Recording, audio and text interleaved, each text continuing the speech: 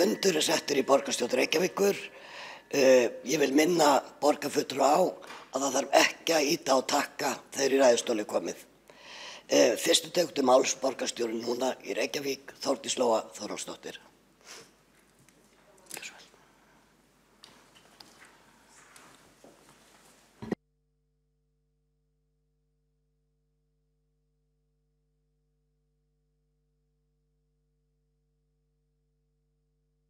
Kveikja á, segir, já, ok, nú kom það. Örlítið meiri diskant. Komið sæl. Forseti borgarstjórnar, kæru borgarfulltrúar. Hér eru við undir lið tillögu Samfylkingar við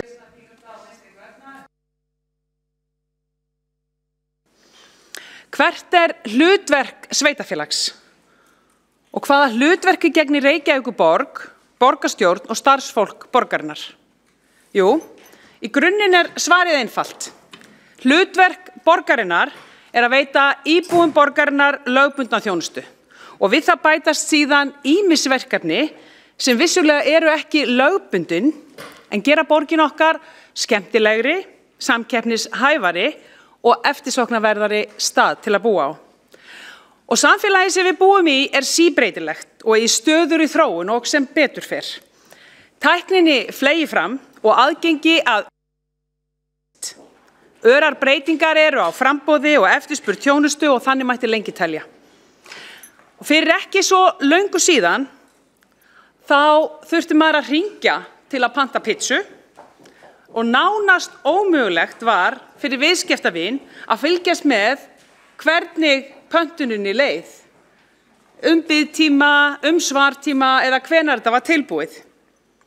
Við getum tekið annað dæmi. Þegar ég tók mitt fyrsta íbúðalán, þá þurfti ég að mæta á fundi og enda sendast út alla borg með alls kyns gögn áður en við tók löng bið að niðurstöðu úr greiðslumati.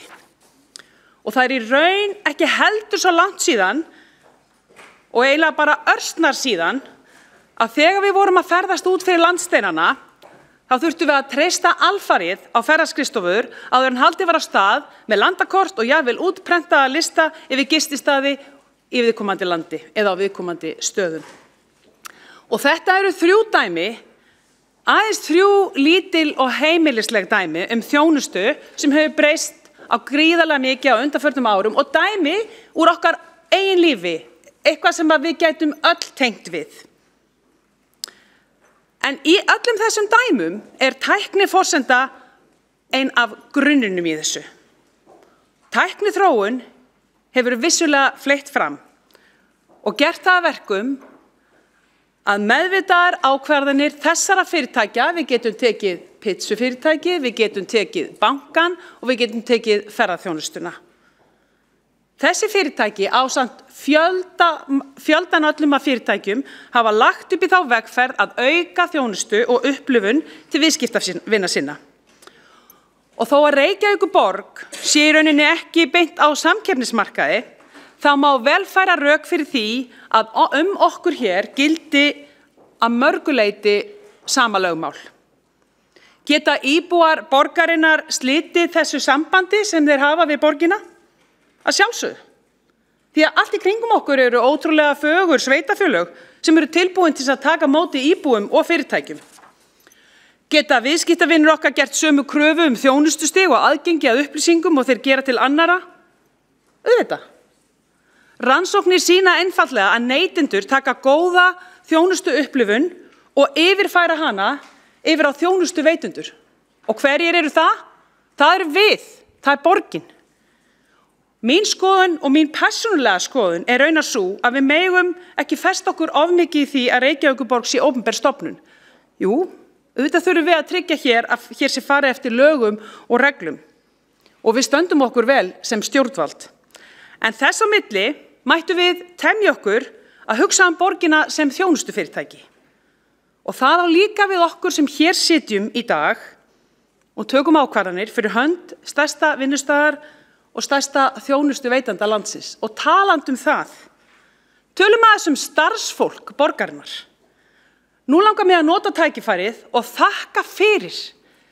Út alla borg eru fleiri þúsund starfsmenn að veita frábæra þjónustu alla daga ársins, allan sólarhringinn, alltaf. Við erum að tala umönnun á hjúkrunarheimilum. Við erum að tala menntun barnanna okkar, frístund, við erum að tala að hreinsa göturnar okkar, passa upp á að allt okkar daglega líf sé hið allra besta. Og til starfsfólk Reykjavíkurborgar segi ég, kærar þakkir.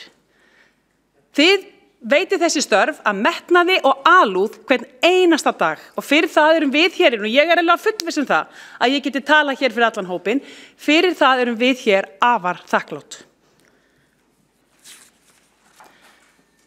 En við eigum ekki bara að leggja áherslu á góða þjónustu, því að aðrir gera það líka og kröfur íbúar þær aukast.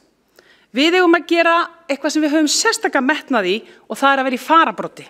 Reykjavíkurborg, höfuðborg landsins, á einfaldlega að vera fremst í flokki þegar kemur að góðri þjónustu við íbúa og við fyrirtæki.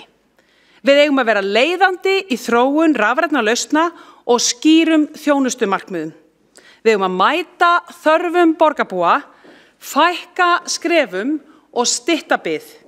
Við eigum að einfalda líf íbúa og fyrirtækja.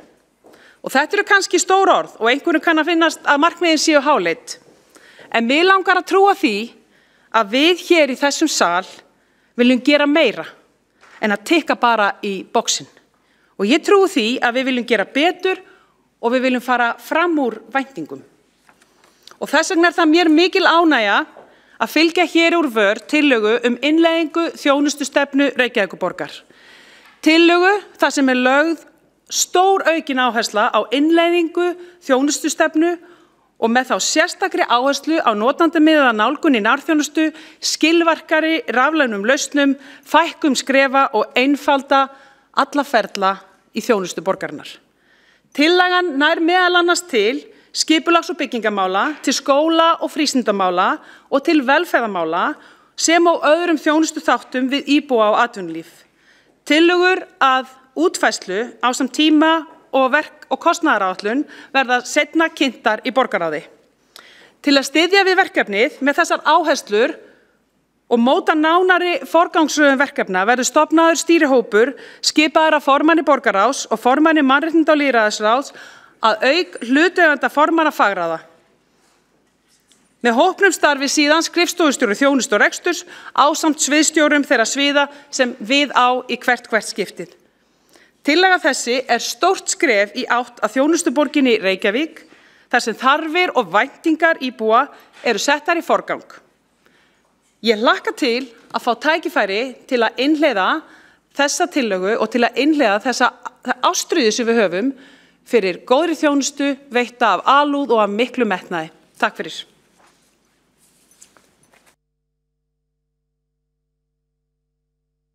Þá hefur Þórdís Lóa Þórhallsdóttir borgarstjóri lokið máli sínu. Næsta málendaskrá Dóra Björt Guðjónsdóttir. Gjörðu svo vel.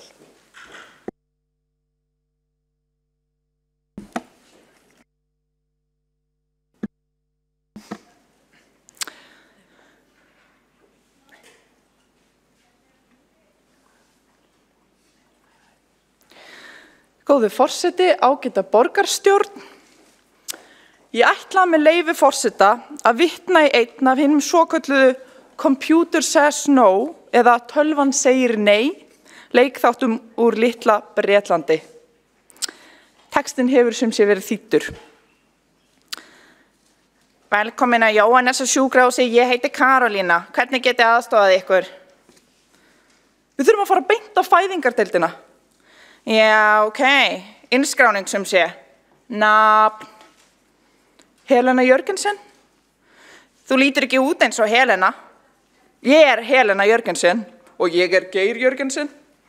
Eru þið systkini? Nei, við erum gift og konan mín við það að eignast barn. Tölvan segir, nei, barni á samkvæmt skjölunum ekki að fæðast fyrir en eftir viku á settum degi. Við þekkjum líklega öll hina miklu gremju sem getur stafað af því að leitast við að fá aðstoð eða þjónustu sem við eigum rétt á en lenda á veggjum. Bíða endalaust lengi í símanum eftir þjónustufulltrúa, senda fyrirspurnir eða beiðnir sem við fáum ekki svör við. Þurfa að fylla út heilan haug af umsóknareyðublöðum sem við upplifum að fjalli allar það sama. Að það sé ekki komið kurteislega fram við okkur, að við séum hunsuð, að kerfin séu stirð og snúist í kringum sjálf sig. Þessi tilfinning óþolandi. Á síðasta kjörtímabili leiddi þáverandi borgarfulltrúi Pírata, Halldór Auðar Svansson, vinnu við gerð nýrrar þjónustustefnu Reykjavíkurborgar. Metnaðarfullt plagg sem sett fram í þeim tilgangi að bæta þjónustu við borgarbúa með skilvirkni og styttingu boðleiða að leiðarljósi. Innleiðing þjónustustefnunar sem við erum að samþykkja að fari fram á öllum sviðum borgarinnar lýðræðismál. Hún réttlætismál. Hún mun umbylta þjónustu borgarinnar og stórbæta hana. Það ekki nóg að bjóða upp á þjónustu ef kerfin eru það erfið eða gamaldags að þeir reynist torveld leið að því að nýta þjónustuna. Innleiðing þjónustustefnunar í allri stjórnsýslu Reykjavíkurborgar snýst að bæta aðgengi allra að þjónustu borgarinnar og þar með jafna stöðu fólks. Sumir eru veikir eða hafa ekki tækifærin til að tönglast endalaust í kerfinu til að fá sinn rétt uppfylltan. Það hversu sterkt bakland þú hefur á ekki að vera afgerandi fyrir það hvers konar þjónustu þú njótir. Með því að endurhanna þjónustuferlana út frá þörfum notandans en ekki á forsendum kerfisins eins og þjónustan hefur að sumuleyti verið hingað til, gerum við þjónustuna betri og minnkum aðstöðumun fólks. Hvort sem þú ert að sækja fjárhagsaðstoð á velferðarsviði eða sækja byggingarleyfi á umhverfis- og skipulagsviði, það áttu rétt á góðri þjónustu og þú átt rétt á því að það sé komið fram við þig af virðingu. Þetta spurning lýðræði og það að við erum öll jafn mikilvægur hluti af þessu samfélagi. Að við séum öll jafngildir borgarbúar í sömu stöðu til að sækja okkur rétt okkar. Að við upplifum sömu virðingu frá starfsfólki borgarinnar, sama hver við erum eða hvert erindi okkar er. Það ekki nóg að hafa réttindi ef þú hefur ekki tækifærin til að nýta þau. Að sama skapi snýst þjónustustefnan að færa ferlana nær fólkinu. Það gott fyrir borgina að henni berist kvartanir og ábendingar. Það gott, það jákvætt. Að taka sér tíma til að láta vita því sem má betur fara hreinlega lýðræðið okkar að störfum. Þannig verða ferlar bættir og borgin enn betri fyrir okkur öll. Þess vegna mikilvægt að ábendingar séu teknar alvarlega og þeim sé fylgt eftir og að þú sem borgarbúi finnir fyrir þakklæti fyrir að hafa haft samband. Frekar en að ábendingin hverfi í eitthvert svart hyldýpi sem þú sérð ekki fyrir endan á og án þess að þú vitir hvað verður ábendinguna. Þetta líka spurning að búa til hvetjandi umhverfi fyrir frumkvöðlastarfsemi og skapa frjóan jarðveg fyrir hugmyndaauðgi og jákvæða þróun innan borgarinnar.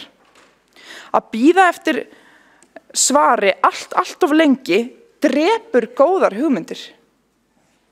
Fyrirtæki fara á hausinn á meðan þau bíða eftir leyfum. Ákaft ungt fólk með hugmyndir að spennandi og nýrri starfsemi sem það vill fá tækifæri til að hrista fram úr erminni endist ekki í borg þar sem engin hvati til staðar til að framkvæma. Þar sem þér mætt með tortryggni. Slíkt forræðishyggja á verstu sort. Við þurfum að styðja við góðar og nýjar hugmyndir svo að borgin okkar haldi áfram að þróast í átt að nútímalegu og spennandi borgarsamfélagi. Borgarsamfélag þar sem ungt fólk þrífst. Styttar boðleiðir og betri þjónusta mun gera einmitt þetta. Það kominn tími til að snúa kerfunum á hvolf og setja íbúan í miðjuna. Það íbúi borgarinnar sem þetta snýst allt saman og borgin og hennar þjónusta á að vera skipulögð í kringum hann. Þetta það sem þjónustustefnan snýst Það þessi breyting sem við erum að fara að gera í allri þjónustu borgarinnar. Þetta mun umbylta þjónustunni og stórbæta hana svo munar. Bíðið bara og sjáið. Þetta verður stórkostleg ferð. Njótið hennar. Lýðræði, réttlæti, aðgengi, frumkvæði og sköpunarkraftur. Góða ferð.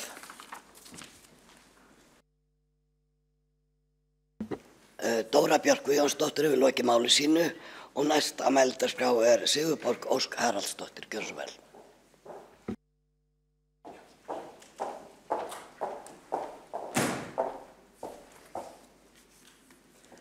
Forseti, ágæta borgarstjórn. Við þurfum að tala þjónustuborgina Reykjavík. Þjónustuborgina sem veitir fyrirmynda þjónustu á sviði velferðar, skóla, frístunda og áframætti lengi telja. En það ekki það sama að hafa hátt þjónustustig og veita góða þjónustu. Því að í þjónustu skiptir upplifun notandans öllu máli og þar hefur Reykjavíkurborg verið að stíga stór skref í átt að skilvirkari þjónustu, rafrænum ferlum og betri þjónustu. En enga síður erum við öll sammála að þurfa að gera betur. Árið 2015 voru niðurstöður starfshóps þjónustuveitingu Reykjavíkurborgar settar fram í skýrslu, þar sem farið var yfir af hverju þjónustu borgarinnar væri fyrirkomið á þann veg sem við þekkjum svo vel í dag. Í skipulagsbreytingum sem gerðar voru á öllum sviðum borgarinnar árið 2007 voru þær einingar sem sjá miðlæga stefnumótun og samræmingu í þjónustu með öllu gerðar umboðslausar og þjónustan var ekki skipulögð út frá þörfum íbúa heldur miðaðist hún við skipulag fagsviða.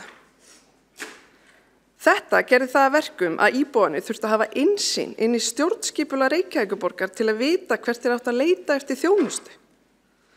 Þjónustuverið var ekki markvisst nýtt sem fyrsti viðkomustaður íbúa, heldur einungis til þess að veita upplýsingar og leiðbeiningar. Alveg þar til ársins 2016 var ekki að finna neina heildarmynd eða sameiginleg markmið tengdust þjónustuveitingu borgarinnar, sem gerði það að verkum að ósamræmis gætti í þjónustuveitingu milli sviða og hverfa borgarinnar. Í dag okkur það alveg ljóst að þær skipulagsbreytingar sem Sjálfstæðisflokkurinn gerði á stjórnsýslu borgarinnar árið 2007 voru ekki heppilegar til framtíðar.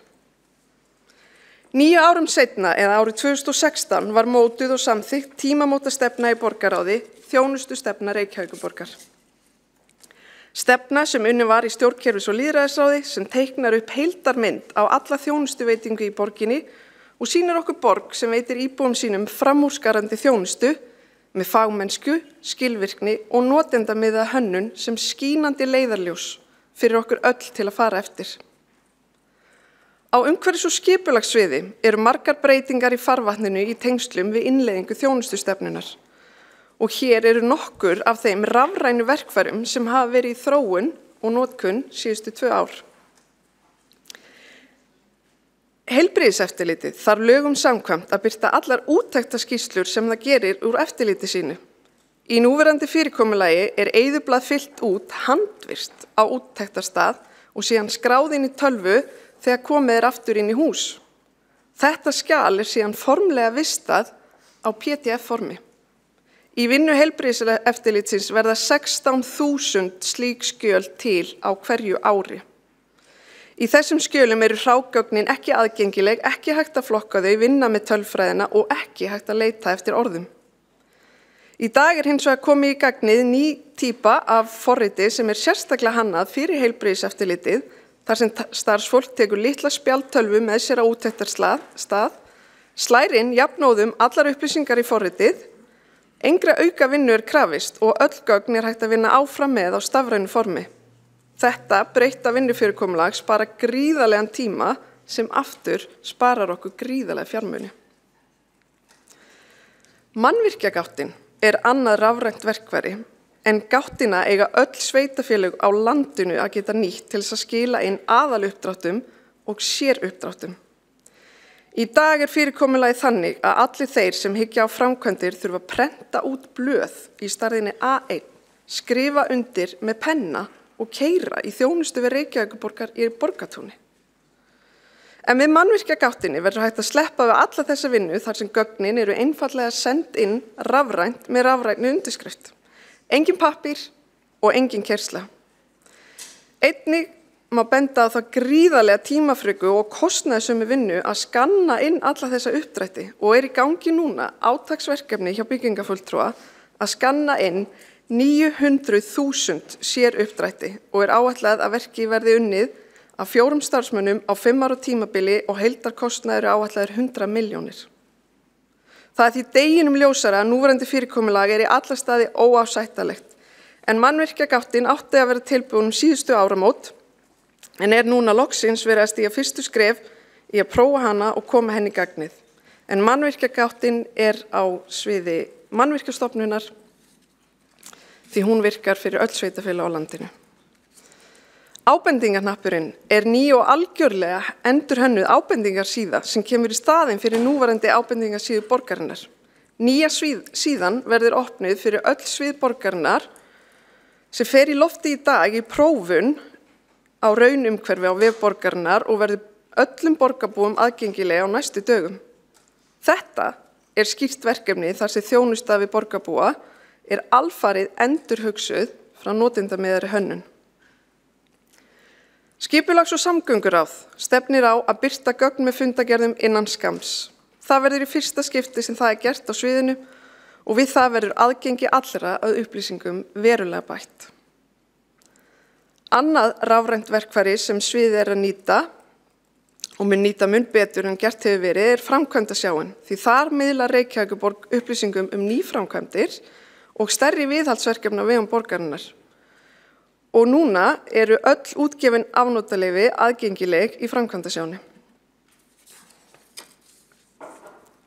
Að lokum að ónefndu hverfisskipulagi, þar sem verður mikil bylting í aðgengi íbúa að upplýsingum skipulag síns hverfis.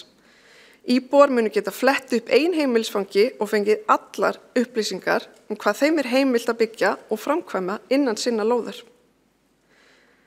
Í þessari upptalningu deginum ljósara að þjónustuborgin Reykjavík stefnir hraðbyr í átt að notendamiðaðri hönnun í sinni þjónustu, styttri boðleiðum og skilvirkari þjónustu.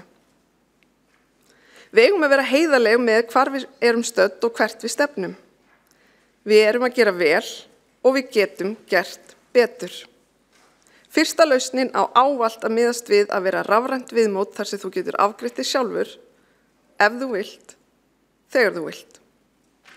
Við ætlum að forgangsraða í þágu upplýsingatækni og gera þjónustu borgarinnar nútímalegri og einfaldlega betri.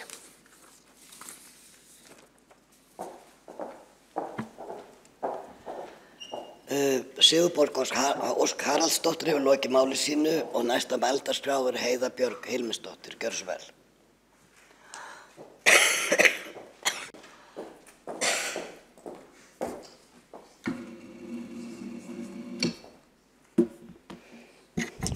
Forseti ágætu borgarfulltrúar, við erum hér að ræða þjónustu stefnu sem við samþykktum á síðasta kjörtímabili og við ætlum að innleiða núna af svolítum krafti og ég fagna því.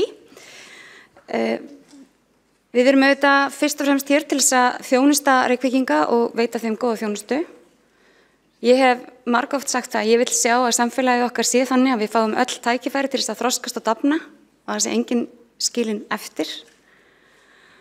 Við erum bara þannig og lífið þannig að það færir okkur öllum einhverja áskoranir sem við þurfum að takast á við hvenær sem og hvar sem við erum stödd á æviskeiðinu, hvort sem það veikindi eða atvinnuleysi eða fötlun eða barnið okkar eða einhver nákomi lendir í vanda og við þurfum stuðning eða einhvers konar hjálp.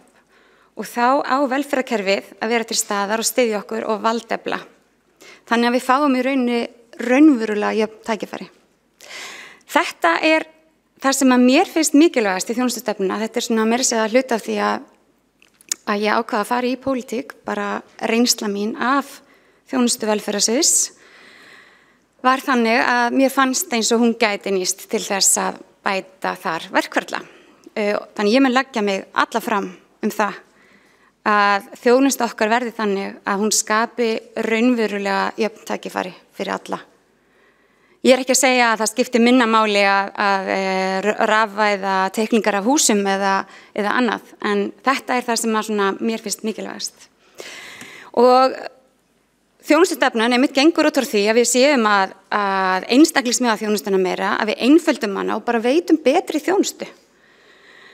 Ég hef nálgast þetta hér bara sem formaður velferðarráðs og líka sem áhugakona bara velferðarmál almennt og sem notandi velferðarþjónustu í Reykjavík. Við samþykktum til dæmis, við höfum auðvitað þegar hafið innleiðingu þjónustustefnunni á velferðarsviði og við samþykktum á síðasta fundi okkar til dæmis tillögu það að samþætta stoðþjónustu eða stuðningsþjónustu. Það til dæmis liður í því að gera umsóknarkerfi einfaldara og geta veitt þjónustu fyrr og betur. Velferðarsviðið auðvitað annast margvíslega þjónustu í umboði velferðarráðs. Við berum ábyrgð á fjárhagsaðstoð, félagslegri ráðgjöf, málefnum eldri borgara, sérfræðiþjónustu skóla, málefnum fatlaðs fólks, húsnæðisaðstoð, búsetuþjónustu, barnavernd, heimahjúkrun, félagslega heimaþjónustu, máltíðaþjónustu, félagsstarf fyrir aldraða og félagsstarf fyrir aðra hópa líka. Við berum ábyrgð á ferðaþjónustu fatlaðs fólks, stuðningsþjónustu, daggæslu, ráðgjöf, forvörnum, almennu upplýsingagjöf, skólaþjónustu og svona mætti lengi telja. Auðvitað ber sviðið líka ábyrgð á rekstri og ætlunargerð og eftirliti með allar þessari þjónustu en eins og þið vitið þá höfum við til dæmis auðveldað ykkur öllum og okkur öllum borgarbúum að fylgjast með hversu vel velferðarsviðið gengur að mæta þjónustuþörfum íbúa með því að birta allar upplýsingar á vefnum Velstat. Það má segja að það sé líka svona eins konar innleiðing á þjónustustefnu að við erum að veita allar þær upplýsingar og opna alla biðlista og veitingu þjónustu þannig að fólk getur fylgst með. Nú dagleg framkvæmd þjónustunar fer fram á þjónustumiðstöðum í hverjum borgarinnar hjá barnavernd og undir þjónustumiðstöðunum þar eru öll þessi þjónusta sem ég áður nefndi.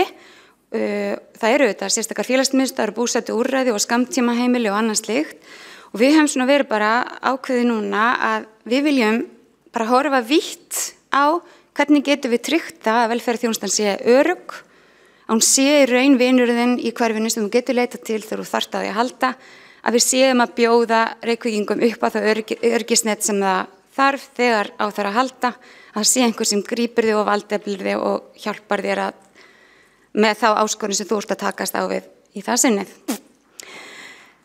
Við höfum þegar ákveðið að ein af áherslum velferðarsviðs á árinu 2019 verði umbætur í þjónustu við börn og fjölskyldur og við ætlum að vinna áfram að rafrænum lausnum. Við höfum verið í forgangi hjá rafrænni þjónustumiðstöð með það að gera umsóknir okkar rafrænar. Þar eru auðvitað margar hverjar flóknar. Það hægt til dæmis nú þegar að afgreiða umsóknir akstursþjónustu með rafrænum hætti. Og við erum að vinna því að gera umsóknir fjárhagsaðstoð, einnig aðgengilega með rafrænum hætti. En það eru auðvitað 20 mismunandi form af fjárhagsaðstoð og allt tekur þetta tíma og það þarf að forrita og þetta kostar peninga og þess vegna þarf maður að forgansa og ákveða hvar maður ætlar að byrja því að auðvitað væri best að geta gert allt í einu. Þess vegna held ég að stýrihópur sé mjög góð hugmynd þannig að við getum sest yfir þetta forgansað og skoða þetta í sameiningu. Tilgangurinn auðvitað bara að bæta þjónustuna og upplifun notenda af samskiptum við sviðið og auðvitað þar með af samskiptum við Reykjavík. Og við ætlum að fækka þeim vinnustundum sem fari í pappirsvinnu í kerfinu og líka pappirsvinnu fyrir íbúa. Að þeir þurfi ekki að vera hlaupandi með pappir á milli húsa. Og við ákveðum að fara yfir á síðasta kjörtímabili og eflaust voru einhverjir ykkar sem tóku þátt í því að það var bara farið algjörlega yfir allt ferlið í afgreiðslu fjárhagsaðstoðar. Það voru haldnir margir rýnifundir og stórfundur sem var haldinn með notendum og sérfræðingum og starfsfólki. Þar sem að bara upplifun allra var greind og það var svona ákveðin samhljómur á meðal bæði notenda og starfsmanna að báðir svona hóparnir upplifuðu að það væri bara ómikil snúningur með pappir og allir vildu einfalda kerfið. Þannig að ráðgjafarnir hefðu kannski meiri tíma bara til þess að tala við fólkið og veita því stuðning og valdiblandi þjónustu. Eitt af því sem er mikilvægt þarna og þannig við svörum þessu kalli notenda að við náum samvinnu við lykilstofnanir, þannig að við getum fengið á rafrænan hátt upplýsingar, til dæmis eins og frá Tryggingastofnun, Vinnumálastofnun, Ríkisskattstjóra, heilsugæslustöðum og annað, þannig að við getum haft rafræn samskipti, þannig að við séum ekki að senda borgarbúa í þessar mismunandi stofnanir til þess að ná í blöð, heldur að við getum bara óskað eftir þeim og gert þar að leiðandi það einfaldara fyrir borgarbúa að sækja þennan stuðning og að þau fái rétt afgreiðslu. Því það heldur engum greiði gerði með því að fá ómikla fjárhagsaðstoð eða því að þið viti hvernig það er. Það er allt sem mann leiðir eitt eftir á einhvers staðar í Tryggingastofnun og eitthvað. Þannig að við viljum bara tryggja þessi ferill og höfum ákveðið að fókusera á hann fyrst, að hann verði þannig að það sé hægt að sækja allt sem er rafrænt. Það sem við erum líka að skoða núna eru húsnæðisbætur, allir húsnæðisstuðningur geti verið rafrænt og það verður svona næsta skref. Við höfum bara lagt mikla áherslu á það að líka þessi mannlega þjónusta, við erum ekki bara að tala um rafræna ferla og að einfalda það, því að við erum líka bara fólk og eins og þegar við eflaust fylgst með í aukinni áherslu velferðarsviðs þegar við erum að auglýsa eftir fólki er að það sem við ert að vinna með er fyrst og fremst samskipti og tenging við annað fólk.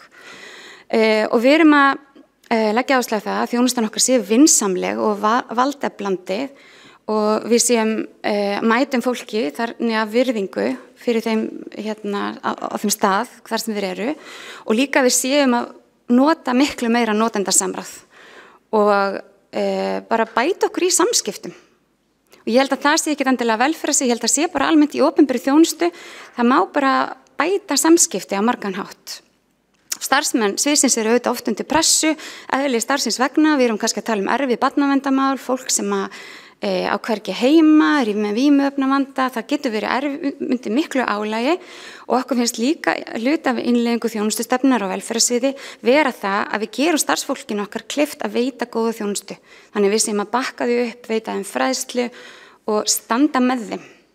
Af því að flestir, og ég bara tek undir orð borgarstjóri hérna áðan, við eigum að þakka starfsfólkinu okkar, það er að vinna baki brotna því að þjónusta, við eigum að vinna því að gera þeim það auðveldara fyrir.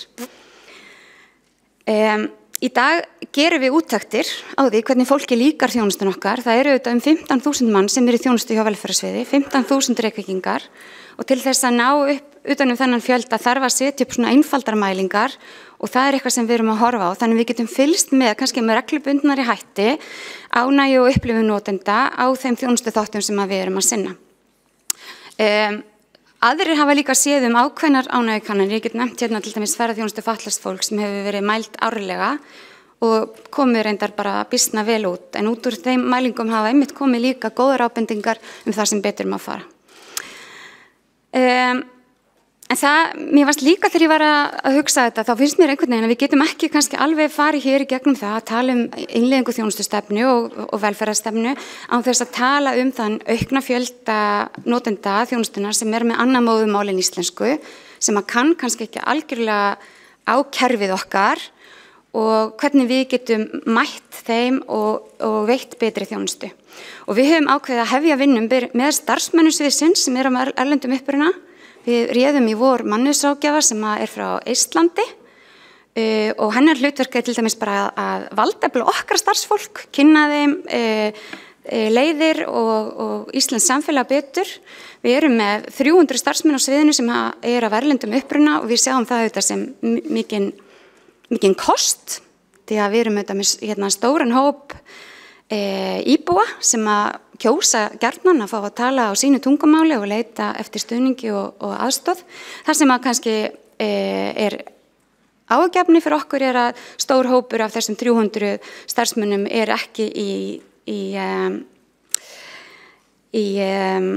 sérfræðingastörfum. Þannig við viljum fjölga þeim í sérfræðingastörfum og það verði í rauninni bara hluti af því að innleiða góða þjónustu að við séum að veita þjónustu á fleiri tungumálum. Við erum núna með teymi sem að vinnur með hælisleitendum og í því teymi eru starfsmenn sem tala 14 tungumál og það finnst ykkur líka liður í því að veita góða þjónustu, að fólk geti tala við okkur á sínu móðurmáli. Velferðarsvið og velferðarþjónusta bara almennt stendur á krossgötum og ég veit að það er oft rætt sem einhver svona ógn að það verði alveg rosalega mikið af fólki sem að þegar við eldumst og breytumst sem samfélag að það þurfi fleiri og fleiri sem munu sækjast eftir velferðarþjónustu. Ég held að við berum mikla ábyrgð á þessu sjálf sem samfélag. Við höfum sem samfélag jaðarsett stóra hópa fólks sem að standa fyrir utan vinnumarkað. Við getum bara nefnt nýgengi ungra öryrkja, fólk sem að missir hreinlega heilsuna af því að við erum sem samfélag ekki að mæta þeim þar sem þeir eru. Ég vona að þið hafi hort á þættina Lóðu mér að lifa sem hafa verið í sjónvarpinu síðustu 2 kvöld. Sýna glögglega hörmulegan veruleika, fólk sem að býr í borgin okkar og sýna bara það tómarum sem skapast í kringum svona alvarlega veikt fólk.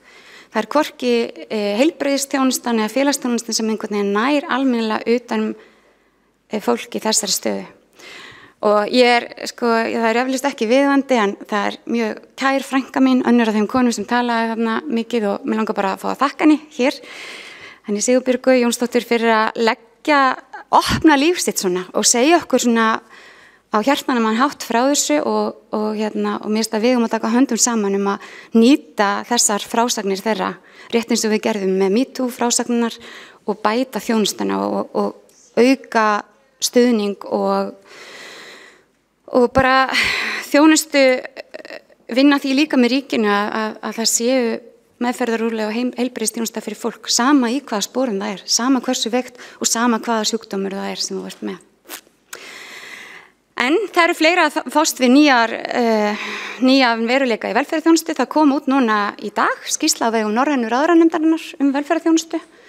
Fyrrverandi formaður Samfylkingarinnar stýrir þeirri vinnu, Árni Páll Árnason, og hún verður kynnt á sérstökum hádegisfundi í Norræna húsinu á 50. Hvet alla sem hafa áhuga á velferðarþjónustu að kynna sér hana. Og þar eru sett til dæmis bara fram tillögur sem að norrænu ríkin geta sameinast að vinna og lögð mikil áherslu á nýsköpun og notkun mikilvægt þess að byggja upp traustan hugmyndaramma fyrir nýskapandi hugsun og miðla þekkingu og reynslu á milli landana. Það talar auðvitað inn í það velferðartækni verkefni sem við höfum verið á, þar sem við höfum verið í samstarfi við Norðmenn og Dani og aðra. Þannig að við svona heldum áfram að þróa og prófa lausnir sem aðrir eru að prófa og nýtum okkur þekkingu sem að skapast líka í öðrum löndum. Mér finnst þetta allt saman áhugavert, ég ætla svo sem ekki kannski að nefna allt sem við höfum verið að gera, því þekkið verkefni endurhæfingu heimahúsi og við höfum verið að rafvæða upplýsingagjöf í heimahjúkrun og fleira slíkt. Ég bara heiti því að við munum gera allt sem við getum og ég finn fyrir því að það í velferðarráði sama frá hvaða flokki fólk kemur að þá fólk samtaka það að við viljum bæta þjónustuna, við viljum auðvelda fólki að sækja þjónustuna og við viljum bara gera starfsemina skilvirkari og bara veita betri þjónustu fyrir alla Reykvíkinga.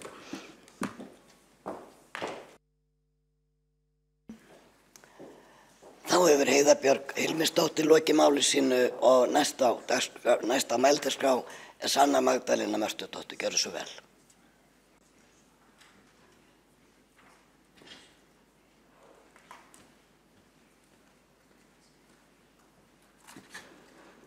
Já, forseti, ágæta borgarstjórn og áhorfendur.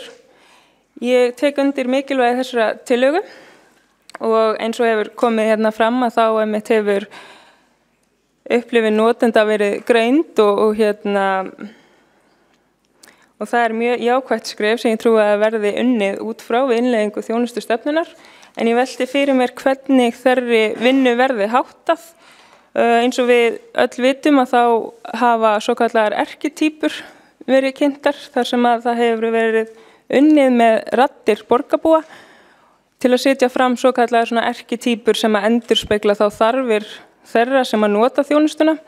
Þannig ég bara svona að velta fyrir mér hversu mikið það verður þá unnið með þeim notendum í þessari innleiðingu, hvernig þeirri starfsemi verið háttað og velti ég fyrir mér hvort það sé ekki þá bara gott að notendur þjónustunar komi jafnvel inn í stýrihópinn sem að mun innleiða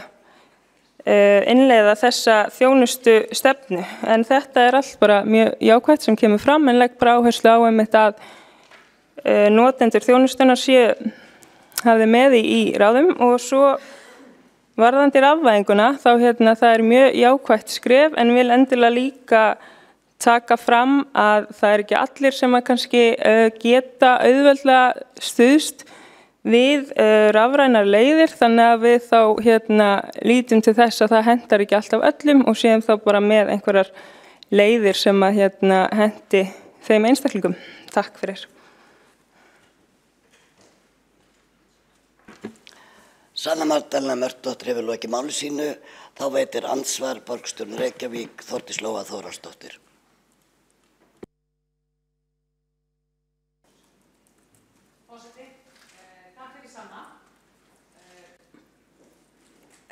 Þetta góð ábending hjá þér. Mér langar nefnilega að fara yfir hvernig svona verkefni eru unnin þegar við tölum notendamiðaða nálgun.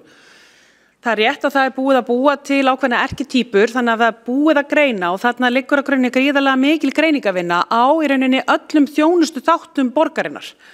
Og þá erum við svona að setja okkur í þau spor ef ég sem í dag kona 52 ára, hvaða þjónustu þarf ég? Eða ef ég maður 25 ára með 2 börn, hvaða þjónustu þarf ég? Og það búið að leiða þetta inn í gegnum þjónustukerfið og við fáum nú fljótlega kynningu á þessu en þetta gríðarlega áhugaverð og flott vinna. Síðan þessi vinna þegar farið í hverja erkitýpu eða farið í hverja þjónustu þátt unnið í svokölluðum sprettum sem þýðir í rauninni að þá tekið afmarkað tímabil og hópur af fólks allstaðar á kerfinu ásamt notendum þjónustunar, þessari erkitýpu, hóað saman og þannig unnið áfram með raunverulega þarfir og raunveruleg dæmi. Og ég held að við séum að sjá eins og hefur komið hér fram áður, við erum að sjá hér gríðarleg tímamót í því að bara það að þessi aðferðafræði notendamiðuð, það þýðir að hún er 360 gráður notendamiðuð. Hún ekki bara það að einhver út í bæ sé ákveða einhverja fyrir aðra, heldur nákvæmlega að sem partur af þessu ferðalagi þá verða viðeigandi notendur í hvert einasta skipti.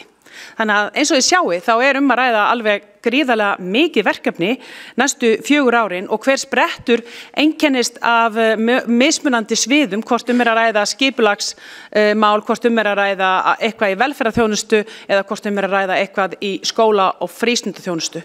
Þannig að við erum fara að sjá alveg gríðarlega mikla vinnu sem vert að veita athygli því að það ekki síst að í þessu tilviki erum við að veita hana eins og oft kallað bottom up af því að við erum nákvæmlega að fara að tala við notendur. Borgarstjóri hefur lokið við að veita andsvar. Næstur á mælendaskrá borgarfulltrúi Páll Bartósek. Virðulegi forseti og borgarfulltrúar. Já, ég vona að við getum öll verið sammála það að það sé mikilvægt að Reykjavíkurborg bæti þjónustu sína við jarðarbúa.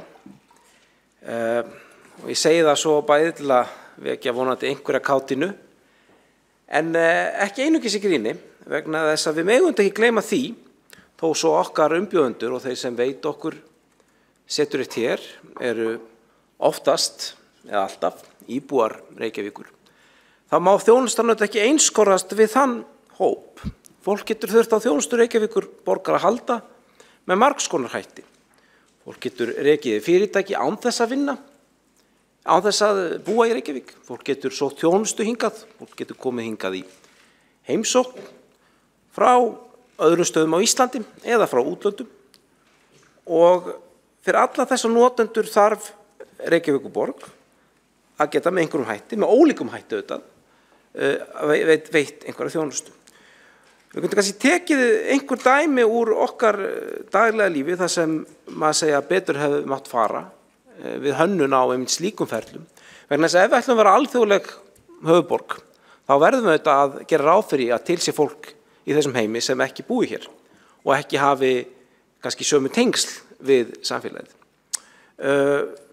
Það voru tekin notkun ný stöðumælar og þar boðið upp á þann möguleika að slá inn bílnúmer og þetta hefur verið í fréttum, þá ekki lengur prentað út miði heldur bílnúmerið eitt og sér dugar það að bíllinn löglega lagður ákveðin tíma. En hvað gerist þegar fólk kemur með norrænu og ekki með bílnúmer sem dæmigerð íslensk bílnúmer? Þessu velti ég nú fyrir mér þegar ég sá þetta fyrst. Og svarið sem hefur komið í fréttum eftir leiðbeiningar fulltrúa bílastæðasjós í þessum tilfellum þá eigi menn að slá inn einhvers konar bullnúmer XXXXXX og prent út miða og það dugi sem lögleg staðfesting á því að mann hafi greitt fyrir gjaldið. Og þetta alveg ágætis lausn, en ég til dæmis veit ekki hvort hún sé nægilega vel kynnt að þeir sem sannarlega að leita eftir þjónustu bílastæðasjós í framtíðinni og hafa ekki lesið þessa grein í Morgunblaðinu viti af þessari niðurstöðu. Þannig að þetta kannski svona dæmi hvernig við ættum líka stundum að hugsa notendur sem ekki eru íbúar, ekki eru endilega með sama upplýsingaflæði til þess að geta veitt þjónustuna.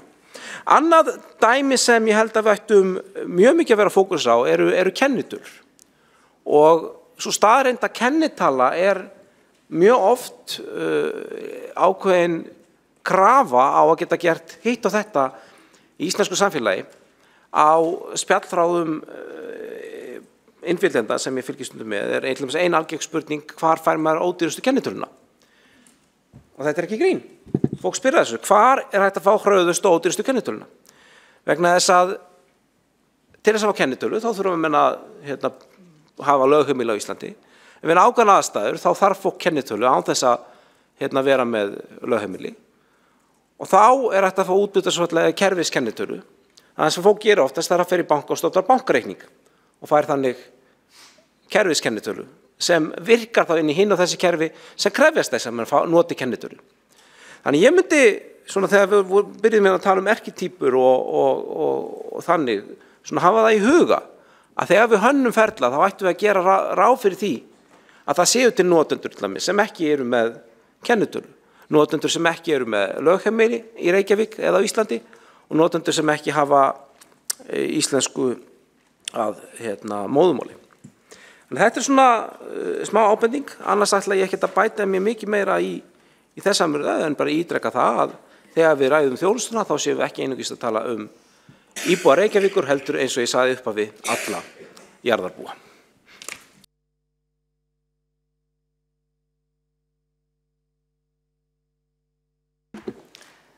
Þið heyrðu þetta allavega það ekki frá forseta.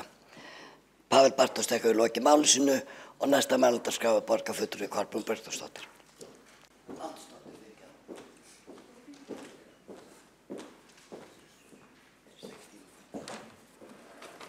Forseti, kæru borgarfulltrúar. Já, þetta eins og talað út úr mínu munni sem hefur verið sagt hérna, sérstaklega þóttum við fyrstu 2 ræðurnar afskaplega metnaðarfullar og í rauninni svona sýna að þarna hér á að fara að taka til í borginni. Hér að ræða nýtt upphaf alveg klárlega, það umbylta þjónustunni og það algjörlega frábært. Þetta allsherjar hreingerning í Reykjavík. Það pínlítið fekk svona tilfinninguna eins og að það væri allt í rúst hérna og þyrfti virkilega að fara að taka til. En auðvitað veit ég að svo ekki, en hins vegar veit ég að það sem ekki í lagi í borginni hefði mátt vera búið að laga fyrir lifandis löngu. Í greinargerð með þessari tillögu þá kemur fram að innleiðing þjónustustefnu Reykjavíkur hófst 2017 og þar segir að áhersla þar lögð á samkennd með notendum og starfsfólki og upplifun notenda á öllu ferli þjónustuveitingar og þetta nú aldeilis dásamlegt því að þetta akkurat það sem við viljum gjarnan sjá í einstaka fyrirtækjum sem hafa verið til umræðu hér, það samkennd með notendum og núna þegar við erum að fara öll saman í þessa tiltekt að þá vonandi fylgir þetta rækilega með. En ég hlakka til að sjá tímaramma og ég hlakka til að sjá framkvæmdina og ekki síst að það verði fjölbreyttur hópur notenda sem að taki þátt í þessu ferli. Nú, víst ég komin hér, þá langar mig til þess að senda Degi B. Eggertssyni batakveðjur. Það vill nú svo þannig til að við erum jú öll fólk, þó svo við séum að karpa hérna og stundum að takast virkilega á. En við erum fólk og við vitum hvað heilsan skiptir miklu máli. Ég hef sjálf verið alvarlega veik og ég man hvað mér þótti vænt að fá kveðju. Þannig að ég segi bara Dagur B, bara góða bata. Takk.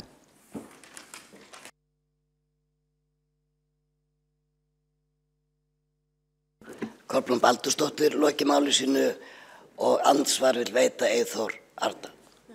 Biðjum orðið. Gjörðu svo vel, næstur mælendaskur Eyþór Arnalds. Þetta þýr andsvar.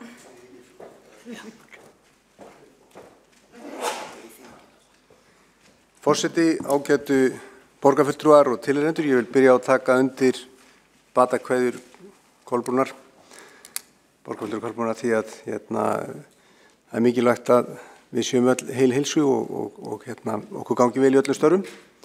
Nú varðandi þessa tillögu að þá held ég við séum öll sammála inni að það er löngu tímabært að bæta stjórnkerfið. Það er ekki bara dýrt, heldur mjög seinvirkt og við sjáum mörg dæmi það.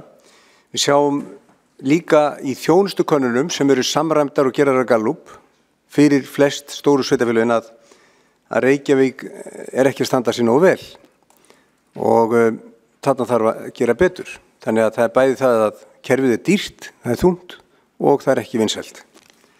Nú við vitum það að erindum er svarað seint, en það sem að mér svolítið merkilegt er að við erum hér í borgarstjórn að standa fram fyrir tillögu það að það verði farið eftir tillögu, eða það verði farið eftir stefnu borgarinnar, að það verði farið eftir þjónustustefnu borgarinnar.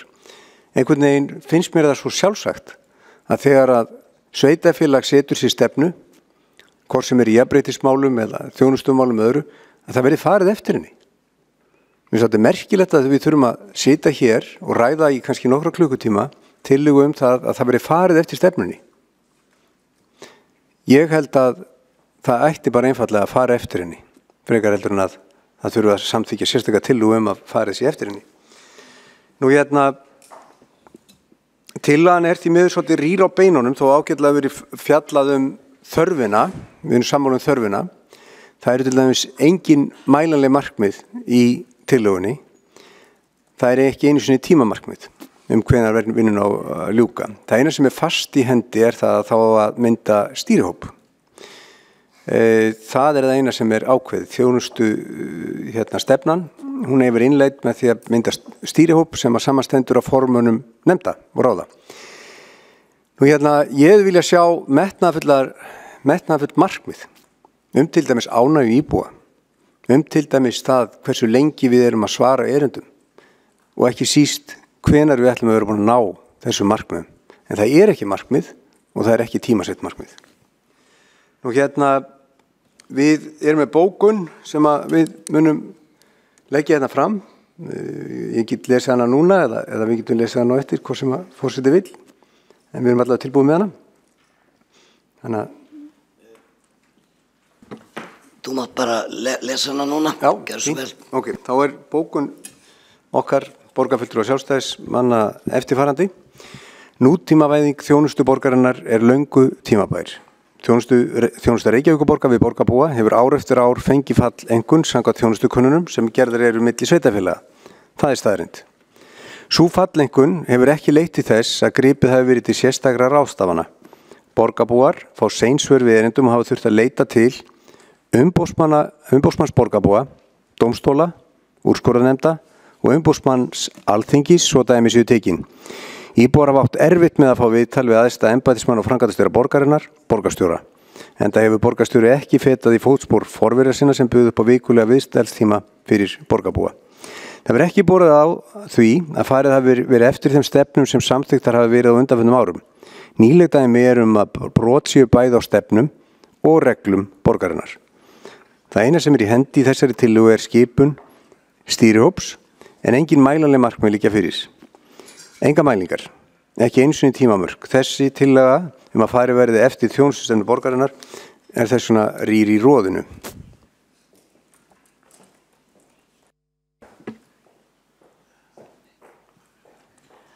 Borgarfulltrúi Eyþór Arnalds hefur lokið máli sínu og kynnt bókun. Fleiri hafa ekki kvatt sér hljóðs undir þessum.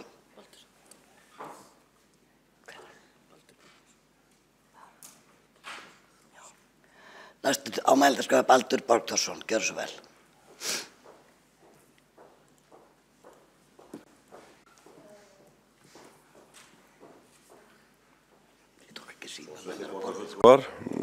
Ég verð nú að segja eins og, alltaf byrja eins og hinn að ég sendi borgarstjóra batakveður af heilum hug, því að það er alltaf gaman að takast á í pólitík en verra þegar menn veikjast, þannig að sjálfsögðu sendi ég honum innilegar batakveður og beint frá hjartanu, engin spurning.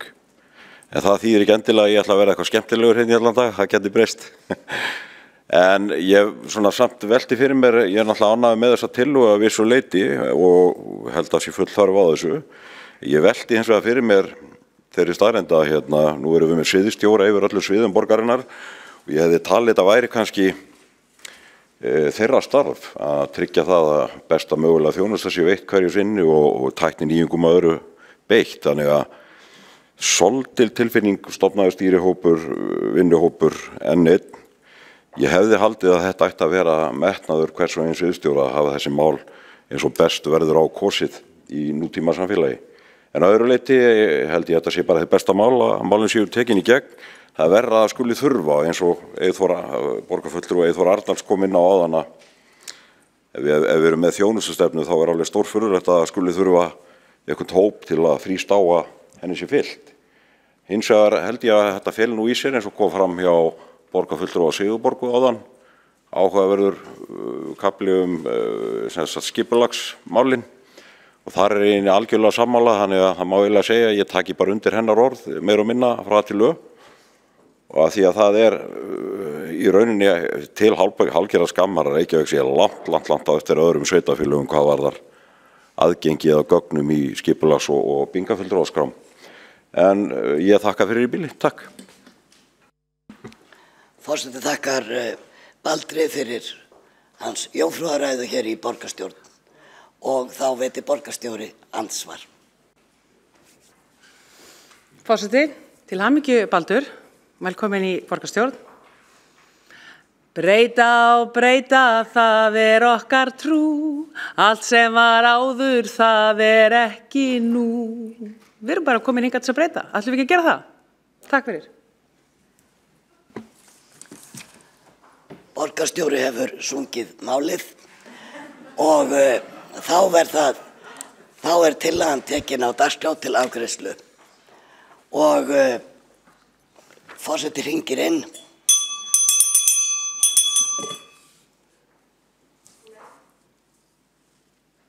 Hún er þarna. Þannig að þá er borin upp tillaga borgarfulltrúa Samfylkingar, Pírata, Viðreisnar, Vinstri grænna innleiðingu þjónustustefnu. Þeir sem það samþykkja gjöru svo rétt upp hönd.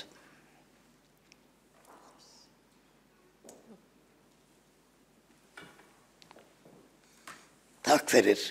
Forseti þakkar fyrir þessa atkvæðagreiðslu. Hún er samþykkt með öllum atkvæðum borgarfulltrúa hér í borgarstjórn Reykjavíkur. Og forseti vill jafnframt líka taka undir góðar kveðjur frá ykkur öllum til Dags B. Eggertssonar. Þá er tekið fyrir annað mál á dagskrá sem er tillaga borgarfulltrúa Sjálfstæðisflokksins að minnka mismun á námsárangri barna, innflytjenda og annarra barna. Og til máls tekur... Dóra er eitthvað að veifa þér? Já, tekur við nú ekki. Já, saman umræðum lið nr. 2 og 3. Já, forseti vil benda á að það verður saman umræða lið 2 og 3. Og til máls tekur Jórunn Pála Jónsdóttir, velkomin. Já, gjörðu svo vel, ég ætla að fá að lesa tillögu nr. 3. Jónasdóttir, forseti best velvirðingar. Tillaga nr. 3 er þannig að þetta ræðir saman tillaga borgarfulltrúa Samfylkingar, Viðreisnar og Pírata og Vinstri grænna að bæta námsárangur barna með annað móðurmál en íslensku. Gjörðu svo vel. Takk. Forseti, ágætu borgarfulltrúar og Reykvíkingar. Hér er tillaga fulltrúar Sjálfstæðisflokksins í borgarstjórn Reykjavíkur. Hún verður því miður ekki sungin en við kannski erum að rappa ykkur tíman. Lagt er til að Reykjavíkurborg beiti sér fyrir því að minnka eða útrýma þeim mismun sem myndast hefur á milli barna innflytjenda og annara barna hvað varðar námsárangur og þátttöku í íþróttum og tómstundum. Lagt til að námsráðgjöf og heimanámsaðstoð til barna innflytjenda verði efld og skima sérstaklega eftir námsörðuleikum í þessum hópi barna. Börn innflytjenda eiga sama rétt og önnur börn í íslensku skólakerfi. Að sama skapi ættu þau eiga aðgang til jafns við önnur börn til þátttöku í frístunda- og tómstundastarfi. Réttur til náms við hæfi meðal annars verndaður í stjórnarskrá, grunnskólalögum og alþjóðlegum sáttmálum sem Ísland aðili að. Jafn réttur án tillits til uppruna, þjóðernis, stéttar, tungumáls, litarháttar, trúarbragða eða annarar stöðu einnig ítrykkaður í mannréttindastefnu Reykjavíkurborgar. Þar segir meðal annars, með leyfi forseta, að Reykjavíkurborg skuli tryggja þátttöku foreldra af erlendum uppruna í skóla- og frístundastarfi barna sinna og aðgengi þeirra að upplýsingum. Sé litið á samanburð á milli OECD-landana hvað varðar árangur barna innflytjenda í lesskilningi kemur í ljós að staðan á Íslandi slæm og árangur barna innflytjenda á PISA-prófi fer hrakandi. Nýjar rannsóknir sýna einnig að þáttaka barna af erlendum uppruna í skipulögðu tómstundastarfi minni en annarra barna. Þá liggja fyrir upplýsingar vandann innan borgarkerfisins og öðrum stjórnvöldum en til dæmis má nefna og ætla að lesa upp nokkrar skýrslur sem liggja fyrir þetta mál. Það lesið í leik, læsistefna í leikskóla, útgefin á skóla- og frístundaráði Reykjavíkur árið 2013. Skýrsla fagráðs eflingu málþroska, lestrarfærni og lesskilnings í leik- og grunnskólum. Áfangaskýrsla frá febrúar 2015.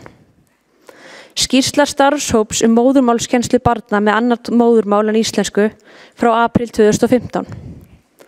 Skýrsla Menntamálastofnunar, staða grunnskólanemenda með annað tungumál en íslensku frá febrúar 2018. Skýrsla starfshóps móttöku og aðlögun barna innflytjenda og barna af erlendum uppruna frá september 2018.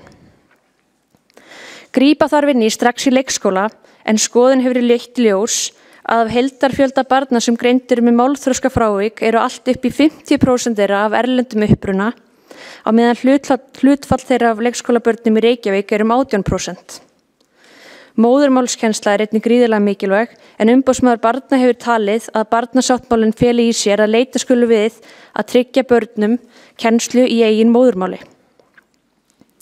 En til hvers allar þessar skýrslur og starfshópar ef niðurstöðurnar hafa ekki enn verið nýttar til fulls eða markviss stefna tekin af borgarstjórn í málefni þessara barna? Liðin tæp 5 ár síðan farið var af stað með úttektirnar sem ég nefndi hér áðan og af skoðun fundargerðar skóla- og frístundaráðs má sjá að málsmeðferðin hefur verið afar tímafrek. Á sama tíma hefur starfsfólk í leik- og grunnskólum alla borg svipað sögu að segja. Ekki hefur verið komið nægilega til móts við þarfir þessara barna og brýn þörf á því að nægilegt fjármagn fylgi vegna íslensku og móðurmálskennslu. Þrátt fyrir allt það sem ég hef talið upp var ekki hægt að fá málið rætt hjá Mannréttinda- og lýðræðisráði þegar sjálfstæðisfólk bað það nú í september. Það því mikið fagnaðarefni að málið sé loks rætt hér í borgarstjórn og vonandi leiðir það til raunverulega umbóta. Þessi staða raun óboðleg og til þess fallin að auka á aðstöðumun á meðal barna í grunnskólum eftir uppruna þeirra, þjóðernis, tungumáls eða öðru sem leiðir á stöðu þeirra sem börn innflytjenda. Því leggja borgarfulltrúar Sjálfstæðisflokksins til að borgarstjórn Reykjavíkurborgar taki skýra afstöðu í málinu og beiti sér fyrir því að ráðin verði bóta stöðu þessara barna. Það von okkar að máli hljóti hljómgrunn þvert á flokka eða meiri og minnihluta í borgarstjórn en tillagan rýmar raunar við stefnu yfirlýsingu í meirihluta sáttmála Viðreisnar, Samfylkingarinnar, Pírata og Vinstri grænna fyrir borgarstjórn Reykjavíkur fyrir núverandi kjörtímabil. Mikilvægt að tillagan verði samþykkt í borgarstjórn svo að málin hljóti skjótan framgang og leita verði tafarlausra úrbóta enda lítur hún að mannréttindum barna sem tilheyra þessum hópi.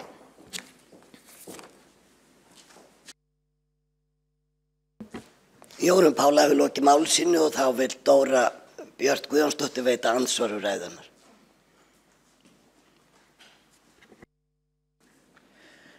Já, ég vil bara forseti, borgarstjórn Ég vil bara nefna það að þessi tillaga kom inn í mannrétt og lýðræðisráð og liggur fyrir komandi fundum. Það var ákveðið að taka hana samhliða öðrum álíka tillögum og fá inn kynningu. Það er það sem við höfum verið að bíða eftir. Þannig að það hefur allavega alveg verið alltaf á dagskrá að taka hana fyrir á einhverjum tímapunkti. En það er svo sem skiptir ekki öllu máli. Nú erum við að ræða hana hér og ég fagna því.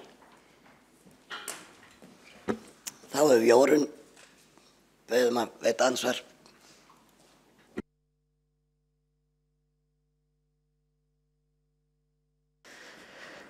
Ég þakka Dóru borgarfulltrúa fyrir ansvarið, en mér langar að nefna að síðan við höfum beðið að málið fengi umræði í mannréttinda og lýðræðisráði Reykjavíkurborgar, þá hafa verið aðra kynningar sem mér fannst kannski hefðu átt að fara aftur í forgangsröðina.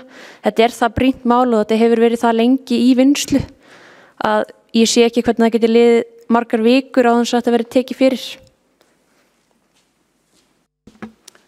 Jórunn hefur lokið ansvari, Dóra, gerðu svo vel.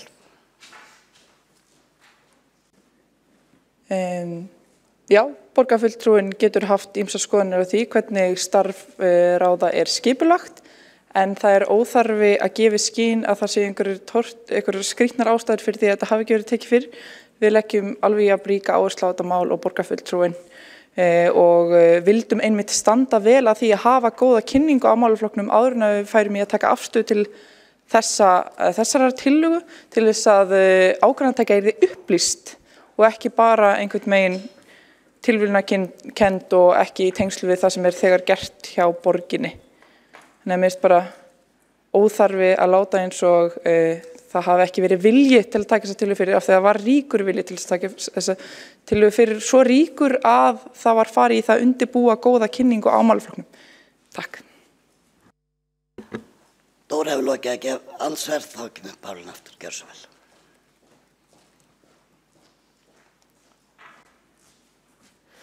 Með fullri virðingu fyrir Dóru Björt þá taldi ég upp á þann ótal og við verðum, held ég, sem borgarfulltrúar að geta kynnt okkur eigin spýtur þessar upplýsingar og tekið afstöðu til þeirra. Þetta er það augljóst mannréttindamál að ég held að kynning hefði ekki þurft að koma til þess að fá þetta í umræðuna í sjálfu mannréttinda og lýðræðisráði Reykjavíkurborgar. Og til viðbótar þá er ég ekki að látast, heldur er ég að tala staðreyndir og benda á gögn og ég get ekki séð að ég sé eitthvað að látast eða færa henni orð í munn henni Dóru. Takk.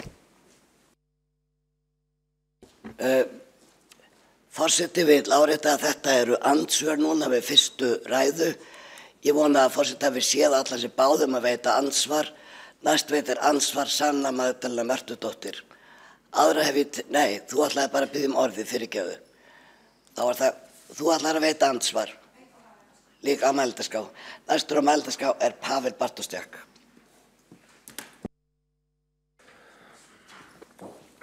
Já, virðulegi forseti, ég vil þakka borgarfulltrúum kærlega fyrir að hefja mál á begge athyglisverðu máli og flytja þessar tillögum. En ég held ég verði samt að byrja á því að ávarpa fílinn í herberginu, að fílana 2 í herberginu öllu heldur, eða sem þá staðreind að bæði meirihlutinn og Sjálfstæðisflokkurinn hafi komið með sitt hvort fílinn inn í þennan umræðu, eða sitt hvora tillöguna. Og það er þannig að tillaga borgarfulltrúans Jórunnar Pálu Jónasdóttur, hún lá fyrir hér á seinasta fundi og við gátum þá allir borgarfulltrúar kynnt okkur efni hennar og mér þykir tillagan ágætt að mörgu leyti. Ég er fullkomlega sammála það vandamál sem við reynum að ávarpa, en það voru svona ákveðnir vangantar sem voru þess eðlis að ég hefði kannski viljað gera ákveðna breytingar þar á og fleiri sem með mér eru í meirihluta. Fyrir að fyrsta þá myndi ég segja að tillagan hefði mátt verið skarpari í því hvernig hún ætli að takast á því vandamáli sem verið að lýsa. mætti vísa örlítið betur inn í þá vinnu sem þegar hefur verið unnin á vettvangi Reykjavíkurborgar og síðan taldi ég og aðrir það var líka tilefni til þess að ávarpa örlítið betur hlutverk ríkisins í þessu öllu saman. Vegna þess að ríkið gegnir mikilvægur hlutverki í menntun, til dæmis í námsafnagerð og skipulagi náms á háskólastigi. Og það ekki þannig að þó að sveitafélag eitt og sér geti gert margt, þá sum þessara viðsamlega þannig að það erfitt að tala þau án þess að ávarpa þetta hlutverk ríkisvaldsins þarna í. Þannig að við höfðum þá samráðum ákveðnar hugmyndir okkar megin sem við hefðum þá geta komið inn til borgarfulltrúa Sjálfstæðisflokksins í vonum það geta lagt fram eina sameiginlega tillögu í þessum málum. Og ég tek það fram að þó að það sé ekki endilega alltaf best þannig að menn í borgarstjórn eigi að flytja tillögu sameiginlega. Þá held ég að það gæti farið vel á því við svona aðstæður. Þegar að ræða hóp Íslendinga og fólk af erlendum uppruna og aðra sem það til dæmi og samfélög þar sem menn ekki jafn mikið á einu máli í þessum hlutum. Þannig að það væri mjög sterk skilaboð ef við getum samanast það, hvort sem það í til sjálfu með að síðan í atkvæðagreiðslu ef að það gengur ekki. Þannig að við komum með nokkar hugmyndir og það reyndist því miður ekki vera á því að flytja sameiginlega tillögu. Svo verður þá að vera, en ég vona að þarna sé ekki dæmi að menn sé að innleiða einhvern skóla sem hefur kannski verið ástundaður einu sinni að vera rauninni í einhverju andstöðu og vilja ekki láta spyrða sig í kósí sambandi við meirihlutann vegna þess að það geti komið einhvern veginn illa út fyrir menn. Það eflaust einhverjir háttlaunaðir pislahöfundar út í bæ sem myndu vilja að þannig pólitík yrði rekin. Ég veit ekki hvort það væri að finna góða fyrir okkur og Sjálfstæðisflokkinn og okkur borgarstjórn en svo verður það að vera. En aðeins bara tillögunni sjálfri og okkar tillögu meirihlutans. Þá get ég verið sammála flestu sem borgarfulltrúinn Jórunn Pála Jónasdóttir sagði varðandi svona bakgrunn að þessu máli. Staðan og upplýsingar sem við höfum fengið í skólafrístundaráði og annars staðar benda til þess að allt og hátt hlutfall barna með annað móðurmál en íslensku þarf á sérstökum stuðningi að halda og staðan líka mjög segjum bara alvarleg jafnvel á fyrsta bekk í grunnskóla sem því það leikskólinn einn og sérlems ekki að ná að veita mönnum það nærandi mál þroska umhverfi sem hann ætti að geta gert. Þannig að það þarf að byrja strax þar. Og það hafa verið unnar nokkrar skýrslur þetta eins og kom fram í máli borgarfulltrúans Jórunn Pálu Jónasdóttur. Það til dæmis skýrslan velkomin sem starfshóp á vegum skóla- og frístundasviðs lagði fram, staða grunnskólanema með íslensku sem annað tungumál og svo má ég nú líka til að nefna príðilegu skýrslu frá framkvæmdastjórn Evrópusambandsins Language Teaching and Learning in Multilingual Classrooms. Þetta alltaf mjög gott efni eins og flest sem frá Brussel kemur og þar líka tekið þess á því hvernig ólík lönd hafa tekist á við þau viðfangsefni samt þar eru. Þess að Íslendingar stundum svolítið gjarnir á að fókusera á Norðurlönd einungis. Að mörgu leyti samsetning okkar hóps ekki alveg svo sama og hefur verið víða. Það mætti segja kannski af öllum löndum Evrópu værum við líkust Lúxemborg hvað þetta varðar því að þar raunin mjög stór portugalskur minnihluti sem kom þegar vinnumarkaðan var opnar í raunin næst stækkunin þar áður á 9. áratugnum og það mjög mörg börn sem eru af portugalskum uppruna með portugalskt móðurmál í leikskólum og landið svipa okkar stærð. Þannig að við getum sótt fyrirmyndir ekki bara til Norðurlanda heldur einnig víðar. Í tillögunum sem lagðar voru fyrir skóla- og frístundaráðs og verið að vinna að innleiðingu lagðar áherslur nokkra hluti sem við komum nokkuð sterklega inn á í okkar tillögu.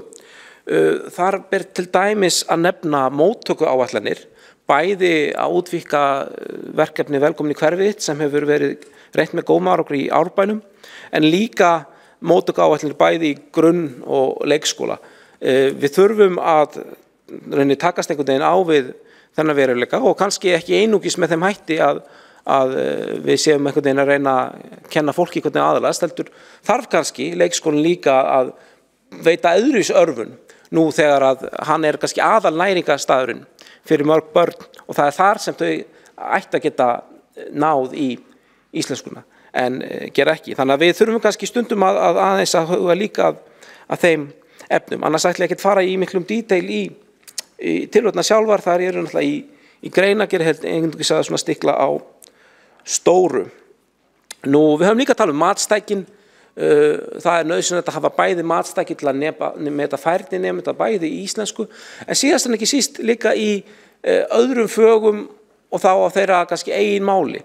Það ákveðin hætta í þessu þetta viðfangsefni annars vegar sem kemur svolítið fram í þessari príðaulegu skýrslu frá Brussel, að þegar að það svolítið hægt að menn svona sjúkdómsvæði einhvern veginn allt þetta ferli, að menn grípi fólk og setja í stórum stíl inn í úrræði sem eru hugsuð fyrir önnur tilfelli en bara það að börn hafa ekki sömu málkunnáttu á einhverju stíi. Þannig að börnin eru kannski algjörlega fullkomna færum að vera framúrskarandi nemendur í starffræði eða raungreinum, en bara annað í skólanum grípur það ekki. Það þekkt til dæmis að stundum getur prófspurningar verið bara of erfiðar. Það hægt að biðja fólk að semja prófspurningar með þeim hætti að það reyni ekki jafn mikið á íslensku kunnáttu, heldur reyni bara á færnina í því sem verið að prófa og spurja. Þannig að það vonandi, það vinna í gangi og það henni verið haldið áfram að þróa matstæki ekki einungis í íslensku heldur líka í móðurmáli barnanna og öðrum fögum. Og síðast en ekki síst, það sem ég nefni að í tillögun okkar felst áskorun á ríkið sem ég skal lesa hér, þá hvetur borgarstjórn ríkið til að beita sig fyrir því að útbúið verið námsefni sem sérstaklega ætla börnum með annað móðurmál en íslensku og að rannsóknir og kennsla á því sviði verið eldar. Og það þetta á einhvern hátt stór undarlegt að þegar maður með hóp sem telur 2% sem voru notendur skóla, þá ekki til burðugt og gott námsefni á neinu stigi, menn að vinna með einhver ljósrit sem menn henda bæði gefur þetta til kynna þetta sé eitthvað sem menn að gera hálfparti með hálfri hendi og líka góð kennslubók náttúrulega rosalega góð leiðbeining fyrir alla kennara sem þeir geta á fyllt og leiðbent nemendunum gegn. Þannig að hér mínum að þetta mikil þörf á að ræðast í miklar úrbætur með eflingu til dæmis einhverja samkeppnissjóða sem gætu sett raunverulegt við þetta verkefni. Það getur Reykjavík að hjálpa til en skyldan samkvæmt lögunum í þessu hvílir á ríkinu. Og síðast en ekki síst þá vantar að mínu mati meiri áherslu á þetta sérfræði nám sem myndi þá vera sem kennsla barna með annað móðurmál í íslensku háskólastigi. Það engin slík lína til í menntavísindasviði háskólans eða öðrum háskólum sem kenna fólki að vera kennar og þar mætti gera bragarbót á. Bæði þegar kemur rannsóknum en líka bara námsframboði. Þannig að þetta svona meginpunktarnir í tillögunni okkar. Nú að lokum þá leggjum við til í meirihlutanum að báðar þessar tillögur verði samþykktar og þeim síðan vísað til skóla- og frístundaráðs til frekari vinnslu og ég ætla að lesa upp bókun með leyfi forseta, ef ég finna hana hér, sem á þá við annars vegar við tillögu 2 sem svohljóðandi. Það okkar ábyrgð að skólakerfið veiti öllum jöfn tækifæri óháð uppruna og efnahag. Við fögnum því frumkvæði sem hér sýnt og lítum á það sem mikilvægt innlegg í þá vinnu sem átt hefur sér stað á vettvangi skóla- og frístundaráðs. Og síðan bókvili 3. Mikilvægt að halda áfram innlegging á þeirri vinnu sem hafin við að bæta móttöku og aðlögun barna með annað móðurmál íslensku. Í því felst að þróa þar betur móttöku áætlanir og matstæki og efla stoðsvið málaflokksins. Þá má ríkið heldur ekki láta sitt eftir liggja þegar kemur að hlutum eins og útgáfu námsefnis og þróun þekkingar á háskólastigi. Forseti, ég hef lokið máli mínu.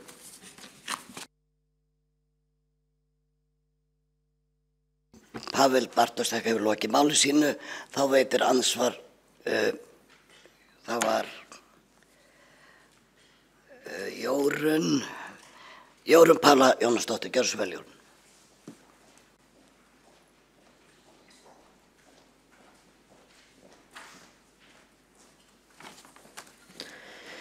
Forseti, þakka borgarfulltrúa Pavel fyrir sinn málflutning og það gott ef það sé mögulega einhver flutur á þessu þannig að við getum tekið sæmilega ákvörðun. Það kannski tvennt sem langar að benda á að við tala hvernig við erum með mismunandi tillögur.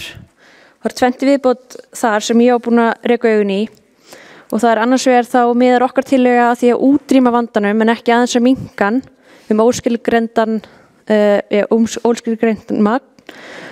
Og hins vegar erum við líka að horfa á að bæta þátttöku barna á erlendum uppruna í íþrótta- og tómstundastarfi. Og við ætlum að bæta, við fögnum því þetta gífurlega að þar séu fleiri sem að sjáu vandan og við höfum greinilega öll verkfæri í höndunum til þess að taka ákvörðun og keyra þetta á stað.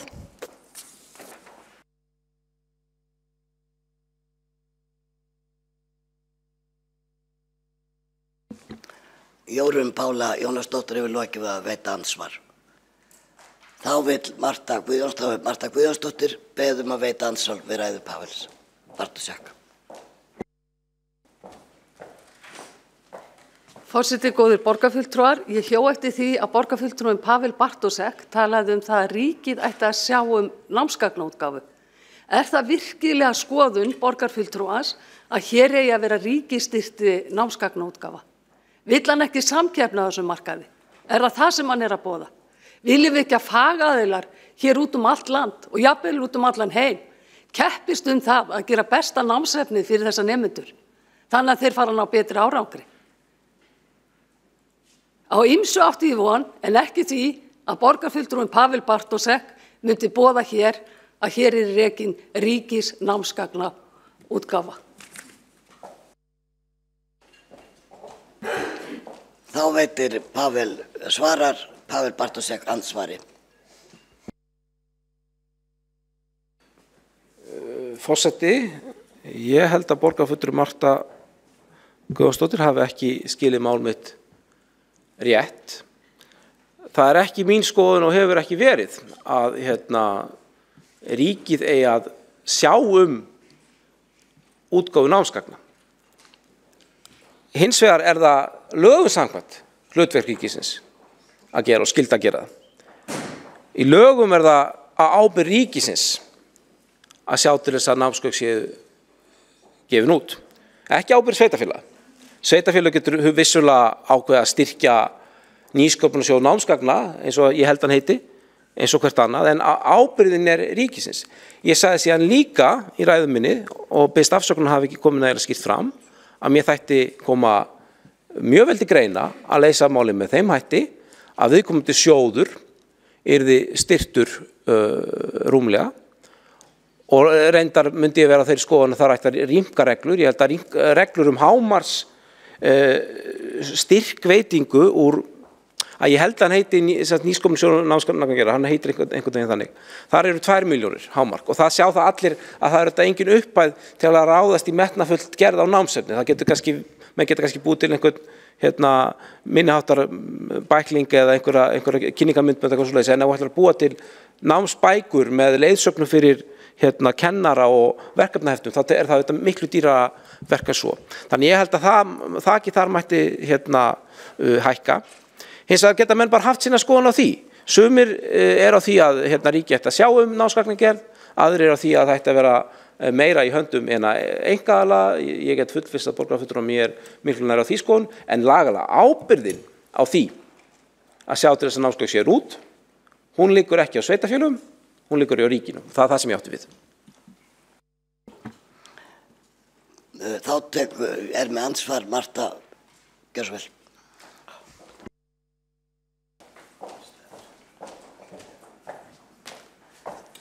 Forseti, góðir borgarfulltrúar, já, það rétt að ríkið ber ábyrgð samkvæmt lögum á að gefa út námsefni og hér sé til staðar námsefni.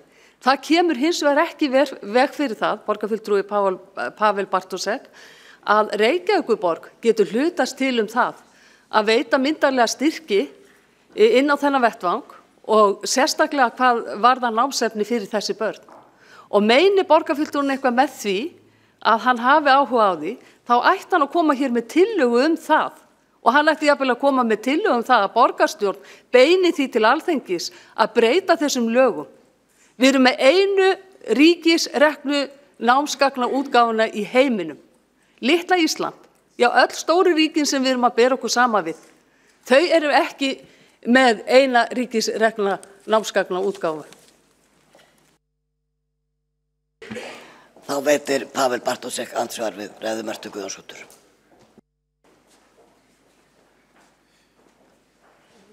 Já, ég get nú upplýst borgarfulltrúan Mörtu Guðjónsdóttur það. Ég talaði nú á þeim nótum, til dæmis á sambandsþingi Sambands íslenskra sveitarfélaga sem við vorum nú bæði á, var það nú ekki endilega tekið mjög fagnandi þeim hugmyndum að ríkið ætti að draga sig út úr gerð námsefnis og voru þó fulltrúar hennar flokks örlítið fleiri á þeim hundu heldur fulltrúar þess flokks sem hér stendur. Þannig að það nú víða sem mann ætti að vinna þessum hugmyndum stuðning en það ætla að láta þær verða veruleika.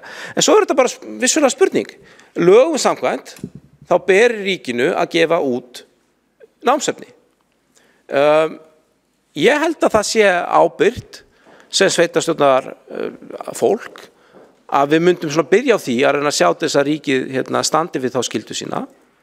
Auðvitað gætum við tekið ábyrgð að fjármagna með einhverjum hætti, en ég sé ekki að fyrsti kostur mín sem einhver sem á að sjá það að skattfé Reykvíkinga sem vel varið, sé það að Reykjavíkurborg sjálf á eigin frumkvæði seti fjármagn í verkefni sem öðrum lögum samkvæmt ber að sinna.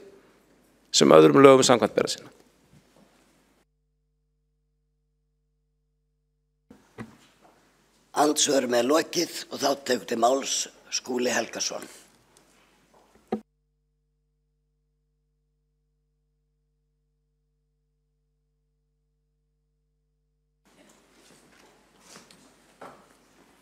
Forseti ágæta borgarstjórn. Við erum hér að ræða tvær tillögur sem að fjalla báðar vinnu með og fyrir börn með annað móðurmál en íslensku. Og þessi málaflokkur, aukinn stuðningur og þjónusta við þennan hóp, er bæði eitthvað mikilvægasta verkefni okkar nú stundir og mál sem hefur verið í forgangi hjá borginni undanfarið nokkur misseri. Ég held við verðum samt að viðurkenna það ef við horfum lengra aftur í tíman að svona frá tímabilið frá aldamótum að þá hafi borgin almennt séð aðhafst of lítið í þessum málaflokki og menn hafi ekki gert nægilega mikið frá aldamótum og næstu svona 10-12 árin til þess að sinna og vinna með þennan hóp. Og þetta var eitt af því sem kom fram í umfjöllun okkar í skóla- og frístundaráði skýrslu þess starfshóp sem að Pavel Bartósek borgarfulltrúi fór vel yfir í sínu máli og bar hið snaggarlega nafn starfshópur móttöku og aðlögum barna, innflytjenda, flóttafólks og umsækjenda alþjóðlega vernd í skóla- og frístundastarfi borgarinnar. Hvað hefur verið gert? Það hefur verið tvöfalda fjármagn í íslensku kennslu barna með annað móðurmál en íslensku. Það var gert 2017, fór úr 90 milljónum í tæpar 200 milljónir og svipuð aðgerð tók gildi núna á þessu ári undir merkinu fjölmenningarlegt leikskólastarf. Við þurfum þó klárlega að gera enn betur og við þurfum auðvitað að tryggja það að börn með annað móðurmál en íslensku fái jafngóða menntun og þeirra aðbúnaður í skólasamfélaginu sé jafngóður og annarra barna. Þetta mál er ávarpað í meirihluta-sáttmála meirihlutan sem að núna starfar hér í borginni, en þar segir með leyfi forseta: stutt verði við börn sem að hafa annað tungumál en íslensku að móðurmáli, meðal annars með stuðningi við grasrótarsamtök sem annast móðurmálskennslu barna af erlendum uppruna og stuðla að aukinni þátttöku þeirra í frístunda- og félagsstarfi. Það er mikið undir og við sjáum einmitt merki það í skólakerfinu að ekki síst á efri stigunum að þessi hópur býr víða við verri kost en aðrir nemendur. Og hér hefur verið talað námsárangur og við erum að ávarpa það í báðum tillögunum, en eitt skýrasta merkið að pottur er brotin er hið gríðarlega háa brotthvarf nemenda úr framhaldsskólum sem að tilheyra þessum hópi. En þar er brotthvarfið meira en 70%. Það er heilmikið að gerast í málaflokknum.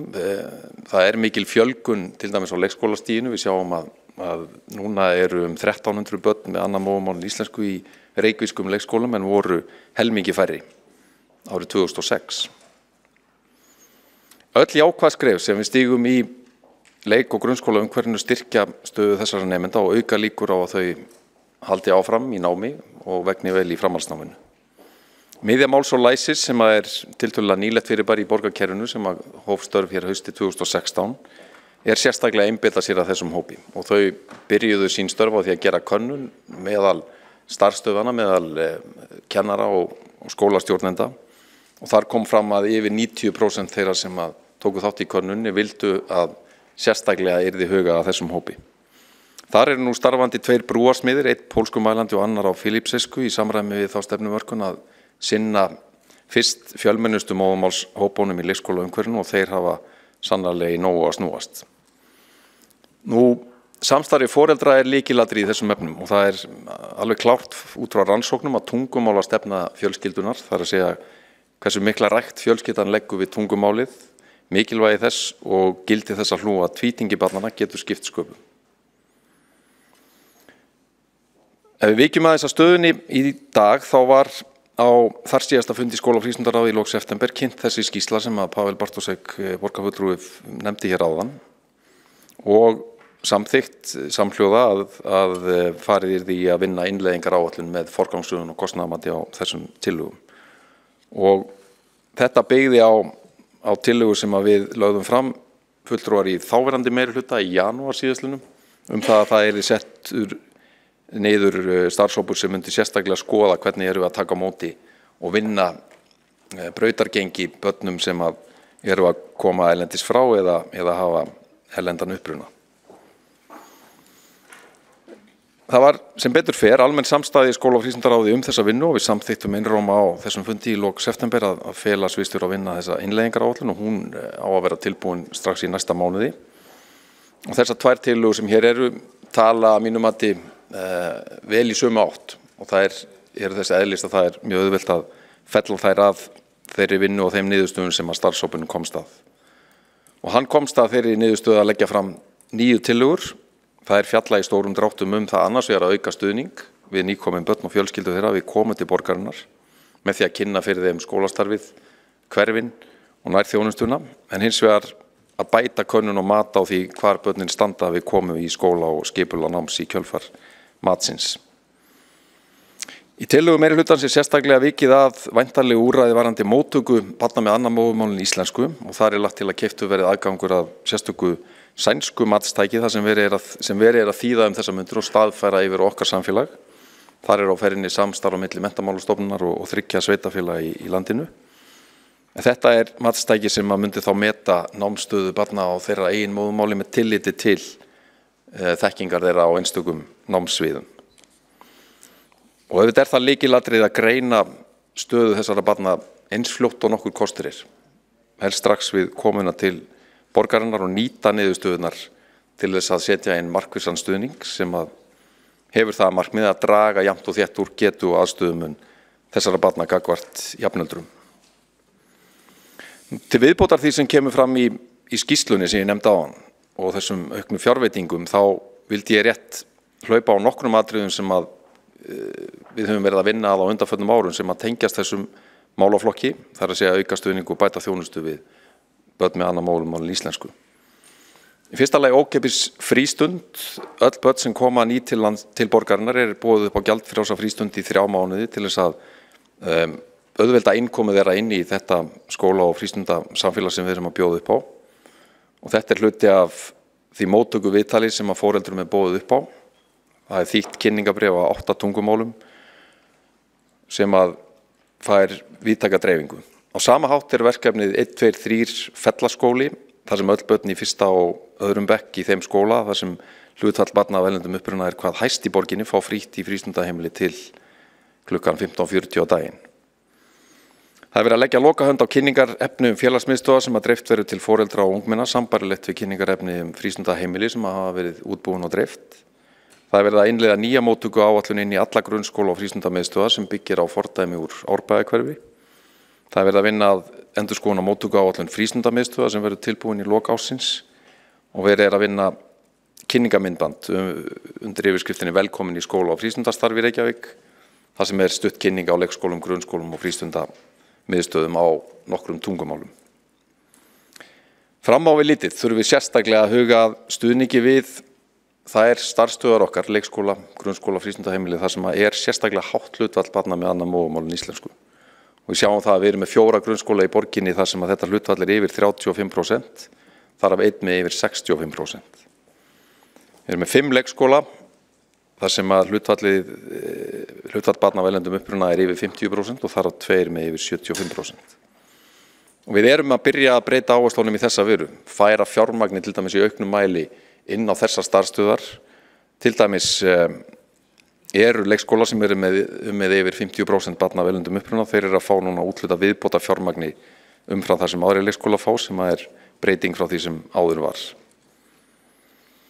Nú, að lokum þetta, við erum að vinna með menntastefnu og hæfni þætti þar sem að hefur verið í mótun undanfarin tæp 2 ár. Þar er áherslan á félagsfærni, sjálfsþekkingu, sjálfseflingu, sköpunleysi og heilbrigði, einmitt tæki sem að við getum notað á komandi árum til þess að jafna tækifæri allra barna í borginni, og þar fléttast reyndar mjög vel saman áherslur við frístundastefnu sem að hér var samþykkt fyrir rétt og ári síðan.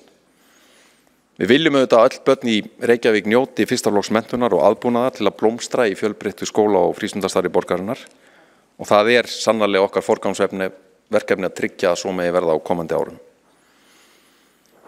Og síðustu þetta, báðar þessar tillögur sem hér eru til umfjöllunar eru mikilvægar og góðar. Þær eru misjafnlega ítarlegar eins og gengur og gerist, en ég styð það sannarlega að þær verði báðar samþykktar og fari til nánari útfærslu og innleiðingar hjá skóla- og frístundasviði sem að vinni þá eftir atvikum í samvinnu við menningar, íþrótt og tómstundasvið varðandi frístundaþáttinn.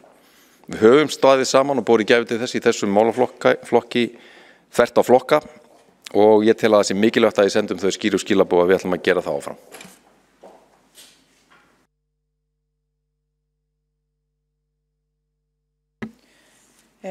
Þá hefur Skúli Helgason borgarfulltrúi lokið máli sínu. Næstur á mælendaskrá Örn Þórðarsson borgarfulltrúi.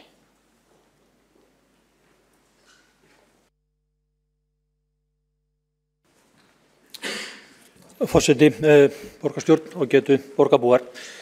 Já, við erum að ræða þessar 2 tillögur saman, og mér langar bara aðeins í upphafi aðeins að renna yfir tillögun eins og hún kemur frá Jórunni Pálu, þannig að fólk átti sig á þessari umræðu. Við erum búin að vera nokkuð samstiga þessari umræðu hingað til, og ég vænti þess að við verðum það hérna frá líka. En þessi tillaga sem að Jórunn Pála Jónasdóttir varaborgarfulltrúi Sjálfstæðisflokksins lagði hérna fram á hann er svo hljóðandi. Lagt er til að Reykjavíkurborg beiti sig fyrir því að minnka eða útrýma þeim mismun sem myndast hefur milli barna innflytjenda og annarra barna kann varðar námsárangur og þátttöku í íþróttum og tómstundum. Lagt er til að námsráðgjöf og heimanámsaðstoð til barna innflytjenda verði efld og skimað sérstaklega eftir námsörðugleikum í þessum hópi barna. Þessari tillögu Jórunnar Pálu fylgir ítarleg greinargerð, vel rökstudd, og þessi tillaga hennar er vel ígrunduð. Hún, eftir því sem ég best veit, ekki hafa hún sambandi við mig varandi vinnu þessar tillögu, þetta er hennar hjartans mál, hún hefur fylgst lengi með þessum málaflokki og vill vel í þessum málum. Og ég skil það ekki. Ég bara reynd út sagt, skil ekki hvers vegna við erum núna stödd í þessari umræðu að þurfa að vera að steypa þessari tillögu, þessari fínu tillögu sem er laus við alla flokkapólitík. Hún fjallar mannréttindi jaðarsettra barna á Íslandi, í Reykjavík. Og við erum í einhverjum pólitískum leik að reyna að gera lítið úr þessari tillögu en að blanda henni saman. Ég bara skil þetta ekki. Mér finnst þetta svo vont að þurfa að starfa í þessu starfsumhverfi, að við séum að leika þennan leik. Hérna kemur ung kona sem er að feta sín fyrstu spor í pólitík, einlæg, áhugasöm, velviljuð, réttsýn, heiðarleg, og við þurfum að finna einhverja hnökra á þessari tillögu til þess að smeyja henni frá henni. Kannski út af því að stendur þessi tillaga sem er fulltrúi Sjálfstæðisflokksins. Jórunn Pála Jónasdóttir varaborgarfulltrúi getur ekki lagt fram tillögu fyrir borgarstjórn nema í gegnum þessa leið. Mér finnst þetta dapurlegt og ég ætla að segja hættum þessari pólitík, hættum að gera lítið úr þessari tillögu Jórunnar Pálu. Það er ekkert í henni, það hefur komið fram, það er ekki neitt einasta atriði í þessari tillögu sem þarf að hafa áhyggjur af. Tökum vel á móti nýjum stjórnmálamönnum, sameinumst það að samþykkja vel ígrunda, heiðarlega, góða, sanngjarna tillögu frá varaborgarfulltrúa Jórunni Páli Jónasdóttur. Ekki sjóðana saman með annað. Hættum því. Takk. Þá Örn Þórðarson borgarfulltrúi lokið máli sínu, 2 borgarfulltrúar að biðja að veita andsvar. Fyrstur Skúli Helgason borgarfulltrúi.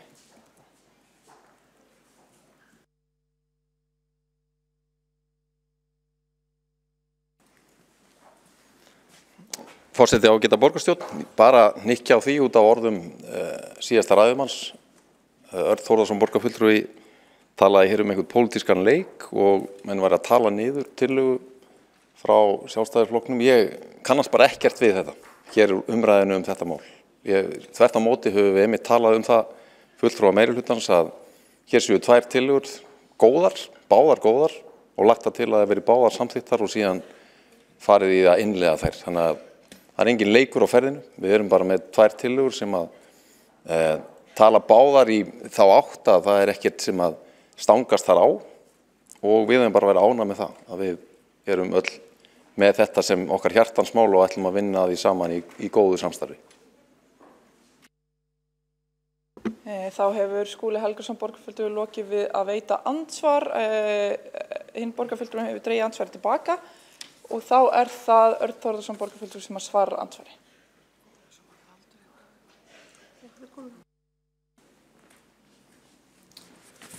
Forseti, borgarstjórn og ágætu borgarbúar.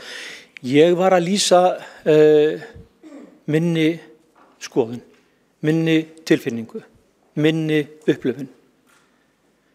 Það er nákvæmlega svona sem ég upplifi þetta og ég verð að segja það. Ég orðinn þreyttur á því að það sé ekki hægt að vinna hérna með þessum eðlilega hætti. Hvers vegna allar okkar tillögur eru skotnar í kaf. Við sjáum þetta í ráðum og nefndum þar sem okkar tillögur sem eru fullkomin sátt eru skotnar í kaf og ég skil ekki til hvers. Hættum þessu og förum að vinna að hagsmunum borgarbúa og vel að merkja að ég er bara að lýsa minni upplifun, mínum tilfinningum. Takk. Þá hefur Örn Þórðarson borgarfulltrúi lokið við að svara andsvari. Næst á mælendaskrá Sanna Magdalena Mörtudóttir borgarfulltrúi.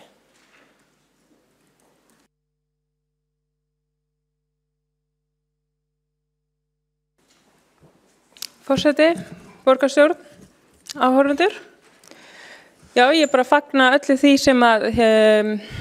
sem styður að auknum félagslegum jöfnuði og þetta eru tillögur sem eru liður í átt að því og mér finnst bara mikilvægt að leggja þarna áherslu á að við skoðum heildarkerfið á meðan að við auðvitað fókusum á einstaklinginn og þarfir hans að þá er rosalega mikilvægt að við leggjum áherslu á skólana í heildarsamhengi og hvort þeir séu sniðnir að þörfum barnanna.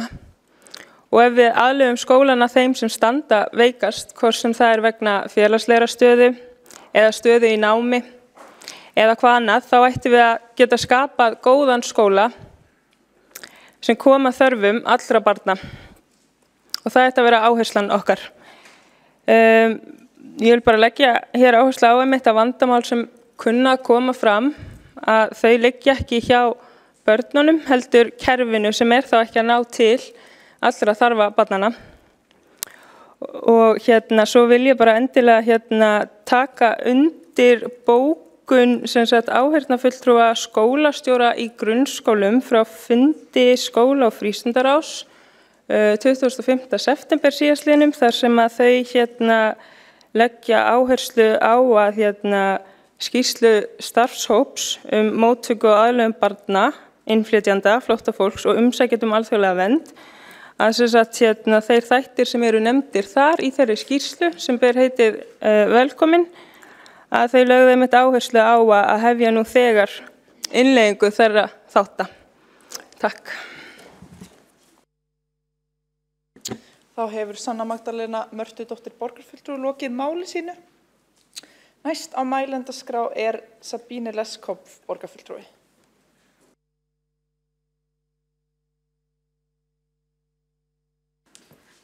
Forseti, borgarstjórn, Ég tek undir með Skúla Helgasyni borgarfulltrúa. Ég sé ekki að við erum hér að tala niður neitt og við vorum einmitt að bjóða samstarfi í þessu máli sem eins og hefur komið hér fram. Við erum öll sammála að við viljum bæta þessi tillaga sem kom en var reyndast þannig að hún var frekar innihaldslítil. Ég efast ekki neitt það að hér var verið að meina vel. En vantar kannski einmitt upp á svolítið bakgrunnsþekkingu. Þess vegna vorum við einmitt tilbúin að bjóða Jórunni Pálu Jónasdóttir borgarfulltrúa inn í þetta góða starfi sem við höfum unnið. Og það bara ekki nóg að þaula upp hér allar skýrslur. Það mjög gott að ef maður hefur eins og í mínum tilfelli skrifað þessar skýrslur einhverju leyti. Næst best kannski að hafa lesið þær og skiljað og þar á eftir kemur nú að bregðast við og við höfum bregðast við.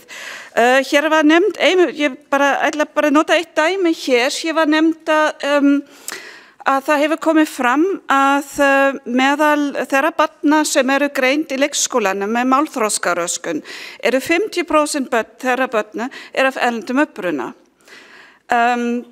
En það þarf að taka þetta lengur, það þarf að skoða þetta betur, hvað þýðir þetta eiginlega og hvað gerum við í því. Við skoðum þetta betur. Og þetta nefnilega þýðir ekki að 50% börnum af erlendum uppruna séu með málþroskaröskun, heldur bara að þeim sem eru greind með málþroskaröskun eru barn af erlendum uppruna. Ég ætla bara að útskýra það á annan hátt. Þegar við flytjum til Kína, þá erum við ekki með málþroskaröskun, við bara kunnum ekki kínversku. En ef greiningar hlutfall barna af erlendum upprunum með málþroskaröskun svona hátt, þá sagði okkur þetta að þarna eitthvað vandamál sem við þurfum að leysa. Þarna greinilega einhver skoðun eða eitthvað staðreynd í kerfinu sem segja okkur hér hafði einfaldlega starfsfólk í leikskólum ekki öðruvísi tæki og tól til að bregðast við nema að fá greiningu. Og við bregðumst við. Við sáum þetta, við skildum það og við vorum að bregðast við og breyttum úthlutanareglur í leikskólam með mikinn fjölda af börnum af erlendum uppruna. Þannig að við höfum svo sannarlega byrjað að vinna mikið í þessu og það ég sammála báðum tillögum að sjálfsögðu það þarf að gera betur og við erum að því og þessar nýri tillögu okkar bara mikið framför þar. Ég ætla svona aðeins að skoða þetta heildræna viðhorf sem við höfum byrjað að vinna í að breyta. Við höfum alltaf verið bara að skoða og hvað að þessu barni og hvernig þurfum við að laga þessu og mér finnst og þetta bara málefni, að mínum að þetta málefnaleg athugasemdir því mér finnst að nota orðin við erum að minnka eða jafnvel útrýma mismunin námsárangri barna af erlendum uppruna. Það segir mér einfaldlega að það hjálpa mér ekki í þessu. Af því að mismun við hvaða íslensk börn, þau sem standa verst, þau sem standa best. Ég ætla nú ekki að nota börnin mín hér í pólitískum tilgangi en dóttir mín sem nú sannarlega af erlendum uppruna var efst í sínum árangi í 10. bekk og með henni var önnur stelpa sem var einnig af erlendum uppruna. Þannig að við getum ekki heldur alhæfta og getum ekki skoða þetta svona. Bara stutt athugasemd við frístundaþátttöku. Þetta svo sannarlega eitthvað sem þarf að bæta. Við höfum séð í menninga, íþrótta og tómstundaráðinu fengið kynningu þar og höfum séð einmitt að notkun á frístundakort töluvert minna í þeim borgarhlutum þar sem hlutfall íbúa af erlendum uppruna sérstaklega hátt, þannig að það sérstaklega alveg mikilvægt verk að vinna. Og við tökum á þessu í okkar tillögu og við gerum það á bara virkilega konkrétt hátt en þar nefnd svo kallað árbæjarverkefnið sem hefur verið kynnt í ýmsum ráðum og það nær einmitt til þáttöku barna af erlendum uppruna í frístundastarfinu almennt, ekki bara frístundaheimilum eins og Skúli Helgason borgarfulltrúi hefur komið inn á, heldur notkun á frístundakort, kynning fyrir fjölskylduna í heild sinni á þessum tilboðum og möguleikum. Af því að við vitum, og það ég alveg sammála, einu sinni en við erum í grunni sammála þetta að þetta tómstundaiðkun barna náttúrulega rosalega stór og mikilvægur þáttur og ég held jafnvel að það hefur mikið að segja námsárangur barnanna, hvernig þeir þáttakan þeir náttúrulega að sjálfsögðu líka fyrir að upplifa sig sem hluti af samfélaginu og sjálfsmynd. Þannig að eins og ég segi, þetta engin pólitískur leikur hér, ég held við okkar tillaga betur en hinn tillaga eins og ég segi, það bara falleg hugsun á bak við þetta en það þarf að fylla það bara aðeins betur við innihald og það gerum við. Þá hefur Sabine Leskop borgarfulltrúi lokið máli sínu, næstur á mælendaskrá Egill Þór Jónsson borgarfulltrúi.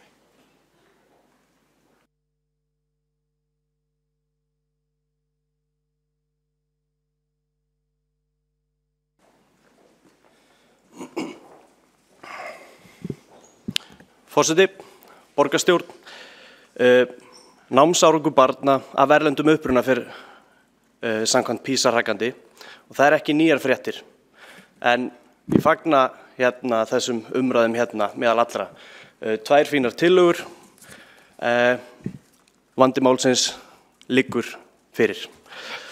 Við sjáum að brottfall úr framhaldsskólum á milli 25–30% meðal íslenskra nemenda. Hann hátt í 70% meðal barna af erlendum uppruna. Það sláandi. Í Efra Breiðholti, þar sem að fjölbreytileikinn sem mestur, eru hátt í 60% þeirra sem stunda íþróttir af barna. Í öðrum hverjum það hátt í 90%. Þetta líka sláandi. Það einhver skekkja í kerfinu og eins og borgarfulltrúi Sanna Magdalena Mörtudóttir sagði, þetta ekki vandamál einstaklingana, þetta kerfislægur vandi og við erum að reyna að bregðast við því og erum þess vegna með þessar tillögur og viljum ræða þessi vandamál og bregðast við þeim. Fjölmargar rannsóknir hafa einnig sýnt á skipulögðum íþrótta- og tómstundum að þær veita einstaklingum meiri möguleika á betri námsárangri, minni líkur á áhættuhegðun og einnig hefur skipulögð íþrótta- og tómstundaþátttaka leitt í ljós að börn neyti síður áfengis- og fíkniefna þegar seinna líður á árin. Einnig má bæta því við að einstaklingar sem eru einungis með grunnskólamenntun í meiri hættu en einstaklingar sem hafa sótt sér framhaldsmenntun að verða atvinnulausir, til dæmis þegar efnahagsástand versnar. Þá fyrir við aftur í tölurnar að það hátt í 70% og séð tölur hátt í 90% meðal barna verðandi með uppruna í brottfalli úr framhaldsskóla. Þannig að þetta hópurinn sem verr staddur ef eitthvað bjátar á. Með því að gefa öllum einstaklingum tækifæri þá erum við að auka félagslegan hreyfanleika og auka möguleika allra til menntunar í lífinu. En félagsleg lagskipting erfist oft á tíðum. Það að segja, ef foreldrar hafa ekki haft tækifæri eða geta sótt sér menntun í framtíðinni, framhaldsmenntun eða háskólamenntun, þá líklegra að börn þessara einstaklinga lendi því sama. Þannig ég segi innan gæsalappa erfist þessi félagslega lagskipting sem verður milli þess að sumir hafa ekki tækifæri til þess að sækja sér menntun og störf sem þeir kannski vilja í framtíðinni sem eru betur launuð og allt það. Við þurfum að bregðast við jöfn tækifæri, það eru jöfn mannréttindi.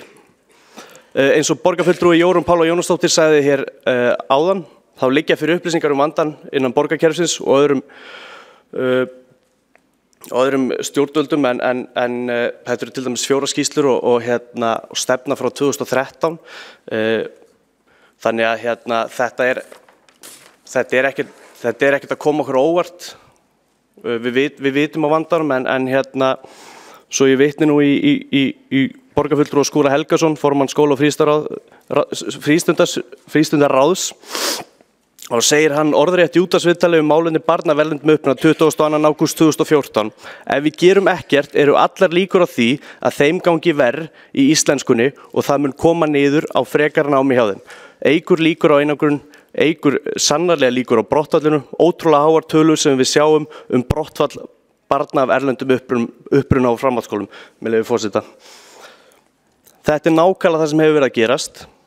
Það samfélagslegur ávinningur fyrir alla að taka á þessum málum þó fyrr hefði verið. Fyrir liggur tillaga Sjálfstæðisflokksins að vinna markvisst að því að minnka og útrýma þeim mismun sem myndast hefur milli barna og innflytjenda og annarra barna. Ljóst að aðstöðumunur barnanna hefur áhrif, til dæmis í formi einangrunar og brottfalli úr skóla seinna meir á námsárum auk annarra neikvæðra áhrifa. Þess vegna mikilvægt að samþykkja þessa tillögu og sýna það í verki en ekki stofnun fleiri stýrihópa og starfshópa og bregðast strax við. Og svo spyr ég mig, í ljósi þess að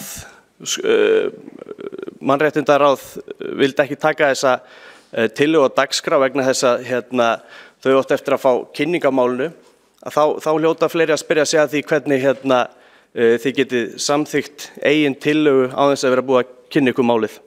Þannig að þetta er svolítið sérstætt.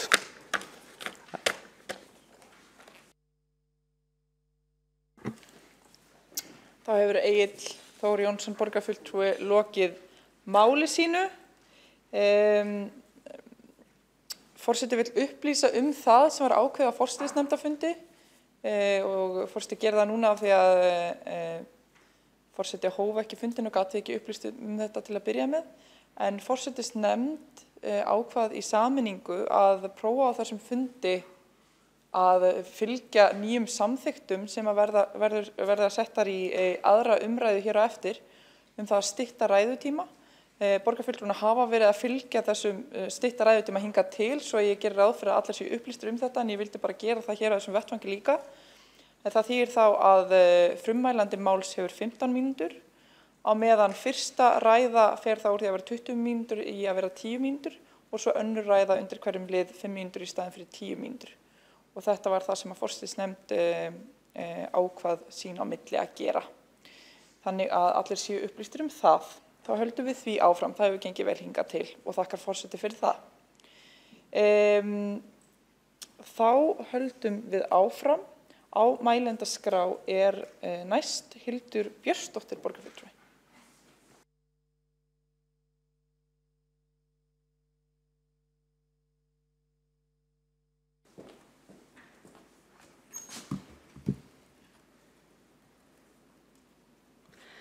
Forseti, ágæta borgarstjórn, líkt og fram hefur komið hér áður, þá var tillaga borgarfulltrúa Jórunnar Pálu Jónasdóttur fyrst borin upp í mannréttindaráði fyrir nokkrum vikum síðan. Hún var svo á dagskrá borgarstjórnar fyrir 2 vikum síðan og flutt hér í dag. En skyndilega samhliða samskonar tillögu frá meirihlutanum sem aldrei hefur sést áður. Og ég kemst ekki hjá því að spyrja mig hvers konar tegund af þvættingi eiginlega hér í gangi. Borgarfulltrúi Pavel Bartósek gerði fílað sérstöku umtalsefni. En eini stóri bleiki fíllinn í þessu herbergi auðvitað sá að meirihlutin getur aldrei samþykkt nokkuð það sem kemur frá okkur í minnihlutanum. Jafnvel þó við höfum fyrir nokkrum mínútum samþykkt fína tillögu frá meirihlutanum. Þegar við höfum gjarnan viljað samþykkja tillögur sem koma frá meirihlutanum sem hafa á sér einhverja vankanta, þá höfum við borið upp breytingatillögur og samþykkt í kjölfarið. Og það hefði meirihlutanum verið frjálst að gera. Ég spyr mig, þetta virkilega vinnubröðin sem við ætlum að temja okkur í upphafi kjörtímabils? Mér þykir þetta nokkuð vandræðalegt. Staða barna af erlendum uppruna áhyggjuefni. Það auðvitað hárrétt, líkt og kom fram í máli borgarfulltrúa áðan, að það ekki hægt að alhæfa námsárangur barna af erlendum uppruna og einhver þeirra skara jafnvel fram úr öðrum börnum. En staðreyndin þó sú, heilt yfir, að börnin mælast 23% lakar í PISA-könnunum en börn af innlendum uppruna. Hérlendis upplifa börn af erlendum uppruna sömuleiðis hvað mesta höfnun innfæddra skólasystkina sinna. Því má ætla að 15 ára ungmenni af fyrstu kynslóð innflytjenda munu eiga erfitt með að uppfylla persónulegar, námslegar og samfélagslegar þarfir sínar hérlendis. Þetta er verulegt ágefni. Niðurstöður PISA eru vísbendingum að við þurfum að gera betur og við þurfum að bæta aðlögun þessara barna í skólakerfinu. Það er ákall í þjóðfélaginu á breytt stjórnmál og mér þykja vinnubrögð meirihlutans í þessu máli ekki til þess fallin að auka traust og tiltrú á stjórnmálin. Mér finnst þetta því miður bara að vera fíflagangur og engum til framdráttar. Og ég ætla því að byrja upp breytingatillögu við tillögu okkar sjálfstæðismanna.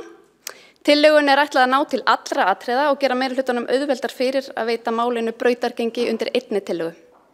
Og tillagan hljóðar þá svo. Borgarstjórn samþykkir að Reykjavíkurborg beiti sér fyrir því að minnka eða útrýma þeim mismun sem myndast hefur á milli barna innflytjenda og annarra barna hvað varðar námsárangur og þáttöku í íþróttum og tómstundum. Lagt er til að námsráðgjöf og heimanámsaðstoð til barna með annað móðurmál en íslensku verði efld og skimað sérstaklega eftir námsörðuleikum í þessum hópi barna, til dæmis með því að taka í notkun viðurkennt matstæki sem mælir almenna þekkingu og námsfærni á móðurmáli nemanda. Áætlanir móttöku barna innflytjenda í leik, grunnskólum og á frístundaheimilum verði endurskoðaðar. Aðilar sem eiga aðkomu að mótun menntakerfisins verði hvattir til þess að gefa út námsefni sem hentar nemendum undir 18 ára aldri með annað móðurmál en íslensku og til að beita sér fyrir því að auknu fjármagni verði varið til rannsókna og kennslu á þessu sviði. Samstarf við önnur sveitarfélög málefni barna með annað móðurmál en íslensku verði eflt. Upplestri lýkur. Með fullri virðingu og ég kann að hljóma hrókafull en það er ekki viljinn. Sjálfstæðisflokkurinn er auðvitað stærsti flokkurinn hérna í borgarstjórn og samkvæmt nýjustu könnunum mælumst við reyndar langstærst. Og okkar málflutningur og okkar hugmyndir hljóta góðan hljómgrunn. Og við viljum gjarnan verja tíma okkar hérna í borgarstjórn til að vinna góðum málum og góðum hugmyndum brautargengi, alveg nákvæmlega sama hvaðan þær koma. En ef við finnum að það er engin eftirspurn eftir því, þá getum við alveg eins varið öllum okkar tíma í að veita meirihlutanum aðhald. Og verði ykkur það bara að góðu. En ég bið ykkur að velta því vel fyrir ykkur, skiptir virkilega máli hvaðan gott kemur.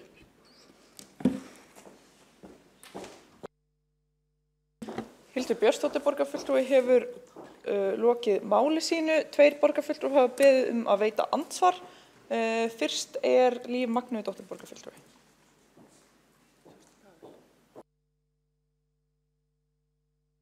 Ágæti forseti borgarstjórn, ég velti því fyrir mér hvort það sé ekki bara einhver misskilningur í gangi hér.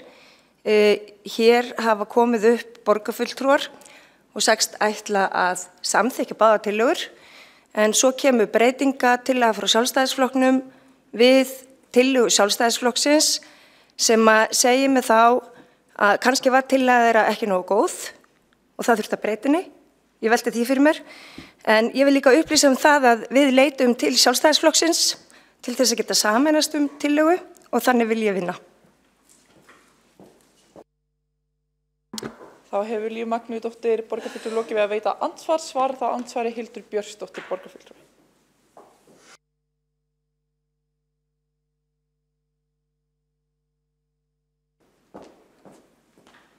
Forseti, ágætu borgarfulltrúar, hér hefur hver borgarfulltrúin á fætur öðrum keppst við að upplýsa það að meirihlutin hafi leitast eftir því að allir flokkar hér sameinuðust eina tillögu.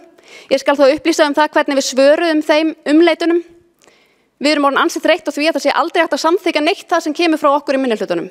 Við hvöttum ykkur til að bera upp breytingatillögu hér í dag, benda á þá vankanta sem þið sáðu á tillögunni og við sögðum að við myndum taka öllum slíkum breytingatillögum mjög opnum huga. Og það var greinilega ekki eftirspurn eftir því. Þá hefur Hildur Björnsdóttir borgarfulltrúi lokið við að svara andsvari, veiti þá andsvari öðru sinni Líf Magnúsdóttir borgarfulltrúi. Já, forseti og ágætu borgarfulltrúar, við erum auðvitað ekki hér stödd til þess að laga tillögur annarra flokka, en við erum alltaf tilbúin í samstarf og samráð fyrir góð mál. Þannig að það hefði kannski farið betur á því og kannski er það gott verklag í framtíðinni að við getum þá unnið tillögur í sameiningu sem við þá berum upp í ráðum og nefndum og í borgarstjórn og erum þá í meira samtali. Eins og hér hefur verið upplýst í ræðustól að þá ýmislegt þegar gert sem að sú tillaga sem í upphafi var lögð fram kveður á að sé gert. Og þetta eru bara svolítið svona yfirmarkmið og það verið gott að fara í saumana þá því hvernig Sjálfstæðisflokkurinn sér þetta fyrir sér, hvaða annmarka hann sér á því sem þegar gert í Reykjavíkurborg. Þá hefur Líf Magnúsdóttir borgarfulltrúi lokið við að veita andsvar öðru sinni. Veitir þá andsvar Pavel Bartósek borgarfulltrúi.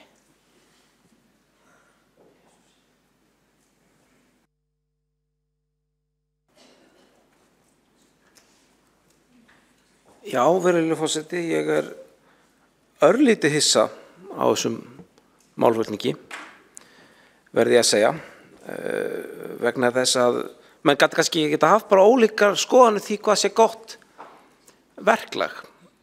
Það vissulega verklag sem hefur viðgengist, að það séu borðar upp breytingatillögur við tillögur á fundum, síðan svona hlaupa menn á milli og skoða hvort maður geti fellst á það orðalag eða ekki. Persónlega ég ekki endilega viss á því að það sé besti bragurinn á því að hafa það þannig. Af hverju? Jú, við erum að móta hérna stefnu hvernig opinber aðili, sveitarfélag, fer með opinbert vald. Og mér finnst bara ágætt að hafa að í örlítið lengri aðdraganda ef það hægt. Í þessu tilfelli var það hægt. Af hverju? Vegna þess að tillaga Sjálfstæðisflokksins lá fyrir og við höfðum 2 vikna fyrirvara til þess að gera á henni einhverjar athugasemdir. Mér fannst þá vera bestu bragurinn því að maður myndi bera þær athugasemdir undir tillöguflytjendur og ég tek það fram að mér hefði þótt fullkomlega eðlilegt ef að sá borgarfulltrúi sem hefði flutt tillögu Sjálfstæðisflokksins Jórunn Páll Jónasdóttir hefði áfram verið svona fyrsti flutningsmaður okkar sameiginlegu tillögu. Það kannski skiptir ekkit höfuðmáli. En mér finnst það bara ágætis bragð að bera málið þannig upp.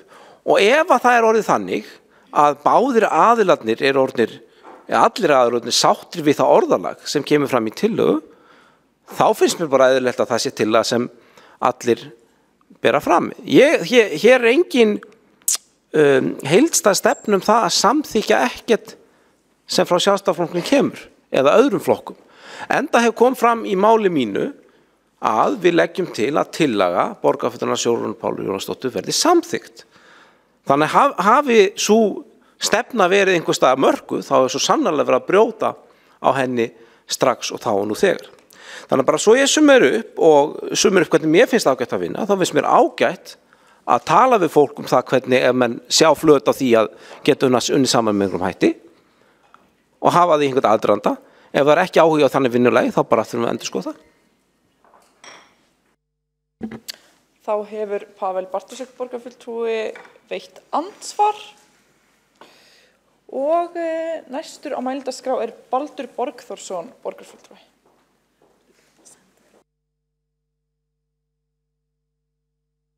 Og forseti ítrekka að senda skriflega breytingartillögu. Forseti, borgarfulltrúar. Já, þetta svona svolítið merkilegt að skuli vera 2 tillögur sem svona keimlíkar, hvora eftir annari. En ég fagna þó orðum Skúla Helgasonar, borgarfulltrúa hér fyrr að það hefði staðið því. Ég heyrði nú fyrst í honum að staðið til að samþykkja báðar tillögur og það nú kannski bara hið besta mál. Það sé hægt að samþykkja 2 tillögur sem að snúa svona nokkuð einu sama máli. En ég alveg sammála Sjálfstæðismönnum í því að það hefði kannski verið eðlilegra að samþykkja þeirra tillögu og láta þar við sitja og vinna þá tillögu bara betur eins og alltaf er gert í svona málum. En allavega held ég að það sé ágætislending að það séu þá samþykktar báðar tillögur. Takk.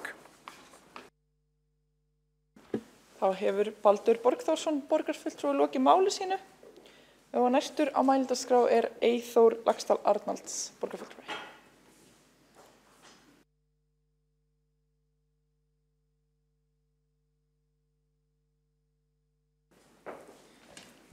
Já, forseti ágætu borgarfulltrúar.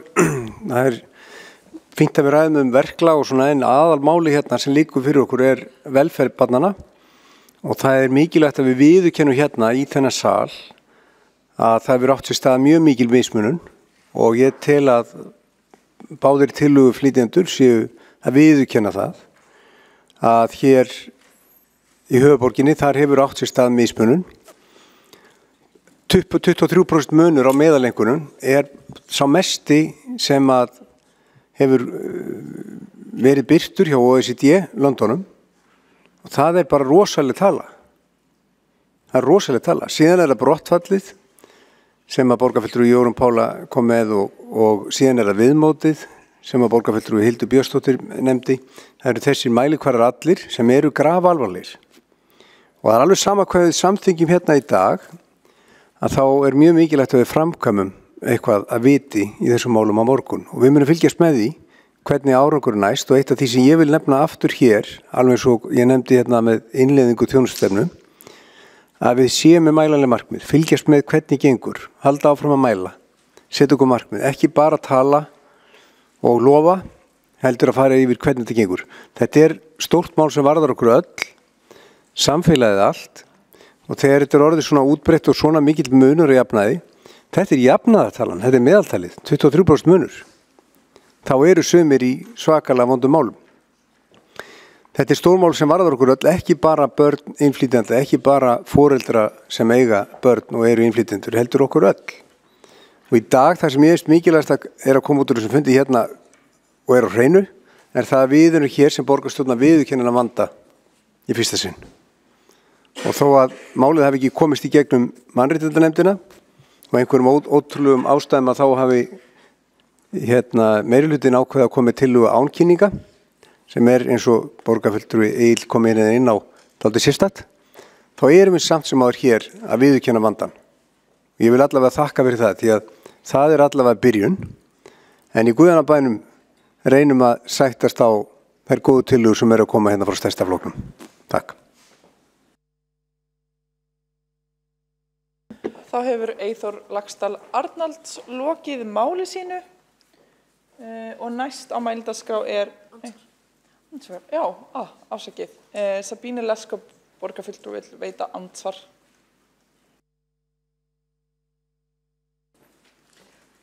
Já, ég ætla að bjóða Eyþór Laxdal Arnalds, borgarfulltrúi, velkomin til jafnaðarmanna.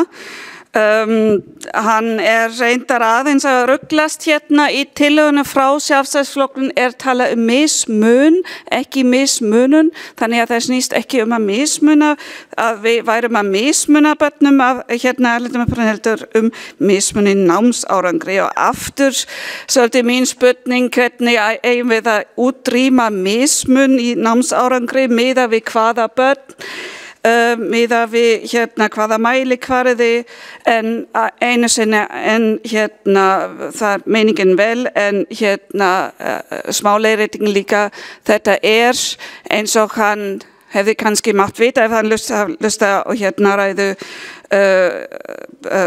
Jórunni Pálu Jónasdóttur borgarfulltrúi þá höfum við einmitt unnið í þessu síðan 2014, þetta ekki byrjun á málinu. Þá hefur Sabíne Leskop, borgarfulltrúi, lokið við að veita andsvar. Þá ekki fleiri á mælendaskrá undir þessum lið. Enn verið að bíða eftir að breytingatillagan berist skriflega. En á meðan beðið eftir því gerir fundarstjóri örstutt hlé á fundi. Forseti.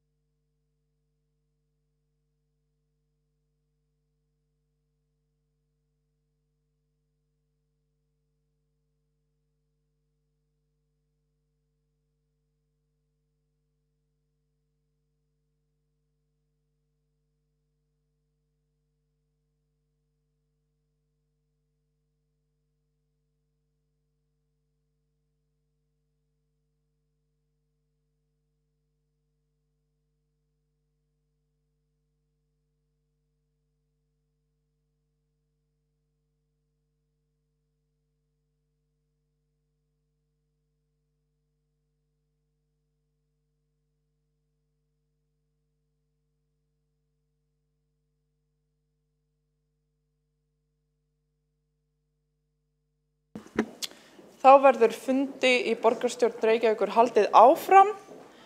Forseti hefur ákveðið að fresta afgreiðslu á tillögum undir lið 2 og 3 þangað til á eftir. Því verður haldið áfram. Næsta mál á dagskrá er umræða keðjuábyrgð, félagslegt undirboð, siðræn innkaup og viðskiptahætti og hvernig staðið að verkkaupum og samningum við aðalverktaka á vettvangi borgarinnar. Að beiðni borgarfulltrúa Samfylkingar, Viðreisnar, Pírata og Vinstri grænna. Fyrst tekur til máls Sabine Leskov, borgarfulltrúi.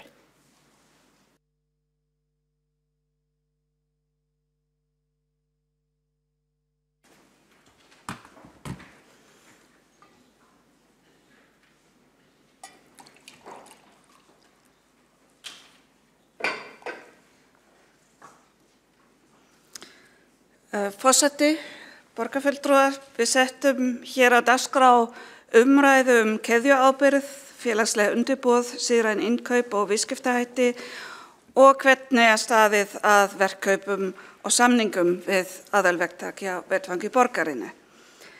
Þetta er mjög viðfeðmt mál og við bjóðum hér tækifæri að ræða þessi mál frá mörgum sjónarhornum.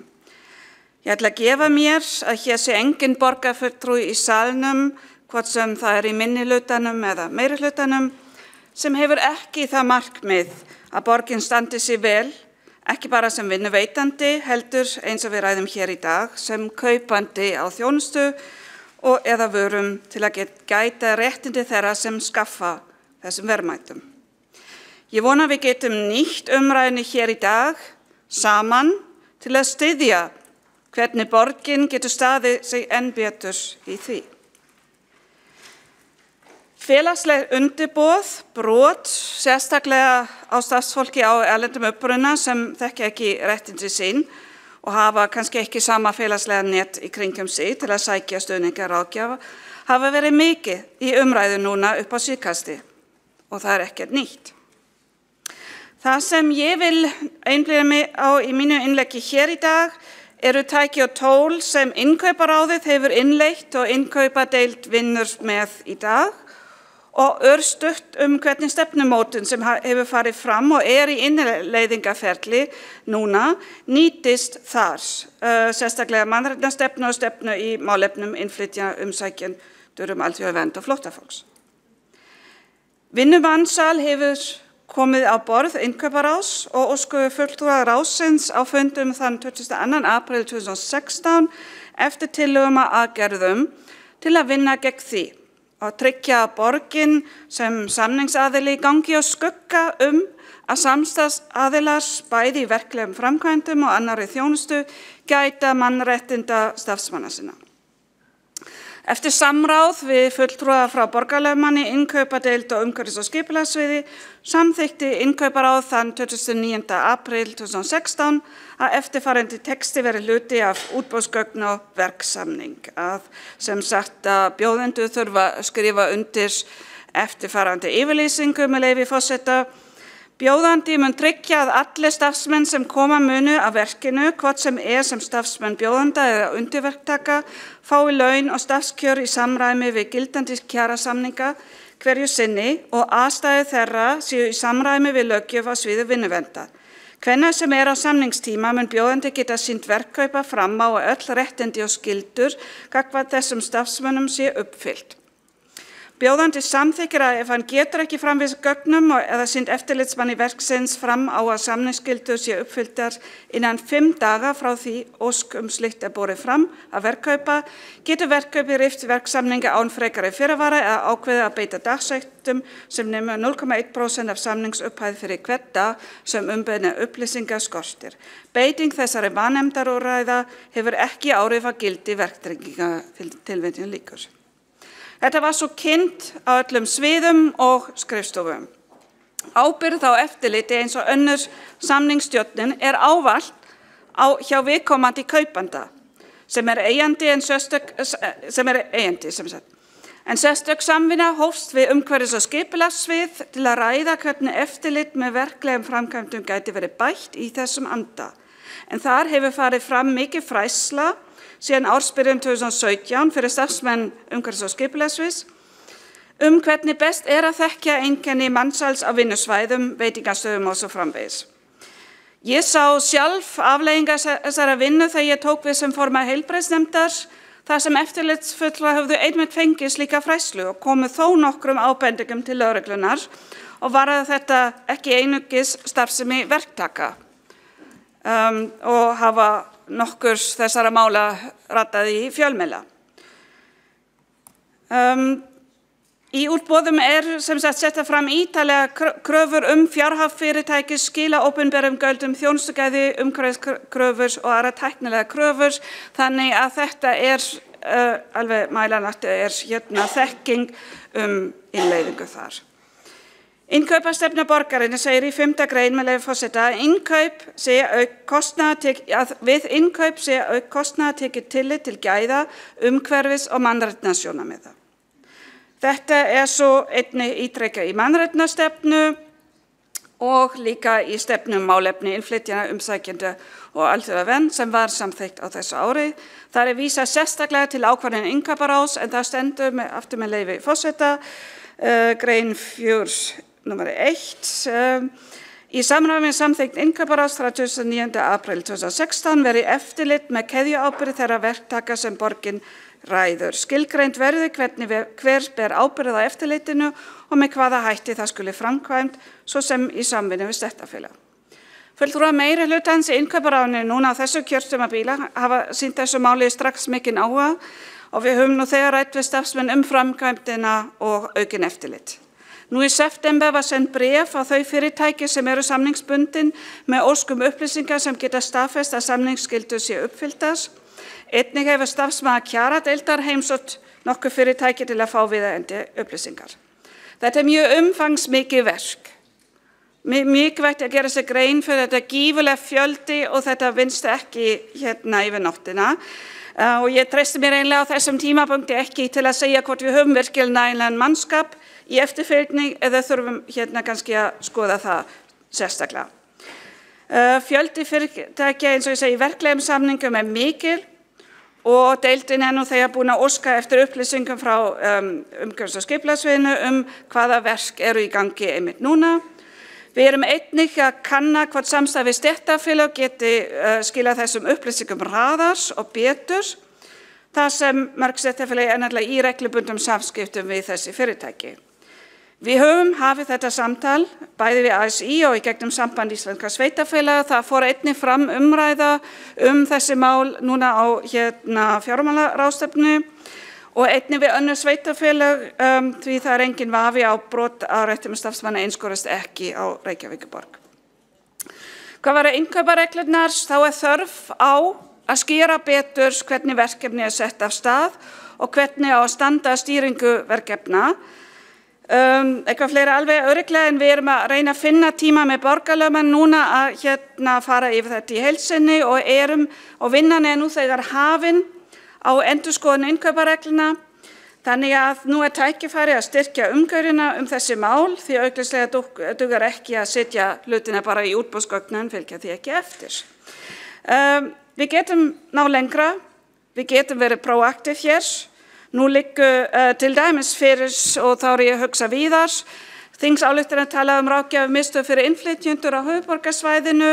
Þetta kemur í kjölfar endurtekna krafna okkar hér í borginu í þeim efnum og ég þakka þá sérstaklega varaborgarfulltrúa Elínu Oddnýju Sigurðardóttur fyrir hennar framlag í þeirri umræðu.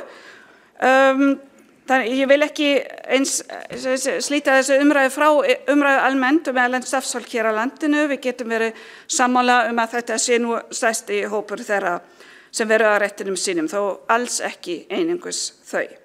Þannig ég hlakka til uppbyggilega umræðinu hér. Við erum öll sammála, geri ég ráð fyrir, ég gefa mér, að það sem í okkar valdi stendur, það viljum við gera til að vinna gegn mansali, félagslegum undirboði og stuðla því.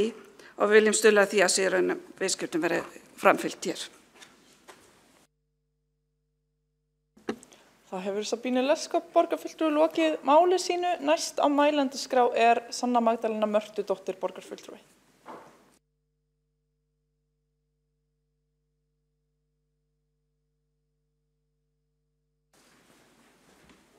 Forseti, ágæta borgarstjórn, áhorfendur. Já, þetta mjög mikilvæg umræða og við þurfum að vera vakandi og meðvituð stöðuna. Og hér meðal annars verið að tala félagslegt undirboð. En getum við ekki verið sammála að kalla hlutina réttu nöfnunum? Græðgi atvinnurekanda, nýjungskapur gagnvart starfsfólki. Félagslegt undirboð mjög óskýrt hugtak og ég legg áherslu á að við tölum hér skýrt það sem nákvæmlega hefur verið að eiga sér stað í samfélaginu. Og í stað þess að tala félagsleg undirboð þá ég að segja þetta hreint út eins og þetta og tala hlutina eins og þeir hafa raunverulega birst okkur. Við eigum að verja fólki og vinna gegn slæmri meðferð á starfsfólki sem það mætir mögulega frá atvinnurekendum og við eigum að vera að vinna gegn þeirri hugmyndafræði sem leitast við að hámarka gróðrar sjónarmið þar sem að það virðist vera að það sé ekki lengur litið á starfsfólk sem fólk heldur verkfæri til vinnu sem megi síðan geyma í rúmstæðum á milli vakta. Rúmstæðum sem starfsfólk hefur þurft að deila með öðrum og fá þar ekkert næði og greiða og hafa greitt fyrir það hátt gjald. Þannig við langt komin í niðurbroti á réttindum og kjörum starfsfólks og ég tala nú ekki þegar að opinber fyrirtæki hafa verið komin í það hlutverk að plokka af launum starfsfólks síns til að greiða starfsmannalegum og okurlegum.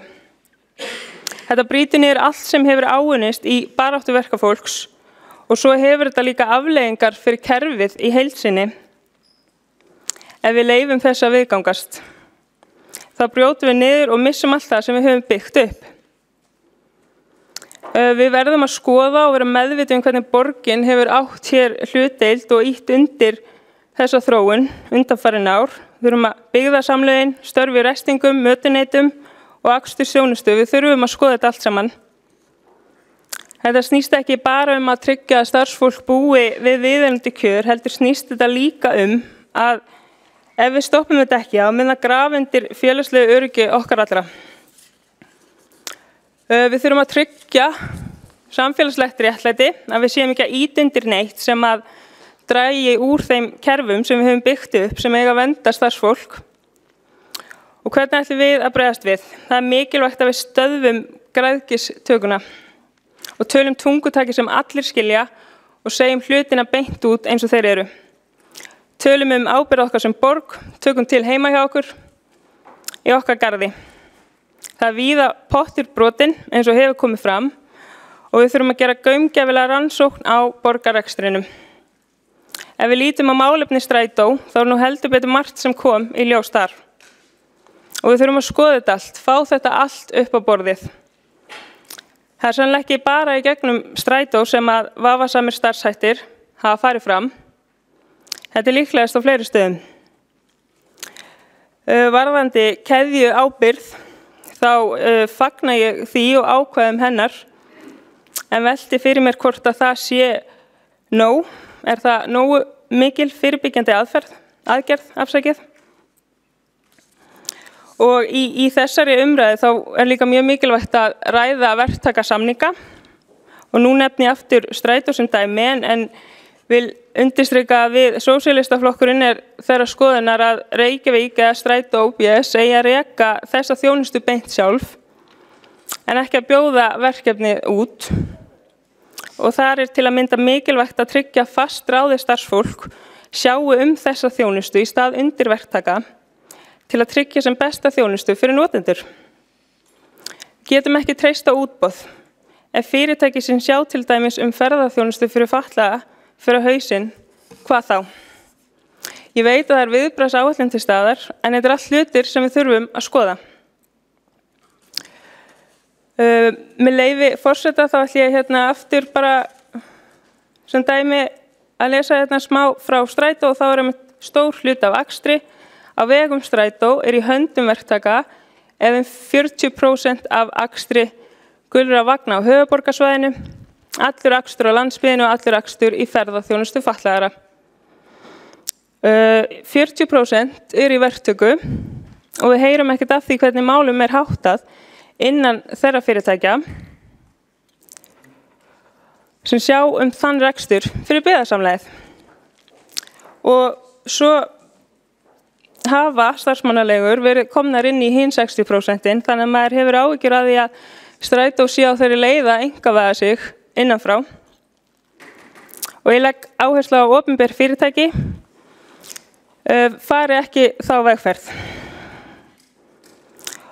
Og svo vil ég bara undirstrika að ég vil sjá fleiri notendur þjónustunar í stjórnum opinbera fyrirtækja.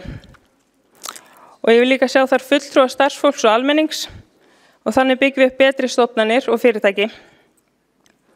Svo í lokin ég með nokkrar fyrirspurnir sem ég langaði að leggja fyrir Strætó ef það leyfilegt, forseti. Já, eins og hefur komið fram þá ætla þau að endurskoða nálgun sína við starfsmannaleigur en ég vil samt leggja fram hér nokkrar spurningar. Þegar Strætó gerist milligöngu aðilum innheimtu húsaleigu fær þá Strætó einhverja þóknun fyrir það. Í þessu tilfelli frá Elju starfsmannaleigu ákvæði í ráðningarsamningnum að Strætó megi innheimta leigu fyrir þriðja aðila af launum þeirra sem störfuðu hjá Strætó. Ég eftir að breyta þessu í fortíð, afsakið, ég laga. Óskar eftir heildar yfirlit greiðslur til Elju starfsmannaleigu frá Strætó, annars vegar vegna ráðninga á erlendum vakstjórum og hins vegar hvað Strætó hefur innheimt af vakstjórum vegna leigu og annars kostnaðar sem fór til Elju starfsmannaleigunar. Bara svo það sé alveg skýrt hvernig starfseminni hefur verið háttað.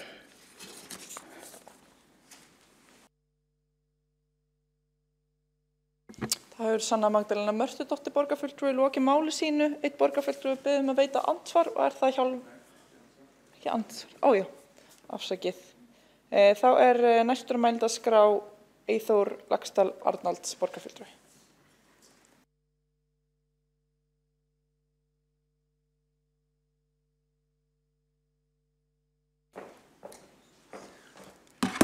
Forseti, ágætu borgarfulltrúar, undanfarnar vikur höfum við verið vitni að því hvernig borginni hefur gengið í eigin málum að vera verktaki, hvort sem varðandi endurbyggingu braggans eða í dótturfyrirtæki sínum eða félagsbústaði. Og nú erum við hér að ræða kröfur sem voru settar fyrir 2 árum síðan á aðila sem að vinna fyrir borgina. En það hefur nú ekki gengið vel heldur. Og dæmin eru til að sanna það, ekki bara þetta sem var nefnt í náðan varðandi Strætó, það eitt málið, en annað sem að tengist ná vissuleyti í félagslegum íbúðum Grensásvegur 12. Þar fór borgin af stað, þessi skrifstofa eigna á atvinnuþróunar í svona kölluð og kaupir íbúðir fyrir hátt í milljarð, en þessar íbúðir voru ekki til. Það eru keyptar íbúðir sem ekki búið að búa til. Og þar eru fengnir verktakar til að vinna þessum íbúðum og þá kemur í ljós að vinnueftirlitið þarf að stöðva framkvæmdirnar því þær voru ólöglegar að öllu leyti, aðbúnaður engan veginn í lagi og Samiðin fór inn í fyrirtæki líka af öðrum ástæðum vegna þess að launakjör starfsmanna voru fyrir neðan launataksta og þess vegna algjör í andstöðu við það sem var verið að tala þarna í þessari forskrift sem að borgarfulltrúi Sabíni var að fjalla hérna áðan. 10 starfsmenn allavega voru undir borgaðir, samkvæmt fréttum RÚV. Við höfum nú ekki fjallað þetta mál mikið inn í borgarkerfinu en ég tel ástæðu til þess, ekki síst vegna þess að þessar íbúðir eru ekki ennþá til, að því ég best veit. Það átti að vera afhentar 1. apríl, en 1. apríl nú gabbdagur. En þetta dæmi það að borgin stendur að framkvæmd sem ólögmæt, bæði varðandi vinnuaðstæður og launakjör. Og nú erum við að tala keðjuábyrgð. Eigum að skoða hvað launkeðja? Hvað þetta launkeðja? Hvað margir verktakar á milli og það þeim sem var að brjóta á starfsmönnum? Engin. Það var engin keðja. Það var bara Reykjavíkurborg og verktakin. Það bara verið að kaupa þessar íbúðir af einum aðila og þar verið að vinna þessa vinnu. Það engin framleiðandi af einni skrúfu sem fer í saumavél sem síðan fyrir að sauma skyrtu sem síðan keyptar í Reykjavíkurborg. Þarna bara íbúðir á Grensásvegi í borginni. Ekki einhvers staðar í langt bortistan, í borginni. Við þessar aðstæður. Og ég bara spyr þegar við erum að fara að samþykkja þarna nýjar fallegar stefnur, hvernig stendur á því að við getum ekki farið eftir því sem við höfum samþykkt? Hvers virði það að samþykkja nýja stefnu ef við förum ekki eftir því sem við höfum þegar samþykkt? Og hvar þetta mál statt? Þetta svona dæmi. Takk. Þá hefur Eyþór Laxdal Arnalds borgarfulltrúi lokið máli sínu. Forseti vill minna á að nota fullt nafn borgarfulltrúa þegar þeir eru ávarpaðir. Þá það borgarstjóri sem vill veita andsvar. Forseti, kæra borgarstjórn, þetta mál sem umræðir hérna á Grensás einmitt mjög alvarlegt og í rauninni algjörlega óþolandi að við getum ekki einhvern veginn hvar sem í heiminum búið við eðlileg markaðsviðskipti.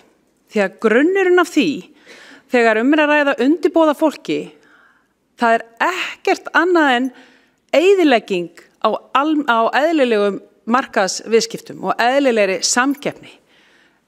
En nákvæmlega svona mál eru grafalvarleg. Og það alveg rétt hjá borgarfulltrúa Eyþóri Arnalds að Reykjavíkurborg keypti þarna íbúðir, en það hins vegar ekki rétt að þarna sé engin keðja.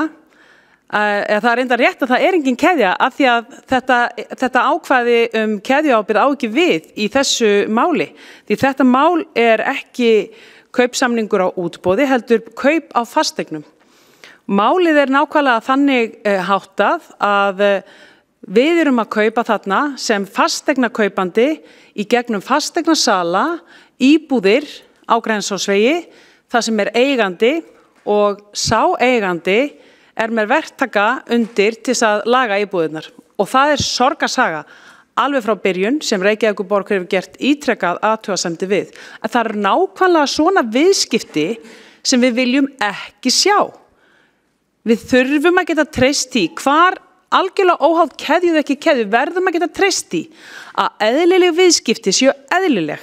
Fólk fái eðlileg laun, eðlilegan grunn, að allar þeirrar aðstæður og sá grunnur af að kjörum sé tryggður. Og það í rauninni óþolandi að búa við svona svindl hvar sem það í kerfinu. Við lítum þetta mjög alvarlegum augum. Ég get upplýst það hér að borgin hefur gert ítrekað athugasemdir við þetta tiltekna mál, hefur einnig sett stöðvað greiðslur og málið litið mjög alvarlegum augum. Þá hefur borgarstjóri lokið við að veita andsvar, þá andsvari Eyþór Laxdal Arnalds borgarfulltrúi.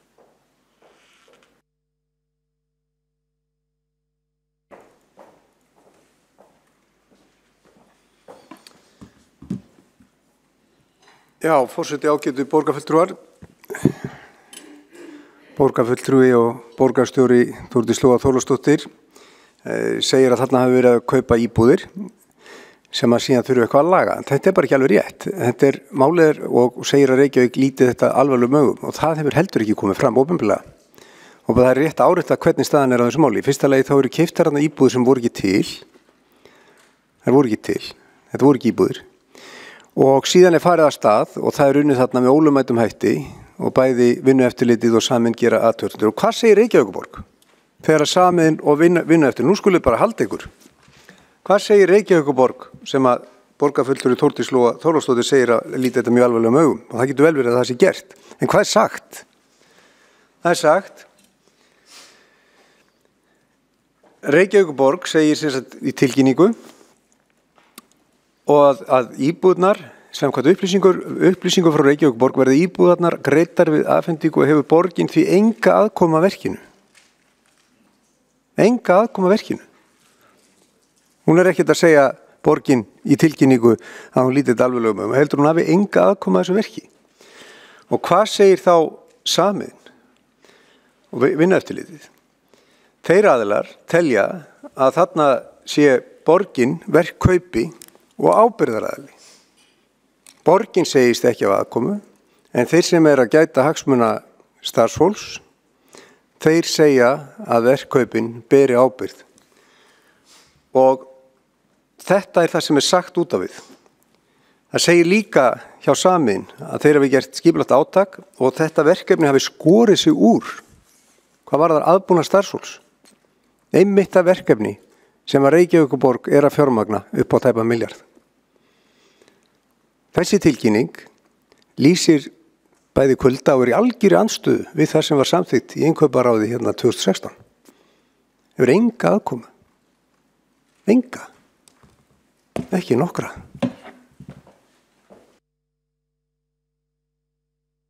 Þá hefur Eyþór Laxdal Arnalds borgarfulltrúi lokið við að svara andsvari. Og næstur á mælendaskrá það Hjálmar Sveinsson borgarfulltrúi.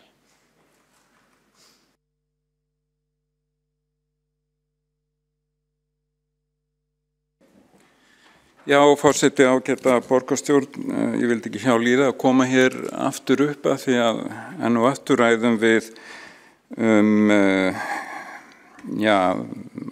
ábyrgð í stjórnum fyrirtækja, mannaráðningum og starfsmannahaldi og að því að ég nýsestur í stjórn Strætó þá hef ég aðeins látið þetta mál til mín taka og ég ætla nú að taka það fram að ég þakka borgarfulltrúa Sönnu Magdalenu fyrir að taka þetta mál upp og þó ég hafi svona svarað aðeins hvatvíslegan hátt hér síðast þá var það nú aðalega því mér fannst svolítið vegið að Strætó svolítið ómaklega með svolítið stórum orðum. Það þó bara á yfirborðinu. Aðalatriði að það mjög gott fyrir Strætó að fá tækifæri til að skýra þetta alveg nákvæmlega út.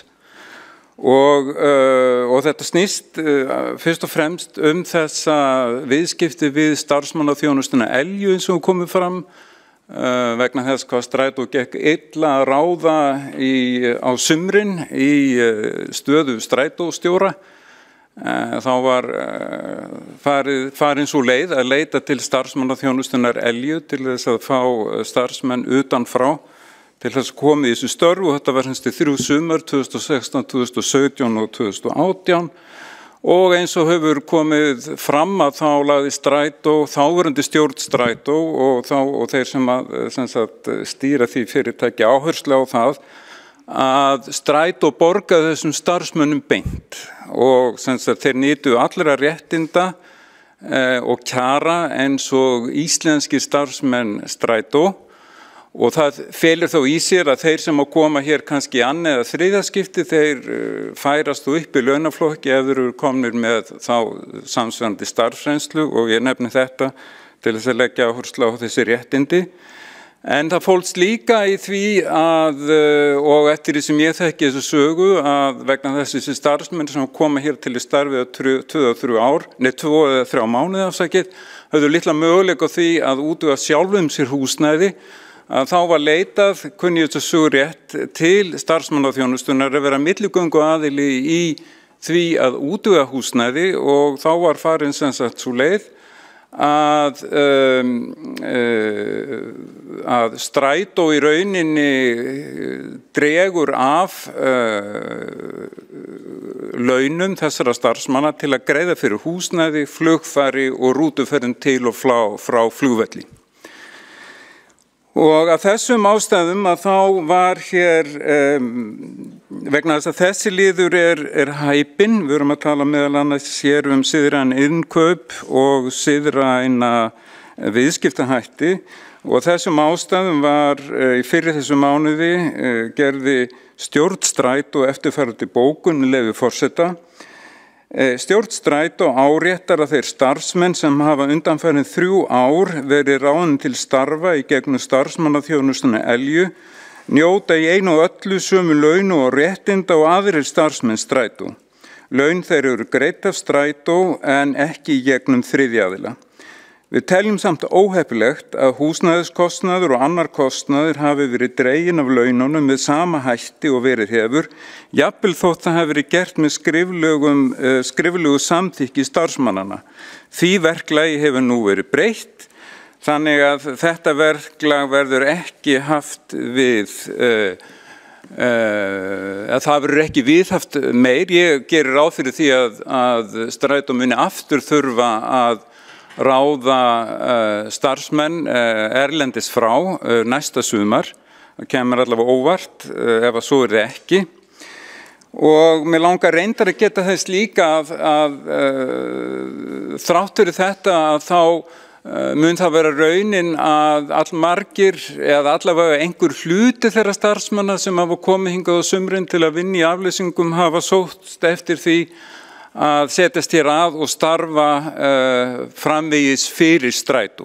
Og einhverjir þeirra hafa verið þá fastráðnir sem slíkir og það auðvitað bara alveg ágætt en sem sagt ég komin hingað upp til þess að greina frá þessu og ég endurtek það, ég held að það sé bara mjög hollt fyrir Strætó að fá tækifæri til að endurskoða sitt verklag og auðvitað setja allt upp á borðið og ég held reyndar að hafa aldrei verið farið dult með eitt en eitt í sjálfu sér hefur þetta verið opið ferli. Og þannig að þetta bara ágætt að við skulum ræða þetta hér.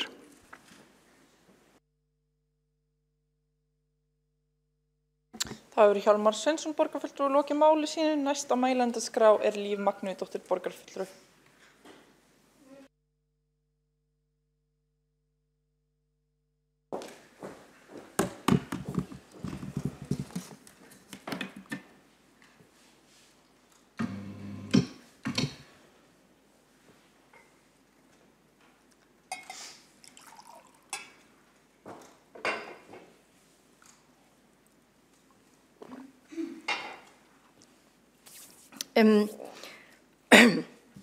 Forseti og ágæta borgarstjórn. Þetta mál sem mér mjög hjartfólgið. Þegar ég verð formaður mannréttindaráðs 2014 þá ég heltekin af þessu máli. Ég heltekin af siðrænum innkaupum, vistvænum innkaupum og hvernig við getum komið í veg fyrir arðrán og stöðva félagslegt undirboð á markaði. Við þurfum nefnilega að fara að huga að því hvernig Reykjavíkurborg sem stjórnvald skiptir við verktaka á markaði og við þurfum að hafa skoðanir á því hvernig verktaka sem við skiptum við koma fram við starfsfólk sitt. Þetta ekki bara vinnumarkaðsmál, þetta ekki bara það að við séum að gæta réttinda starfsfólks og að við komum ekki illa fram við það, heldur þetta líka umhverfismál og þetta líka mannréttindamál. Þannig að 2014 þegar við erum að endurskoða mannréttindastefnu Reykjavíkurborgar þá kemur inn nýr kafli vegna minna áhugamála sem hljóðar svo, ég ætla bara að lesa þennan kafla mannréttindasáttmálans með leyfi forseta. Reykjavíkurborg sem samstarfsaðili og verkkaupi Reykjavíkurborg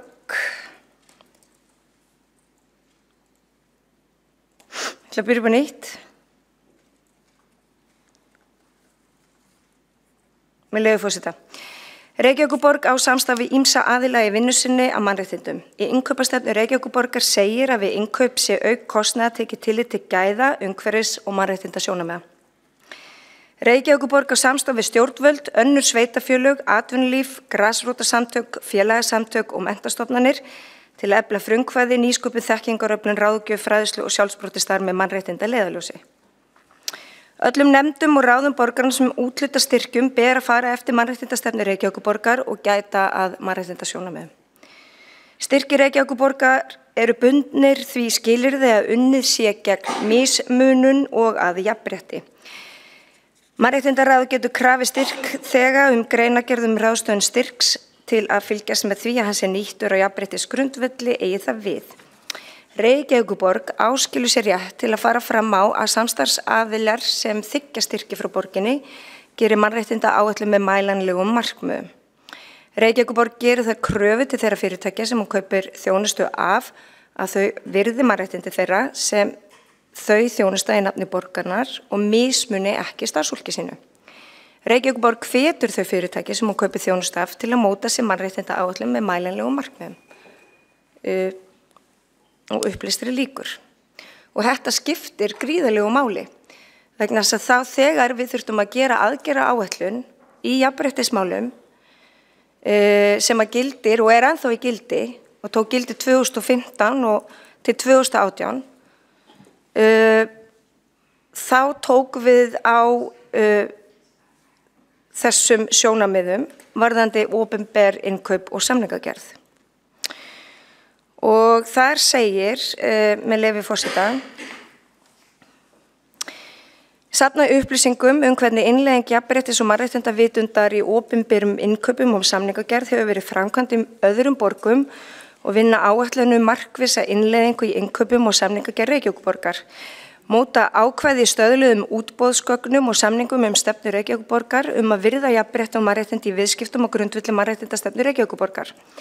Semja skilmála til að setja í stöðluð útboðsgögn þar sem bjóðendur eru hvattir til að vera með og setja sér virka jafnréttisáætlun samanber 2. málsgrein 18. greina laga númer 10/2008 jafnan stöðu og jafnan rétt kvenna og karla.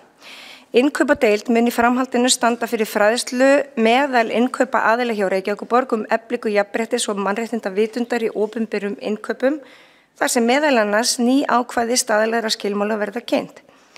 Stofnaður verður starfshópur með verkefnastjóra sem heldur utan þessa aðgerð og tímasetningin frá 2015 eins og ég greindi hér áðan og til 2019 og ábyrgðin að bera mannréttindaskrifstofa, innkaupadeild og borgarlögmaður. Og kollegi minn, Sabine Leskopf, borgarfulltrúi, fór yfir það í ræðu sinni hérna áðan hvernig að þessu staðið í víðu samhengi og þessi starfshópur líklega að fara að skila innan 3 vikna. Og þetta þykir mér vera afar mikilvægt, það að við gefum hvergi afslátt, ekki á mannréttinda sjónarmiðum, ekki í umhverfislegu tilliti, ekki hvað varðar aðstöðu vinnufólks sem við sannarlega verslum við og þannig mætti lengi telja. Það nefnilega svo að ég hef verið talsmaður þess að setja fram skýr markmið í innkaupareglum borgarinnar, auðvitað í takt við þau lög sem eru í landinu og sem að hvíla á okkur og sveitarfélögum hvernig við eigum að stunda góða og siðræna viðskiptahætti en ég held við getum hnykkt enn frekar á. Bæði hvað var það félagslega þætti, hvað var það sjálfbærni markmið sem við setjum okkur og hvernig við þá tökum ábyrgð á vangoldnum launum meðal annars með því að innleiða keðjuábyrgð inn í öll verkkaup borgarinnar. Alla samninga sem borgin gerir. Vegna þess að við þurfum að bæði uppræta og stöðva félagslegt undirboð, sama hvort við veljum að kalla það arðrán eða þrælahald eða hvað sem Við erum allavega að tala sama hlutin. Þetta ættu líka að vera aðgerðir sem miða því að koma í veg fyrir spillingu, mjög mikilvægt, peningaþvætti, mansal, barnaþrælkun, vopnasölu.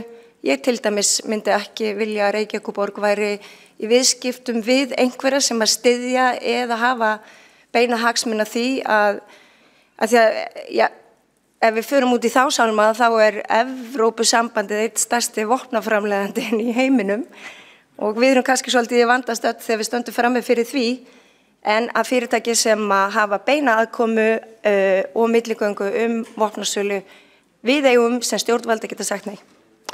Og það sama gildi kannski hvernig við veljum okkar viðskiptavini með hvaða hætti. Við getum auðvitað ekki farið og tekið geðþótta ákvarðanir eðlilega. Við þurfum að gæta jafnræðis og við sannarlega gerum það en við hljótum að geta sett okkur hvað varðar, það stendur auðvitað í innkaupalögum og innkaupastefnu borgarinnar að við eigum að gæta mannréttinda sjónarmiða og eðlilega viljum við ekki eiga í viðskiptum við þá sem að nýta sér barnaþrælkun til dæmis eða hafa orðið uppvísir að mansali eða fyrirtæki sem að styðja þjóðamorð sem dæmi, við höfum nú tekist á það í þessum sal.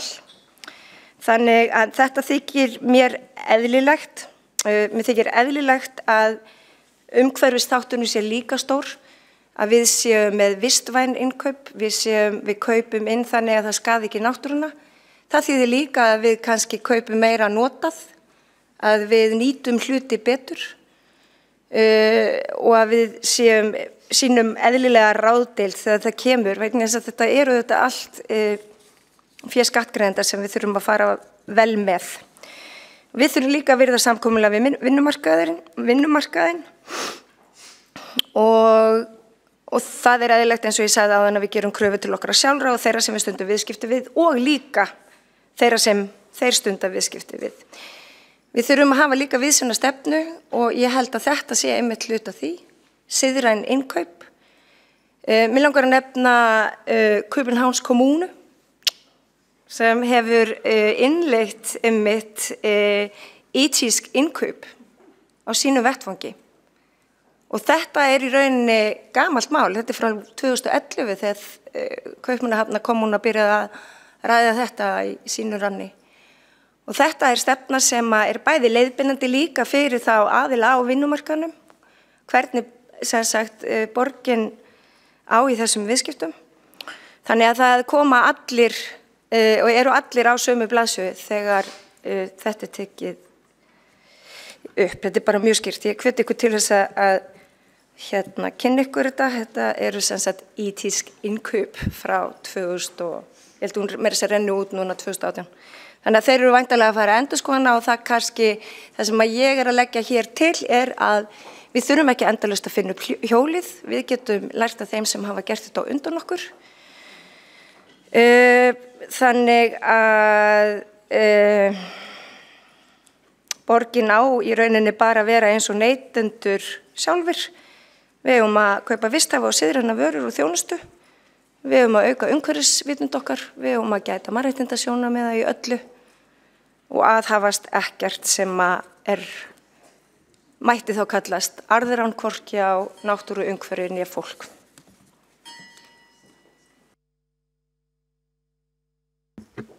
Þá hefur Líf Magnúsdóttir borgarfulltrúi lokið máli sínu. Næst á mælendaskrá er Heiða Björg Hilmirs andsvör. Afsakið, forseta yfirsást það.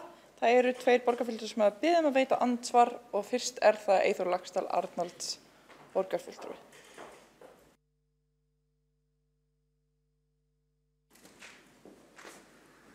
Forseti ágætu borgarfulltrúar. Borgarfulltrúi Líf Magnúsdóttir sagðist ekki að gefa neitt afslátt í þessum málum.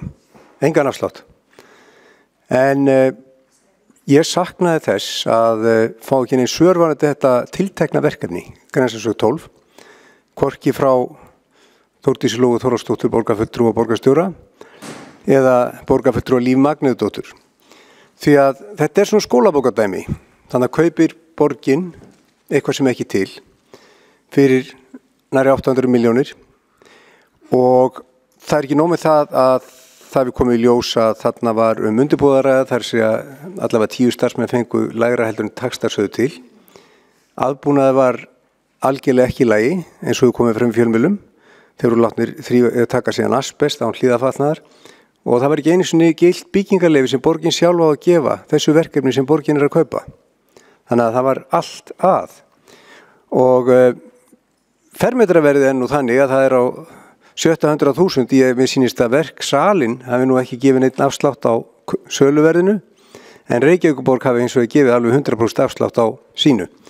Og ég vil bara koma með eina einfalda spurningu til borgarfulltrúa Líf Magnúsdóttur, og því ég fekk ekki svar frá borgarstjóra hér áðan.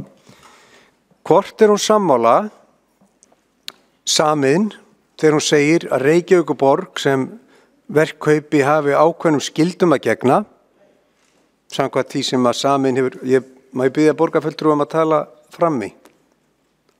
Frekar en að vera að tala hérna inn í sal. Eða má ég biðja forseta að...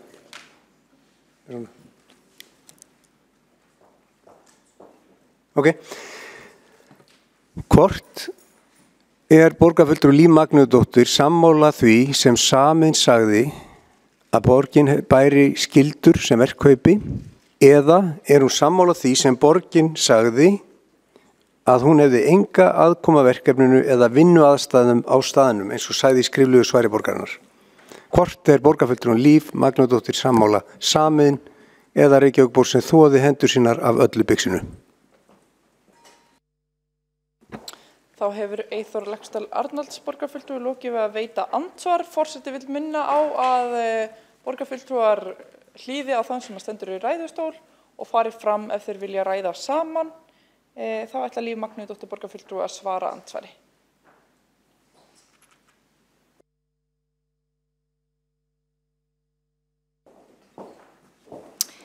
Ágæti forseti og borgarstjórn, eins og við höfum verið upplýst að þá er Reykjavíkurborg ekki verkkaupi að þessu, en ég fordæmi alla slíka meðferð á fólki eins og hefur komið í ljós í þessu máli. Og það er ekki nóg að segja að það sé bara grafalvarlegt, heldur þetta algjörlega óboðlegt og viðeigandi stofnanir eiga að grípa inn í þetta mál. En ég er auðvitað ekki hér komin undir þessum lið til þess eins að svara spurningum borgarfulltrúa Eyþórs Arnalds Laxdals. Heldur erum við hér til þess að ræða þetta í víðu samhengi. Og þetta er ótrúlega vont mál og vonandi er þetta eina málið, en það sem við þurfum að gera hér á vettvangi borgarinnar, það er að tryggja að Reykjavíkurborg sé aldrei aðili að slíkum uppákomum þar sem að fólk er beinlínis arðrænt á vissan hátt. Og það þykja mér líka vondafréttir að fólk hafi verið látið rífa niður asbest án hlífðarfatnaðar. Þannig að ég tek þessu mjög alvarlega.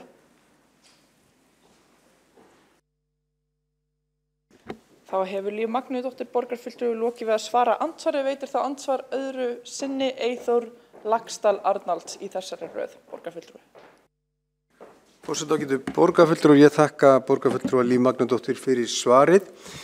Það er skýrt, hún lítur svo á að Reykjavíkurborg sé ekki verkkaupi, en það er akkurat í hróplegri andstöðu við það sem að Þorbjörn Guðmundsson, framkvæmdastjóri Samiðnar, sagði í fjölmiðlum í desember og nóvember í fyrra. Þar er sagt að hann segir að Þorbjörn, hérna með leyfi forseta, Þorbjörn segist líta svo á að Reykjavíkurborg sé verkkaupi í þessu tilfelli. Tilvitnun lýkur. Skýrar er það ekki, borgarfulltrúin segir að Reykjavíkurborg sé ekki verkkaupi, en framkvæmdastjóri Samiðnar eftir að hafa fundið brot á 10 starfsmönnum og fleira staðhæfir að Reykjavíkurborg sé verkkaupi. Þetta voru nefnilega ekki íbúðir. Þetta var work in progress og það er ekki ennþá búið að klára það. Þá ert ekki að kaupa íbúðir. Þú ert bara í verkefni með ólöglega starfsemi í boði borgarinnar og það var ekki einu sinni byggingarleyfi. Þá hefur Eyþór Laxdal Arnalds borgarfulltrúi lokið við að veita andsvar öðru sinni, svar það andsvar öðru sinni Líf Magnúsdóttir borgarfulltrúi. Forseti, ágæta borgarstjórn. Það er ágætt hvernig borgarfulltrúin leggur mér orð í munn, en ég sagði mjög skýrt að þær upplýsingar sem okkur bárust voru þær að Reykjavíkurborg væri ekki verkkaupi. Þetta voru upplýsingarna sem okkur bárust. Þannig að það er gott að einhverju vissi sinni sök. Ég er hins vegar ekki viss í minni sök og ég tel þá rétt að málið fái formlega meðferð af þar til bærum aðilum til þess að þetta sé rannsakað og öll kurl séu komin til grafar. Og ég ætla að biðja borgarfulltrúum að hlusta á þá sem eru upp í pontu og eru að reyna að svara spurningum sem að beinti til þeirra að sama skapi. Þannig að ég tel ekki að við eigum að fara í einhvern rannsóknar réttar leiðangur sem borgarfulltrúar, en við þau að koma málunni í farveg til þess að fá það full upplýst. Þá hefur Líf Magnúsdóttir borgarfulltrúi svarað andsvari öðru sinni og þá er það Marta Guðjónsdóttir borgarfulltrúi sem veitir andsvar.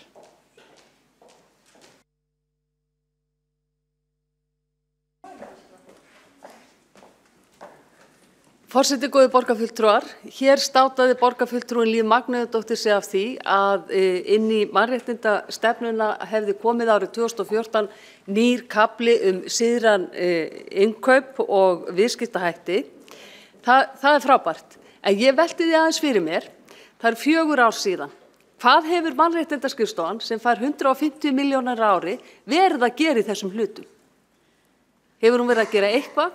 Eru einhverjar áætlanir til?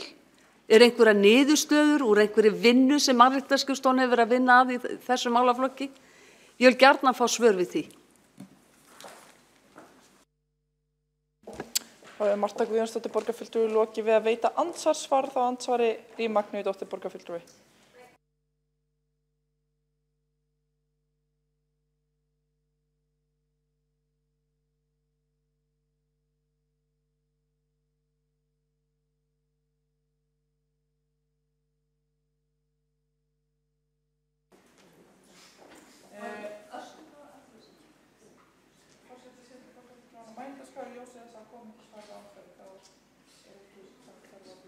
Bæta við.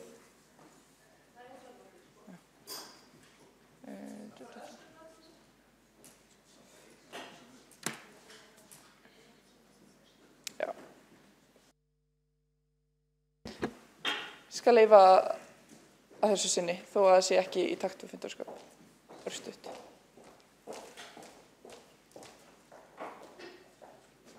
Forseti, góðir borgarfulltrúar, ég þakka forsetanum fyrir að leyfa mér að koma hér upp í örstutt andsvar og athugasemd, en mér finnst það merkilegt, hér kemur mér spurningu til fyrrverandi formanns Mannréttindaráðs það til hvaða aðgerða hefur verið gripið á þessu sviði á síðasta kjörtímabili og borgarfulltrúin Líf Magnúsdóttir treysti sér ekki til þess að svara. Marta Guðjónsdóttir borgarfulltrúi lokið við að veita stuttu athugasemd. Næst á mælendaskrá Heiða Björg Hilmarsdóttir borgarfulltrúi.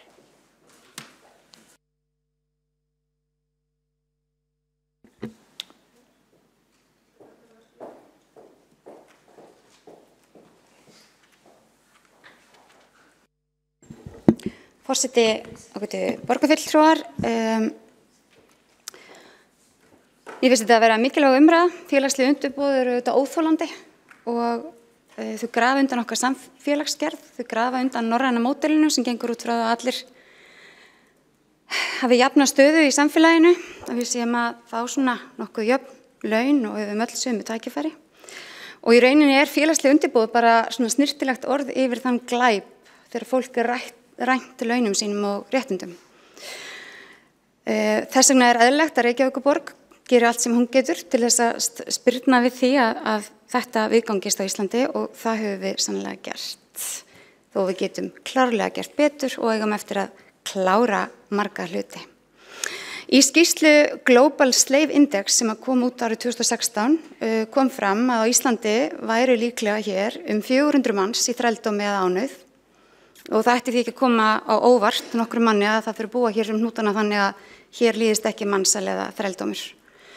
Bandaríska utanríkisráðuneytið hefur gert árlega skýrslu mansal þar sem hún metur aðgerðið þjóða sem gegn því að sporna við mansali í ríkjum heims og það er sorglegt frá því að segja að ríkin sem eru flokkuð í 4 flokka og Íslandi núna í öðrum flokk í annað árið í röð vegna þess að við erum einfallega sem ríki ekki að standa okkur í því að berjast gegn mansali og þrældómi. Hér hefur ekki verið nein aðgerðaáætlun við lýði síðan 2016.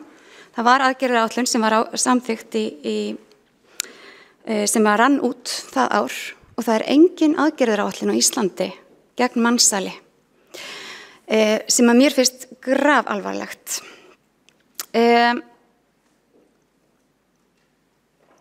Við gerum þetta sem við getum hér og ég veit að borgarfulltrúarnir Líf Magnúsdóttir og borgarfulltrúin Sabíne Lefskov hafa báðar unnið mikið í þessum málum, annars vegar á vettvangi Mannréttindaráðs á síðasta kjörtímabili og til dæmis er þetta ávarpað í mannréttindastefnu og síðan í innkauparáði og ég held að það sé mikilvægt að það komist sem skýrast til framkvæmda. Og helst þannig að líka þegar við erum að kaupa vörur, þó við séum ekki að framleiða þær, að þær séu ekki framleiddar af þrælum eða þar sem að fólk býr við óviðunandi aðstæður eða er rænt launum sínum eða öðrum réttindum.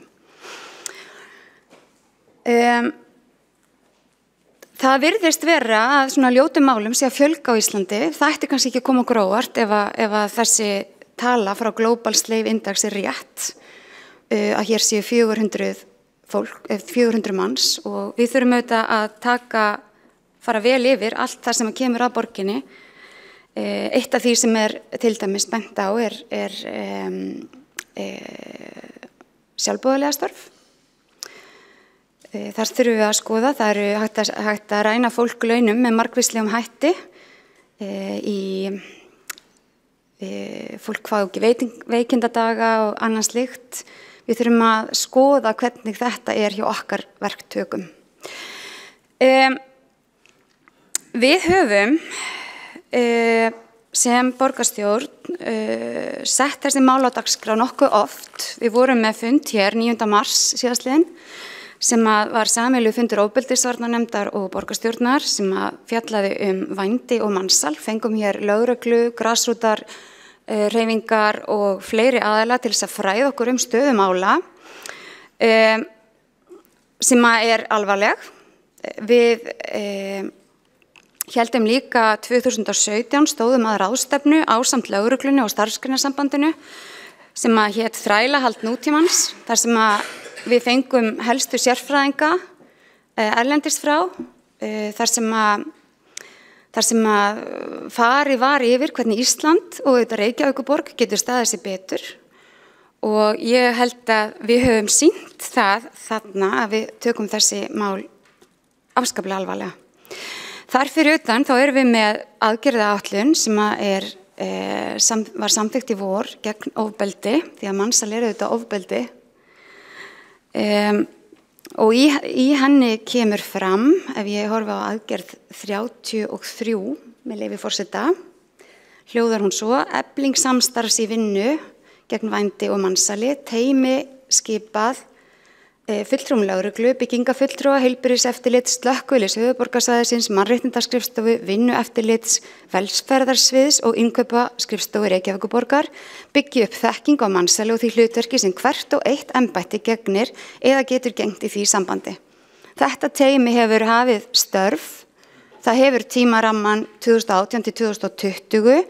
Þarna eru okkar starfsmenn að viða að sér þekkingu og eins og borgarfulltrúi Sabine Lepskov nefndi áðan að þá til dæmis hafa komið upp innan heilbrigðiseftirlitsins eftir að við höfðum fræðslu þar ábendingar að þú ert kannski að fara sem heilbrigðisfulltrúi í skoðun á veitingastað og tekur eftir að það geti verið eitthvað mögulega sem tengist starfsmanni eða slíkt og þá getur tilkynnt það.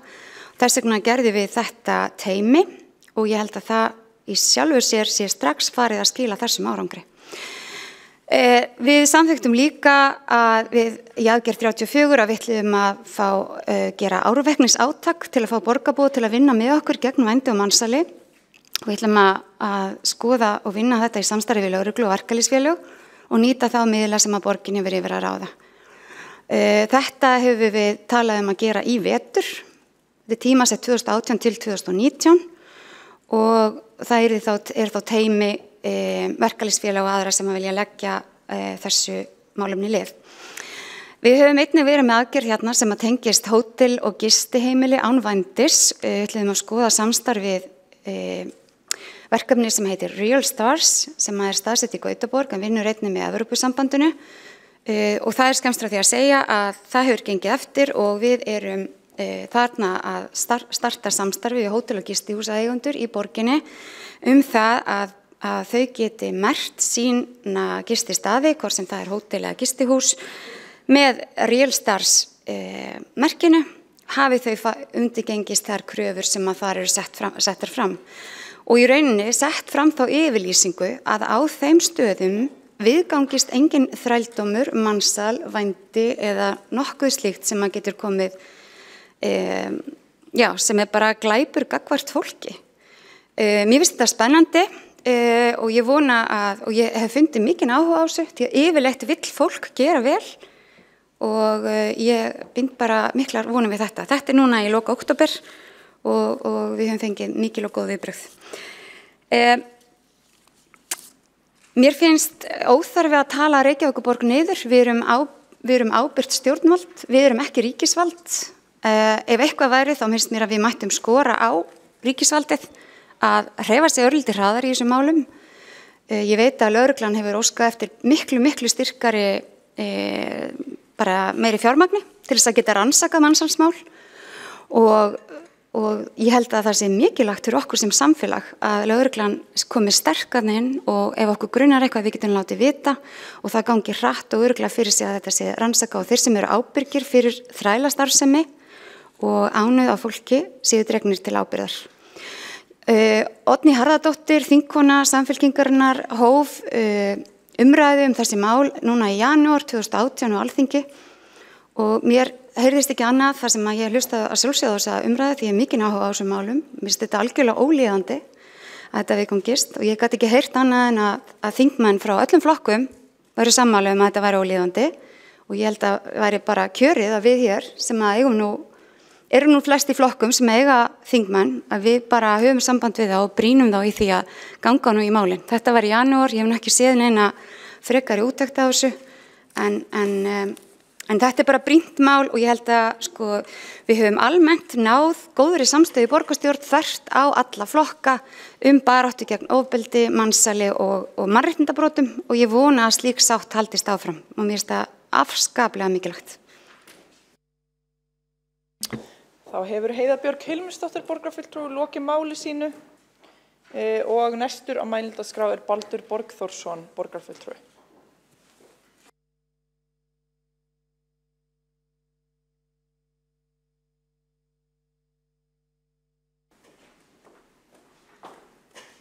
Forseti, borgarfulltrúar, ég hérna að tjá mig undir liðnum umræða keðju ábyrgð, félagslegt undirboð, siðræn innkaup og viðskiptahætti og hvernig staðir að verkkaupum og samningum við aðalverktaka og vettvangi borgarinnar og þetta að beiðni borgarfulltrúa Samfylkingar, Viðreisnar, Pírata og Vinstri grænna. Þetta allt sem hið besta mál nema þegar kemur að því að sé að ræða eitthvað annað heldur en fögur orð á blaði. Hérna kemur borgarfulltrúi Eyþór Laxdal Aldal og nefnir hér mjög skelfilegt dæmi innan Grensásveg 12, það rétt að ítreka það aftur. Þannig að ég þekki nú aðeins til með áhrifin af svona asbestsmengun sem að í mörgum tilfellum getur verið banvæn ef að mengunin mikil á stuttum tíma og ég hef bara, held ég, aldrei heyrt jafn ábyrgt fólk og þið viljið lýsa ykkur vera hér í þessum umræðum, vísa svona algjörlega frá okkur ábyrgð í málinu. Borgin náttúrulega klárlega verkkaupi, það skiptir ekki máli hvaða nafn notað á það. Þetta hins vegar sýnir enn eina ferðina að hér liður 4 búin að breytast í það að vera umræða nákvæmlega ekki neitt. Takk fyrir. Þá hefur Baldur Borgþórsson borgarfulltrúi lokið máli sínu. Næst á mælendaskrá Líf Magnúsdóttir. Þá einn borgarfulltrúi sem vil veita andsvar og það Pavel Bartósek borgarfulltrúi. Virðulegur forseti, mér rennur dálítið blóði skyldunar að koma hér og halda uppi vörnum fyrir samstarfskollega minn Líf Magnúsdóttur af því að það var nú svona gert að hún hafi ekki svarað með nægum hætti þegar borgarfulltrúi Eyþór Laxdal Aldals spurði hana hvort hún væri þeirra skoðun að borgin var í verkkaupi í tilteknu máli eða ekki og hér vísar borgarfulltrúi Baldur Borgþórsson til þeirra atriða skilst mér. Og nú það þannig að ef siðareglur borgarfulltrúa eru lesnar þá þar skýrt kveðið á að það sé ætlast til þess að kjörnir fulltrúar Reykjavíkurborgar virði svona almennt þá stjórnskipun og starfsskiptingu sem á sér stað innan borgarkerfisins. Og auðvitað geta borgarfulltrúar haft einstaka skoðun á því hvort tiltekið hlutur sé með einum hætti eða öðrum. En mér finnst kannski ágætis bragur á því að menn reyna að virða það við borgarfulltrúa ef þeir reyna að komast hjá því að fara með mjög augljósum hætti gegn skoðunum eða niðurstöðum embættismanna sem eru auðvitað bara að reyna að vinna sína vinnu.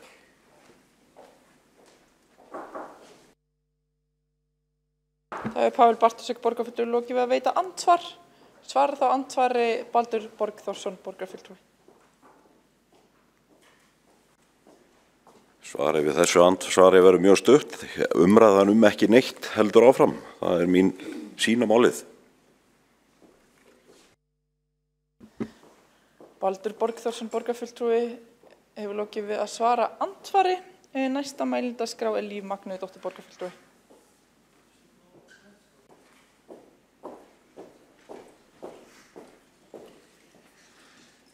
Ágæti forseti og borgarstjórn, já, mér rennur líka blóðið til skyldunar og það nægir mér auðvitað ekki að svara fyrirspurnum borgarfulltrúa Mörtu Guðjónsdóttur í stuttu andsvari og þess vegna ætla ég að fara yfir allt það sem hefur verið sagt í þessum sal aftur vegna þess að þar kemur í ljós hvað verið að gera á vettvangi borgarinnar.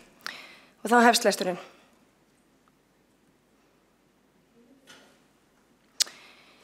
Í fyrsta lagi þá nefndi ég auðvitað mannréttindastefnuna og ég nefndi líka varðandi jafnréttisáætlunina og hvað í gangi þar og það í stýrihópi eða starfshópur sem á eftir að skila eftir 3 vikur. Það meðal annars það sem hefur verið sett af stað á vettvangi borgarinnar. Varðandi innkauparáð til dæmis, Heiða Björg Hilmisdóttir borgarfulltrúi fór mjög vel yfir það sem að gerast á vettvangi ofbeldisvarnanefndar. Og í því samhengi þræðirnir eru út allt í borgarkerfinu. Við höfum sett talsverða vinnu á stað á síðasta kjörtímabili. Við ætlum að halda áfram að gera á þessu kjörtímabili. Þannig að ég ætla líka að fara yfir það sem að Sabine Leskopf fór mjög vel yfir hérna áðan.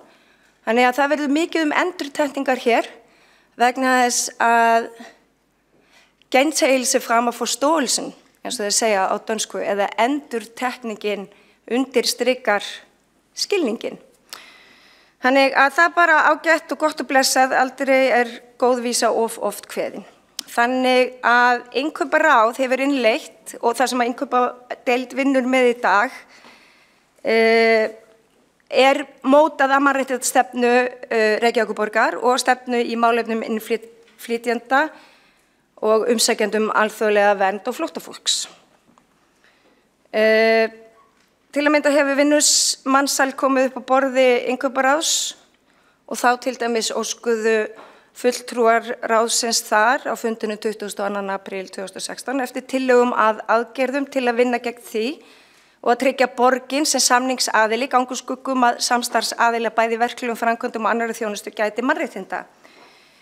Og eftir samráð við fulltrúa frá borgarlögmanni, innkaupadeild og umhverfis- og skipulagssviði þá samþykkti innkauparáð þann 29.4.2016 að eftirfarandi texti verði hluti af útboðsgögnum og verksamningi. Og þar reglur keðjuábyrgð sem skuldbunda verktaka til að tryggja fólki lágmarkskjör samkvæmt kjarasamningum og þurfa að skrifa undir yfirlýsingu. Þetta eitt af því sem hefur verið gert. Það svo hljóðandi, bjóðandi með leyfi forseta, bjóðandi mun tryggja allir starfsmenn sem koma muna verkinu, hvort sem starfsmenn bjóðandi eða undirverktaka, fái laun og starfskjör í samræmi við gildandi kjarasamninga hverju sinni og aðstæður þeirra sé í samræmi við löggjöf og sviði vinnuverndar. Hvenær sem á samningstíma mun bjóðandi geta sýnt verkkaupa fram á öll réttindi og skyldu gagnvart þessum starfsmennum sem uppfyllt. Bjóðandi samþykkir að ef hann getur ekki framvísa gögnum eða sýnt eftirlitsmanni verksins fram á samningsskyldu séu uppfylltar innan 5 daga frá óskum slíkt borin fram að verkkaupa, getur verkkaupi rift verksamningi án frekari fyrirvara eða ákveða beita dagsektum sem nemur 0,1% af samningsuppað fyrir hvern dag sem umbeðnar upplýsingaskortir. Og beiting þessara vannefnda úrræða hefur ekki áhrif á gildi verktryggingar og lestri líkur. Þetta var svo kynnt á öllum sviðum og skrifstofum Og ábyrgð og eftirliti eins og önnur samningsstjórnin ávallt hjá viðkomandi kaupandi sem eigandi en sérstök samvinna hófst við umhverfis- og skipulagssvið til að ræða hvernig eftirlit með verklegum framkvæmdum getur verið bætt í þessum anda. En þar hefur einmitt farið fram mikil fræðsla síðan ársbyrjun 2017. Hvernig best til dæmis að þekkja mansal á vinnusvæðum eða veitingastöðum eða hvar sem Og það var eins og komið inn á hérna, heilbrigðisnefndin hefur aðhafst talsvert, hefur eftirlit líka með ýmsu. Þetta gert á vettvangi heilbrigðisnefndarinnar. Þannig að hér hefur bæði verið samþykkt eitthvað á vettvangi borgarinnar, pólitíkin samþykkir eitthvað og innleiðir þetta síðan í allt borgarkerfið. Bæði með eftirliti og að kalla eftir gögnum og setur þetta í samninga. Þetta hefur verið gert á vettvangi borgarinnar sem dæmi. Og sem sagt, svo ég undirstriki enn frekar að þá í útboðum setta fram ítarlega kröfur fjárhag fyrirtækis, skil og opinberu gjöldum, þjónustugæði, umhverfiskröfur og aðra tæknilega kröfur. Þetta þegar gert. Og kannski þurfum við bara enn frekar að efla þetta eftirlit og ráða fólk. Belgja út kerfið, svo við getum staðið skil og öllu þessu. Haft meira eftirlit. Aðhafst meira. En það kostar auðvitað það að við ráðum hingað fólk til þess að sinna þessu eftirliti. Og Sjálfstæðisflokkurinn getur allir verið á móti því. Nú stefnumótunina þá stendur í innkaupa stefnu borgarinnar í 5. grein með leyfi forseta að við innkaup sé kostnaðar tekið tillit til gæða og umhverfis- og mannréttindasjónarmiða. Ég bara ekki búin, ég þarf bara að koma aftur í ræðustól. Einhver eftir mér? Já. Þannig að ég bara, eins og ég segi, ég get ekki farið í stutt ansvar til þess að fara og endurtaka allt sem hefur farið fram hér í þessum sal, eðlilega. Þannig að ég hvet bara borgarfulltrúa Mörtu Guðjónsdóttur til að hlusta betur. Líf Magnúdóttir borgarfulltrúi hefur lokið máli sínu. 2 borgarfulltrúar biðja að veita andsvar. Fyrst það Marta Guðjónsdóttir borgarfulltrúi.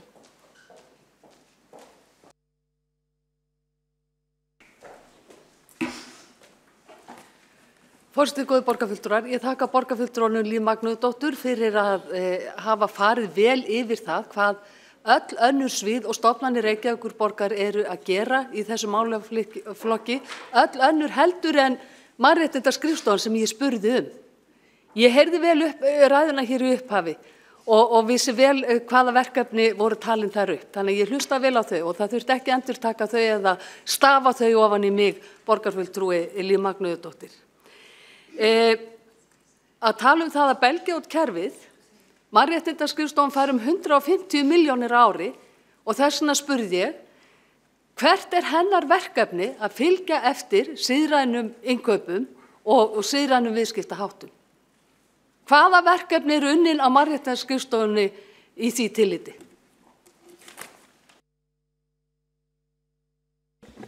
Þá hefur Marta Guðjónsdóttir borgarfulltrúi lokið við að veita andsvar. Svar þá andsvari Líf Magnúdóttir borgarfulltrúi. Já, forseti, ágæta borgarstjórn, það auðvitað of langt mál að fara hér út í þannig að ég ætla að senda Mörtu Guðjónsdóttir borgarfulltrúa tengil þar sem hún getur sjálf yfirfarið þau verkefni sem mannréttindaskrifstofa sannarlega aðhefst. Það bara einfalt mál að lesa það. Þá hefur Líf Magnúdóttir borgarfulltrúi svarað andsvari. Veitir þá andsvar Eyþór Laxdal Arnalds borgarfulltrúi.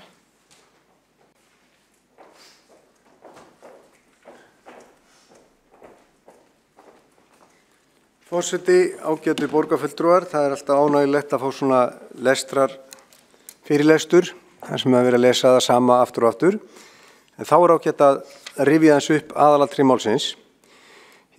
Það minnisblað sem liggur fyrir þessum lið fjallar ákvörðun sem var með bókun í innkauparáði 29.4.2016, bara svo við rifjum þetta upp.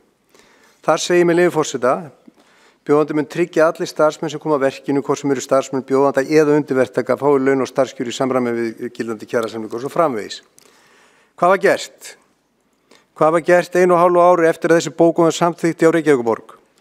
Þá ákvað borgin að fela SEA, sömu deild sem heyrir undir borgarstjóra og Sáum Braggan, að kaupa fyrir 785 milljónir 24 ógerðar íbúðir og framhaldið þekkjum við. Og þá spyr ég, Líf Magnúsdóttir borgarfulltrúa, var ekki örugglega passað upp á allar þessar heimildir og er ekki búið að rifta samningnum? Það hlýtur að vera búið að rifta samningnum með þess að var lesið hérna upp. Það var lesið upp tvisvar.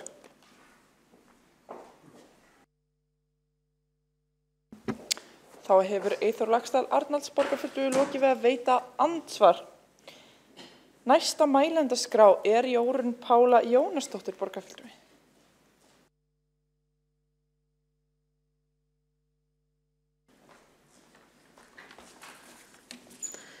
Forseti borgarstjórn langar að velta því upp í framhaldi af umræðum undir þessum lið og varðandi Grensásveg 12 hér áðan, hvort það sé ekki bara komið tilefni til þess að rannsókn fari fram á þessu atviki og þá tökum við undir með borgarfulltrúa Líf Magnúsdóttur sem minntist á það hér áðan og fögnum því.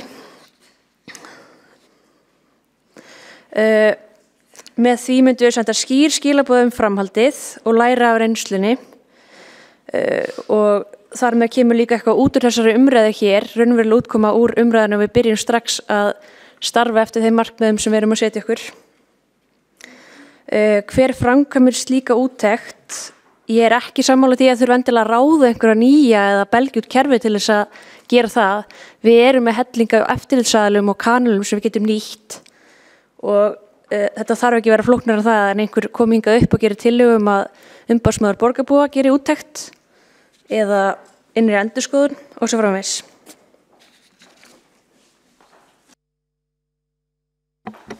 Þá hefur Jórunn Pála Jónasdóttir borgarfulltrúi lokið máli sínu. Næsta mælendaskrá er Kolbrún Baldursdóttir borgarfulltrúi.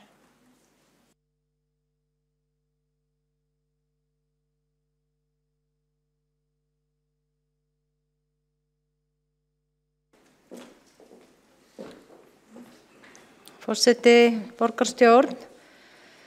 Já, ég held að það sé alveg sama hversu mikið er talað, að þá er ekki hægt að tala sig frá ákveðnum staðreyndum. Og mér langar hér með leyfi forseta að lesa bókun í þessu máli og hún er svona og tengist öllu þessu tali undir þessum lið. Hvert máli af öðru er nú að springa framan í meirihlutann. Jafnréttislög brotin, dómur sem kostar borgina margar milljónir, hið víðfræga braggasök og mathöllin á Hlemmi þrefalt fram úr áætlun. Alvarleg málefni félagsbústaða springa út, undirboð á starfsmenn Strætó BS og aðbúnaður og öryggi á Grensásvegi 12, ekki í samræmi við lög og reglur. Hvar er keðjuábyrgðin í þessu málum? Meirihlutinn segir þetta allt grafalvarlegt, að líta mál grafalvarlegum augum nær bara skammt í ljósi alls þessa. Og þegar litið er yfir þessi mál, sum þeirra allavega, má nokkuð víst vera að mörg þeirra hafa fengið að grassera lengi án viðunandi eftirlits og aðhalds fyrirverandi meirihluta sem að hluta til situr nú áfram við völd. Hvað hefur farið úrskeiðis hjá borginni? Þurfa ekki vinnubrögð borgarmeirihluta síðasta kjörtímabils að vera tekin út af óháðum aðila? Hvað fór úrskeiðis við stýringu borgarinnar, eftirlit og aðhald í þessu málum? Og á það má minna að Píratar sátu í síðustu borgarstjórn, Píratar og Viðreisn ganga inn í þetta samstarf og eru þar með talið með þennan stóra pakka á herðunum. Og stefna þessara tveggja flokka sem hér nefndir er svo sannarlega ekki að fá að blómstra í þessu ástandi sem nú er með hverjum degi að fá skýrari mynd. Þá hefur Kolbrún Baldursdóttir borgarfulltrúi lokið máli sínu. Næstur á mælendaskrá Örn Þórðarson borgarfulltrúi.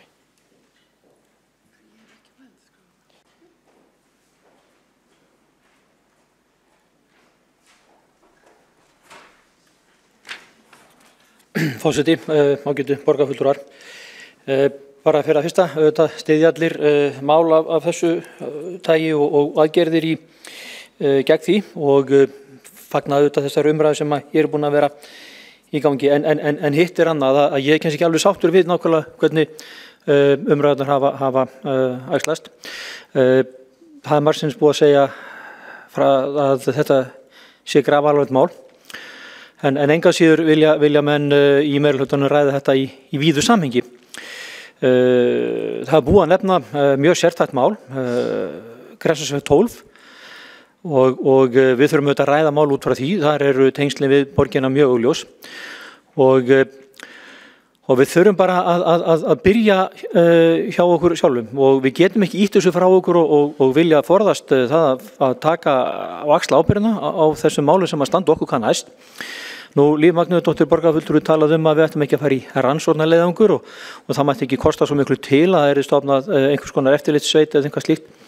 Áttam ekki alveg á því af hverju kostnaðurinn orðinn aðalatriði í þessum málum, ekki það að ég styðji ótakmarkaðan kostnaði í þessu, heldur vilja kannski miklu frekar kalla eftir því að við borgarfulltrúar, þó ekki væri aðrir, að við reynum að grípa inn í ef við sjáum svona mál koma upp.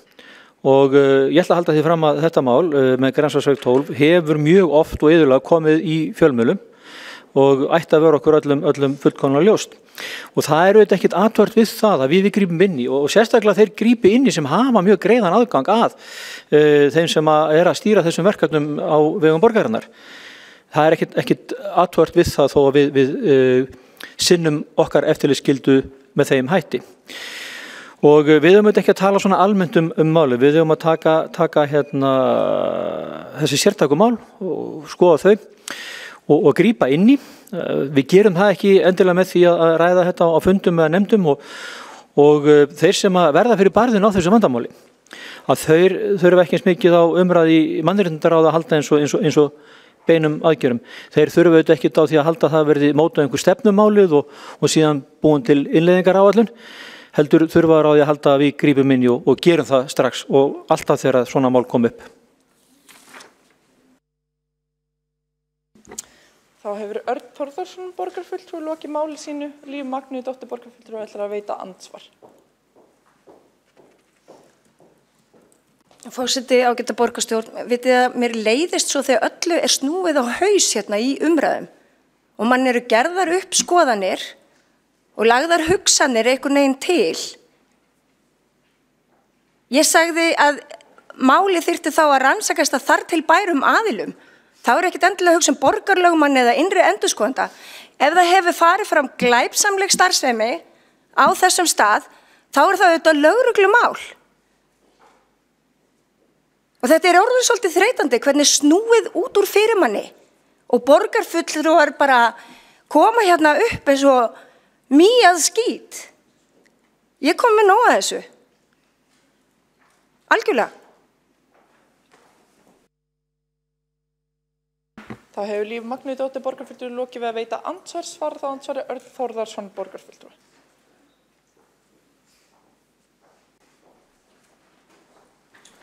Forseti, ágæta borgarstjórn.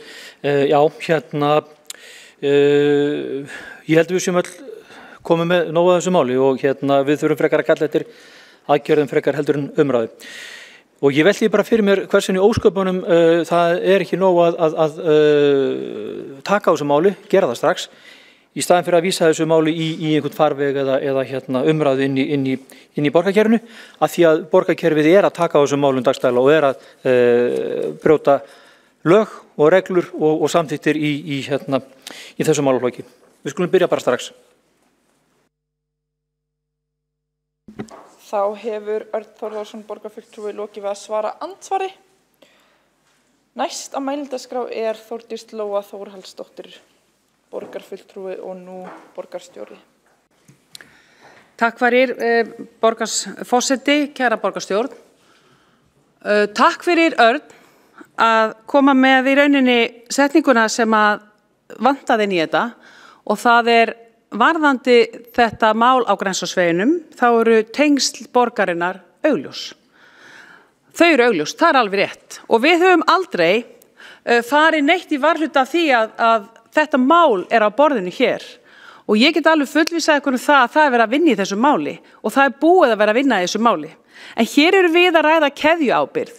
Og taki eftir því, við förum á stað hér í dag, ekki neinum flæmingi frá einu að neinu. Við setjum á dagskrá mál til umræðu að því við lítum þetta alvarlegum augum sem er orðið besta slagarinn, hafið tekið eftir því. Það er allir að segja þetta, við lítum þetta alvarlegum augum, mest að frábært. Já, Línu, takk fyrir það. Við erum í borginni með marga anga úti og það búið að ræða það. Við erum hérna með innkauparáð sem að vinna í þessum málum, við erum með mannréttinda og lýðræðisráð sem að vinna í þessum málum, við erum með ofbeldisvarnarnefnd sem tekur á þeim málum sem að lúta að því, við lítum þetta mjög alvarlegum augum, það geti því, sem snýr að kjörum og mannréttindum í þessu. Þetta vont mál, þessi Grensásvegur, frá upphafi til enda. Borgin var hérna að kaupa fasteign, var hún tilbúin, ekki tilbúin, ekki vandamál borgarna því hún að kaupa íbúðir. Það eru aðrir sem eiga að græja og gera, það eru aðrir sem eiga að framkvæma það. Það fasteignasalinn sem kaupir sér verkkaupa. Þetta mál fasteignasalans eða fasteigna eigandans í rauninni. Og við erum hérna að ræða í rauninni keðjuábyrgðina af því að öll þessi umræða svo mikilvæg. Við erum ekkert komin hingað til að stöðva eitt eða neitt. Við erum einmitt komin hér til að fara áfram í aðgerðir með kjark að vopni og mannréttindi að vopni. Það þangað sem við viljum fara. Og við í meirihlutanum í dag lítum þetta mjög alvarlegum. Við erum ekki fann að syngja, bara næstu því. Ég á eftir að rappa þetta en það annað. Við ætlum að taka þetta mál áfram, en ekki bara eitthvað eitt mál og það alvarlegt, já. En við ætlum að taka allt þetta heildarmál sem snýr að ofbeldi, sem snýr að innkaupum, sem snýr að útboði, sem snýr að mannréttindum, sem snýr að kjörum. Þetta allt á borðinu, allt. Og ég nú bara ánægð með hvað við erum öll sammála hér, því þá verður ekkert vandamál að taka þetta mál áfram. Takk fyrir. Þá hefur borgarstjóri lokið máli sínu. Næst á mælendaskrá Líf Magnúsdóttir, borgarfulltrúi. Vill borgarfulltrúin ekki? Nei, borgarfulltrúin ætlar ekki að taka til máls, þá það Eyþór Laxdal Arnalds, borgarfulltrúi sem næstur mælendaskrá.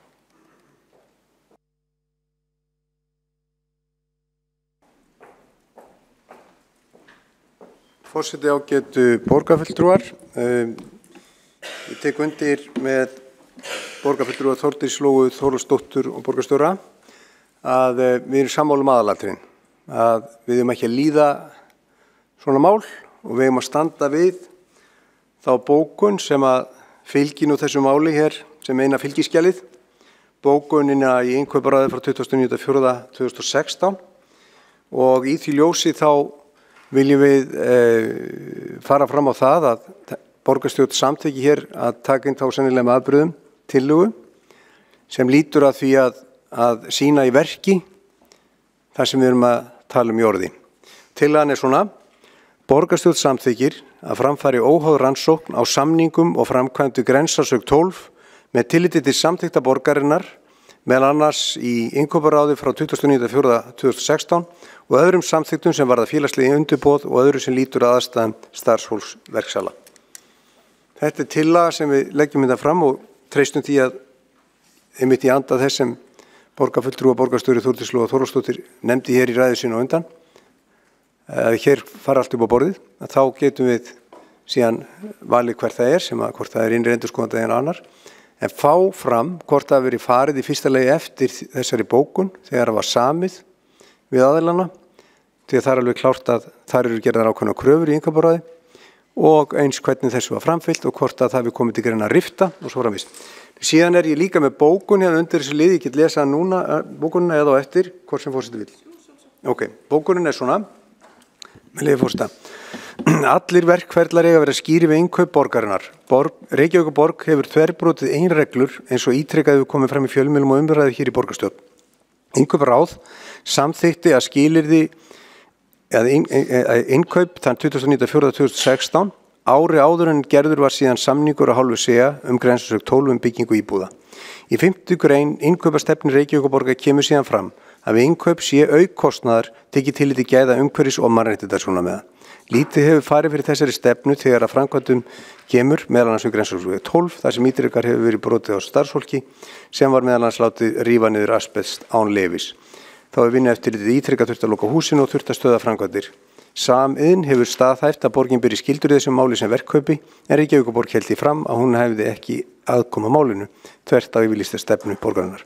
Í mannréttindastefnu Reykjavíkurborgar segir meðal annars að borgaryfirvöld skuldbindi sig til að vinna mannréttindu þeirra sem borgin á í samskiptum við og viðskiptum við. Það hefur ekki verið gert í þessu máli.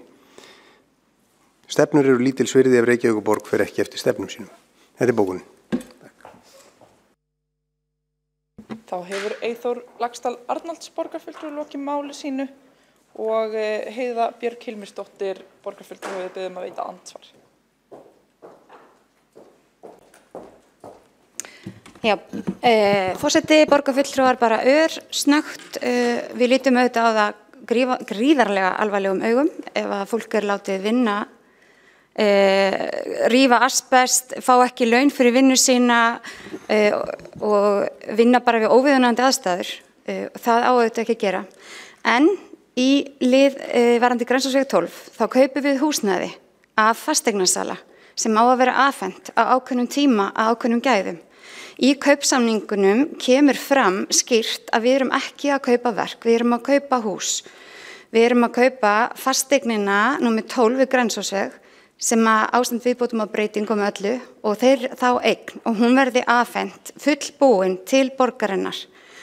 Það er því ekki þannig að við í rauninni séum úttekt-aðilar því að samkomulag jafnframt það að verkfræðistofan Ferill EHF eða OMR verkfræðistofa skuli hafa eftirlit með því hvort að öllum verkþáttum sé lokið áður en að viðkomandi eign skilað til borgarinnar. Borgin var ekki aðili að þessu en auðvitað brá okkur mikið við að heyra af þeim því hvernig þarna mál hafa staðið. Það er starfsfólk okkar, það er okkar verk að móta stefnu og aðgerðaáætlanir og fylgja því eftir að stefnunar okkar komist til skila innan borgarkerfið, að þær komist til framkvæmda, við gerum aðgerðaáætlanir og fylgjum þeim eftir. Það er ekki okkar verk borgarfulltrúa að fara í úttektir á verkstöðum. Það er ekki okkar verk. Þess vegna finnst mér svona, mér finnst vera að ýja því að við ættum frekar að eyða okkar tíma í slíkt. Ég hef núna bara heimildir frá því innan nú segja að það er verið að skoða stöðu verkframkvæmda þar sem að það hefur dregist óhóflega að skila okkur þessum íbúðum. Og það er verið að bíða eftir skýrslu verkfræðistofunnar framkvæmdirnar og skoða hvort að eigi að rifta samningi vegna vanefnda. Þannig að þetta kemur líklega inn í borgarráð mjög fljótlega. Það er spurning hvort við leyfum starfsfólkinu okkar að klára það sem að þau eru að vinna í þessu máli. Því að þetta er ekki borgarfulltrúa starf. Þá hefur Heiða Björk Hilmisdóttir borgarfulltrúi lokið við að veita andsvar. Forseti vil undirstrika að það er ekki hægt að veita andsvar við andsvari en nú svarar andsvari Eyþór Laxdal Arnalds borgarfulltrúi.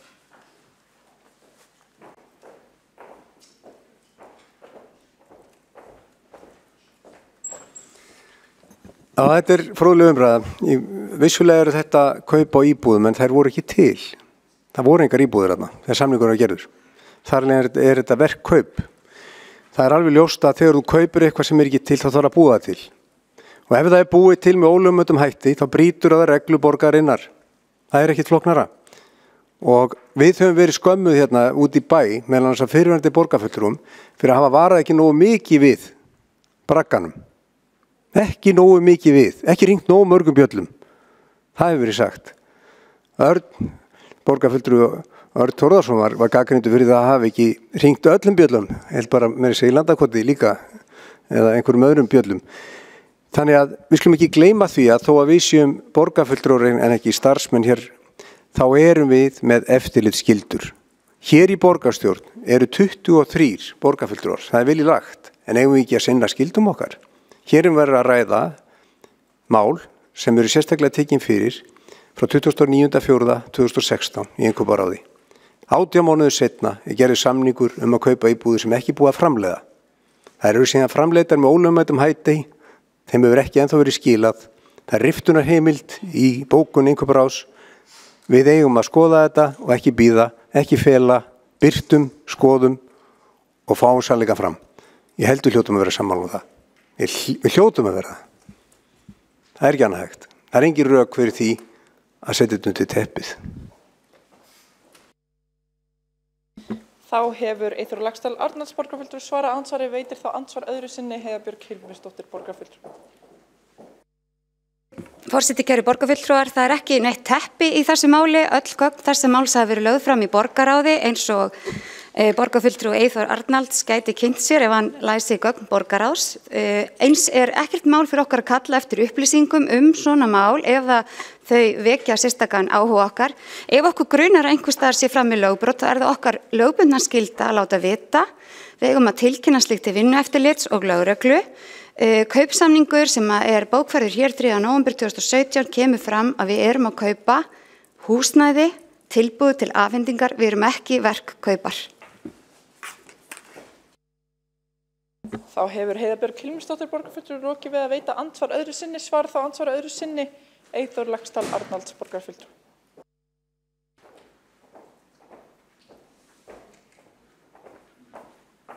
Forseti, ágætu borgarfulltrúar, þegar fólk kemst í rökþrot þá byrjar það að saka aðra að hafa ekki lesið heima. Ég ágætlega lesin og það alveg skýrt að í bókun innkauparáðs einmitt verið að kalla eftir því að það sé að gera kröfur á þá sem að búa til verk. Ég ekki einn þá skoðun að Reykjavíkurborg sé verkkaup í þessu máli. Ég sagði hér fyrir og ég vona að borgarfulltrúin hafi heyrt það að framkvæmdastjóri Sameinar sagði í fjölmiðlum að hann teldi að Reykjavíkurborg væri ekki bara verkkaupi, heldur hefði sérstökum skyldum að gegna sem slíkur. Þetta þarf ekki að vera skýrar. Þetta algjörlega skýrt. Og ef samiðin á því að Reykjavíkurborg sé verkkaupi, þá tel ég að við eigum að skoða þetta mál. Það heldur ekkit eitthvað sem þarf að skoða hvort það hefur verið brotin lög. Það alveg ljóst. Ekki bara gagnvart vinnueftirlitinu, ekki bara gagnvart samiðin, heldur líka gagnvart borginni. Það var unnið án byggingarleyfis.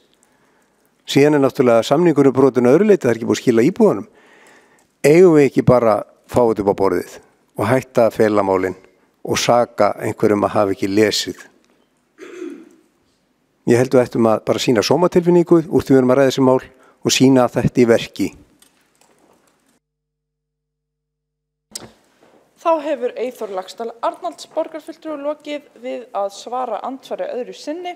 Þá næsta mælendaskrá Jórunn Pála Jónasdóttir borgarfulltrúi.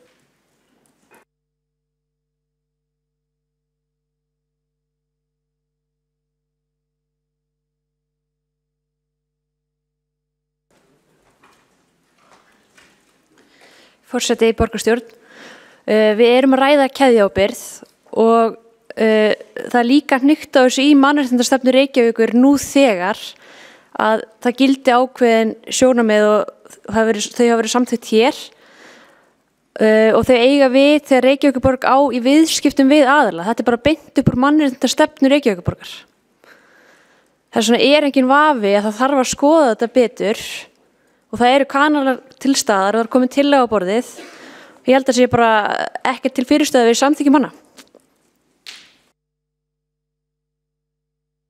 Þá hefur Jórunn Pála Jónasdóttir borgarfulltrúi lokið máli sínu. Ekki hafa fleiri beðið að taka til máls undir þessum lið og telst umræðu lokið undir þessum lið. Borist hefur tillaga sem óskar eftir að sé tekin inn með afbrigðum. Það rétt skilið? Forseti vill núna, við látum það örlítið bíða vegna þess að núna sem sé umræðu lokið undir lið 4 en það átti eftir að klára málsmeðferðina undir lið 2 og 3 og forseti eftir að klára það, svo verður tekið kvöldmatarhlé og svo getum við tekið afstöðu til annarra mála eða tillagna. Já, þá ætlar forseti að bjóða Skúla Helgasyni borgarfulltrúa að taka til máls með tillögu að málsmeðferð í tengslu við lið 2 og 3. Forseti ágæta borgarstjórn, já, það hefur átt sér stað fín vinna hér frá því að við kláruðum umræðuna tillögur 2 og 3 og við höfum orðið ásátt sameiginlega breytingatillögu meirihlutinn annars vegar og fulltrúar Sjálfstæðisflokksins hins vegar. Við tillögu Sjálfstæðismanna námsárangur og þátttöku barna af erlendum uppruna. Breytingatillagan lýtur einhverjum að 2 atriðum. Annars vegar því að við breytum þarna því sem talað sem mismunun í námsárangur og þátttöku barna í aðstöðumun og hins vegar ríkið sérstaklega ávarpað í seinni hluta tillögunar í umfjöllun útgáfu námsefnis. Ég ætla að lesa þá tillöguna, breytingatillöguna þessar sameiginlegu sem hún hljómar núna, með leyfi forseta. Borgarstjórn samþykkir að Reykjavíkurborg beiti sér fyrir því að minnka eða útrýma þeim aðstöðumun sem birtist í námsárangri og þátttöku barna af erlendum uppruna í íþróttum og tómstundum. Lagt til að námsráðgjöf og heimanámsaðstoð til barna með annað móðurmál en íslensku verði efld og skima sérstaklega eftir námsörðuleikum í þessum hópi barna, til dæmis með því að taka í notkun viðurkennt matstæki sem mælir almenna þekkingu og námsfærni á móðurmáli nemenda. Áætlanir móttöku barna innflytjenda í leik, grunnskólum og frístundaheimilum verði endurskoðaðar. Ríkið og aðrir aðilar sem eiga aðkoma að mótun menntakerfisins beiti sér fyrir því að gefið verði út námsefni sem hentar nemendum undir 18 ára með annað móðurmál en íslensku og jafnframt á auknu fjármagni verði varið til rannsókna og kennslu á þessu sviði. Samstarfi önnur sveitarfélög sem málefni barna með annað móðurmál en íslensku verði eflt. Og málsmeðferðin þá þannig, eins og við leggjum þetta upp, að við draugum okkar tillögu tilbaka og sameinumst þessa tillögu sem að heldur til haga öllum veigamestu efnisatriðunum og báðum tillögunum sem við höfum rætt hérna á fundinum. Ég fagna þessari niðurstöðu og þakka fyrir gott samstarf og góðu bragur á því að við sameinumst eina tillögu.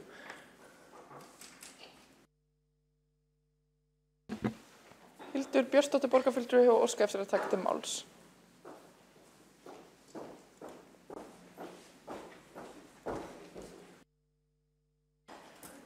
Forseti, ágæta borgarstjórn, ég vil þakka borgarfulltrúa Skúla Helgasyni og raunar öllum borgarfulltrúum meirihlutans kærlega fyrir þessa fínu breytingatillögu á tillögu Jórunnar Pálu Jónasdóttur borgarfulltrúa. Mér þykir mjög góður bragur á þessu og þetta sendir virkilega jákvæð skilaboð út í kjörtímabili framundan. Takk fyrir þetta. Ég dreg þá formlega breytingatillöguna mína tilbaka. Þá hefur Hildur Björnsdóttir borgarfulltrúi lokið máli sínu og forseti þakkar fyrir þessa málsmeðferðartillögu sem þá hefur komið fram til þess að skýra þetta ferli. Þá liggur fyrir tillaga Sjálfstæðisflokksins og fram hefur komið ein breytingatillaga á þeirri tillögu. Þá erum við að tala um tillögu 2 sem var tillaga borgarfulltrúa Sjálfstæðisflokksins um að minnka mismun í námsárangri barna, innflytjenda og annarra barna. Borist hefur sameiginleg breytingatillaga allra flokka? Nei.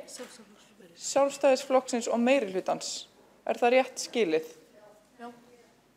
Já.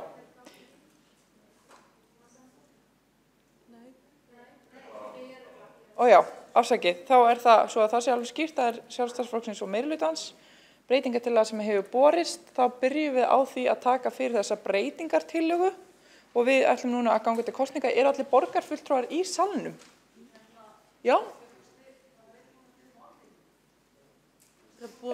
Umræðum er lokið, það átti bara eftir að kjósa í málinu. Loka málinu. Já, umræðum er lokið, það var gefið tækifæri að koma með málsmeðferðartillögur. Er þetta ný málsmeðferðartillaga? Nei. Þá lítum við svo að umræðum sé lokið þegar þeim var lokið áðan, nema að það sé einhverja breytingar á málsmeðferðartillögum. Svo virðist ekki vera. Þá göngum við til kosninga. Eru allir borgarfulltrúar í salnum?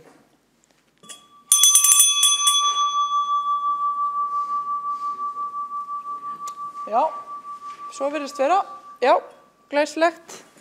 Þá verður gengið til kosninga. Fyrst tökum við fyrir þessa breytingatillögu á tillögu 2 sem að liggur fyrir og hefur verið lesin upp. Þeir sem eru samþykkir þessari breytingartillögu á tillögunni, gefið þess merki. Já, það er einróma samþykkt, þessi breytingartillaga, og er þá hægt að samþykkja, þá er spurning hvort við getum samþykkt tillögu 2 svo breytta með þessari breytingu sem hefur verið gerð. Þeir sem eru samþykkir tillögunni svo breyttri, gefið þess merki. Hún er einróma samþykkt í borgarstjórn Reykjavíkur. Forseti þakka fyrir það. Og þessari tillögu er vísað til frekari útfærslu skóla- og frístundaráðs. Já, borgarfulltrúinn vill lesa upp bókun við þetta mál. Já, gjörðu svo vel. Eru fleiri bókanir sem er óskað eftir að lesa upp núna? Já. Já, forseti, þessi bókun meirihlutans, það er okkar ábyrgð að skólakerfi veiti öllum jöfn tækifæri óháð uppruna efnahag. Sú tillaga sem hér hefur verið samþykkt mikilvægt innlegg í þá vinnu sem átt fyrir stað á vettvangi skóla- og frístundaráðs. Með þeim breytingum sem gerðar hafa verið upprunum tillögunni er haldið til haga þeirri mikilvægu áherslum sem framkomu þeirri tillögu sem við lögðum fram á fundunum og þeirri greinargerð sem henni fylgdi. Forseti þakka fyrir bókunina. Þá er tillaga 3 dregin tilbaka af meirihlutanum. Og við höfum klárað umræðu númer 4. Það er ein dagskrártillaga sem að snýr að því að skipta á málum 5 og 9 á dagskrá og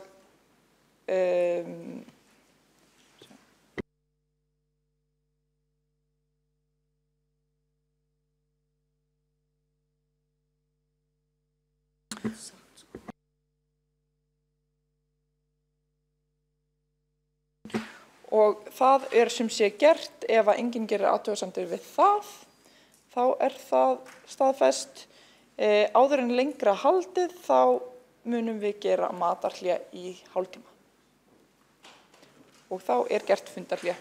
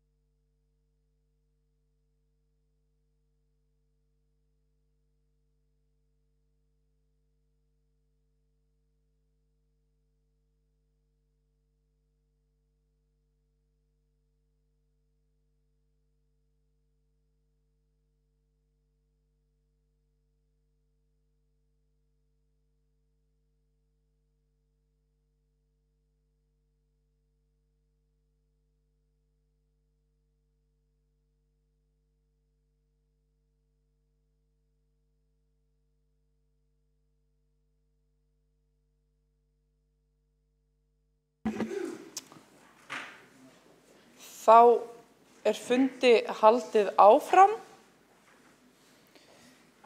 og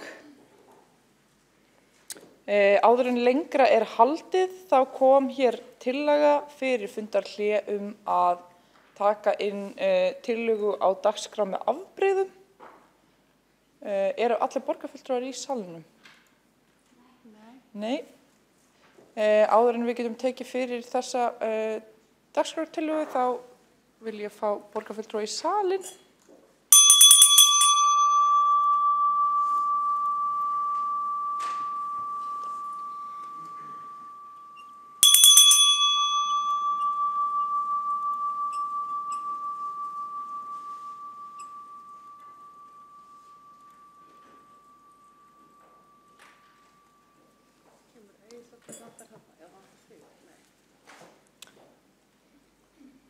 Það vantar ennþá. Já.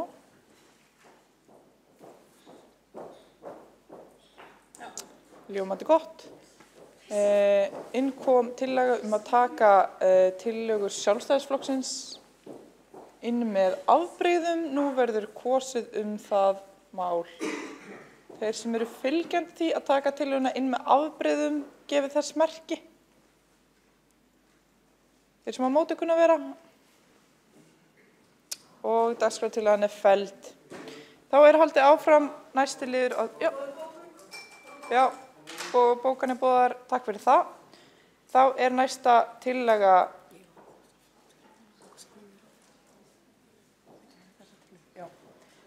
og forseti minnir líka á að þessi tillaga þarf líka að berast skriflega hafi hún ekki borist skriflega.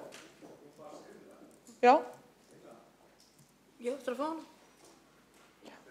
Ritari fái tillöguna líka skriflega svo allir séu með allt á hreinu. Ég þakka fyrir það. Þá höldum við áfram á næsta lið á dagskrá sem þá eftir breytta dagskrá tillaga 9 sem sé tillaga borgarfulltrúa Sjálfstæðisflokksins lækkun fasteignaskatta á atvinnuhúsnæði úr 1,65% í 1,60% og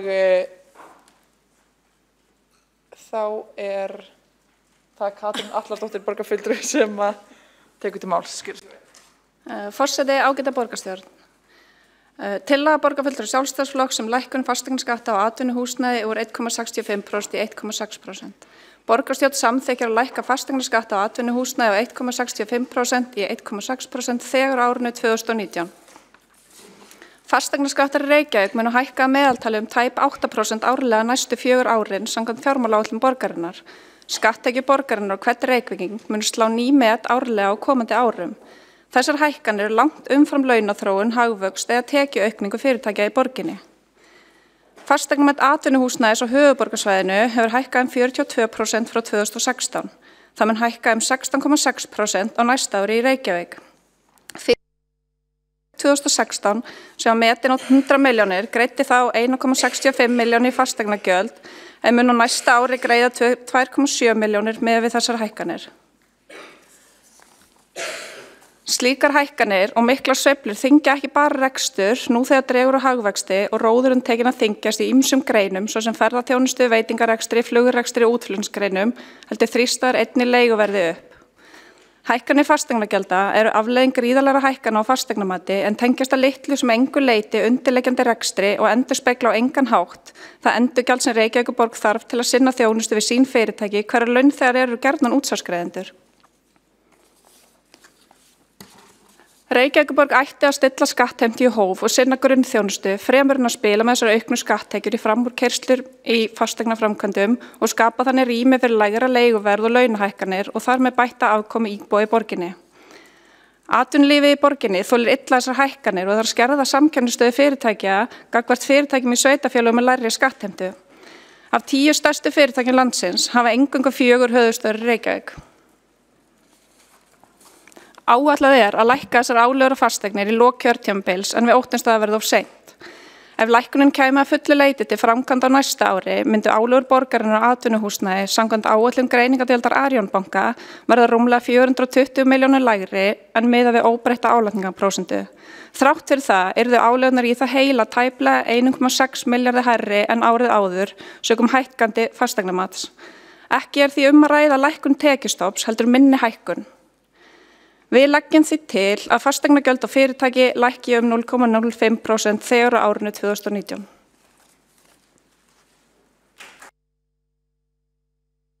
Þá hefur Katrín Atladóttir borgarfulltrúi lokið máli sínu. Næstur á mælendaskrá Pavel Bartosek borgarfulltrúi.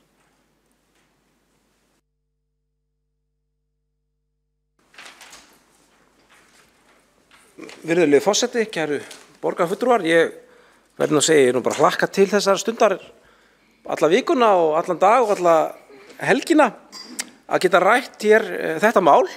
Því þetta mál sem varðar það sem pólitík snýst varðar skatta, skatttekjur, loforð, ábyrgð og allt það sem einu ástæð þess að vonandi sem flest okkar hafa ákveðið að hella sér út í þetta starf.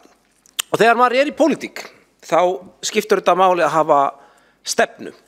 Án stefnu þá getur maður rauninni kannski gert bara það sem manni sýnist eftir maður kosin og það ekki hægt að ná í stefnuna og veifa henni framan í mann og segja manni þetta það sem þú lofaðir kæri frambjóðandi og síðan stjórnmálamaður og við viljum sjá efndirnar. Og þá gott að prenta út stefnuna og hafa sér við hlið til þess að geta fylgt henni eftir.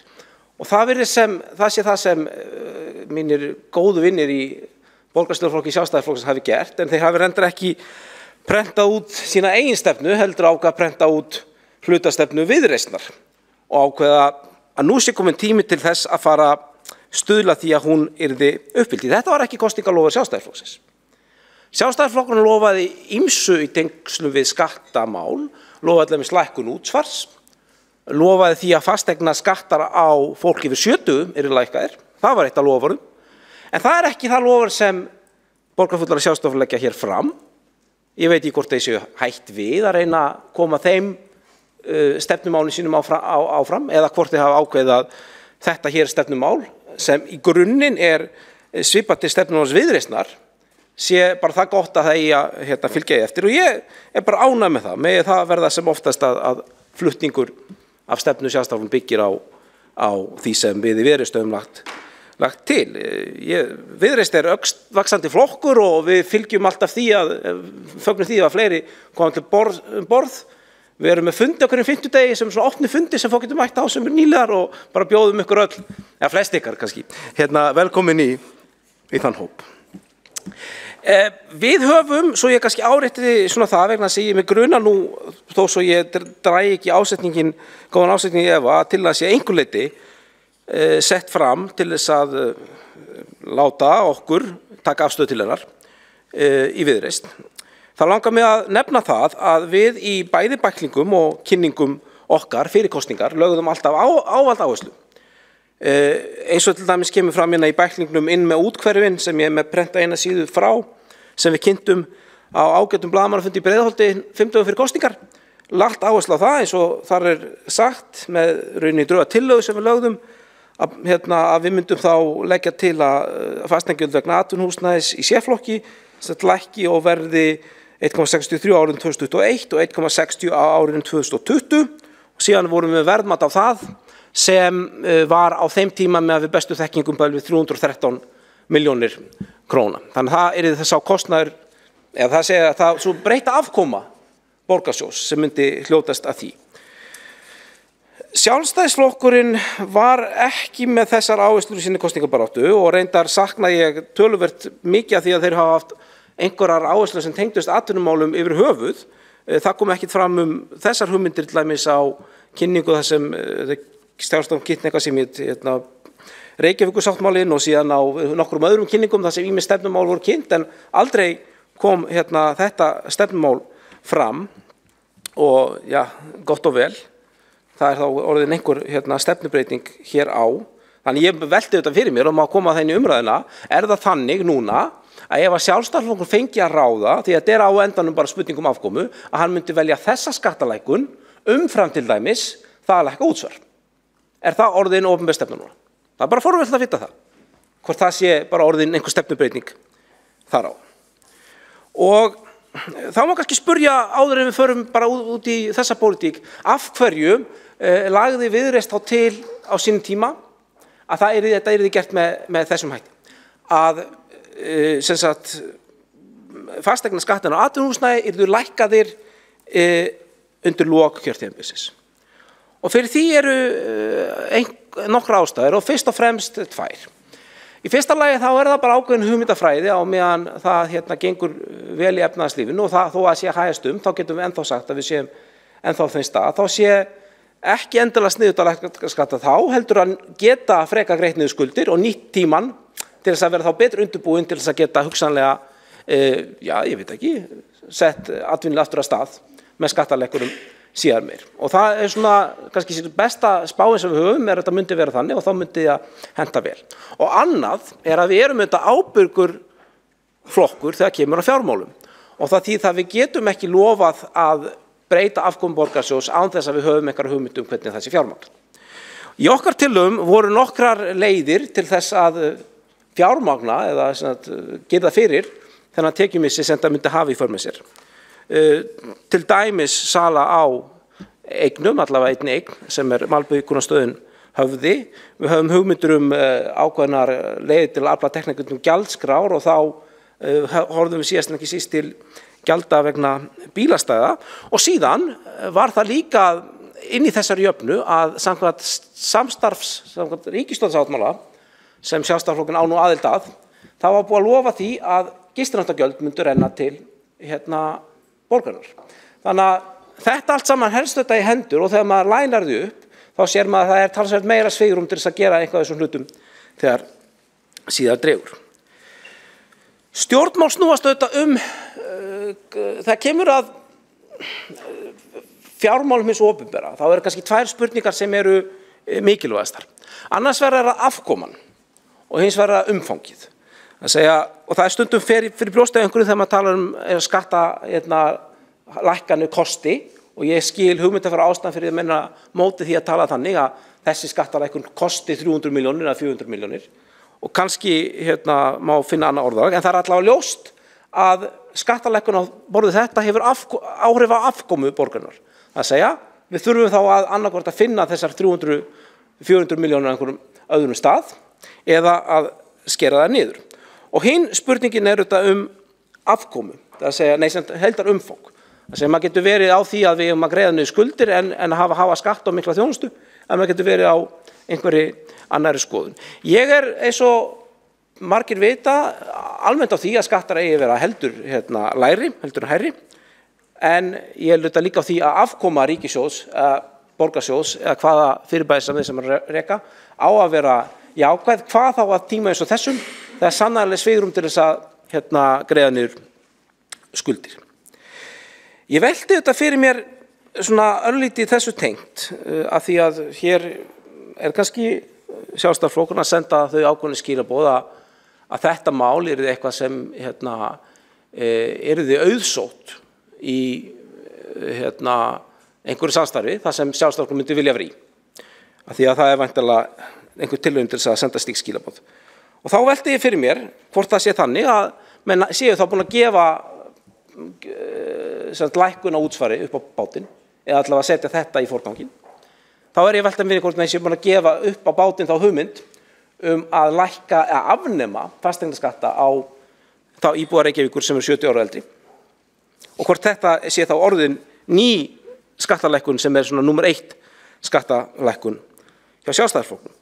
Og svo velti ég líka fyrir mér hvort að í ljósi þess að við sem í Viðreisn að fá stuðning við þessa hugmynd sem við ætlum að framkvæma undir lok kjörtímabilsins, hvort það sé ekki augljóst að við fáum þá aðstoð Sjálfstæðisflokksins sem fer með embætti fjármálaráðuneytis á landsvísu í það að gera hluti sem nauðsynlegir til þess að þetta verði gert. Til dæmis að sveitarfélögin fái sinn hlutdeild í gistináttagjaldi. Af því ég held að það er búið að lofa því hvað á í næ og ég held reyndar að eina ástæðan fyrir því að það hafi ekki verið gert ennþá það er ekki búið að finna þá réttu formúlu sem snuðar Reykjavík þessa peninga. Það er ennþá verið að leita réttu formúlunni þannig að Reykjavík fá ekki allt gistinnagjaldið, heldur einhvern hluta og einhvern veginn rennir einhvern veginn allt annað. Og það sé ástæðan fyrir því að menn þá ekki búin að fá þennan tekjustopp sem margir virðast á titildögum tala að rétt sé að Reykjavík fái.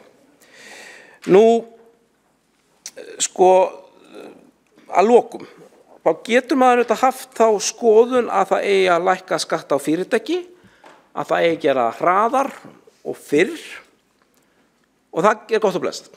Ég árétta bara það inn í þessa umræðu að það var ekki það sem við í Viðreisn til dæmis lofuðum fyrir kosningar. Þannig að við værum ekki að uppfylla okkar stefnu ef við myndum stökkva á það að lækka tekjur borgarinnar án þess að þær leiðir sem höfum til mótvægis það hefðu komið að fullu til framkvæmda. Og ef menn að setja þetta upp með þeim hætti að reyna að teikna þá mynd, ekki bara þeir séu á þeirri skoðun að það eigi að lækka skatt á fyrirtæki hraðar fyrr, heldur að með því að samþykkja þetta ekki, þá værum við í Viðreisn með einhvern hætti að brjóta okkar loforð.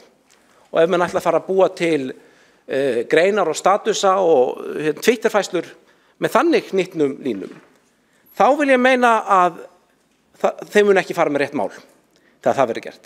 Vegna þess að það sem við lofuðum var að lækka fasteignaskatta árið 2022, það er það sem aðtað inn í meirihlutasáttmálann og það er það sem við ætlum að gera. Þannig að ég legg til að þessi tillaga verði felld og með vísan eftir bókun í með leyfi forseta, í meirihlutasáttmála Samfylkingarinnar, Viðreisnar, Pírata og Vinstri grænna segir fasteignaskattar á atvinnuhúsnæði verði lækkaður 1,65, 1,60 fyrir lok kjörtímabils, meirihlutinn vinnur í samræmi við þá nálgun og fyrirvar ekki lækkun fasteignaskatta á atvinnuhúsnæði á árinu 2019. Takk fyrir.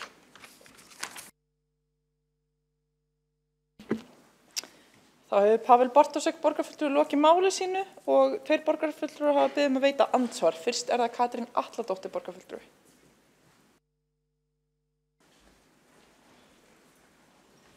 Forseti, ágæta borgarstjórn.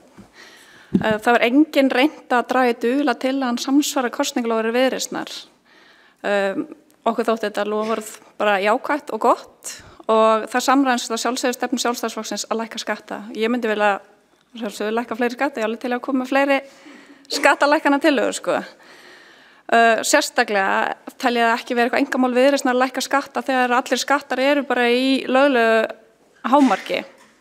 Og eins og ég sagði áðan þá þetta í raun ekki skattalækkun, heldur þetta svona, það tekjurnar verða aukast samt 1,5 milljarð, þrátt fyrir að þessi lækkun taki strax gildi á næsta ári. En það voru ákveðin vonbrigði þegar meirihlutasáttmálinn kvað á að þetta yrði eingöngu efnt við lok kjörtímabilsins og því að við viljum gera það strax.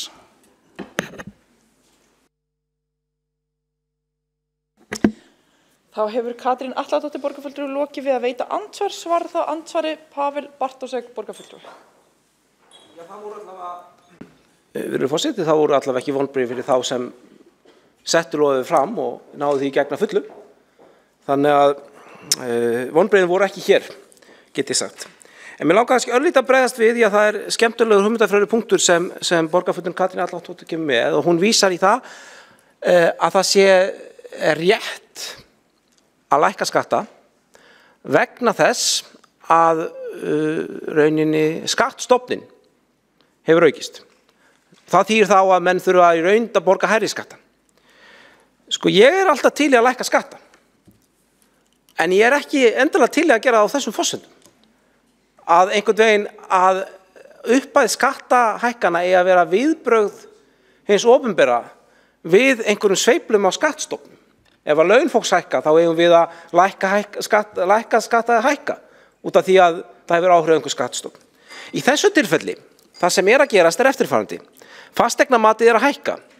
Hvað þýðir það? Það þýðir það að eignir reykvískra fyrirtækja eru að jafnaði að hækka í verði. Þó sem að getur fundið einsett dæmi reikninga þar sem þær hafa ekki verið að fullu réttir vill einhver meina, þá það upp til hópa ástæðan. Fasteignamat á að byggja á eignamati, á því hvað eignir kostar, hvað var þetta að selja hana fyrir, og ef eignir fólks hækka í verði, fyrirtækin eiga meira, þá þurfa að borga hærri skatta. Og mér finnst það ekkert að það sé eitthvað áfall að fyrirtækin skuli eiga meiri eignir, mér finnst það ekki vera áfall að þeirri stærðargráðu að það eitt kalli á það að við lækkum skatta. En almennt séð ég bara til í að lækka þessi gjöld til að auka samkeppnishæfni Reykjavíkur. Þá hefur Pavel Bartósek borgarfulltrúi lokið við að svara andsvari. Veitir þá andsvar öðru sinni Katrín Atladóttir borgarfulltrúi.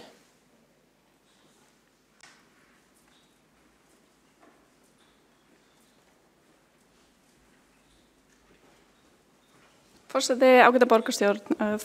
Borgarfulltrúi Pavel Bartósek ákvað að velja þarna einn punkt sem ég nefndi sem grundvöll fyrir skattalækkunum. Ég nefndi líka í fyrri ræðu minni að það ætti að forgangsraða í þágu grunnþjónustu og það væri hægt að lækka skatta og sleppa því þá kannski að eyða einhverjum 100 milljóna í alls konar framúrkeyrslur og rugl. Þá hefur Katrín Atladóttir borgarfulltrúi lokið við að veita andsvar öðru sinni. Veitir þá andsvar Eyþór Laxdal Arnalds borgarfulltrúi.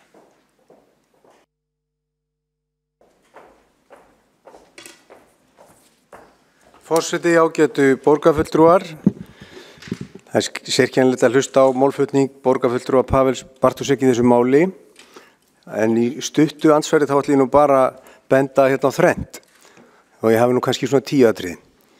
En fyrsta lagi þá ekki rétt þegar Pavel Bartósek fullyrir það að fyrirtækin eigi meira. Þó svo að fasteignamat hækki, þá fasteignaskatturinn þess eðlis. Hann leggst á eign alveg óháð því hvort hún skuldlaus eða mjög skuldug. Jafnvel meira en 100% skuldsett. Hún líka lögð á sama hvort fólk hafi tekið af því ekki. Hreinsun í borgartúninu þarf að borga hækkandi fasteignagjöld þó að hún sé bara í húsnæðinu, af engar tekjur af húsnæðinu. Og maður sem á húsnæði sem ekki í útlegu, hann fær engar tekjur húsnæðinu. Þannig að svo fullyrðing að eignin hafi aukist, hún ekki algild. Númer 2, þá erum við að tala um að þessi tillaga feli sér að lækka tekjur, því fyrir fjarri. Það hefur komið fram að fasteignamatið að hækka alveg svakalega á milli ára. Tekjur borgarinnar hafa verið að hækka af fasteignaskatti og mun og hækka á næsta ári þó sem við föllumst á þessa litlu leiðréttingu sem við verðum að leggja hérna fram. Nú ég að lokum mér að þannig að loforð Viðreisnar sem að kemur fram í þessum sáttmála loforð að lækka þetta pínu lítið 3% einhvern tímann í lok kjörtímabilsins. En skattalækkun í lok kjörtímabils skattalækkun á næsta kjörtímabili. Hún kemur svo lítið við okkur inn á þessu kjörtímabili. Var ekki verið að kjósa okkur til þess að breyta hlutunum á þessu kjörtímabili. Loforðin í næsta kjörtímabil, þau minna mig á Miklubraut í stokk eða eitthvað svona annað sem verður engu í kjörtímabilinu. Þannig að þetta þessi 3 atriði sem við vil leggja áherslu á. Skattarnir hafa lagst svo þungt á fyrirtækin, leigan hefur hækkað svo mikið að þau eru reykja spurt. Við þurfum að ræða miðborgina líka. Takk. Þá hefur Eyþór Laxdal Arnalds borgarfulltrúi lokið við að veita andsvar þá andsvari Pavel Bartósek borgarfulltrúi. Virðulegur forseti, ég ætlum ekki að deila keisarans skegg og reiknireglur. En fasteignaskattur eðli málsins eignaskattur og hann má og á að leggjast á eign og verðmæti hennar ef við erum annar borð fyrir því að hafa slíka skatta. Og það kann að vera í einhverjum tilfellum sé verðmætið ekki rétt, að það sé í raunveru það sem fasteignamatið ekki í raunveru það sem hægt var að selja viðkomandi eign á. En það kannski bara einhvern veginn önnur umræða. Í prinsipinu ef að eignir hækka í verði þá eiga með meira, sama þau hvort þeir séu með skuldir á móti þeim eignum eða ekki. Það var einn punktur sem var vakin athygli á þar sem við borgarfulltrúa afsökunar, hann dottinn úr mér. Liður númer 2 sem hann nefndi. Ég verð þá bara að reyna að rifja hann upp í síðara andsvari mínu. Ég bið, hvað segirðu? Lækkandi tekjur, já. Já, ég meina það þarf auðvitað, skilur þá afla tekna með einhverjum öðrum hætti. Ég meina það alltaf verið þetta spurning einhvers konar forgangsröðun og ég veit ekki hvort að menn ætli þá bara að ekki greiða skuldir það sem því nemur. Á endanum þetta bara spurning afkomu, menn ef við sleppir við þessar tekjur, þá getur ekki greitt skuldir hraðar, til dæmis. Eða nota peningar í einhver gæluverkefni eins og sagt. En það svolítið, ég verða samt að segja, það dálítið auðvelt bragð að grípa til þess, að því við höfum þetta ekkert tími að vilja höndunum, og það fullt af verkefnum sem ég myndi vilja sleppa því að hafa verið farið í. En á þessum tíma þá það ekki ákvörðun sem höfum. Það þriðja sem borgarfulltrúinn nefndi það að þetta sé ekki ákvörðun þessu kjörtímabili heldur næsta, en loforð okkar var með þessum hætti og við stöndum við það og ákvörðun þarf auðvitað að vera tekin þessu kjörtímabili þó svo að hún komi fram á hluta til næsta. Þá hefur Pavel Bartosek borgarfulltrúi lokið við að svara andsvari, veitir þá andsvar öðru sinni Eyþór Laxdal Arnalds borgarfulltrúi. Þó ekki verið deilt keisarans gegn, forseti og borgarfulltrúar, þá erum við hér að tala að gjalda keisarans það sem keisarans eins og segir í góðri bók. Ég vil bara ítreka það að þessi skattur leggst á húsnæði óháð því hvort þessi skuldsettið ekki. Þetta ekki venjulegur eignarskattur. Þetta mjög ósanngjarn skattur. Þetta skattur sem leggst á fólk alveg óháð því hvort þessi notkun sé á eigninni eða hvort að hún sé skuldsett upp í topp. Og hún þess eðlis að hún eyðileggur samkeppnisstöðu, hún hækkar leiguverð og leggst á vöruverð hjá fólki. Það bara þannig. Þetta fer út í verðlagið og það svakalega hækkun framöndan. Og það að gera ekkert í því, það aðgerðaleysi, bara því að það var búið að setja eitthvað plan í meirihluta-sáttmála, það lýsir svolítið eins og andvaraleysi gagnvart atvinnulífinu í borginu og kemur mjög óvart að það komi frá Viðreisn.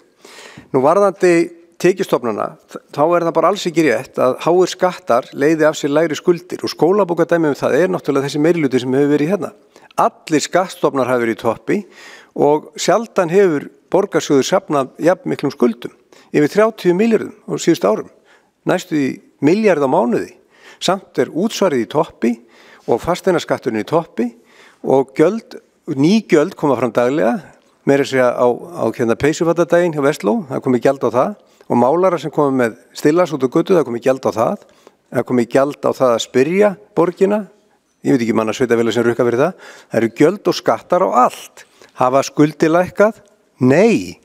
Hafa hækkað? Já.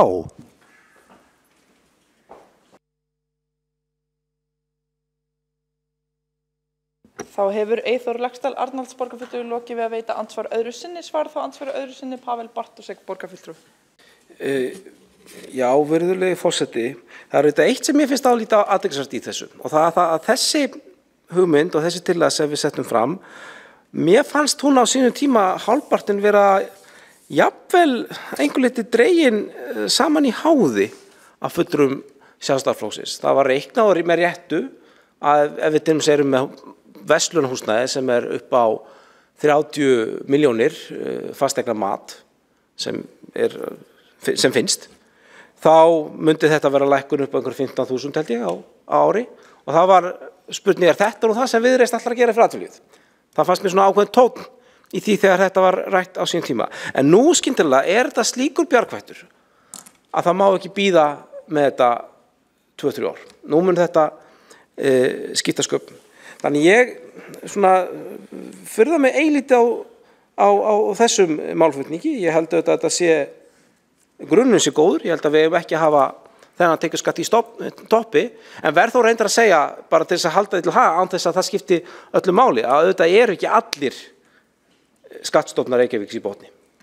Tekjuskattur útsvarið það, en fasteignaskattur á húsnæði einstaklingar ekki.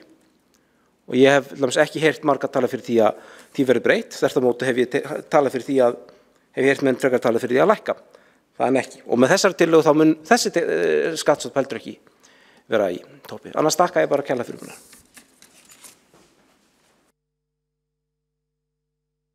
Þá hefur Pavel Bartosek borgarfulltrúi lokið við að svara andsvari öðru sinni. Næst á mælendaskrá Hildur Björnsdóttir borgarfulltrúi.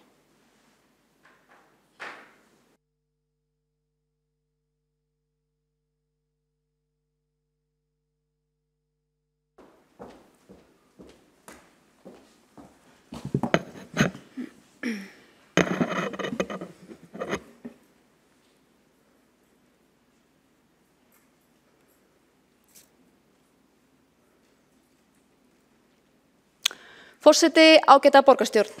Tekjur Reykjavíkurborgar af fasteignasköttum hækkuðu tæp 24% á árunum 2013 til 2016.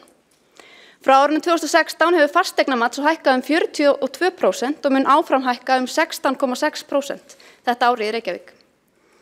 Þessar hækkanir eru augljóslega afar íþyngjandi fyrir fyrirtæki og atvinnulíf og þetta er veruleiki sem við verðum að hafa til hliðsjónar við gerð fjárhagsáætlunar. Í lögum tekjustofna sveitarfélaga segir að skatthlutfall fasteignaskatts af atvinnuhúsnæði skuli vera hámarki 1,32% af fasteignamati og lóðréttindum. Lögin veita þó heimild til að innheimta 25% álag. Langflest sveitarfélög beita þessu álagi og innheimta því 1,65% af fasteignamati sem er það hámark sem lög leyfa. Raunar segir í greinargerð með lögum tekjustofna sveitarfélaga að álag á fasteignaskatta eigi að vera endurgjald fyrir veitta þjónustu. Innheimtan sé hugsuð sem fasteignagjöld en ekki eiginlegir eignaskattar. Það er því áhugavert og kannski ámælisvert að þegar sveitarfélög, þar á meðal Reykjavíkurborg, voru innt eftir svörum innheimtu álagsins, hafi þau ekki geta veitt neinn efnislegan rökstuðning sem sýndi fram á að beiting álagsins væri nauðsynleg vegna kostnaðar við að veita fyrirtækjum borgarinnar þjónustu. Af þessum ástæðum og fleiri höfðaði fyrirtæki innan raða félags atvinnureikenda dómsmál á vormánuðum gegn Þjóðskrá og Reykjavíkurborg vegna útreiknings fasteignamats og álagningar fasteignagjalda. Fyrirtæki sem ræðir á það bil 80 fermetra fasteign í Kringlunni. Fasteignamat eignarinnar var árið 2004 rúmar 40 milljónir og voru greiddar tæpar 700.000 krónur í fasteignagjöld. Árið 2017 hafði fasteignamat og þar með fasteignaskattar vegna eignarinnar hækkað sem nam 98%. 98% á 3 árum. Hvernig eiga fyrirtæki og verslanir að þrífast í þessu umhverfi? Borgarfulltrúi Pavel Bartusek sagðist ekki telja eðlilegt að lækka skatta eingöngu sem viðbrögðu við hækkandi fasteignamati. Það veri atvinnurekendum ekki áfall að eignir þeirra aukist. Þessi málflutningur þykir mér stórkostlega undarlegur, sérstaklega í ljósi þess hvernig skattstofninn er ákvarðaður. Í maí 2014 breytti Þjóðskrá aðferð við að reikna út fasteignamat atvinnuhúsnæðis. Fram að því var megin matsaðferðin svokallað markaðsleiðrétt kostnaðarmat, en núverandi matsaðferð er svokallað tekjumat sem gengur út á að finna markaðsverð leigu á atvinnuhúsnæði og umreikna til gangverðs með ákveðnum reikniaðferðum. Nýja aðferðafræðin hafði mikil áhrif á fasteignamat atvinnuhúsnæðis og hækkaði það almennt 14% milli áranna 2014 og 2015, umfram verðlagshækkanir. Fasteignamat eigna í verslunarmiðstöðinni Kringlunni hækkaði enn meira, í flestum tilvikum 70%, en mesta hækkunin reyndist 291%.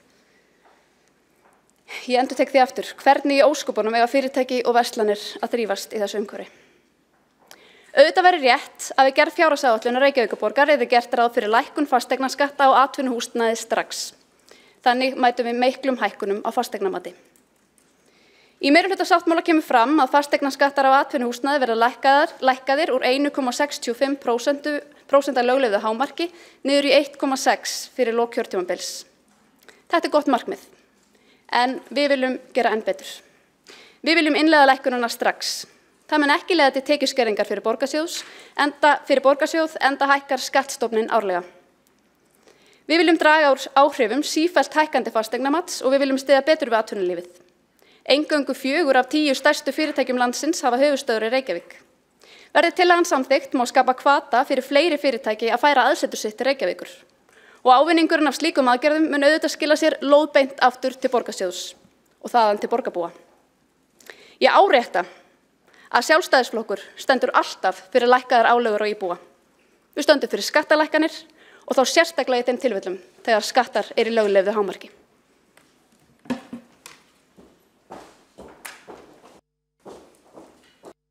Þá hefur Hildur Björnsdóttir borgarfulltrúi lokið máli sínu, veitir þá andsvar Líf Magnúsdóttir borgarfulltrúi.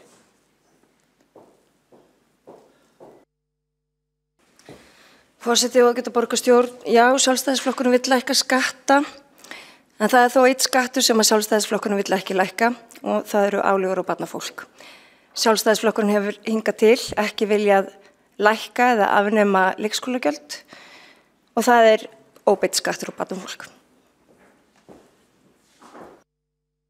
Þá hefur Líf Magnúsdóttir borgarfulltrúi lokið við að veita andsvar. Næstur á mælendaskrá það Örn Þórðarsson, borgarfulltrúi. Svar við andsvari? Já. Sjálfsagt mál, þá hefur forseta yfirsést það. Þá það Hildur Björnsdóttir, borgarfulltrúi, sem svarar fyrst andsvari. Ég mótmæli því að leikskólagjöld séu sérstakir skattar á barnafólk. Mér finnst eðlilegt að við mætum tekjulægri hópum og bjóðum þeim til dæmis lægri leikskólagjöld eins og gert reyndar í dag. En mín upplifun meðal foreldra barna á leikskólum að þeir vilja raunar greiða fyrir þjónustuna og fá þá góða og áreiðanlega þjónustu í staðinn. Á síðasta kjörtímabili voru leikskólagjöld lækkuð og þjónustan versnaði. Þá hefur Hildur Björnsdóttir, borgarfulltrúi, lokið við að svara andsvari. Veitir þá andsvar öðru sinni Líf Magnúsdóttir, borgarfulltrúi. Forseti, ágætu borgarstjórn. Það væri bara ágætt að vita hvað borgarfulltrúin hefur fyrir sér í því að þjónustan hafi versnað. Þetta helst ekkit endilega í hendur. Það að vera með lág eða afnema þjónustugjöld og í takt við einhverja þjónustu. Leikskólar eru grunnstofnanir samfélagsins, þetta fyrsta skólastigið og menntun á að vera endurgjaldslaus. Þá hefur Líf Magnúsdóttir, borgarfulltrúi, lokið við að veita andsvar öðru sinni. Og næstur á mælenda svara þá andsvara öðru sinni, Hildur Björnsdóttir, borgarfulltrúi.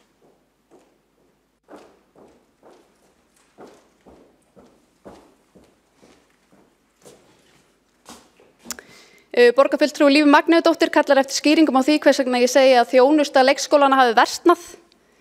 Ég held að foreldrar barna á leikskólum viti allir að þjónustan versnaði. Við upplifðum öll manneklu til að mynda á síðasta kjörtímabili,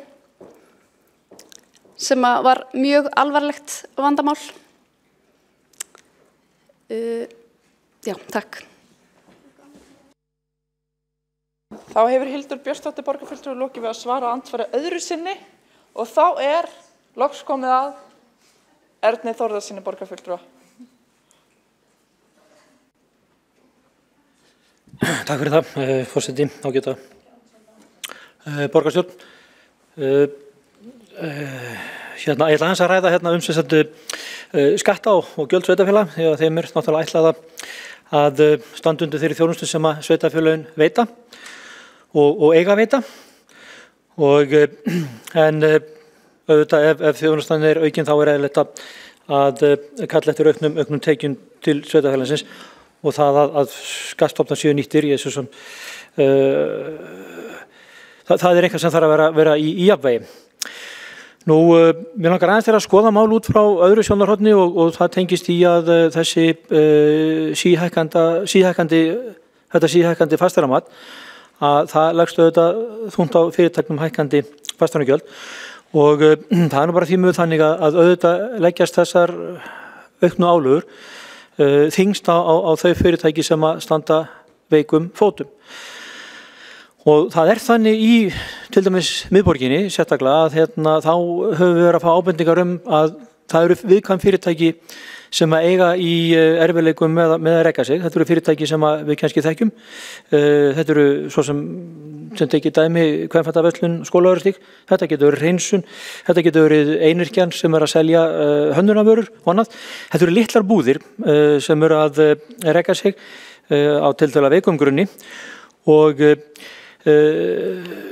þessar tegundur af búðum, þessu litlu viðkvæmu veiku verslanir eru að glæða miðborgina lífi, mjög mikilvægu lífi.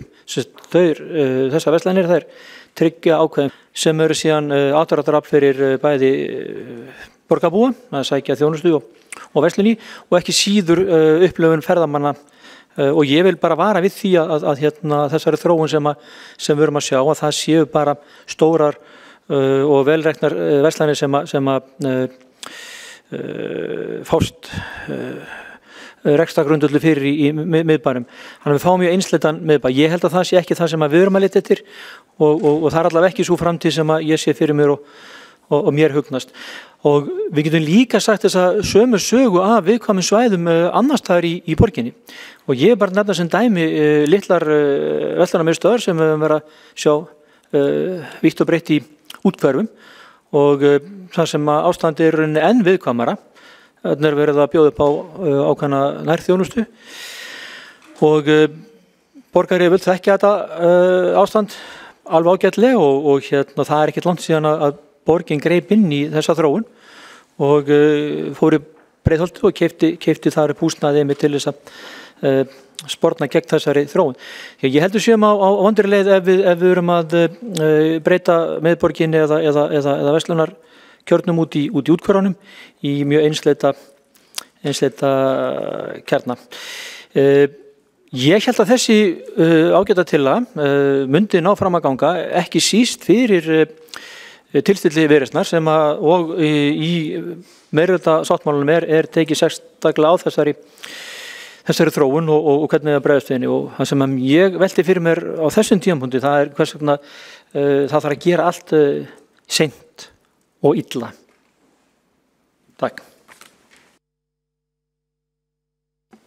Þá hefur Örn Þórðarsson borgarfulltrúi lokið máli sínu. Næst á mælendaskrá er Valgerður Sigurðardóttir borgarfulltrúi.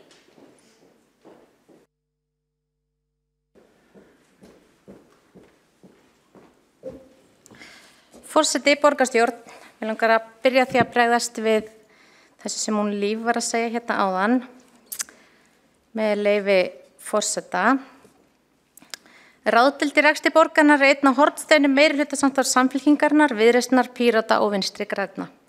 Þannig byrjaði bókun meirihlutin lagði fram þegar var verið að fella tillögu okkar sjálfstæðismanna aukna niðurgreiðslu til dagforeldra á fundi skóla og frístundaráðs í síðustu viku. Þarna hefði verið kjörið tækifæri fyrir borgarfulltrúa Líf Magnúsdóttir að lækka álög á barnafjölskyldur til muna. Því miður fækkar í þeim hópi fyrirtækja landsins sem velja sér Reykjavík sem heimilisfesti. Við búum í samfélagi þar sem ríkir samkeppni, bæði með fyrirtæki og íbúa. Reykjavík er því vissulega á samkeppnismarkaði. Sum sveitarfélög í kringum okkur hafa verið að standa sig mun betur en við, bæði hvað varðar uppbyggingu fyrir íbúa eða skatta á fyrirtæki.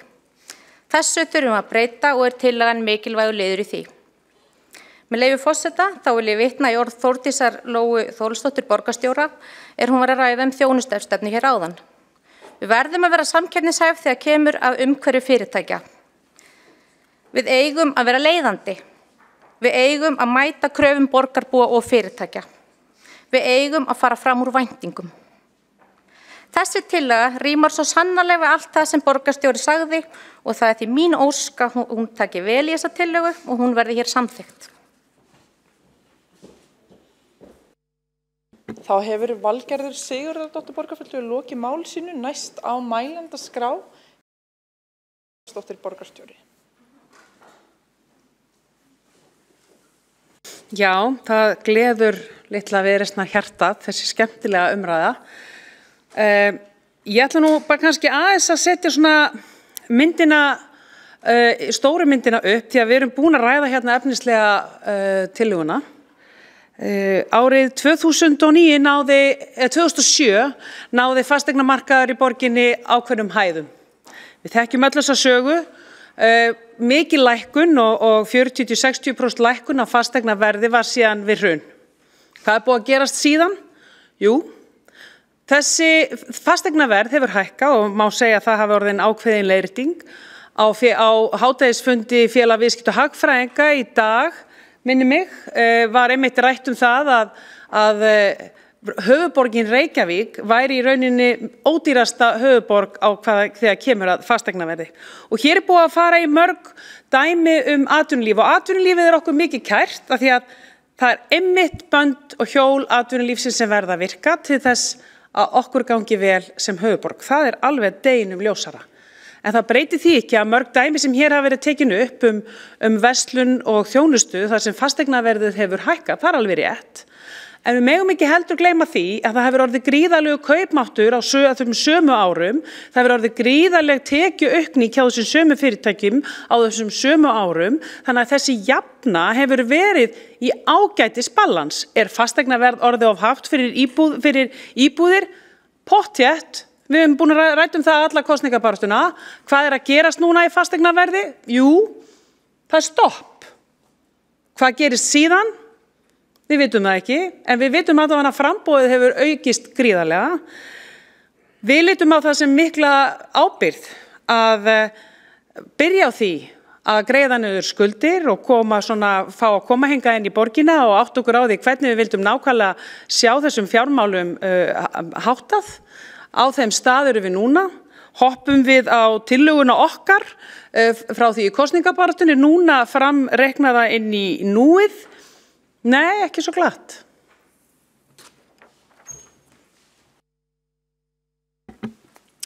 Þá hefur Þórdís Lóa Þórhallsdóttir borgarstjóri lokið máli sínu. Ekki af fleiri... Jú. Já, Eyþór Laxdal Arnalds borgarfulltrúi hefur óskað eftir orðinu.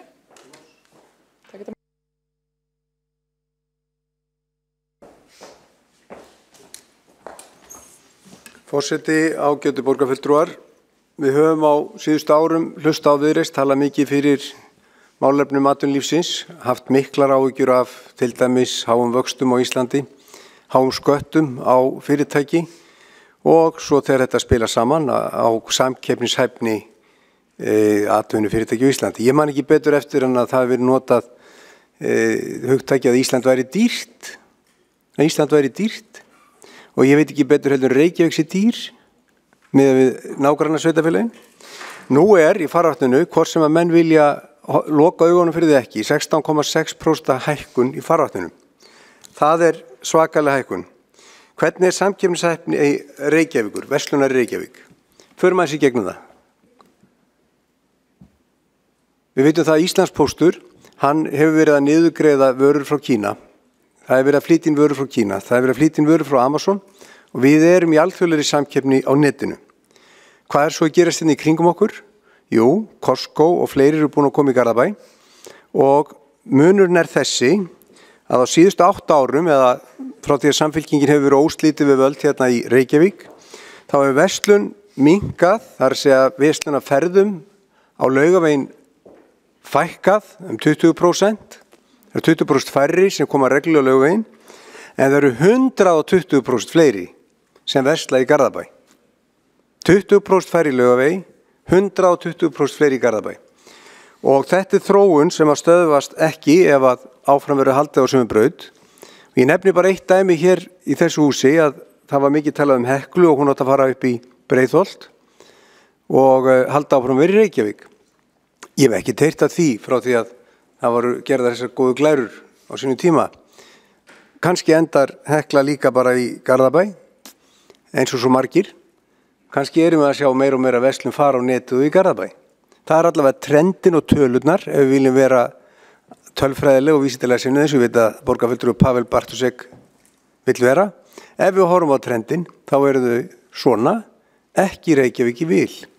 Ætlum við síðan að henda þessum 16,6% hækkun á fyrirtækin, við segjum nei, verið segja já. En hvað leiga og hvernig hefur hún áhrif? Hvernig hafa fasteignagjöld áhrif á leigu og hvernig hefur leiga áhrif á verslun? Við förum að sé gegnum hvernig leiga hefur áhrif á leigu, bara östutt. Þá getum við tekið dæmi af hreinsunni í Borgartúninu. Hennar fasteignamat hefur hækkað. Hver aðalástæðan? Jú, það verið að skoða leigusamninga í götunni. Og hver með stóra leigusamningi í götunni? Jú, Reykjavíkurborg, sem leigir í Höfðatorgi. Þetta hefur áhrif á fasteignamatið í götunni, leiguverðið í nágrenninu. Og þannig hækkar fasteignamatið á hreinsuninni sem þarf að borga meiri skatt. Nú hérna, fasteignaskattur sem hækkar, hvað gerir hann? Hann leiðir til hærri leigu á þeim sem að leigja húsnæði. Þeir þurfa að fá pening til að borga skattin. Og hvað gerist þegar leigan hækkar? Þá hækkar fasteignamatið. Og þegar fasteignamatið hækkar, þá hækkar fasteignaskatturinn. Og hvað gerist þá? Þá þarf að hækka leiguna. Ef að fara nokkra hringi. Þetta spírall. Þetta dauðaspírall. Því miður. Að lokum velti ég fyrir mér, að því hér formaður félagskvenna í atvinnurekstri, hvort að það góða félag væri hrifið að því að gleypa 16,6% hækkun hér á fyrsta ári Viðreisnar í borgarstjórn. Hvort að það sendi frá sér sérstaka fagnar yfirlýsingu þegar að það gerist, eða hvort að það komi annar hljóðu strokkin. Nú hefur Viðreisn tækifæri til þess að sýna í verki hvað hún meinar, eða meinar ekki.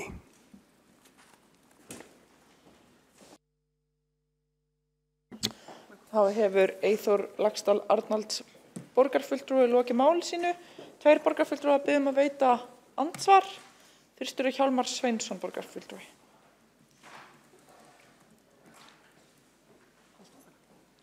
Já, forseti ágæta borgarstjórn, þetta er einhverju furðulegasta umræði sem ég heyrt, af því að þarna er einhvern veginn fulltrúi Sjálfstæðisflokksins að reyna að beina Viðreisn í að hafa einhvern hátt á málunum sem að Viðreisn hafa sagt, við erum búin að hugsa þetta og við ætlum að hafa þetta eins og okkar stefna gerir ráð fyrir.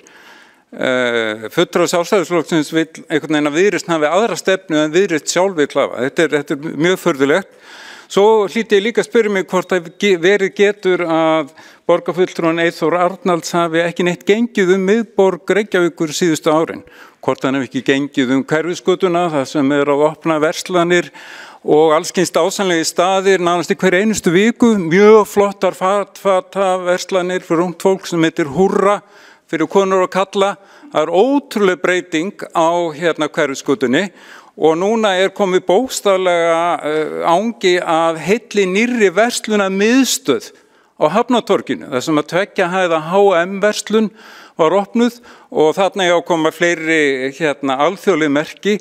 Ég þarf ekki einu sinni að minnast á Grandan og þá ótrúlega líf sem að þar er, eða Laugaveginn. Laugavegurinn sem fyrir 10 árum þegar Sjálfstæðisflokkur var hér við stjórn, þá voru eilífa fréttir af því að það væri gjaldþrot stöðu og efri hluta Laugavegs. Miðborg Reykjavíkur hefur aldrei nokkuð tíman verið jafn lífleg og mannmörg og hún er núna og það hefur aldrei verið fjárfest jafn mikið í verslunarhúsnæði í miðborg Reykjavíkur og akkurat núna og borgarfulltrúin Eyþór Arnalds verður að fyrirgefa mér en ég segi það bara eins og Garðabær á ekki séns í Reykjavík og borgarfulltrúin hlýtur að vita það.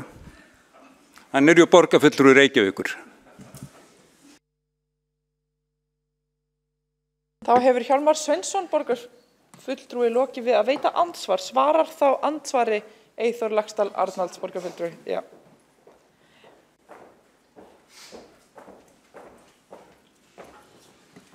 Forseti, ágætu borgarfulltrúar, en við erum að minna Viðreisn á sín eigin stefnu, það er alveg ljóst og við erum bara að gefa Viðreisn möguleika á að koma fram af reisn og þó svo að það er sett í málefnasamningin að þetta kosningalofur sem er ekki droslega stórt, það er alveg rétt, koma aðalega til framkvæmd á næsta kjörtímabili, þá erum við bara hvetja menn til þess að bregðast fyrir við því það eru hlutir að gerast.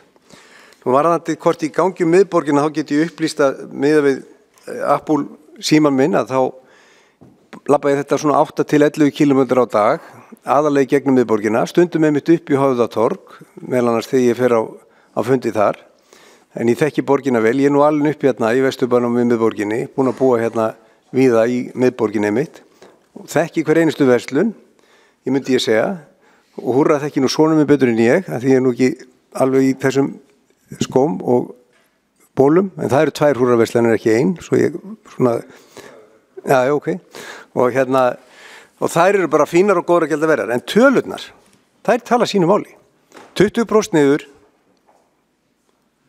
á 8 árum og 120% upp í Garðabæ, og þó svo að menn segi þú ert ekki síns í Garðabæ, því hann er hallærslegur reglulegs, þá er hann samt sem áður að fá meira líf, ekki bara verslun, heldur líka öfluga útsvarsgreiðendur, sem við erum að glata. Og með miðborgina. Hvað varð tölurnar miðborgina sem voru á reykjavík.is íbúaþróun? Af hverju hurfu þær tölur? 9% fækkun á 5 árum, svo kom það til umræðu, fyrst í Kjarnanum og svo vakti ég athygli á því líka, þá hurfu þessu tölur. Ég hef kallað eftir í skipulagsráði, fengjum umræðu miðborgina. Ég hvet til þess að hún verði fljótlega og hún verði byggð á tölum og staðrindum, en ekki bara á tilfinningu eða því að það sé verið að fjárfesta fyrir mikið í steinsteypu. Það er nefnilega ekki nóg. Augun í götunni eða þessi lífneistar sem við viljum sjá og ég veit að borgarfulltrúi Hjálmar hefur verið að horfa á, þau geta verið að hverfa vegna þess að Höfðatorgið er ekki það sama götu milli Laugavegar. Þá hefur Eyþór Laxdal Arnalds borgarfulltrúi lokið við að svara andsvari, veitir þá andsvar öðru sinni Hjálmar Sveinsson borgarfulltrúi.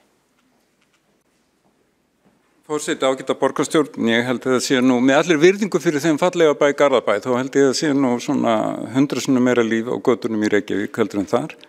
Einfaldlega vegna þess að þetta eru ólíkir strúktúrar, ólíkir bæir og hvað varðar íbúafjölda í Reykjavík eða í miðborg Reykjavíkur, þá liggur það líka fyrir. Ég hlakka til þess að ræða það vegna þess að íbúum í miðborg Reykjavíkur hefur fjölgað til dæmis frá árinu 2002 og raunar líka frá árinu 2014 ef maður rétt, eru núna rétt 13.000, voru komin niður í tæplega 12.000 fyrir 12 árum.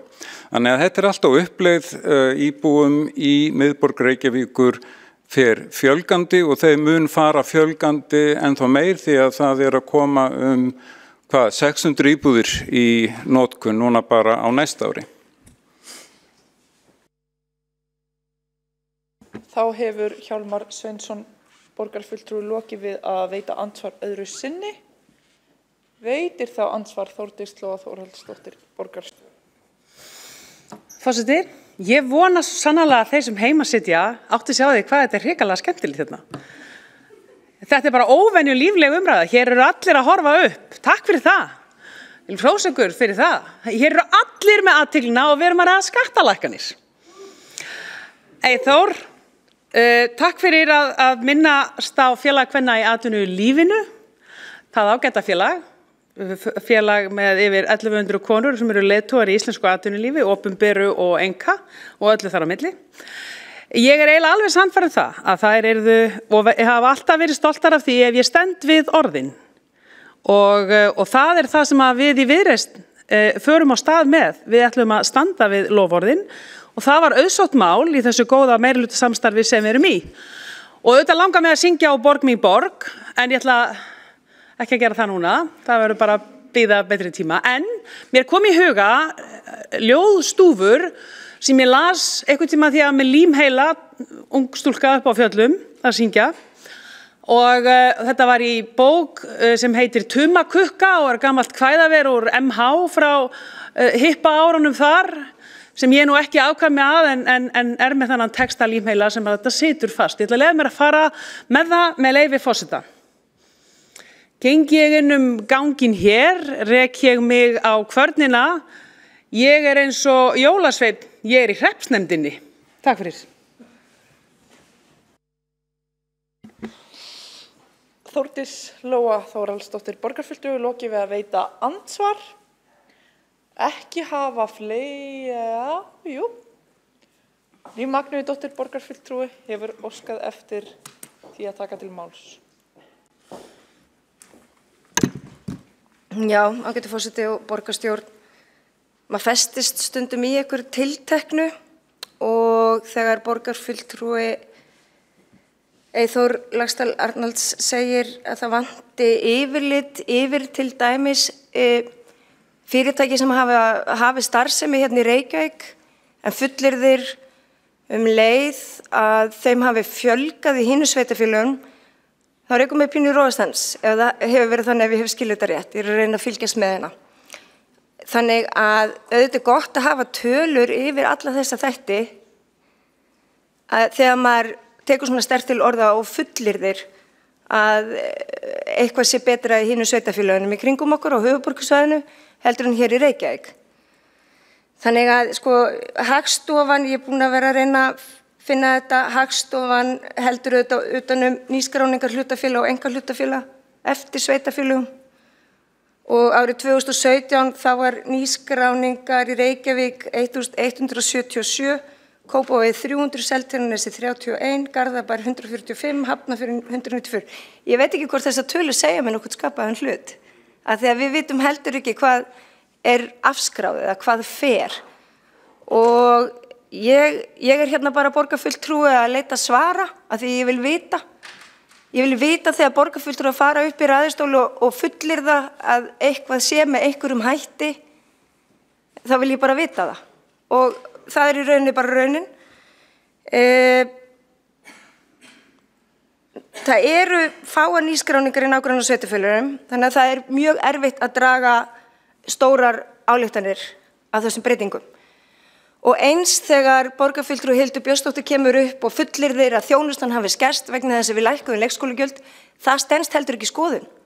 Vegna þess að við spýttum verulega í leikskólana milljarða, svo því sé haldið til haga.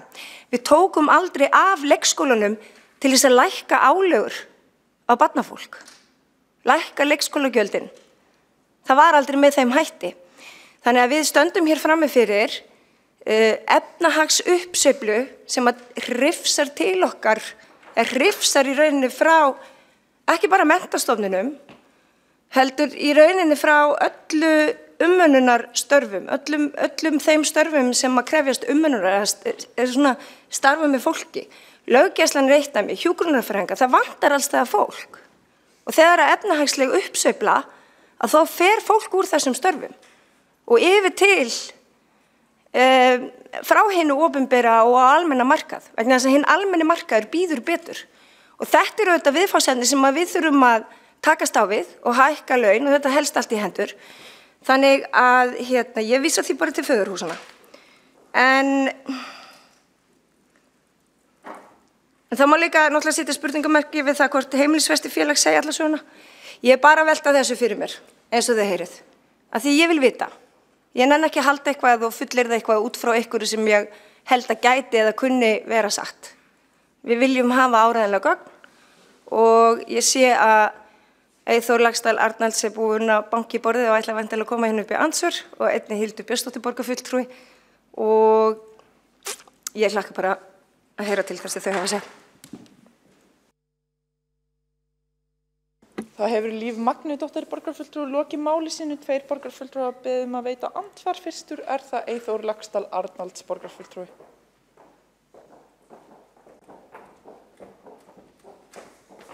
Forseti, ágætu borgarfulltrúar. Borgarfulltrúi Líf Magnúsdóttir var að velta fyrir sér nýskráningum fyrirtæki. Ég var ekki að fjalla það. Ég var að bera saman annars vegar mannfjölda þróun í miðborginni. Við höfum ekki nýjustu tölur á Hraðbergi hér, aðgengilegar, en við viljum fara yfir það. En hins vegar var ég að fara yfir neyslukönnun Gallup, en samkvæmt henni þá eru þeir sem að fara svona 6 sinnum ári í verslun á ákveðin svæði, þetta er kannarreglulega, að þeim hefur fækkað í Skeifunni einhver 5%, þeim hefur fækkað í Mjóddinni á síðustu 4 árum einhver 10%, þeim hefur fækkað á Laugavegi svona 20%, en þeim hefur fjölgað á 8 árum 120% í Garðabæ. Þetta eru tölurnar.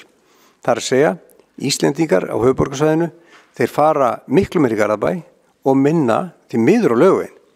Og ég var nú að vitna þess í Jane Jacobs hérna fyrir borgarfulltrúi Hjálmar Sveinsson vegna þess að augun á götunni, það er svona líkingamál með svona fallega búðir, en þær eru einna skemmtilegastar á Laugavegi. Og ég er alveg sammála því að Laugavegurinn er ekki sambærilegu Garðabæ. Við viljum halda í þessu götumynd og þess vegna hef ég áhyggjur af henni og ég er alveg viss að Jane Jacobs hafði ekki höfðatorgið endilega í huga, hún hafði ekki höfðatorgið í huga.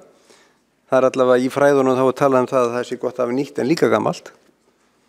Og svo uppbygging sem hefur verið átt sér stað á Hverfisgötu og Laugavegi er í ætt við Jane Jacobs en ekki þess mikla verslunarrými í 20.000 fermetra sem er að koma núna hérna niður við höfnina. Það er daldið snögg umskipti. Ég er ekki viss að Jane Jacobs hefði verið sammálað því eða fræðin hennar, en Hjálmar Sveinsson getur kannski borgarfulltrúi leiðrétt mig með því. En þetta eru tölurnar. Það tala sínu máli. Því miður, þá fara færri nýr í bæ að versla. Og ef að fasteignaskattin halda áfram að hækka, eða hækka 16,6% næsta ári, þá hækka legan, þá hækka verðið og þau fara fleiri. Því miður. Þá hefur Eyþór Laxdal Arnalds borgarfulltrúi lokið við að veita andsvar, þá andsvari Líf Magnúsdóttir borgarfulltrúi. Forseti og ágætu borgarstjórn. Já, takk fyrir þessa yfirferð. Ég eins og ég segi, ég bara ný í fasteignaskattsbransanum en skattar eru mitt hjartansmál. Ég fór í pólitík út á sköttum. Sko, ég efast að það sé til einhver talnaefni.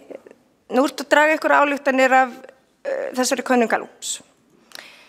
En ég efast að það sé til einhver talnaefni sem gefi tilefni til þess að draga stórar ályktanir samhengi fasteignagjalda og fýsileika þess að reka starfsemi í Reykjavík. Ég veit það ekki. Ég bara svona velta þessu fyrir mér. Fasteignagjöld atvinnuhúsnæði eru orðið mjög há og ég átta mig alveg á því. Og eitt dæmi sem ég vona að mér takist að rifja hérna upp, það var þegar ég fyrir 17. júní hélt ræðu í gamla kirkjugarðinum og ákveði að leigja mér búning og hún þurfti eitthvað að snikka hann til og sauma hann á mig og við spjölluðum aðeins saman og þetta var í þjóðbúningarleigu Þjóðdansafélags Reykjavíkur sem að leigja henni í Mjóddinni og það sem að slíka þá starfsemi að þau hafa sáralitla tekjur í rauninni. Þetta eru félagasamtök sem að einstaka sinnum leigja út þjóðbúninga á mjög hagstæðum kjörum og eru algjörlega unnin í sjálfboðaliðastarfi. Þau taka sér ekki laun. Þau eru með þjóðdansakennslu á þriðjudagskvöldum. Ég var einu sinni farið, mér minna þessu þriðjudagskvöld. Mjög skemmtilegt, mæli með þessu. En þar eru til dæmis félagasamtök sem að reka mjög góða starfsemi en þau eru rukkuð sem atvinnuhúsnæði. Og ég til fulla ástæðu til þess að fara þá frekar í saumana á þessum hluta og það kannski eitthvað sem við getum gert. Og hérna ég að tala fyrir því að lækka skatta eins og heimildir í lögum gera ráð fyrir að við getum á félagasamtök sem eru sannarlega að sinna mjög mikilvægu menningarlegu starfi en fasteignaskattarnir að sliga þau. Og það sanngjarnt finnst mér. En annars þá bara skoðum við þetta talnaefni á kjörtímabilinu og ég hlakka bara til að gera það með Eyþóri Laxdal Arnalds borgarfulltrúa.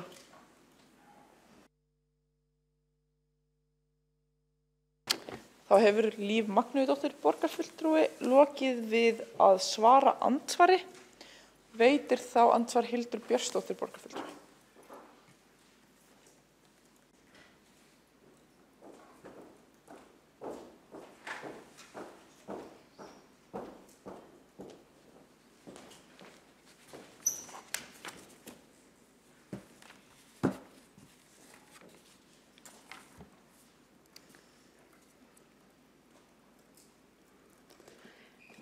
Forseti, ágætu borgarfulltrúar, borgarfulltrúi Líf Magnúðardóttir sagði að innheimta fasteignaskatta hefði ekki áhrif á rekstur fyrirtækja. Ég endurtek þá það sem kom fram í ræðumenn hér fyrir kvöld, þar sem ég greindi frá stöðu verslunareigenda og verslunarrekenda í Kringlunni. Þar kom fram að með breyttum matsreglum að þá hefði fasteignamat eigna í Kringlunni á árunum 2014-15 hækkaði flestum tilvikum 70% en mesta hækkunin reyndist 291%. Rætt var leikskóla. Hver svo sem ástæðan var, þá var staðan á leikskólum Reykjavíkurborgar vissulega mjög erfið, þjónustan versnaði og það staðreynd sem flest fjölskyldufólk hér í borginni þekkir. En borgarfulltrúi Líf Magnúðardóttir hefur líka talað að hún vilji sjá gjaldfrjálsa leikskóla hér í Reykjavíkurborg og fyrst við erum að ræða skatta þá þætti mér forvitnilegt að vita, nú þegar flestir skattar eru hér í löglegu hámarki, hvernig hún hyggst fjármagna slíka tillögu.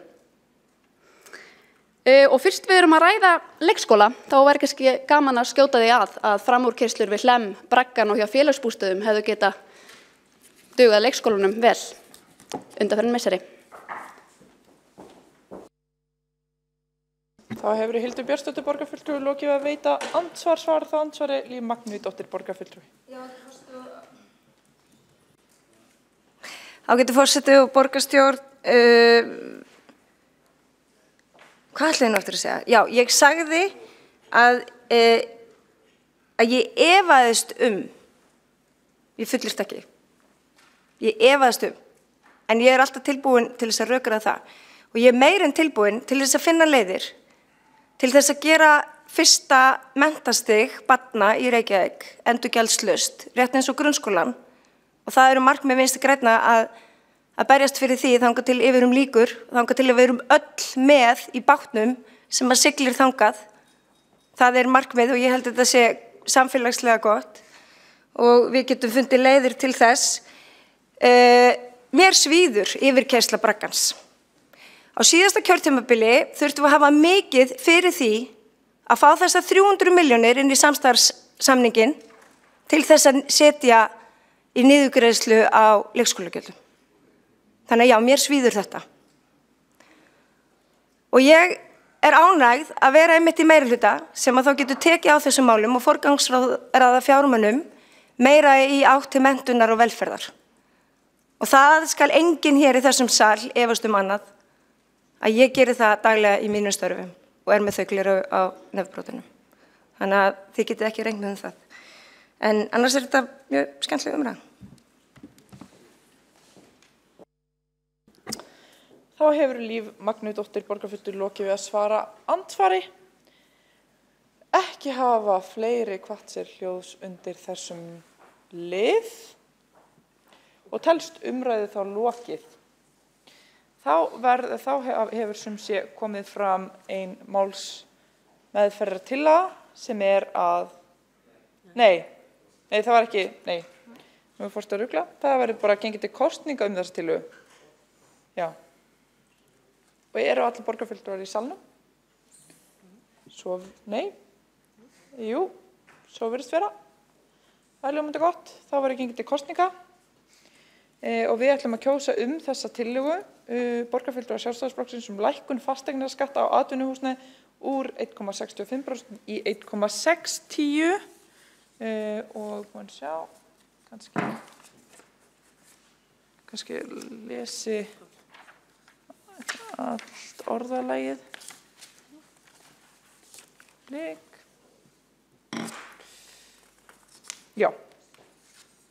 Já, það sem sé borgarstjórn samþykkir að það tillagan, hér hún svohljóðandi, borgarstjórn samþykkir að lækka fasteignaskatt á atvinnuhúsnæði úr 1,65% í 1,60 þegar á árinu 2019.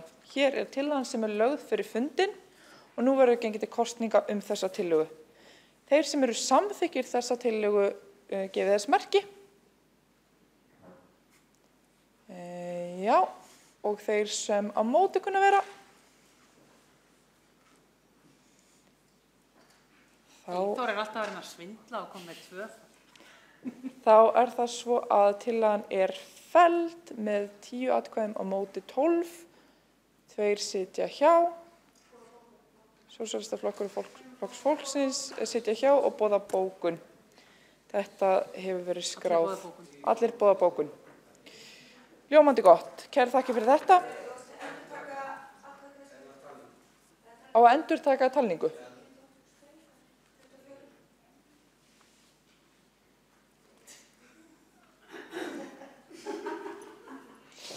Það gott að einhverjir eru með á nótunum. Ég bara segi það. Þetta var örugglega Íþór að rugla þig, sko.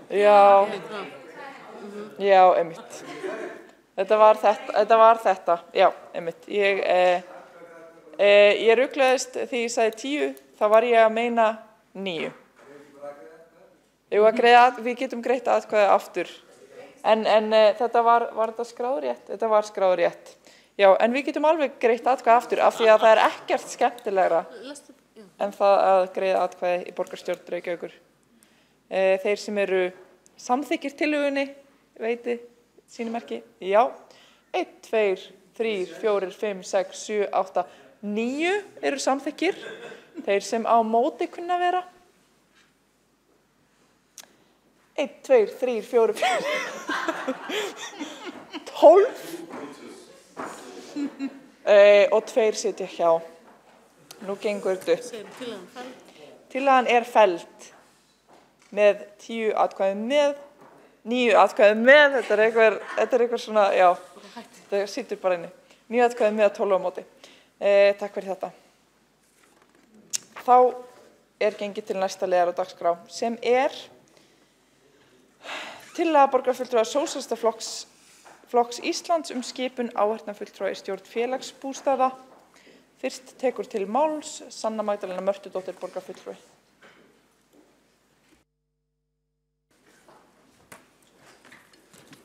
Já, forseti, ágæta borgarstjórn og áhorfendur og áheyrendur. Með leyfi forseta þá ætla ég að fá að lesa tillöguna en orðið félagsbústaðar kemur mjög oft fyrir, bara að vara við. Lagt til að Reykjavíkurborg sem eigandi félagsbústaða boði til félagsfundar í félagsbústöðum og breyti þá samþykktum þess þannig að 2 fulltrúar frá félagi leigjenda hjá félagsbústöðum fái sæti í stjórn félagsbústaða. Lagt til að þeir fulltrúar hefji stjórnarsetu sína sem áheyrna fulltrúar með tillögurétt og málfrelsi. Ef vel gengur lagt til að þeir fulltrúar verði gerðir af fullgildum stjórnarmeðlimum að ári liðnu.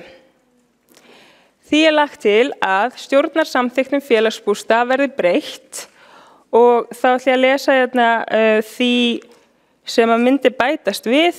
Þar að auki sitja í stjórninni 2 áheyrna fulltrúar frá félagi leigjenda hjá félagsbústöðum, kjörnir til 1 árs í senn á félagsfundi. Tilnefningar áheyrna fulltrúa koma frá félagi leigjenda hjá félagsbústöðum. Já, nú að eiga sér stað breytingar innan félagsbústaða og það verður farið endurbætur á starfsemi og innra eftirliti félagsins. Við höfum einnig heyrt margar raddir þess efnis að ýmsu sé ábótavant innan félagsbústaða hvað varðar aðra þætti en þá sem hafa komið fram nýlega í fjölmiðlum. Það mikilvægt að byggja upp starfsemina og aðlaga hana að þeim þáttum sem leigjendur hafa verið að leggja áherslu á. Þegar reynsla þeirri skoðu kemur margt í ljós þar sem það mikil þörf á úrbótum varðandi þjónustu menningu og viðhaldsþörf.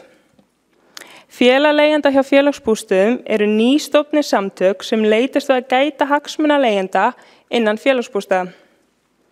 Formaður félagsins hefur greint frá því að leigjendur innan félagsbústaða upplifi oft sömu vandamálin í samskiptum sínum við fyrirtækið.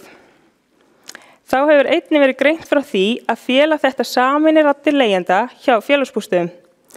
Til að þjónusta þess sé sniðin sem best að hagsmunum leigjenda þarf að tryggja þarfir og væntingar þeirra komi milliliðalaust á borð stjórnarinnar.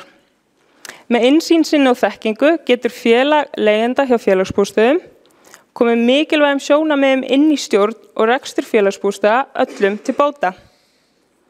Til að hlusta sig á kröfur leigjenda bætta starfsemi mikilvægt að rödd þeirra komi beint á borð stjórnarinnar. Við þurfum að fá þessar raddir inn og hlusta á þær. Það mikil óánægja með þjónustu, líkt og viðmót í garð leigjenda og samskipti þeirra við skrifstofuna. Nú kjörið tækifæri til að stórefla og bæta þjónustuna og starfsemina. Og það nauðsynlegt að leigjendur komi að virkri aðkomu í uppbyggingu félagsins. Að skipa leigjendur í stjórn góð leið til að skapa traust þjónustuna. Þetta ekki bara eitthvað fasteignafélag, heldur mikilvægur liður í því að tryggja húsnæði fyrir þá einstaklingar sem eru í erfiðari fjárhagslegri stöðu og þurfa að treysta á félagsbústaðinn. Með leyfi forseta fæ ég að lesa hér upp úr tilkynningu frá formanni félagi leigjenda í félagsbústöðum sem birtist í dag vegna þeirra atburða sem hafa átt sér stað.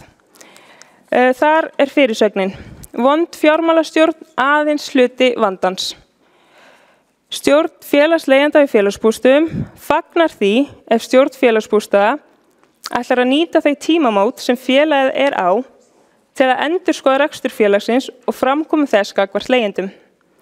Stjórn félags leigjenda í félagsbústöðum bendir þó á að í athugun umboðsmanns Alþingis frá miðju ári 2016 hafi komið fram alvarlegar athugasemdir sem Reykjavíkurborg og félagsbústaðir hafi ekki sinnt 2,5 ári síðar.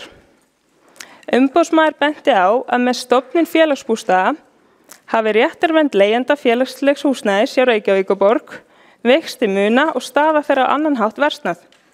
Stjórn félagsleigjenda hjá félagsbústöðum mun því ekki sætta sig við loforð bót og betrun nú heldur krefjast þess að fyrirkomulag útleigu á félagslegu húsnæði í Reykjavík verði endurskoðað. Starfsaðferðum breytt, viðmót lagað og að leigjendur hjá félagsbústöðum og samtök þeirra verði höfð með í ráðum við þá endurskoðun. Félögum í félagi leigjenda hjá félagsbústöðum er ljóst að róttækra aðgerða er þörf til að byggja upp traust milli leigjenda félagsleg húsnæðis í Reykjavík og borgarinnar og stofnana hennar. Léleg fjármálastjórn félagsbústaða er aðeins eitt merkið vondan rekstur.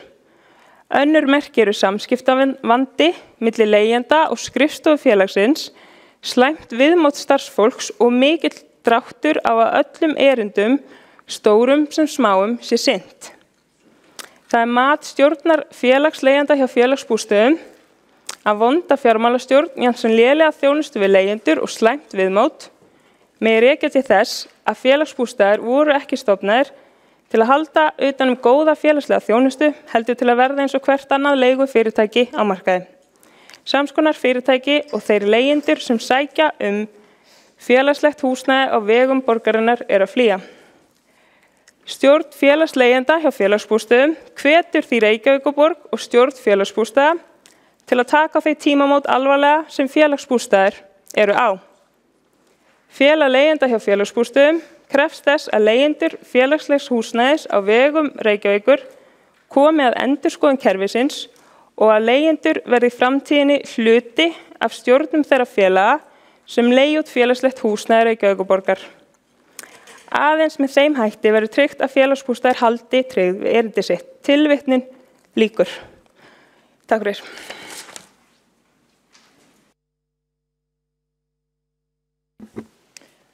Þá hefur Sanna Magdalena Mörtudóttir lokið máli sínu og Pavel Bartósek borgarfulltrúi hefur, borgarfulltrúin sem sé, og Pavel Bartósek borgarfulltrúi hefur beðið með að veita andsvar.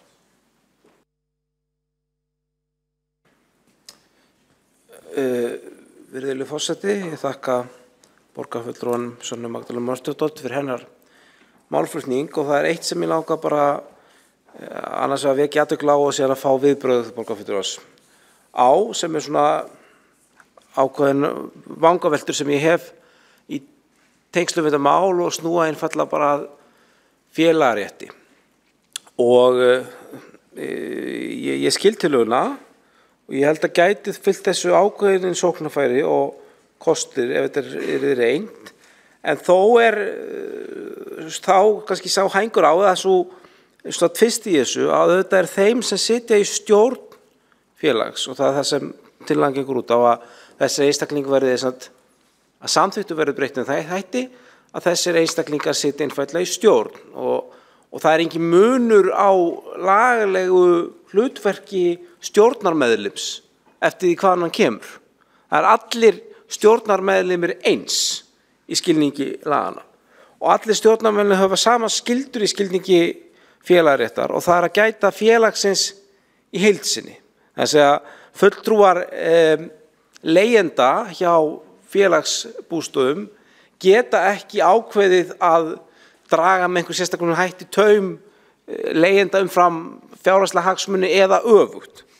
Þannig að ég skil kannski nálgunina, þarna væri hægt að fá fleiri sjónarmið að borðinu en óttast borgarfulltrúinn ekki að með þessu móti væri kannski einhver leyti dregið að einhver leyti úr möguleika viðkomandi fulltrúa að draga þá sannarlega bara taum félagsmanna sinna í beinni hagsmunagæslu vegna þess að lögum samkvæmt er það eiginlega óheimilt í hlutverkinu sínu sem stjórnmann.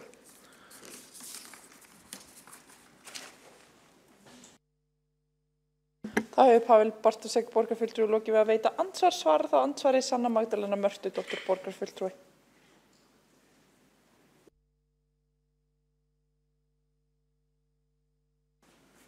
Já, forseti, ágæta borgarstjórn, ég þakka fyrir þessa spurningu. Ég vona að ég sé að skilja hana rétt, en ég lít svo að málið að með því að koma þeim einstaklingum sem að nota þjónustuna, að koma þeim beint að borðinu þar sem að þessar ákvarðanir eru teknar, að þá sé hægt að byggja upp betra fyrirtæki, bæði hvað varðar starfsemi og svona þjónustu menningu.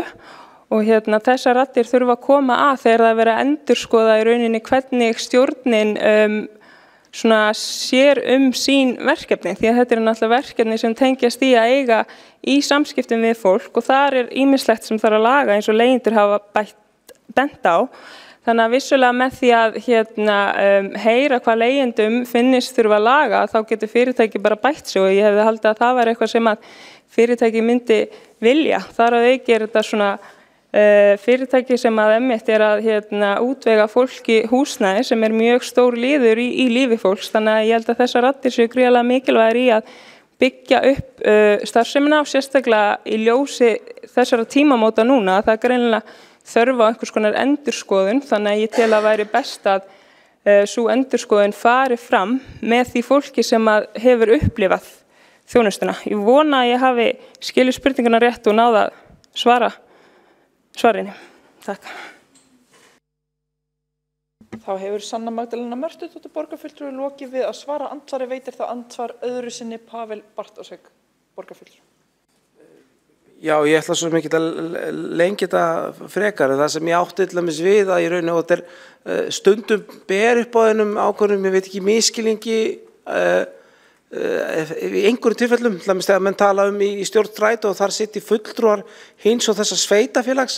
Sko það þetta rétt í eðli sínu að menn eru tilnefnir að tilteknum sveitafélagi, en strangt til tekið þá ber öllum stjórnmálmönnum að hugsa hag félagsins í heild sinni.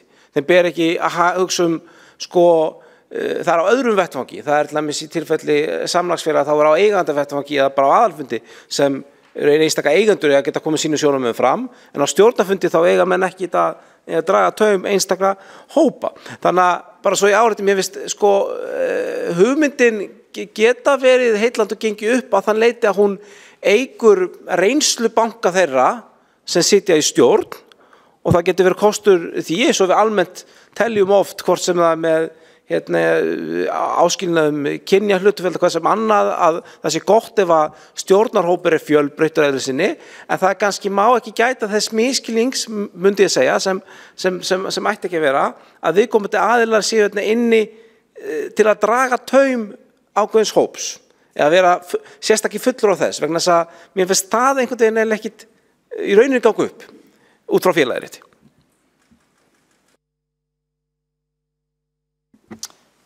Þá hefur Pavel Bartósek borgarfulltrúi lokið við að veita andsvar öðru sinni. Svar það andsvar öðru sinni Sanna Magdalena Mörtudóttir borgarfulltrúi.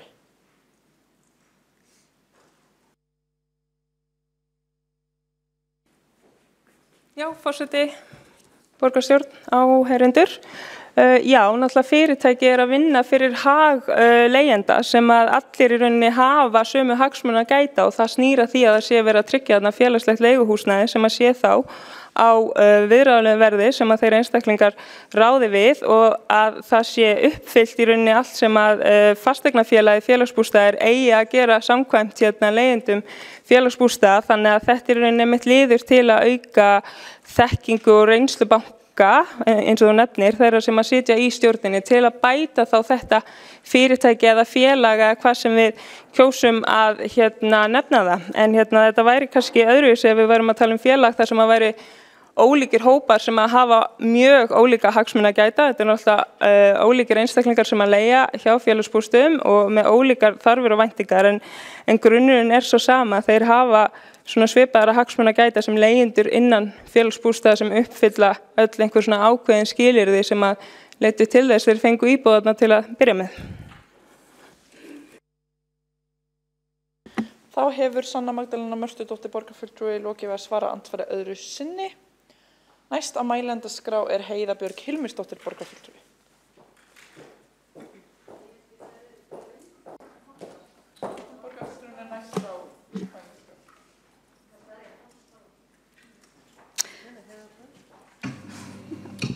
Allan mjög snögg.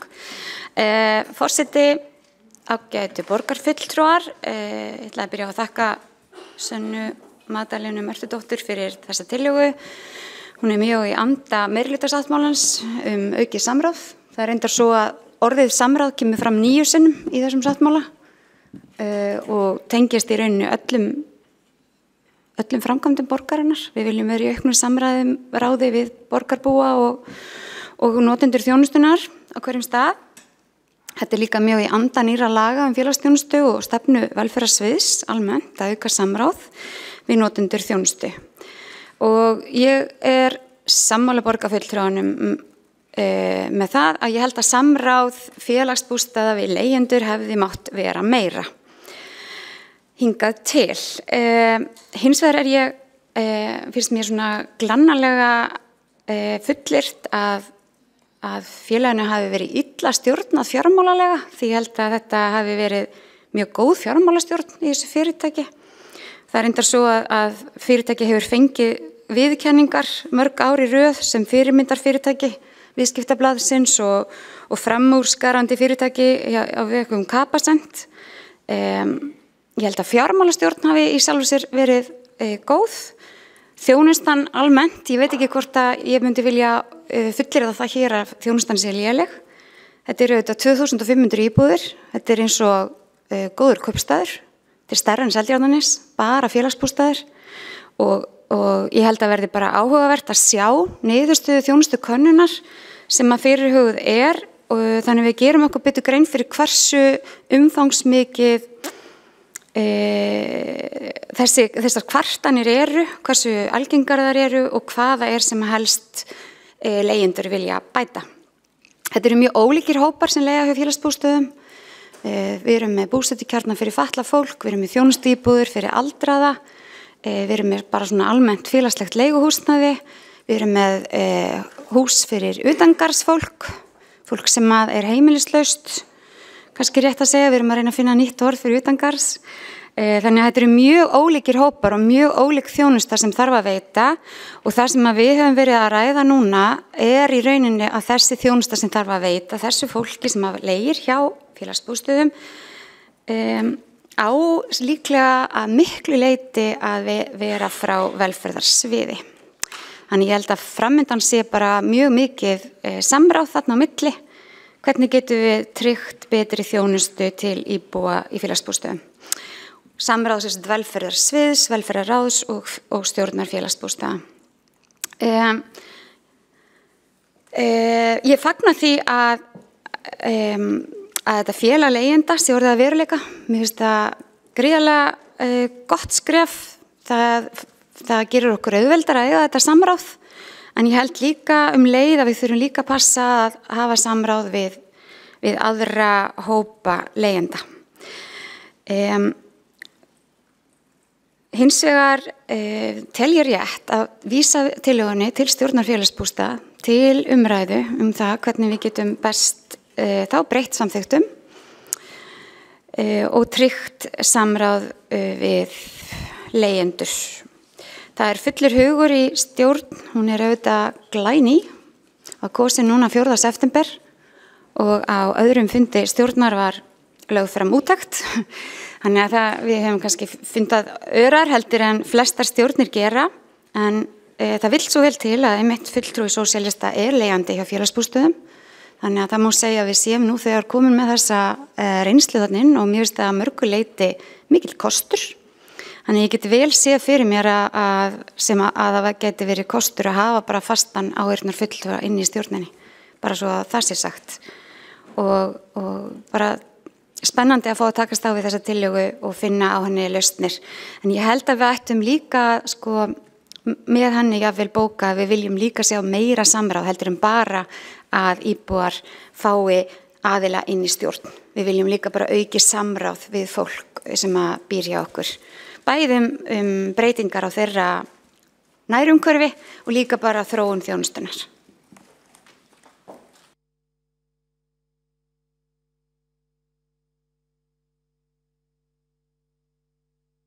Þá er borgarfulltrúinn Heiða Björk Hilmisdóttir lokið máli sínu og borgarfulltrúinn Sanna Magdalena Mörtdóttir þegar óskað eftir að veita andsvar.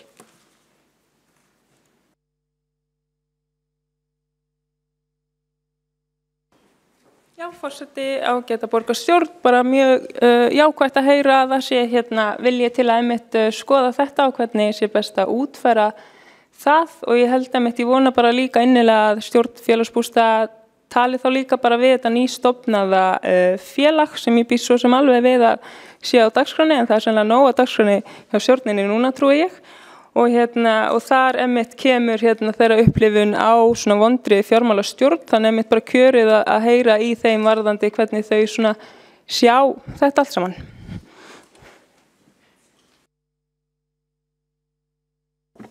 Þá hefur borgarfulltrúi Sanna María lokið við að veita andsvar og svara þá andsvari borgarfulltrúi Heiða Björk Hilmisdóttir.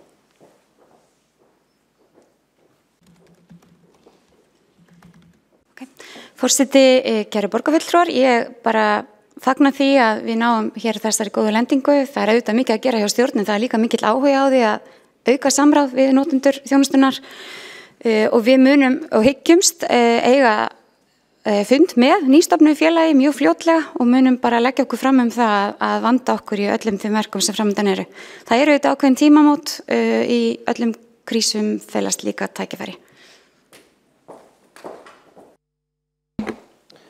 Borgarfulltrúi Heiða Björk Hilmisdóttir hefur lokið við að svara andsvari og þá tekur næsti máls Kolbrún Baldursdóttir borgarfulltrúi.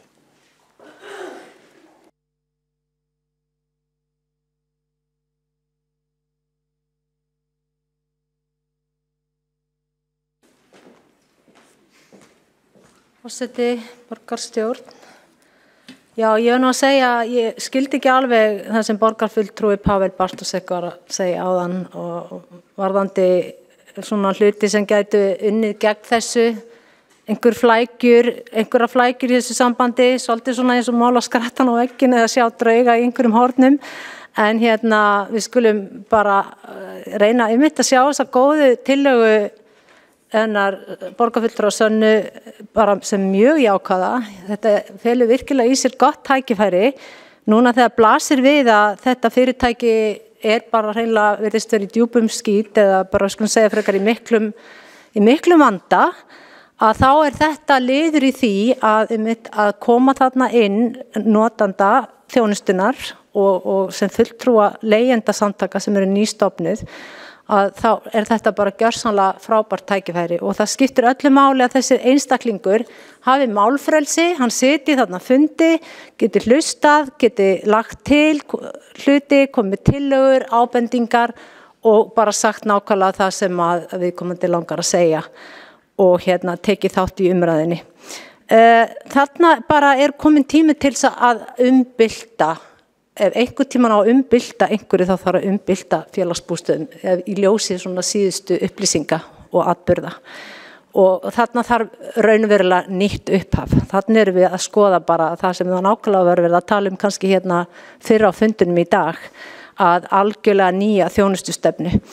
Og mér finnst þetta bara svo gaman að einmitt að fá svona tillögu þar sem við erum að tengja svona stjórn og svona fyrirtæki við fólkið sem að þiggja þessa þjónustu.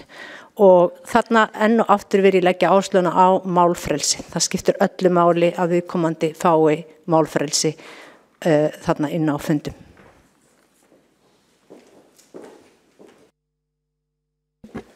Borgarfulltrúi Kolbrún Baldursdóttir hefur þá lokið máli sínu og borgarfulltrúi Heiða Björk Hilmisdóttir hefur óskað eftir að veita andsvar við ræðurnar.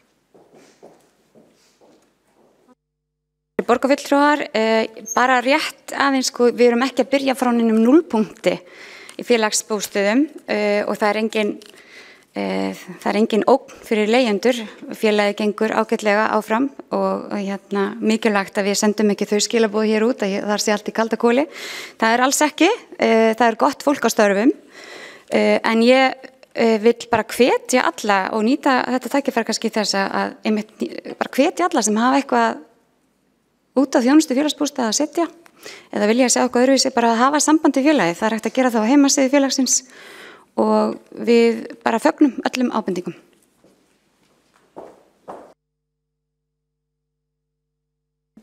Borgarfulltrúi Heiða Björk Hilmisdóttir hefur svaransvari. Já, borgarfulltrúi Heiða Björk Hilmisdóttir hefur lokið veita ansvar og svara þá ansvari Kolbrún Baldursdóttir borgarfulltrúi.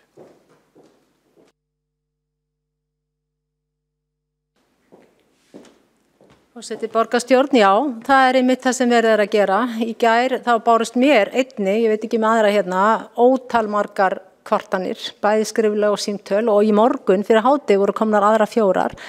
Og ég hef nákvæmlega gert þetta, haft samband við nýjan framkvæmdastjóra og upplýstan það sem hægt að upplýsa. Þannig að það verður verkefni næstu daga, það að streyma öllum þessum kvörtunum og ábendingum til nýs framkvæmdastjóra sem ég held bara sé ágætis mannskja og traust. En eftir situr ennþá ýmislegt þarna sem að ég tel og hef sagt að þurfi að breyta og stokka upp á nýtt og eins og ég sagði í gær og ekki leyndarmál að þá lagði ég til að stjórnarformaðurinn myndi víkja. Það bara mjög taktískt og rétt í stöðinni en eftir því sem ég kemst næst að þá það ekki alveg að gerast hjá viðkomandi en við sjáum til.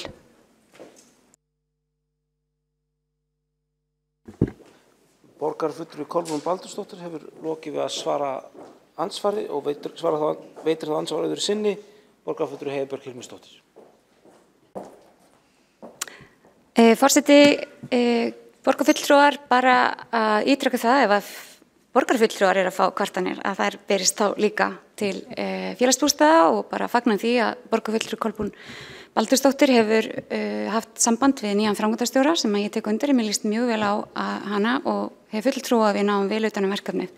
Hvað varðar að einhver segi af sér sem ekki hér, þá kannski betra að taka þá áskorun upp einhvers staðar þar sem að viðkomandi staddur því að það auðvitað ákvörðun hvers og eins hvort hann tekur þátt í stjórn eða ekki í stjórn. En ég tek ekki undir þá áskorun að hann þurfi að segja af sér. Hann óskaði eftir þessari úttekt, úttektin komin og við henni verður brugðist. Borgarfulltrúi Heiða Björk Hilmisdóttir hefur lokið að veita ansvar öðru sinni og svara þá ansvari öðru sinni. Kolbrún Baldursdóttir, borgarfulltrúi. Borgarstjórn, ég vil bara ítreka það að ég verð ekki að segja þetta neitt í fyrsta sinn. Þetta var þetta rætt í gær og talaði beint við hann sjálfan það. Auk þess erum við hérna í beinni útsendingu þannig að þetta bara ekkert óeðlilegt við það að nefna þetta hér. Það ekki eins og þetta sé að koma fram fyrst í fyrsta sinn og það sé verið að ræða eitthvað þar sem viðkomandi ekki staddur og ætti frekar að vera staddur en það bara ekki máli. Þannig að ég held sé bara ágætt að ítreka þetta hér og nú. Og svo erum við bara eigum eftir að sjá hvernig málin þróast. Borgarfulltrúi Kolbrún Baldursdóttir hefur þá lokið við að svara ansvar öðru sinni. Næst á mælendaskrá Baldur Borgþórsson, borgarfulltrúi.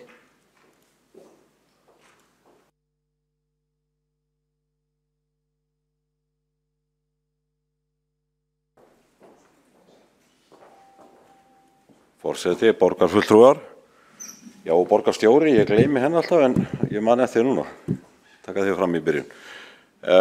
Mér líst alveg ágætlega á þessa tillögu og skil tilurðinnar mjög vel. Ég ætla hins vegar að stíka upp á því að henni við breytt lítillega að því að við í Miðflokksins viljum nú veita smá aðhald líka, þetta felur í sér ákveðinn kostnað, þannig að ég legg til að tillögunum verið breytt með þeim hætti að verði að ræða einn áheyrnarfulltrúa með málfrelsis og tillögurétti og held að það ætti að duga leigjendasamtökum eins og öðrum. Þetta svona að það væri það meira í stíl við það sem gengur að gerist í borginni og þannig að ég ætla bara að stinga upp á því. Við reynum að landa þessu máli með því að fara þarna ákveðið milliveg og höfum þennan áheyrnarfulltrúa eitt stykki í staðinn fyrir 2. Takk.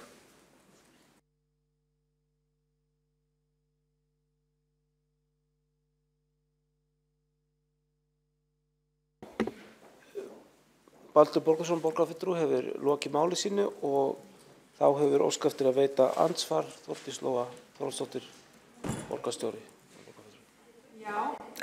Forseti.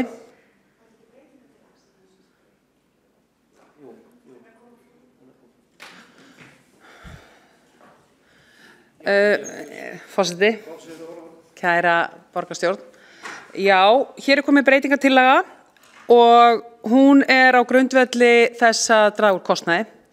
Eins mikið og ég nú sammála því oftast, þá ég ekki sammála því að þessu sinni. Það ekki rétt hjá mér, Valdur, að það komið breytingartillaga? Jú, ég legg til að tillögunum breytingartillaga. Já. Þá langar mig að fá að tjá mig aðeins það.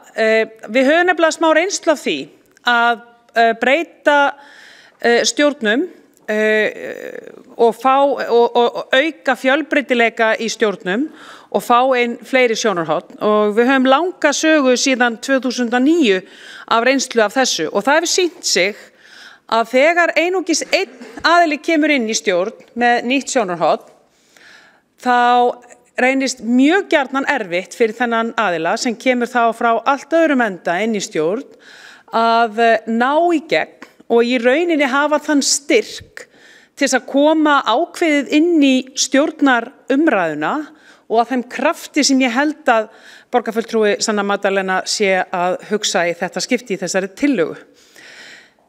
Og ég held að það sé, við missum svolítið tilgangin með tillögunni.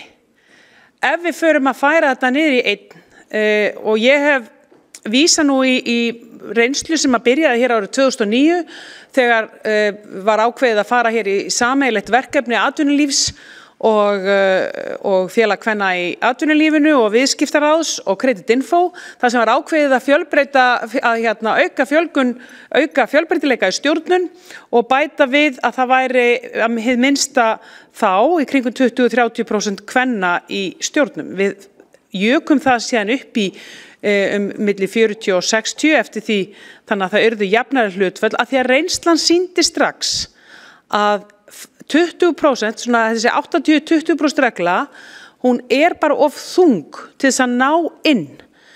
Og þá verðum við bara svolítið að vita það að þessi krítíski massi sem 2 eru umfram 1, hann það sem skiptir gríðarlegu máli inn í þessari jöfnu sem að þarna ræðir þá 5 manna stjórn. Og ég held sé mikilvægt að ég vildi bara koma þessu á framfæri því við höfum núna 10 ára reynslu, áratuga reynslu af nákvæmlega þessu. Takk fyrir. Þá hefur borgarstjóri Þórhildur Lóa Þórhallsdóttir lokið við að veita ansvar og svara þá ansvari Baldur Borgþórsson, borgarfulltrúi. Já, ég þakka borgarfulltrúa og borgarstjóra Þórdísi Lóu fyrir þetta. En þetta var tillaga frá mér, ég ekki að koma með breytingatillögu, heldur var þetta tillaga sem ég lagði fram, að því að mínu mati ætti einn öflugur einstaklingur að duga inn í þessa stjórn til að geta hagsmuna sína legum samtaka. Það bara mín skoðun. Takk.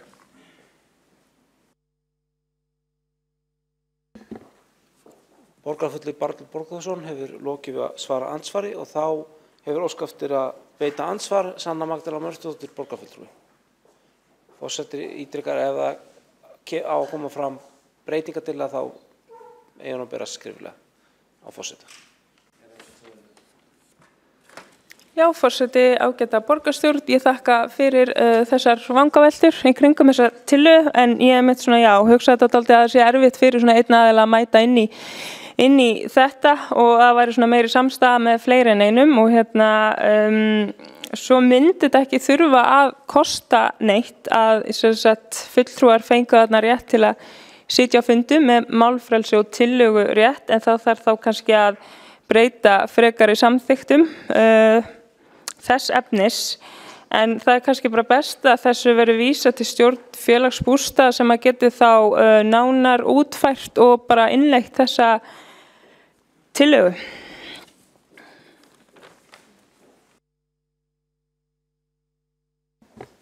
Borgarfulltrúi Sanna Magdalena Mörtusdóttir hefur á lokið við að veita ansvar og næst hefur óskað eftir að taka máls Dóra Björt Jónsdóttir, borgarfulltrúi.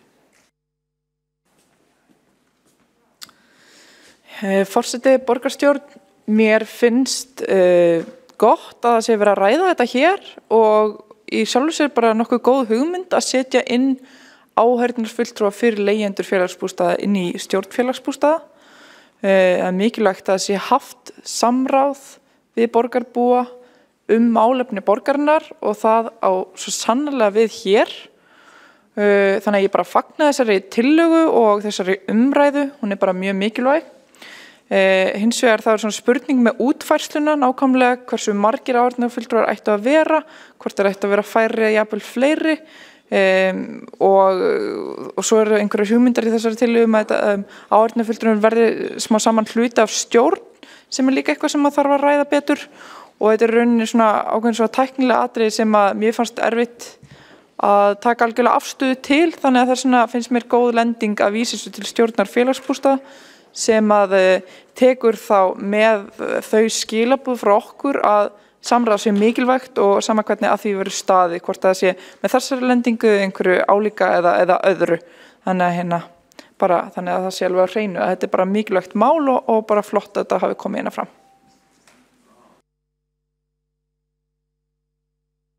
Borgarfulltrúi Dóra Björt Guðjónsdóttir hefur þá lokið máli sínu. Næstur hefur óskað eftir að taka til máls Magnús Már Guðmundsson, borgarfulltrúi. Forseti, ágæta borgarstjórn, mig langar að taka átt í þessar umræðu, bara mjög fín og góð umræða. Við rætt svipað hluti óformlega og formlega inn í velferðarráði og þar hefur tillöguflytjandinn raunverulega bara samkvæmt sjálfur sér að fylgja eftir og koma með þessa tillögu hingað inn.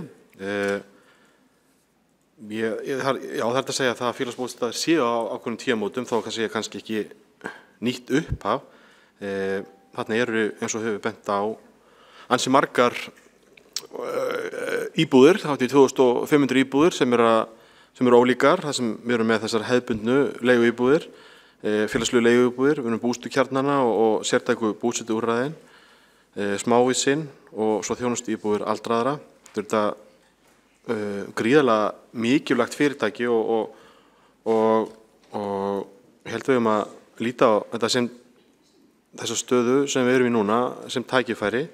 Við höfum í velferðarráði átt fínt samstarf við fyrrverandi framkvæmdastjóra Auðun Frey Ingvarsson og ástæða til að hrósa mönnum þegar menn ganga svona ákveðið til verka eins og hann gerir þarna með því að ákveða að víkja. Fyrir vikið er þetta svona nokkuð hreint borð sem ný stjórn er núna með fyrir fram að sig. Það er nýr stjórn, það er nýr framkvæmdastjóri og það er þessi skýrsla innri endurskoðunar og það eru þá tækifæri til að fara í breytingar sem hefur verið kallað eftir og þá skiptir þetta samtal við notendur og leigjendur gríðarlega miklu máli og ástæða til að fagna stofnun þessa nýja félags og það auðveldur, það er annað sem við höfum talað meðal sín í velferðarráði, svona þessir hópar sem eru fjölmargir og við eigum í samtali og samstarfi við að þarna vantaði þennan frontraun og veru og þannig að þetta er raunverulega bara allt í jákvæðasta. Þannig að þróa þjónustuna held ég það er stóra verkefni í samstarfi við velferðarsvið okkur í velferðarráði, þannig að þetta verði svona meiri samfella og þess vegna held ég að þetta sé bara, er þetta fín tillaga og það er réttast. Þetta getum við ekki ákveðið hér samþykktir fyrir stjórn félagsbústaða, en þetta fari í frekari umræði þar með þá þessa umræði sem hér hefur fyrir fram sem svona ákveðið svona veganesti. En held ég aftur þakka tillöguflytjanda Sönnu Magdalenu Mörtudóttur fyrir að koma með tillöguna og ég held að í þessu felist öllu saman bara mikil og góð tækifæri.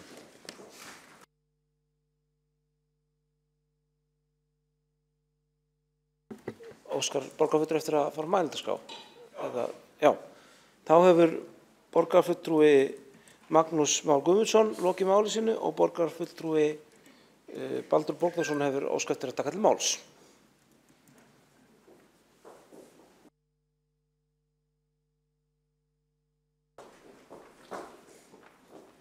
Já, ég hef ákveðið að leggja fram breytingatillögu. Hún er samhljóma nánast algjörlega þeirri tillögu sem lögðu fram. Lagt til að Reykjavíkurborg sem eigandi félagsbústaða boði til félagsfundar í félagsbústaðum og breyti þá samþykktum þess þannig að einn fulltrúi frá félagi leigjenda frá félagsbústöðum fái sæti í stjórn félagsbústaða. Lagt til að fulltrúin hefji stjórnarsetu sína og svo víðar. Þetta er samhljóma hinni á öllu leyti nema að ég breyti 2 í 1. Og ég ætla að hlífa ykkur við lesturum á tillögunni í heild sinni af því hún er öðru leyti eins. Takk fyrir.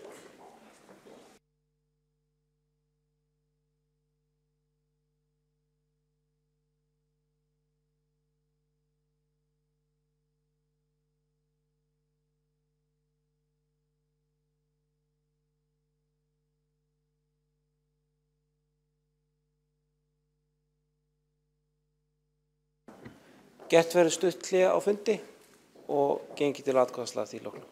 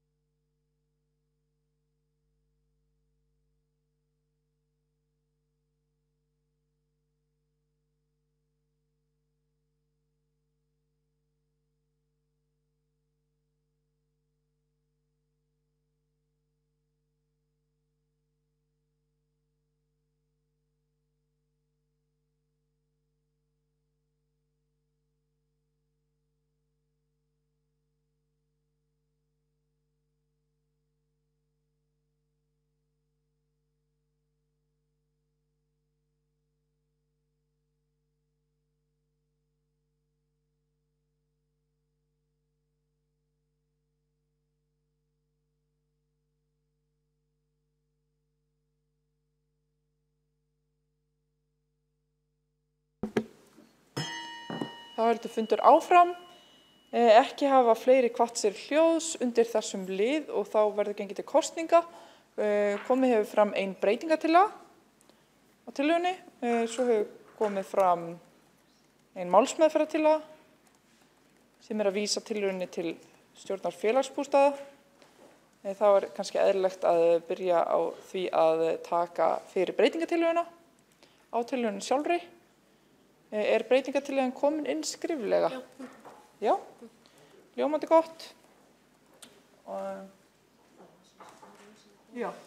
Breytingartillagan hefur verið lesin upp svo allir ættu að vera upplýstir innihald hennar frá borgarfulltrúa Miðflokksins.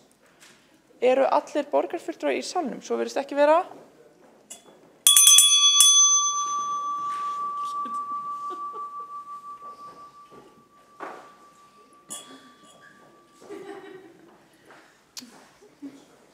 Þá virðast allir borgarfulltrúar vera í salnum og verður það gengið til kosninga breytingartillöguna á tillögunni sem liggur fyrir. Já, ljómandi gott. Þeir sem eru samþykkir þessari breytingartillögu sýni þess merki. Spaldurs, samþykkir þessari breytingartillögu. Já. Þeir sem á móti kunna vera.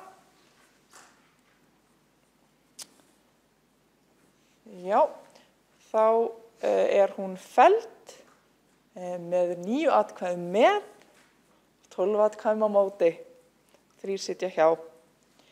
Þá verður tekin fyrir málsmeðferðartillagan sem liggur fyrir, sem að vísa tillögunni til stjórnar félagsbústaða. Já. Allir eru með nótunum, þá verður gengið til afsakið. Einhver...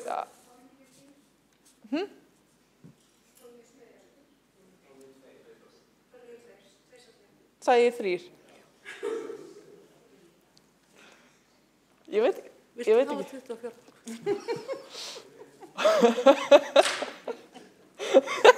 ótrúlegt. 12.92. 12.92. Sem betur fer passar ritarinn upp á þetta ritastri. Já. Hvað harmoníst við 24. Þá gengið til kosninga þessa málsmeðferðartillögu sem liggur fyrir. að vísa tillögu undir stjórnar félagsbústaða. Þeir sem eru samþykkir þessari málsmeðferðar tillögu sýni þess merki. Hátt upp, þeir sem eru samþykkir. Og þetta er samþykkt einróma, samhljóða. Já. Já. Já. Já. Ljómandi gott, kæru þakki fyrir þetta, góða borgarstjórn. Þá verður haldið áfram.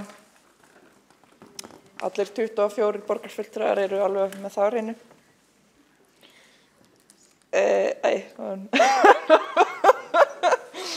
Þá verður tekin fyrir næsta tillaga á dagskrá sem er tillaga borgarfulltrúa Miðflokksins óháða rannsókn vegna Hlems mathallar og henni fylgir úr vör Baldur Borgþórsson borgarfulltrúi.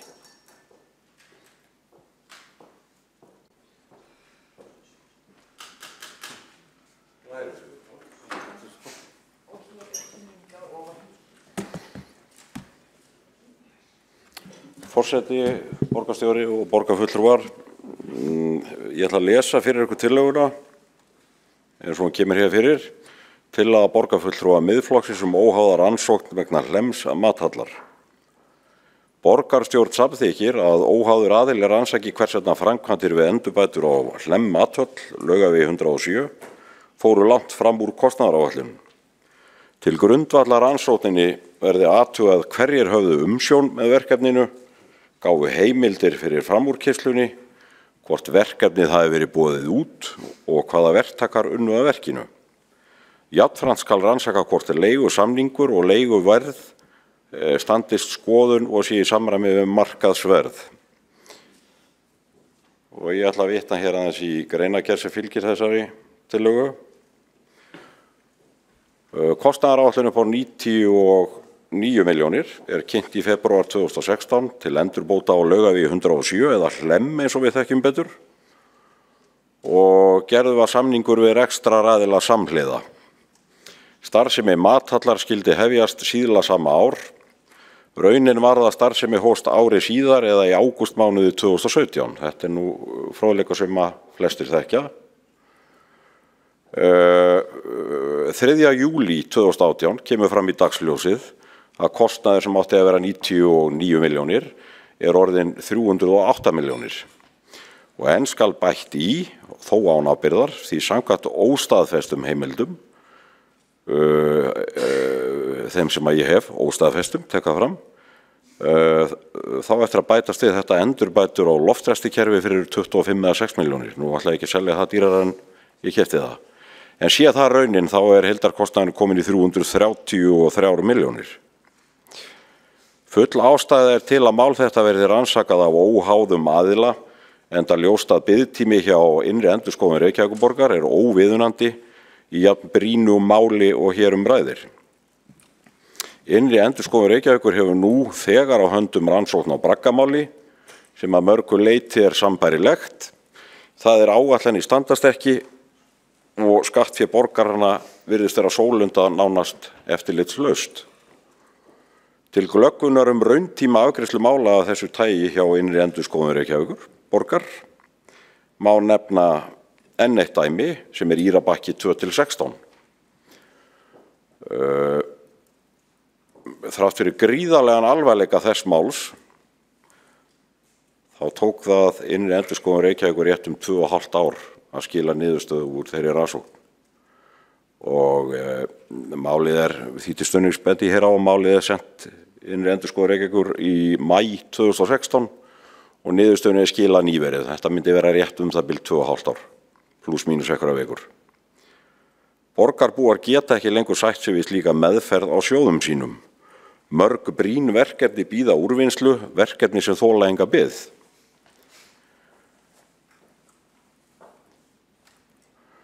Nú er það svo eins og sjá má á meðfylgjandi myndum og þá ætlaði ég að skipta mynd núna, ég veit ekki alveg hvernig. Já, þessi er fín. Að það er æðsti stjórnandi borgarinnar, ég ætla að hefja ræksturinn aftur. Nú er það svo að eins og sjá má á meðfylgjandi myndum að það er æðsti stjórnandi borgarinnar Dagur B. Eggertsson sem í eigin persónu undirritar téða samninga. Það verður því að teljast fáheyrt að borgarstjóri skuli ætla að víkja sér undan ábyrgð með því að benda í allar áttir og jafnvel vega starfseiðri fólks út í bæ. Það nefnilega svo að jafnt og orðum fylgi ábyrgð, þá fylgir undirskrift ábyrgð og það mikil ábyrgð.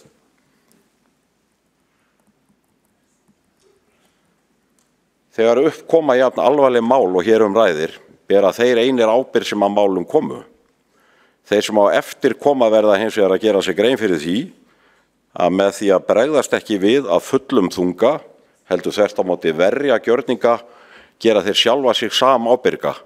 Og ég vil meina, og það mín skoðun trúfast, að hér í salnum sé fólk sem þarf að hugsa sinn gang og ég held að það sé það fleiri ljóst heldur mér. Miðflokkurinn hér í umboði borgarbúa, fyrir borgarbúa og með þann tilgang einan að verja hagsmuni borgarbúa. Og mun í engu kvika frá þeirri skyldu sinni að haga málflutningi sínum á atkvæðagreiðslum með þá staðreind og eigin sannfæringu að leiðarljósi. Það skylda allra kjörinna borgarfulltrúa fyrir þá sem að mögulega vissu ekki af því. Og þá ætla ég að biðja næstu myndtak. Þarna á sér stað önnur undirritun og hún fyrir utan víðfrægan bragga sem við eigum eftir að fjalla hér á eftir. Nú ætla ég að ekkert að nýta pínu ykkur með löngum ræðutímum. Ég ætla þó að árétta hér að miðflokkurinn áréttar að því fer fjarri að hér séum einstæð mál að ræða og mun á næstu vikum og mánuðum mun miðflokkurinn leggja fram hvert máli á fætur öðru sem að mörgu leyti sambærileg þeim málum sem hér eru til umræðu. Og ég þykir því rétt að því ég búin að vera bara tiltölulega snöggur að þessu enda klukkan orðið margt. Þá ætla ég að fá að ljúka þessu með einni tilvitnun með leyfi forseta. Winter is coming og taki til sín þeir sem eiga. Þannig að það bara. Þá hefur Baldur Borgþórsson. Ég ætla ekki að syngja fyrir ykkur. Borgarfulltrúi lokið mál sínu. Forseti vill minna á að það vissulega leyfilegt að tala á erlendu máli ef það verið að vitna í texta en það þarf að þýða textan en það stjórnsýslumál íslenska. Þakkir fyrir þetta. Forseti þakkar fyrir afbragðsþýðingu. Hérna, þá býtum við. Afsakið, næst á mælendaskrá Marta Guðjónsdóttir, borgarfulltrúi.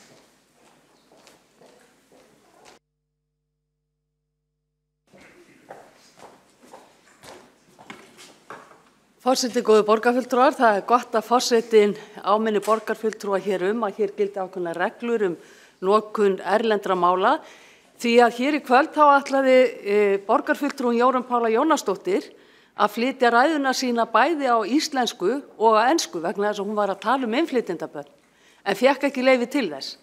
En hér kom upp borgarfulltrúi í kvöld úr meirihlutanum og talaði á dönsku oftar en einu sinni en var ekki áminnt fyrir það. Þannig að við skulum hafa jafnar reglur hér fyrir alla borgarfulltrúa. En ég kom nú ekki upp hér undir þeim lið heldur út af mathöllinni. Heildarkostnaður við mathöllina við Hlemm þrefalt meiri en upphaflega var gert ráð fyrir. Og hér enn eina óútskýrða framúrkeysluna að ræða. Framúrkeyslu sem að þarfnast rannsóknar. Og ég tek heils hugar undir með borgarfulltrúanum Baldri Borgþórsinni frá Miðflokknum að það þarf að velta við öllum steinum. Við þurfum að fá að vita hver tók ákvarðanir, hver sá framkvæmdirnar og hvernig þetta gat allt saman gert. Þetta mál kom í rauninni ekki upp fyrir en í sumar. Vegna þess að í vor fyrir kosningar þá lagði ég fram fyrirspurn í borgarráði framúrkeysluna og vildi fá svör við hvers vegna þetta gat gerst en fékk ekki svörin fyrir en í júlí. Þrátt fyrir að í svarinu hafi komið fram, sem lagt var fram í júlí, að svarið hafi í rauninni verið tilbúið miklu fyrr. Þetta gömul saga ný að svör eru lögð fram í borgarráði í óþægilegu máli hásumar í þeim tilgangi að sem fæstir taki eftir þeim. En skattgreiðendur í Reykjavík, þeir eiga heimtingu á því að fá skýringar á þessari framúrkeyrslu. Þeir eiga heimtingu á því að fá skýrsvör við því hverjir tóku ákvarðanir þessa framkvæmd, báru ábyrgð á henni og hvers vegna þessi framkvæmd fór svona langt fram úr kostnaðaráætlun. Borgarbúar eiga líka heimtingu á að vita hvers vegna borgin telur það hlutverk sitt að gera upp hús og bragga fyrir svimandi upphæðir fyrir veitingarekstur.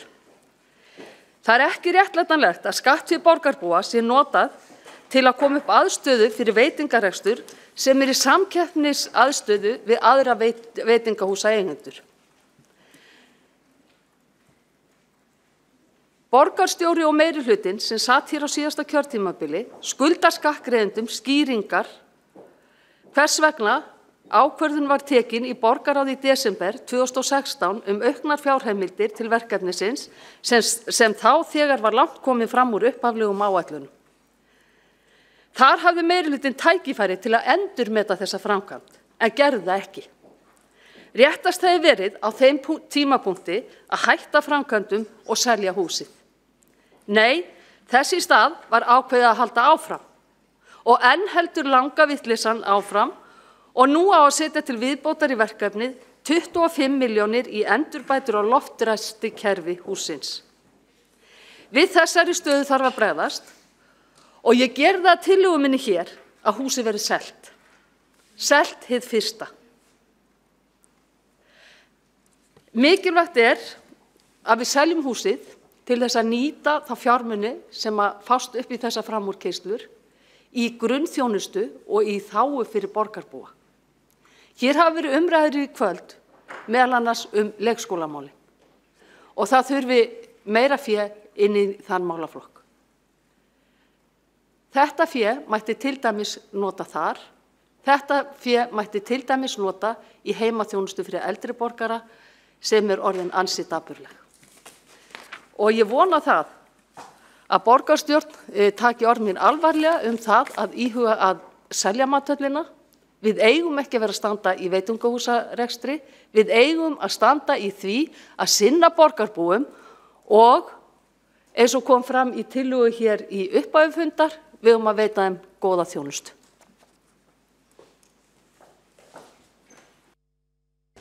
Þá hefur Marta Guðjónsdóttir borgarfulltrúi lokið máli sínu.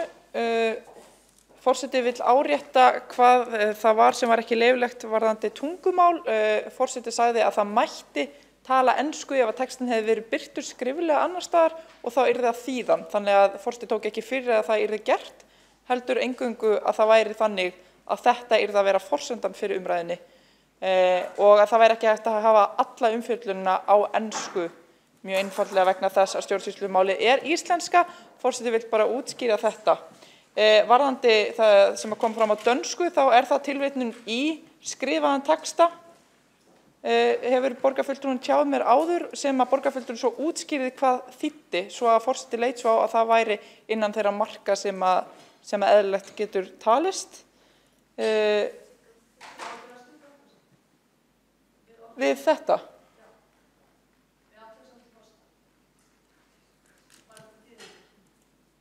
Borgarfulltrúinn að fara að bæta einhverju við þessu umræðu sem að skiptir sköpum? Já, einmitt. Gjörðu svo vel.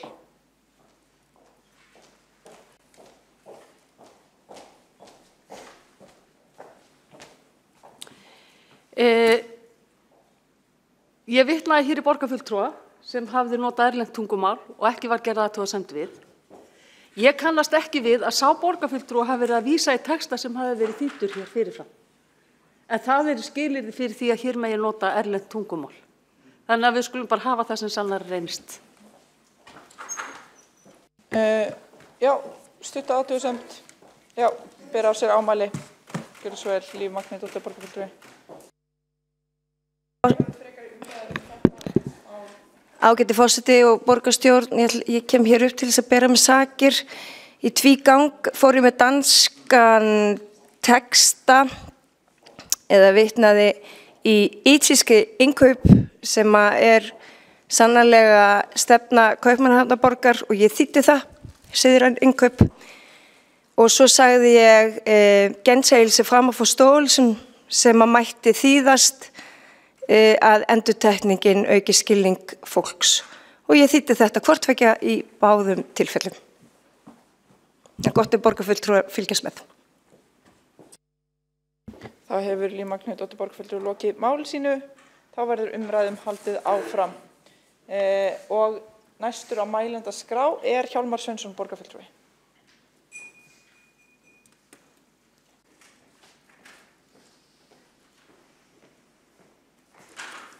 Forseti, ágæta borgarstjórn.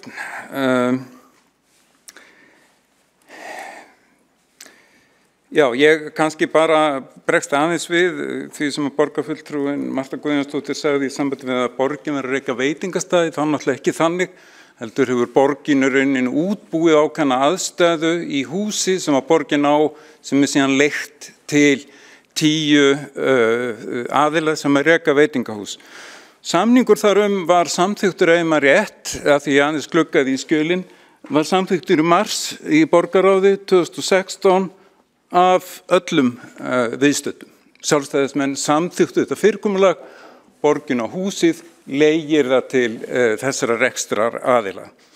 Þannig að það ætti nú ekki að koma neinum á óvart þegar að þessi háttur hafður á, annars í þessari umræðu þá Hlemm þá rifjast upp fyrir mér að fyrir allmörgum árum, ég held að verið 2002 eitthvað svoleiðis, var sýnd ótrúlega mögnuð heimildamynd sem hét Hlemmur. Og hún, þetta var mynd sem að sýndi í rauninni svona einstæðningsskap og eymd og angist og sársauka þess fólk eða svona hluta af því fólki sem að þá var á Hlemmi. Þið munið það kannski ef þið höfðu farið á Hlemm á þessu tímabili að það var búið að taka út alla bekki og aðgengi að salerni var lokað. Þar var svo sannarlega dapurt að lítast í þeirri mynd, svona með sterkari heimildamyndum sem maður hefur séð og síðan gerist það nokkrum árum síðar, eða allmörgum árum síðar, 10 árum svo í Reykjavík sögu að þá spyrst það út að borgin sé að hugsa að breyta skipulagi þannig að aðalskiptistöð Hlemms verði ekki lengur eða aðalskiptistöð Strætó verði ekki lengur á Hlemmi heldur niður á BSI. Og þá fara af stað strax og úr grasrótinni það koma tillögur í Betri borg það að það þurfa að gera eitthvað skemmtilegt á Hlemmi og einmitt í gömlu skiptistöðinni og ég hérna með eina tillögu sem ég fann og hún hljómar svona með leyfi forseta úr Betri Reykjavík, mikið óskaplega væri skemmtilegt ef Hlemmur væri alvöru torg með kaffihúsum og markaði og listagalleríum. Þetta hverfi svo frábært og hugsaðu ykkur hvað væri gaman að labba þarna á milli torga og upp á niður Laugaveginn rétt eins og á strikinu á sumrin í Kaupmannahöfn. Þannig að þessar hugmyndur að breyta þeim dapra stað sem að Hlemmur hafði því miður þróast í að vera, kemur að mörgu leyti úr þessari grasrót. Og það næsta sem að gerist í rauninni vegna þess að Strætó reyndist ekki vera kannski sérstaklega flinkur í því að reka svona hús en svo skiptistöðuna við Hlemm. Þetta mjög merkilegt hús, hannaði Gunnar Hansinni arkitekt, verðlauna arkitektúr og mann sáu það þegar húsið var síðan tekið í gegn, allar stóru fólíurnar rifnar úr gluggunum og það var allt tekið í gegn. Þetta er ópasslega fallegur glerskáli. Glerskáli eins og við sjáum í ýmsum borgum erlendis. Mér hef sérstaklega í huga eina frægustu matarhöllin í Berlín sem heitir Markthalle 9 í hverfinu Kreuzberg. Sú gamla mathöll var komin í mikla niðurníðslu á síðustu eða svona upp úr 90 en hefur núna ratað í endurnýjun lífdaga sinna og hvernig, í rauninni hafa gert það nákvæmlega sama og á Hlemmi. Það er að segja að þessu var breytt í matarhöll sem þú kaupir tilbúin mat. Og þessar matarhallir, þetta konsept, ef maður orða það svo, mjög frægt dæmi annað hérna Torfehallinn í Kaupmannahöfn. Þetta gríðarlega vinsælt við borgum, borgarbúar hópast í þetta og þetta gríðarlega skemmtilegir og léttir staðir til að hittast og eiga samskipti. Það er rétt að það sem sagt að þarna fyrir nokkrum árum að þá var það þannig, þekki ég söguna rétt, að Strætó segir upp leigusamningum húsið og síðan kemur upp þessi hugmyndum mathöll. Það eru settar ákveðnar kvaðir hálfu Strætó á mathöllina að Strætó farþegar geti farið inn til að bíða og í rauninni að allir geti farið þar inn, enginn sem skyldur til að versla þar eða neitt. Það er líka hluta samningnum að það er bönnuð minjagripasala og það er skylda að hafa salernið opið fyrir almenning. Það er ekki tekið á því að það megi ekki kosta eitthvað inn, en salernið að vera opið fyrir almenning, það hafði ekki verið opið fyrir almenning í 10 ár. Og þá kom fram að leigutími skyldi verið til 10 ára og leiguverð það mun vera cirka 14,5 milljónir á ári. Á 10 árum gera það þá 145 milljónir og mun örugglega hækka í vísitöluverði. En sem sagt það er rétt sem að kom fram í máli Baldurs Borgþórssonar að þetta hefur hækkað verulega og það reyndar voru ekki 100 milljónir, heldur að rekna með þetta verið 108 milljónir og það var gengið út frá því, eða gengið í verkið í febrúar byrjun árs 2016 en síðan kom fljótlega í ljós að verkið yrði miklu dýrar eins og oft hefur gerst. Allir þeir sem að hafa tekið upp á því að gera upp gömul hús, ég hef gert upp 3 gömul hús, komast mjög oft að því að verkið er miklu stærri sniðum, miklu dýrara heldur maður sá fyrir. Og það er kynnt borgarráði í lok árs 2016 að verkið verður miklu mun dýrari. Það kemur fram held ég á fundi borgarráðs 22. desember 2016. Og þá er kostnaðar áætlun uppfærð og síðan á fundi borgarráðs í september 2017 að þá kemur í viðauka við fjárhagsáætlun var sérstakt viðbótaframlag. Og ég nefni þetta vegna þess að borgarráði og þeim sem að ráða ferðinni, þeir vissu það mjög fljótlega að upphaflega kostnaðaráætlunin myndi ekki standast og þeir vissu það mjög fljótlega að þetta yrði talsvert mikið dýrara heldur en í upphafi var álitið. Og þá er augljóslega, því að ég satt ekki borgarráði þessum tíma, en ég er mikið fegin en það var gert, það var ákveðið augljóslega að þetta verið svo góð og mikilvæg ráðstöfun að taka þetta gamla hús algjörlega í gegn og gera það þannig að það standi hér með sóma í næstu 100 árin, að halda enga síður áfram með verkið. Nákvæmlega sama og var gert reyndar í 100 sinnum stærra skala við Hörpu eftir að það fræga dæmi fór allt á hausinn í höndum einkaaðila, þá tóku ríki og borg við og björguðu dæminu og borguðu brúsan og kláruðu dæmið. Og það var gert á Hlemmi og að mínu mati var það mikið gæfuspor.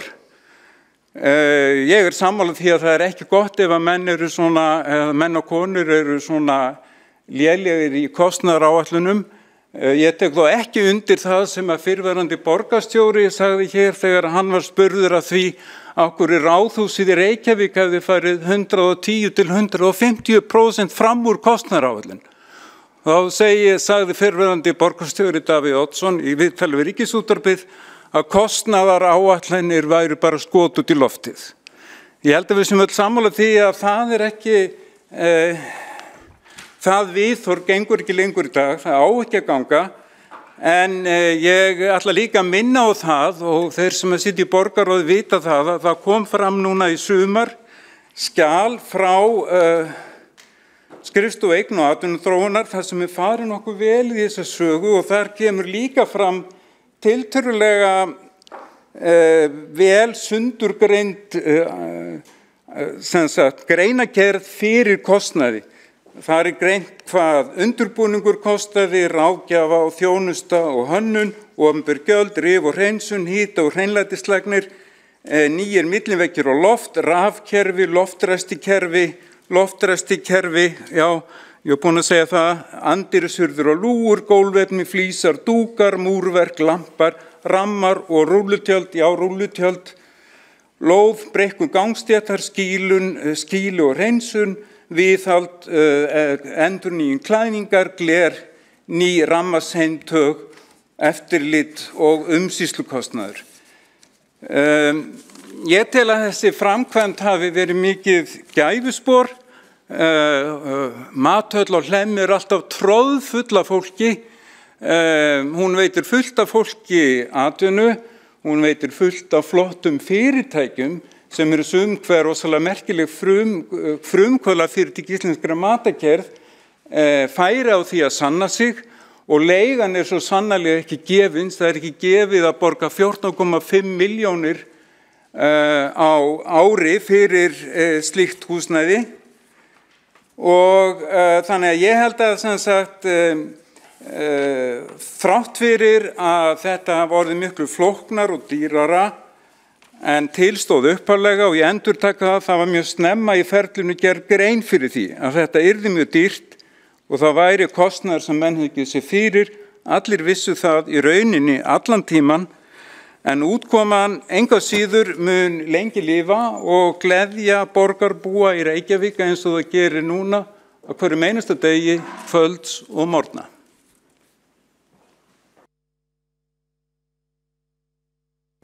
Þá hefur Hjálmar Sveinsson borgarfulltrúi lokið máli sínu.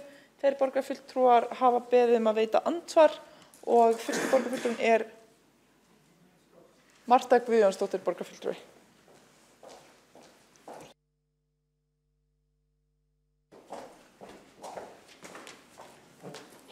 Forseti góði borgarfulltrúar, Hjálmar Sveinsson borgarfulltrúi stundum alveg ágætur í því að halda staðreyndum til haga.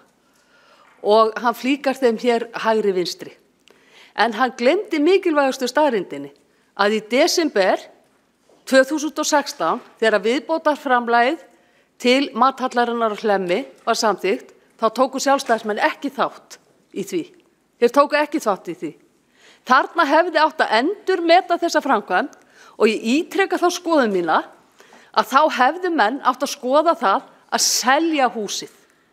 Einkaaðilar hefðu alveg getað komið upp mathöll og gert mannlífið skemmtilegt og líflegt eins og borgarfulltrúinn talar um. Það ekki hlutverk Reykjavíkurborgar að skapa aðstöðu fyrir veitingarekstur.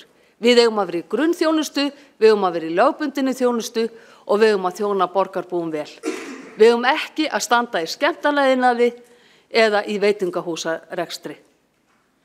Og ég ítreka það enn og aftur, sjálfstæðismenn tóku ekki þátt í þessari framúrkeyrslu og greiddu því ekki atkvæði.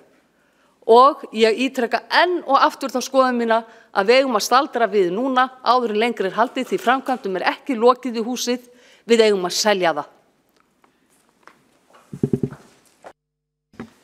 Þá hefur Marta Guðjónsdóttir borgarfulltrúi lokið við að veita andsvar þá ansvari Hjálmar Sveinsson borgarfulltrúi.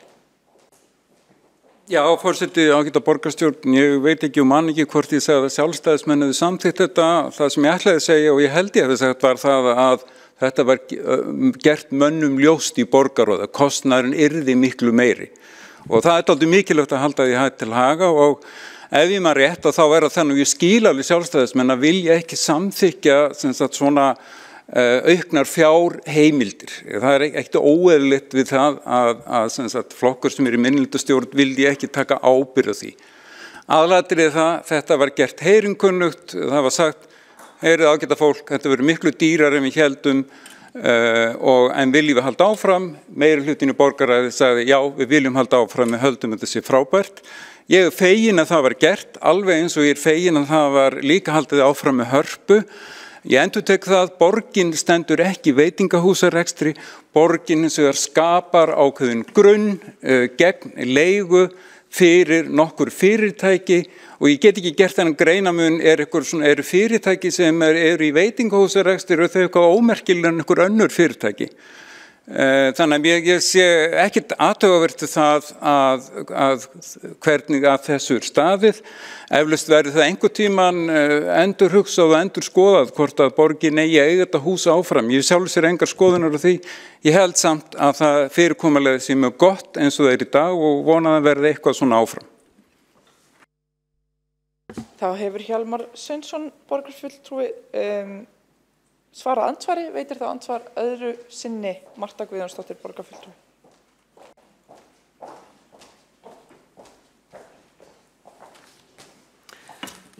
Forseti góðir borgarfulltrúar, ég vísa því alfarið á bug að flokkarnir hér í minnihluta eða í stjórnarandstöðunni vilja ekki taka ábyrgð. Við viljum einmitt bera ábyrgð. Við viljum ekki þessa framúrkeyrslu. Við viljum fá utanaðkomandi aðila til þess að skoða þessa framúrkeyrslu. Við viljum setja punktinn fyrir aftan þetta ævintýri á Hlemmi. Og ég vil að þetta hús verði selt. Það að sýna ábyrgð borgarfulltrúi Hjálmar Sveinsson. Þá hefur Marta Guðjónsdóttir, borgarfulltrúi, veitt andsvar öðru sinni og þá veitir andsvar Baldur Borgþórsson, borgarfulltrúi.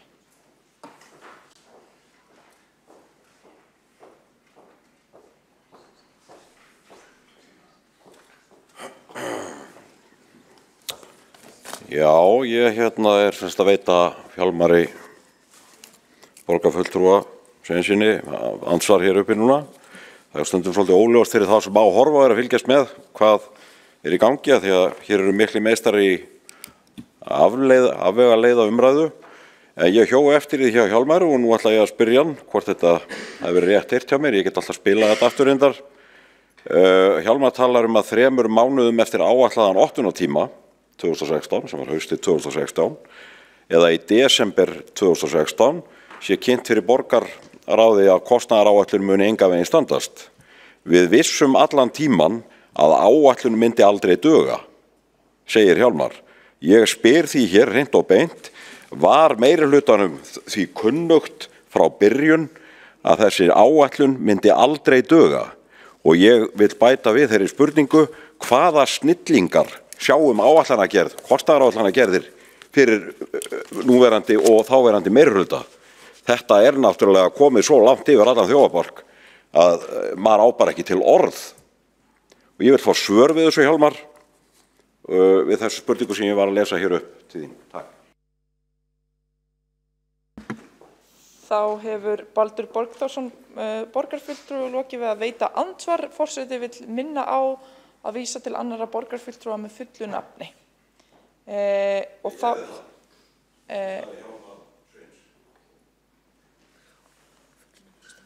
og starfsheiti. Já, fullu nafni og starfsheiti. Hjálmar Sveinsson, borgarfulltrúi. Ég gerði það líka, bara kannski ekki þeirri röðsum að... Það er ánægilegt að svo forseti vill bara ítreka þetta, en þá er það ljómandi gott. Já, ljómandi gott. Þá verður það allavega svo hér eftir. Hjálmar Sveinsson, borgarfulltrúi, ætlar að svara andsvari. Já. Það sjálfsagt að svara þessu. Ég sagði auðvitað ekki að borgarfulltrúi eða einhver hefði vitað allan tíman þetta miklu dýrara. Ég sagði það alls ekki. Ég sagði hins vegar og það má lesa í plaggi sem að skrifstofa eigna og atvinnuþróunar kynnti fyrir borgarráði í júlí núna að sem sett í desember 2016 var borgarráði kynnt að verkið yrði miklu dýrara heldur en upphaflegar áætlanir höfðu gert ráð fyrir. Það misskilningur hjá borgarfulltrúanum Baldri Baldursinni að þetta hefði einhvern veginn vita allan tíman, auðvitað ekki, en sem sagt eins og stundum gerist þegar verkið var byrjað kom þetta í ljós. Ég tek það sjálfur fram að ég sit ekki og sat ekki í borgarráði, en þetta má einfaldlega lesa úr þessu ágæta bréfi sem var kynnt fyrir borgarráðsmönnum nú í júlí, hvernig sem sagt röðin á þessu var. Og það er alveg skýrt og þar svo sem ekki frekari vitnana við. Þá hefur Hjálmar Sveinsson, borgarfulltrúi, lokið við að svara andsvari. Þá veitir andsvar öðru sinni Baldur Borgþórsson, borgarfulltrúi.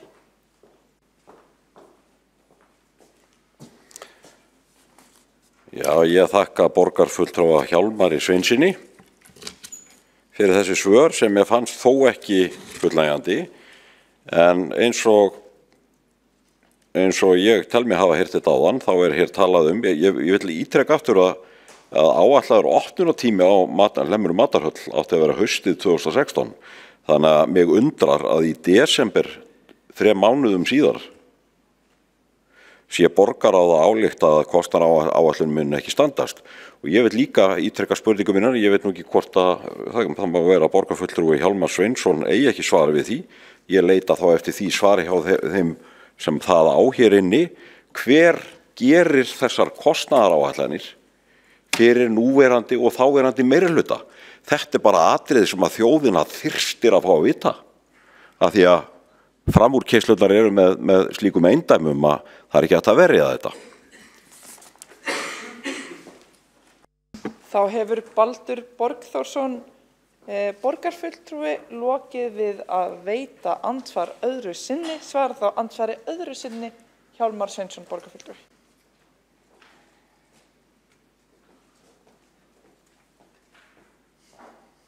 Já, forseti, ágæta borgarstjórn, það rétt hjá borgarfulltrúanum Baldri Borgþórssoni. Ég get ekki nefnt nákvæmlega þá aðila sem gera það. Ég bara gerir ráð fyrir því að það sé okkar hæfasta fólk í því og ég ætla að endurtaka það að í þessu tilviki var aldrei verið að fara dult með eitt eða neitt og það má kannski segja að það hafi verið eðlilegt að þegar komið ljós ekki hægt að opna matarhöllina hausti 2016 og það fær þá borgarráð nokkur vikum síðar skýring á því nefnilega þá að þetta sé miklu viðameira, flóknar og dýrara verk heldur en menn höfðu gert ráð fyrir. Þannig að ég eiginlega get ekki séð það náttúrulega sorglegt að það skildi vera svona dýrt en útkoman, svo útkoma sem að borgarbúar njóta algjörlega frábær og þess vegna myndist ég nú á þá döprumynd sem var dregin upp í þeirri merkilegu heimildamynd Hlemmur, það sem þetta var það bil daprasti staður í veröldinni, að það ótrúlega miklar umbætur og framfarir og lífsgæði og lífsgleði sem að ríkir þar miðað við þann tíma.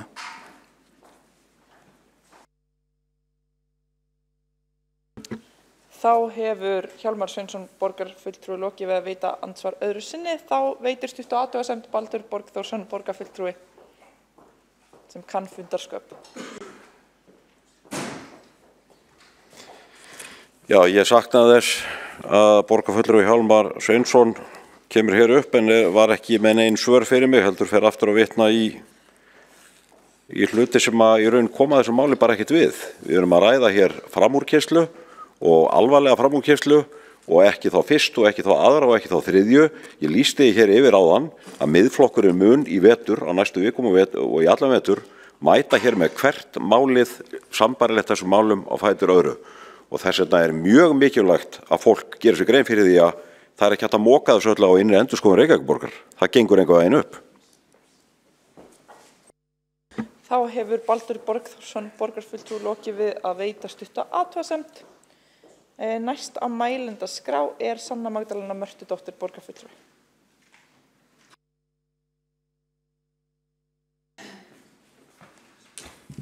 Forseti, ágæta borgarstjórn, já, það sem að svona framúrkeyrsla hefur átt sér stað oftar en einu sinni núna nýlega, þá velti ég fyrir mér hvort að fleiri svona verkefni séu að fara verulega fram úr kostnaðaráætlun og ég bara viðurkenni að það eitthvað sem maður hefur áhyggjur af núna og fyrst þetta gat gerst áður, hvað hindrar að þetta geti átt sér stað aftur, þannig að ég vil endilega að við hugum að því hvort það sé ekki verkferðlar í gangi sem að tryggi þá að ekkert svona geti í rauninni kannski farið fram okkur óafvitandi en þetta auðvitað ólík verkefni þar sem að þessi framúrkeyrsla átti sér stað en já, maður svona óttast það að þetta sé ekki síðasta framúrkeyslan sem við sjáum en vonandi. Þá hefur Sanna Magdalena Mörtudóttir borgarfulltrúi lokið máli sínu. Næst á mælendaskrá Þórdís Lóa Þórhallsdóttir borgarstjóri. Ég elska Hlemm. Ég ólst upp á Hlemmi og ég bara hreint elska Hlemm. Það bara þannig.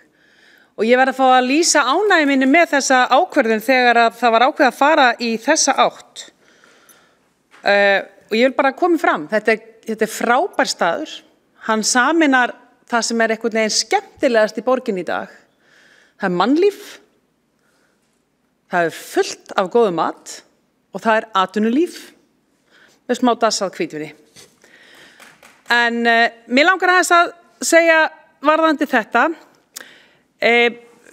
það er alvarlegt mál þegar verkefni fara fram úr og við erum búin að ræða það hér ítrekkað og ég vona svo sannarlega, kæri borgarfulltrúi Sanna Magdalena, að við getum lagað það og stefnum að því fullum hug. Ég var að lesa í Fréttablaðinu í dag vísu nýjan Dr. Þórð Víking sem er í miklu uppáhaldi á mér, þar sem hann er einmitt að ræða áætlanir og raunkostnað og þetta er í rauninni einhvers konar allsherjar vandamál hjá okkur. Ég leyfi mér að vitna hér í Fréttablaðið af netinu, af fréttablaðið.is í dag, kæri forseti. Það er áætlað, og nú ætla ég bara að setja þetta í svona stóra samhengið. Hér er reifað á nokkrum, það er bragginn sem við þekkjum. Það er hátíðarfundurinn á Þingvöllum, nýlegt dæmi, Vaðlaheiðargöng, Hlemmur og Mathöll, Harpa, Hof á Akureyri, Héðinsfjarðargöng, Grímseyjarferja, innleiðing Órakul, Kárahnjúkaverkun, stúkan á Kópavogsvelli, stúkan á Laugardalsvelli, Orkuveituhúsið og Þjóðmenningarhúsið. Og þessi listi er langur og hann er líka langur í árum sem er sorglegt líka af því að við virðumst einhvern veginn ekki vera komið þangað að við séum að bæta okkur. En við höfum allar forsendur til þess hins vegar. Við eigum að vera og eigum alveg að geta verið mikið betri í áætlanagerð í dag heldur en við vorum af því að við erum með allar staðreyndir miklu meira í núinu í rafrænum lausnum. Ég ætla ekki að hafa þetta langt af því að ég get glatt kæra borgarfulltrúa Baldur Borgþórsson því að málið mun upplýsast mjög fljótlega því að málið er í endurskoðun hjá innri endurskoðun. Það var tekin svo ákvörðun í nóvember 2017 að gera úttekt á útboðs- og innkaupsmálum og markmið þeirra úttektar eru að kanna hvernig kostnaðaráætlanir í mannvirkjagerð og viðhaldsverkefnum standast með útboð og endanlega kostnað við verklok, að kanna til hlýtni við verklagsreglur og innkaupareglur útboð og framkvæmd og eftirlit og að skoða samstarf innkaupadeilda við borgarlögmann og innkaupaaðila fagsviða. Eftirtaldar framkvæmdir voru valdar af handahófi eða kannski ekki svo miklu handahófi til skoðunar og að undangengni yfirferð á nýlegum framkvæmdum á mannvirkjagerð og það eru eftirtalandi verkefni. Það er Sundhöll, það er að segja viðbygging, þar sem verklókin voru 2017, Mathöll á Hlemmi, þar sem verklókin voru í ágúst 2017, Hjólastígur á Grensás, verklók voru í júní 2017 og Vesturbæjarskóli viðbygging áætlu verklók í júlí 2018. Þessi úttekt hófst í maí. Innri endurskoðun er að vinna að þessari úttekt og við getum átt vona því fljótlega að fá niðurstöður í það.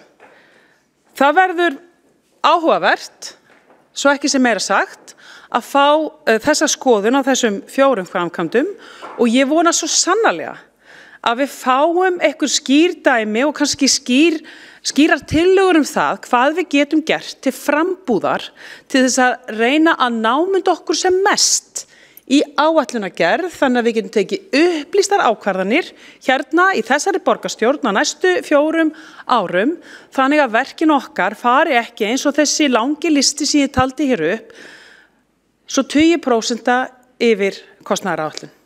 Ég legg til sökum þess að þessi úttekt er bara nákvæmlega í gangi að þessu máli verði vísað frá. Þá hefur Þórdís Lóa Þórhallsdóttir borgarstjóri lokið mál sínu og veitir þá andsvar Baldur Borgþórsson borgarfulltrúi.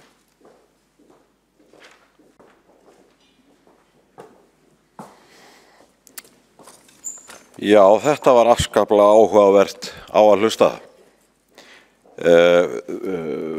Borgarfulltrúi og borgarstjóri sitjandi í dag, Þórdís Lóa Þórhallsdóttir, fór hér víða völl eins og von var á og víkur sér fimlega undan þessu þá að vísa þessu máli frá að því að þetta sé í einhverri stærri skoðun almennra útboðsmála hjá innri endurskoðun Reykjavíkurborgar. Hvers konar eiginlega ósýp það að láta þetta út úr sér?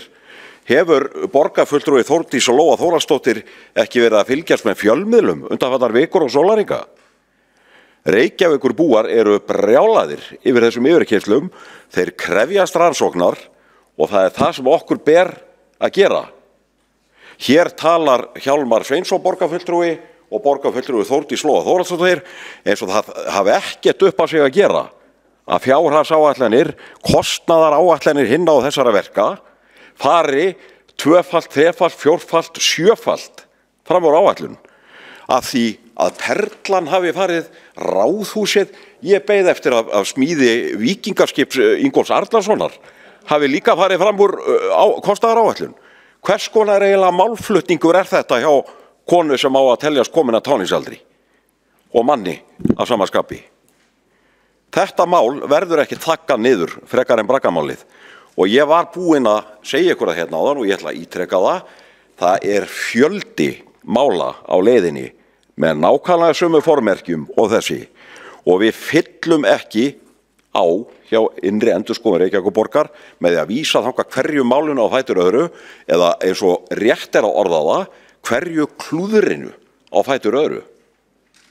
Og þetta er ekkert grín. Hér er ekki bara að ræða 20 milljóna eða 100 milljóna. Hér bendir allt til þess að hér séu 1000 milljóna að ræða. Og ég frábið með bara svona málflutning eins og hefur komið fram hjá borgarfulltrúa Hjálmari Sveinsinni og sömuleiðis borgarfulltrúa Þórdísi Lóu Þórhallsdóttur. Að því að borgarbúar eiga einfallega heimtingu á því að öll þessi skandalmál séu rannsökuð af óháðum aðila og innri endurskoðun Reykjavíkurborgar sem situr alla fundi borgarráðs getur ekki óvéfengjanlega talist óháð. Að auki er verið að stilla innri endurskoðun Reykjavíkurborgar þvílíkt upp við vegg. Ég minni á að eitt máli tók 2,5 ár í vinnslu. Baldur Borgþórsson, borgarfulltrúi, hefur lokið við að veita andsvar. Næstur á mælendaskrá er Eyþór Laxdal Arnalds, borgarfulltrúi.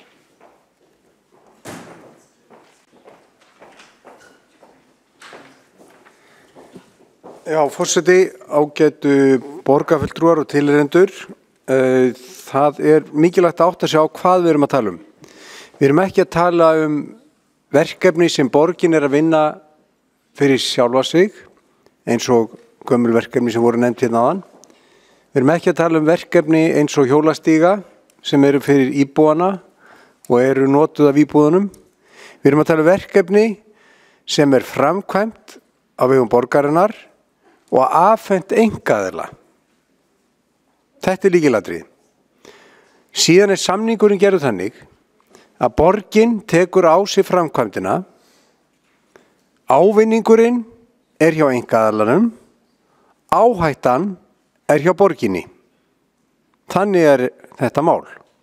Það er ekki sambærilegt við hjólastíga eða leikskóla.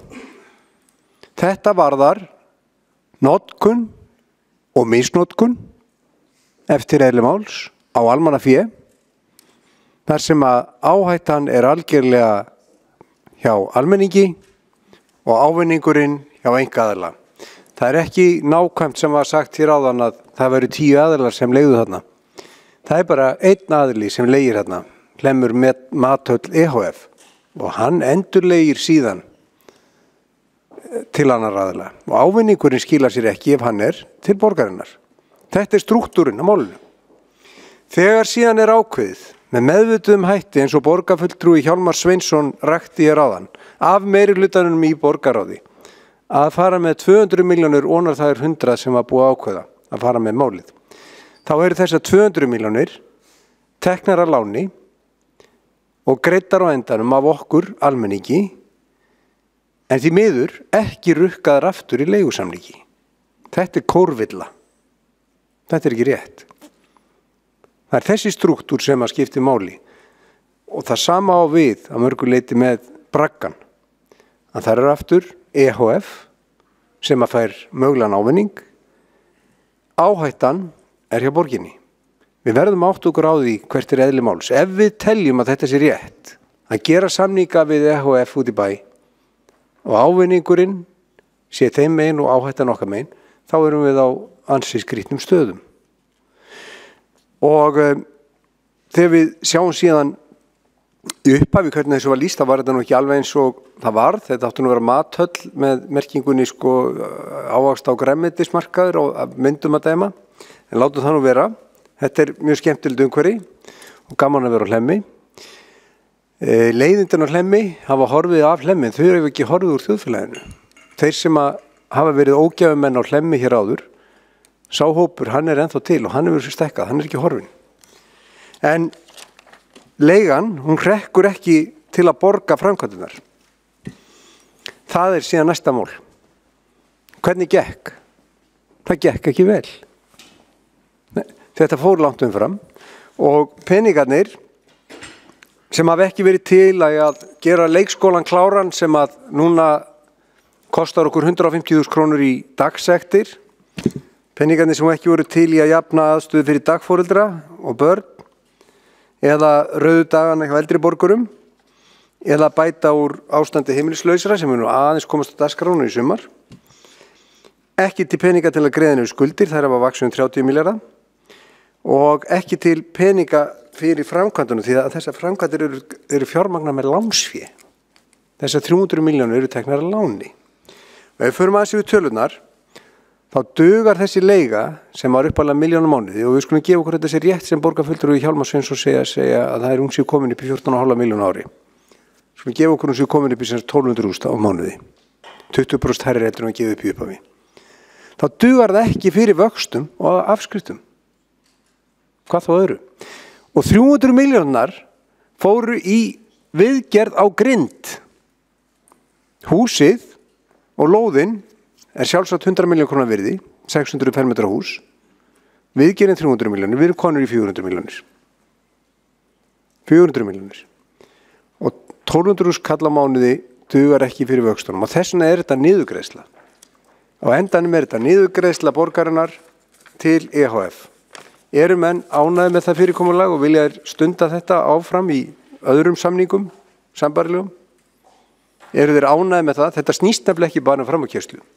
Þetta snýst það hvernig samningurinn er. Áhættan er borgarinnar, ábatinn hjá einkaaðila. Þannig hefur það verið í þessum verkefnum og það er til skammar.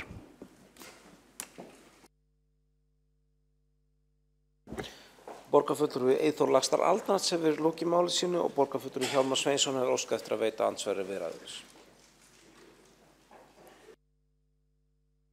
Ágæta borgarstjórn, mér þykir nú leitt að heyra borgarfulltrúan Eyþór Arnalds tala með þessum hætti.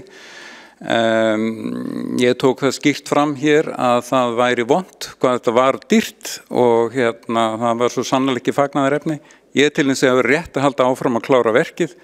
Og svo er það útúrsnúningur hjá borgarfulltrúanum það að í máli mínu hafi falið svo skoðun að nú væri það ógæfisum að fólk sem var á Hlemmi áður og það væri horfið. Það er kannski einhver hluti farið að Hlemmi en auðvitað er vandi þess samt sem áður til staðar hvað sem það er í bænum.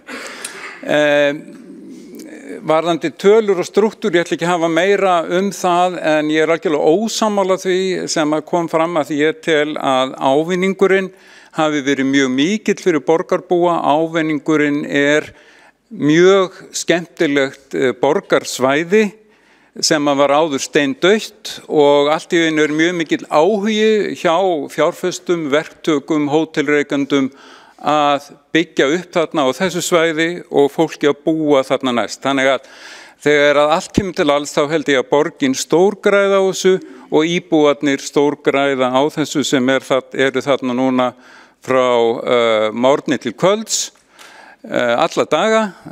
Þannig að ég fer ekki ofan að því að þetta var með við allt og allt var þetta gott að þetta skildi klárast. Starfsemin þarna er frábær, gríðilega vinsæl og það hef ég ekki meira að segja í bili.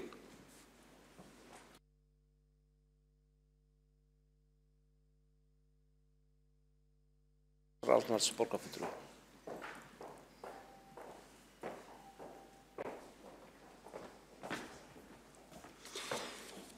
Forseti, ágætu borgarfulltrúar, ég gat nú ekki orða bundist út af þessu með útigangsfólkið sem er horfið og var nefnt hérna vegna þess að þetta var í tvígang sem að borgarfulltrúin Hjálmar Sveinsson nefndi þetta sem sérstakan kost við verkefnið. Að það væri ekki þetta fólk, ógeða fólk. Vildi bara nefna það því við erum hér borgarfulltrúar að það leysir ekkit vandan þó flyttir hann annað. Þvert á móti hefur vandinn kannski tvöfaldast á síðustu árum. En það er önnur umræða. En ef við ætlum að fara í það að segja borgin á að taka á sig áhættuna og ábátin á að vera hjá einkaaðilum, ok, ef verkefnið er skemmtilegt. Af hverju gerum við þetta þá ekki við Secret Solstice til dæmis? Að borgin taki bara áhættuna og rekstraraðili fá ábátan, eða til dæmis að því það væri nú skemmtilegt að hafa kvikmyndahús fleiri, að borgin taki áhættuna því og svo framvegis. Vegna þess að það er alveg rétt að við förum í verkefni til þess að auka lífsgæðin í borginni, en við eigum að láta áhættu og ávinning kallast á. Ekki aðskilja það. Það er einmitt akkurat það sem er hættulegt. Og hérna vildi nefna lokum bara svo að við áttum okkur á þessu í samhengi, það er að horfa á þetta út frá kostnaðnum, en horfum á þetta út frá markaðsvirði. Leiguverðið er 1/3 af því sem hún leiguverðið er í nágranninu. 1/3, 2 skall í staðinn fyrir 6 skall. Leiguverðið fyrir 10 skall neðar, en þetta er 1/3. Finnst okkur réttlætanlegt að hafa það þannig? Finnst okkur það? Finnst öðrum það? Finnst ESA það? Finnst Samkeppnisstofnun það? Finnst okkar innri endurskoðun það vera í lagi? Ég vona hún skoðið ekki bara fram á keyrsluna, heldur þennan struktúr sem við viðgengist hér í bragganum, í mathöllinni og víðar.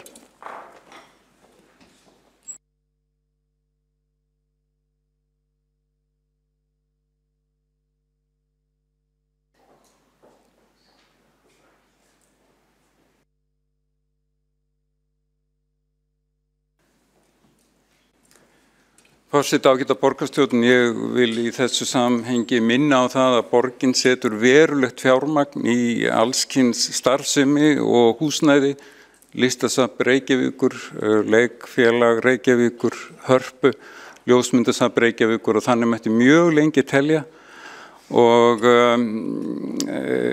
ég sé ekki alveg sambærilega og setur reyndar líka heilmikla styrki í Airwaves og margar fleiri frábærar hátíðir. Ég veit ekki betur en að það sé allt bara svona frekar farsælt og hafi hefnast frekar vel.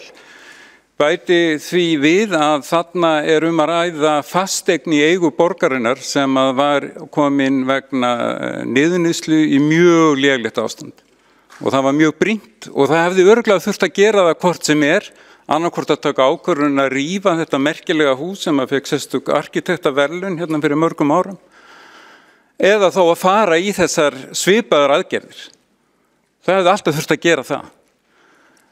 Og ég tel að þetta hefur verið góð leið að finna þá aðila sem að geta borgað 14,5 milljónir á ári og það fer allavega svona smám saman fyrir utan alla hinn óbeina ágóða sem verður til af þessu í það að greiða upp þennan kostnað. Borgarfulltrúi Hjálmar Sveinsson hefur lokið við að veita ansvar öðru sinni og svara þá ansvar öðru sinni Eyþór Laxdal Aldrans borgarfulltrúi. Forseti, ágætu borgarfulltrúar, bara örstutt árétting til þess að útskýra munin. Þegar við ákveðum að styrkja Airwaves fastri upphæð, þá var nú föst. Þegar við ákveðum það að bera allan aukakostnaði upp á 200 milljónir, þá erum við með opinn tékka á þessu grundvallar munur. Ef við myndum gefa út og útfylltan tékka fyrir Airwaves, þá erum við að gera svipað og við gerum með því að skrifa upp á þessar framkvæmdir á þess að leigan koma móti. Það er alveg hennum. Nú hérna, að öðru leyti þá held ég að ég ætla ekki að tefja þessu umræðu, en ég held að við eigum að skoða þetta mál. Við höfum flest talað fyrir því að fá allt upp á borðið og ég vona bara að við förum saman í að skoða þessi mál og læra af þeim. Þetta er ekki í lagi. Við erum saman á það. Fáum upp á borðið staðreyndirnar og blöndum ekki öðru við eins og listasöfnum og öðru. Þetta er öðruvísi mál. Borgarfulltrúi Eyþór Laxdal Aldrans hefur þá lokið við að svara ansvar öðru sinni. Næstur á mælská Örn Þórðarson, borgarfulltrúi.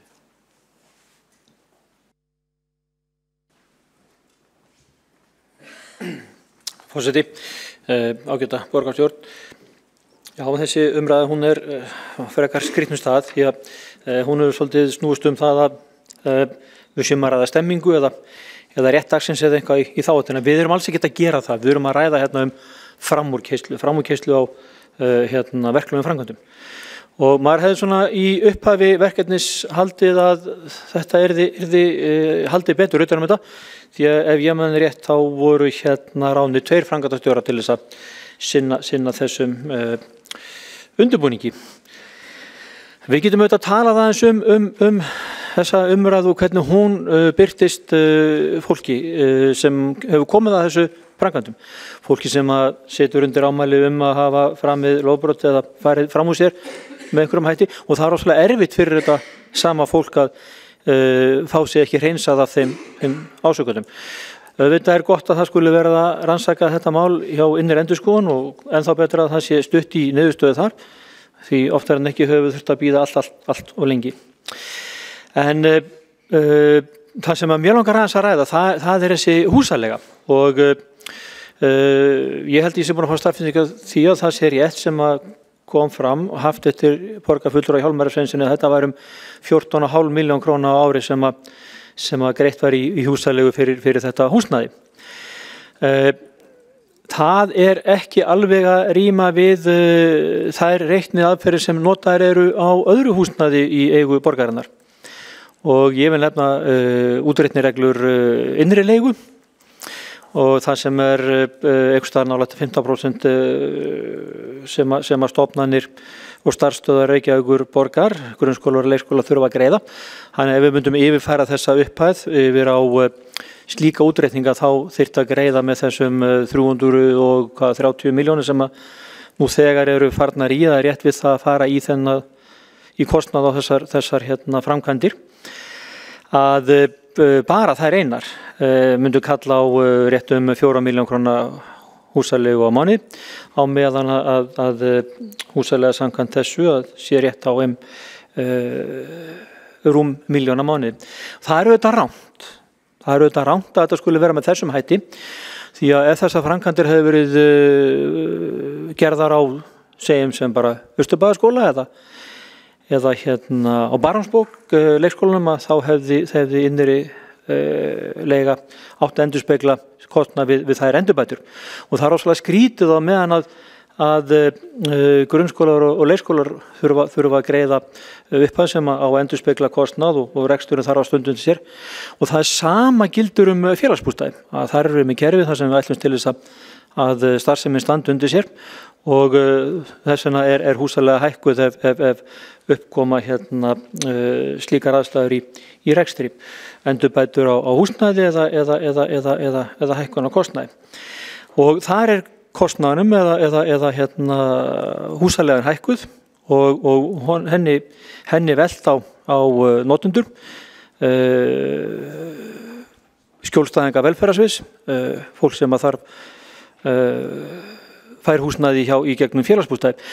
Og þetta mjög skrítið á sama tíma, og við erum að velta þessum aukna kostnaði og endurbótum yfir á þetta fólk, þessa notendur í grunnskólum og leikskólum og íbúa í félagsbústöðum, að þá erum við að niðurgreiða húsalegu til veitingamanna, en ekki skjólstæðinga velferðarsins.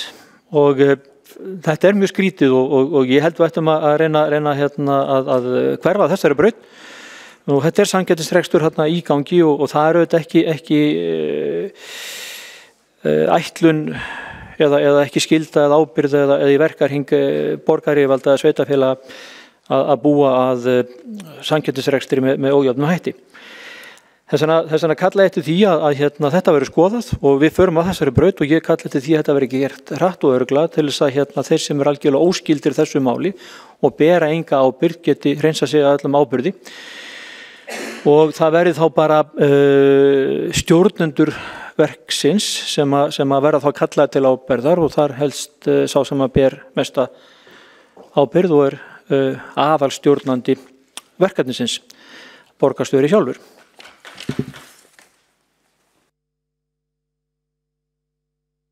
Borgarstjórinn hefur lokið máli sínu Og borgarfulltrúi Magnús Már Guðmundsson hefur óskað eftir því að veita andsvar við ræðins.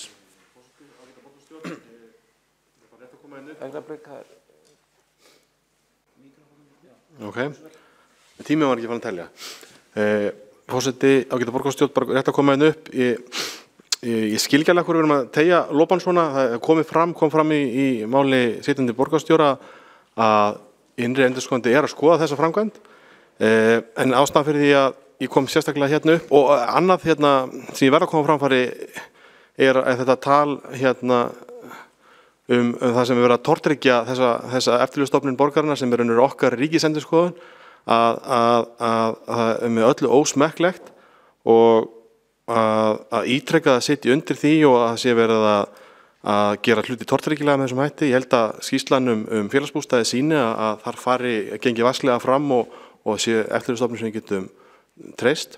En varandi það sem borgarfulltrúinn kom inn á hér eftir án, varandi þessi félagsbústaði og leigu, þetta er bara ekki rétt það sem kom fram að öllu sé velt út í leiguna til leigutaka. Félagið verður að standa undir rekstri sínum og það er hlutaði er að sinna viðhaldi eðlilega. Þegar leigan var hækkuð síðast þá kom borgin á móti með hækkun húsnæðisstuðnings. Þannig að það er ekki hægt að tala með þessum hætti að ákveðin hópur hafi verið velt yfir ákveðin hóp og látin sitja uppi með þann kostnað. Við, borgarstjórn, ákvaðum að fylgja því eftir með auknum stuðningi og þetta er bara óábyrgt að telja upp og detta í þennan fassa að tala með þessum hætti og ég bið borgarfulltrúana aðra að gæta að sér þegar að þessu kemur.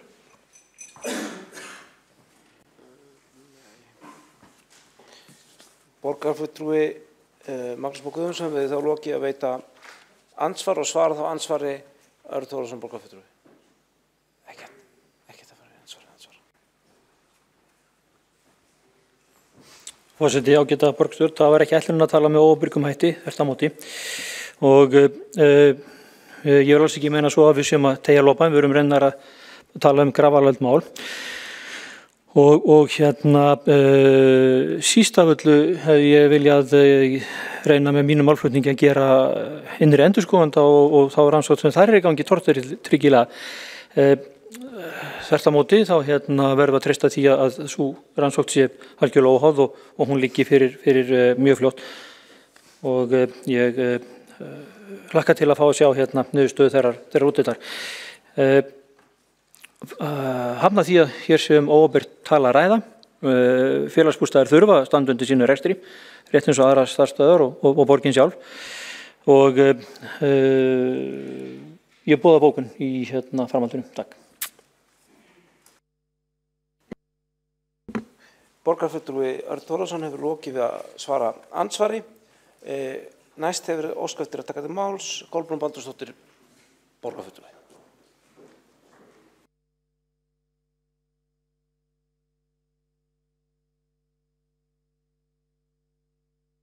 Forseti borgarstjórn, já, ég vil styðja tillögu Miðflokksins. Það þarf svo sannarlega að skoða þetta mál ofan í kjölinn og eldur mun ekki lægja fyrir en öll kurl eru komið til grafar í þessu sem öðru sambarilegu, eins og við erum búin að vera að ræða með braggan og fleira.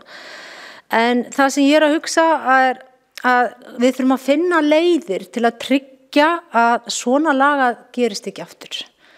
Og það þarf að vera einhverjar áætlanir sem eru grípa inn í ef það eru vísbendingar framúrkeyrslu, einhvers konar viðbragðsáætlun. Hvað á að gera í miðju kafi þegar eitthvað er komið á stað, búið að kosta mikið, síðan koma vísbendingar að þessi framúrkeyrsla, þetta sé að fara yfir í að verða miklu dýrara.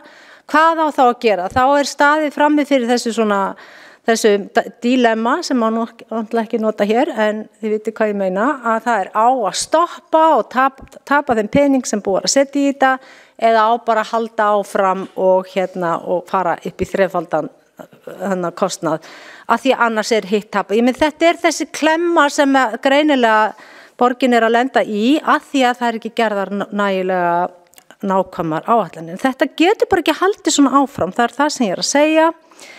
Og mér slíka þessi umræðum hversu skemmtilegur þessi staður veitir mikla lífshamingu og annars slíkt. Mér finnst það eiginlega ekki eiga við í þessu sambandi. Það ekki sára bætur, ekki allavega fyrir alla í borginni að segja bara þetta bara svo yndislegt og gaman og veitir okkur svo mikla gleði og þess vegna var bara í lagi þetta kostaði svona mikið, þrefalt meira en það átt að kosta. Mér finnst þetta eiginlega ekki nógu góð rök. Við eigum ekki að tala með þessum hætti. Mér finnst það að vera vanvirðing að tala með þessum hætti vegna þess að það eru sumir í þessari borg sem eiga ekki fyrir mat hér og þeir stíga sennilega aldrei fæti sínum inn á þennan yndislega lífshamingju stað. Þannig að þetta ekki málflutningur sem að ég legg til að verði notaður í þessu samhengi. Takk. Borgarfulltrúi Kolbrún Baldursdóttir hefur þá lokið máli sínu og næst hefur óskað eftir að taka mál Dóra Björt Guðjónsdóttir, borgarfulltrúi.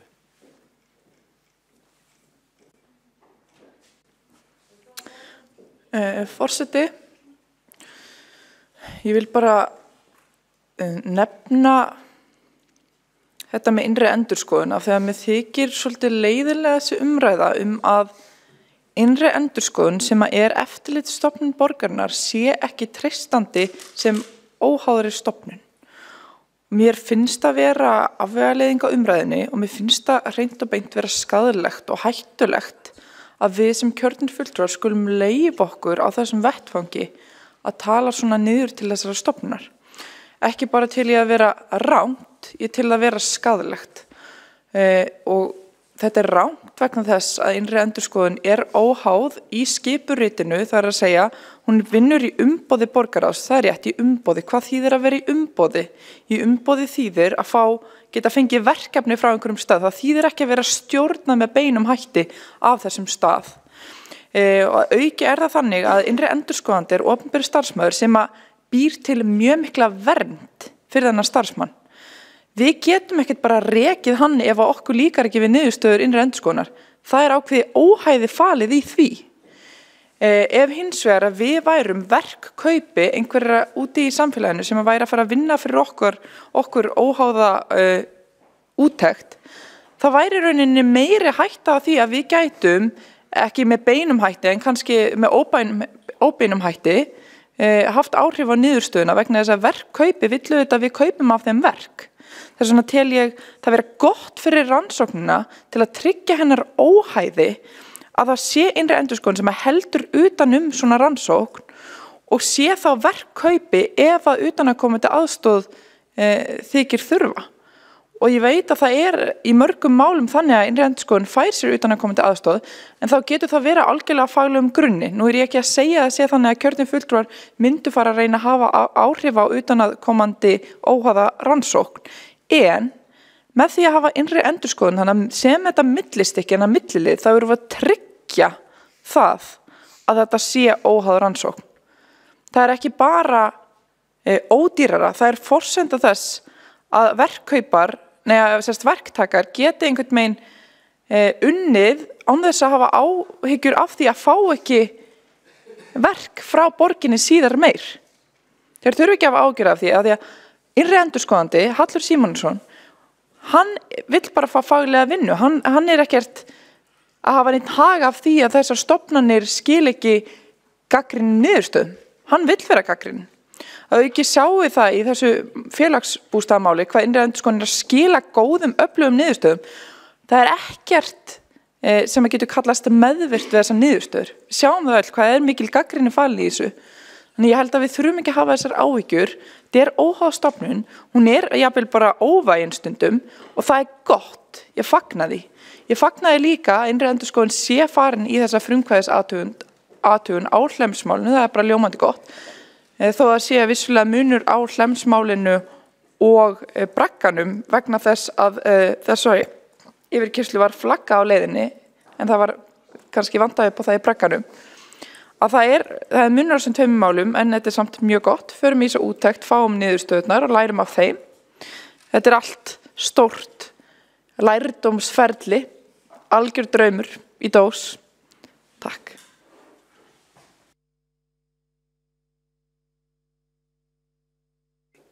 Lokið máli sínu og næst óskað eftir að taka til máls.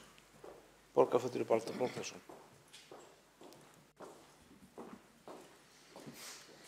borgarfulltrúar, borgarstjóri og forseti. Ég ætla að hafa þetta frekar stutt hjá mér. Ég ætla bara að ítrekka eins og hefur marg oft komið fram í málflutningi allra sem að minnihlutann skipa og er rétt að ég taki það mjög sterkt fram að því ég hef ekki komið hér áður upp fyrir í kvöld að við berum fullt traust til innri endurskoðunar Reykjavíkurborgar. Það snýst á engan hátt vantraust gagnvart því góða fólki sem þar vinnur. Þetta snýst hins vegar að það sé eðlilegt vinnuálag á innri endurskoðun Reykjavíkurborgar. Það getur ekki talist eðlilegt að við mokum þangað áfram málum. Það er ekki þeirra að hér fer hver áætlun fram úr annari. Og ég kom hérna með spurning áðan, ég ætla nú kannski að ég átti ekki vona á að fá svara við henni. Ég spurði svona frekar lauslega hvaða snillingar gera þessar kostnaðaráætlanir. Hér virðist ekki nokkur maður vita hver það er. Þannig að ég verð sennilega bara að hringi í vin eða eitthvað til að finna út úr því. En svo vil láka mig að loka þessu máli með því að biðja afsökunar á að hafa gleymt íslensku þýðingunni hérna í upphafi máls fyrir í kvöld. En winter is coming þýðir vetur er að koma. Takk fyrir mig. Borgarfulltrúi Baldur Borgþórsson hefur lokið máli sínu. Þá eru ekki fleiri á mælskrá og er umræðu lokið og verður þá gengið til atkvæða.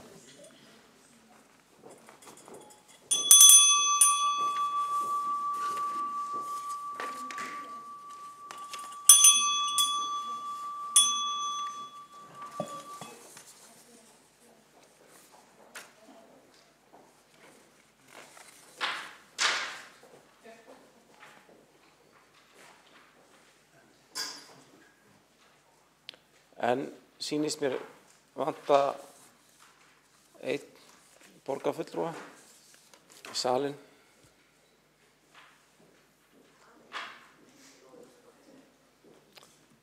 Eru þá allir borgarfulltrúar komnir í salinn og er þá unnt að ganga til atkvæða. Fram hefur komið málsmeðferð til að vísa málinu frá og verður nú greitt atkvæða hana. Þeir sem eru fylgjandi því að vísa málinu frá, vinsamlega skefið merki.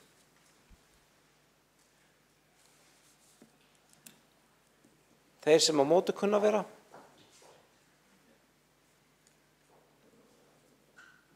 takk fyrir. Málsmeðferðar tillaga að vísa málinu frá er það samt með 12 atkvæðum gegn 10, 1 greiðir ekki atkvæði. Dagskrá.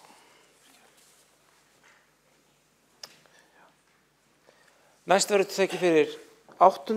dagskrámálið sem tillaga borgarfulltrúa Flokks fólksins að heimila handhöfum stæðiskost fyrir hreyfihamla að keyra á göngugötum. Til máls tekur borgarfulltrúi Kolbrún Baldursdóttir.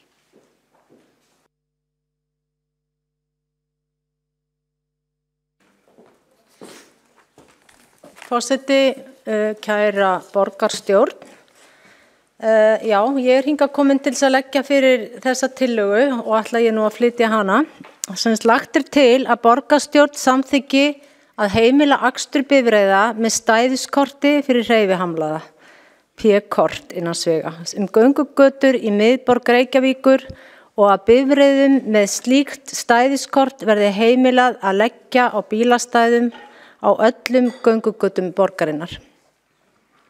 Jafnframt er lagt til að borgarstjórn samþykki að leggja það til við lögreglustjórann á höfuðborgarsvæðinu að hann ákveði hraðamörk á göngugötum borgarinnar við 10 km á klukkustund og á það bæði við bifreiðar fatlaðra og bifreiðar sem keyra göngugötur með aðföng.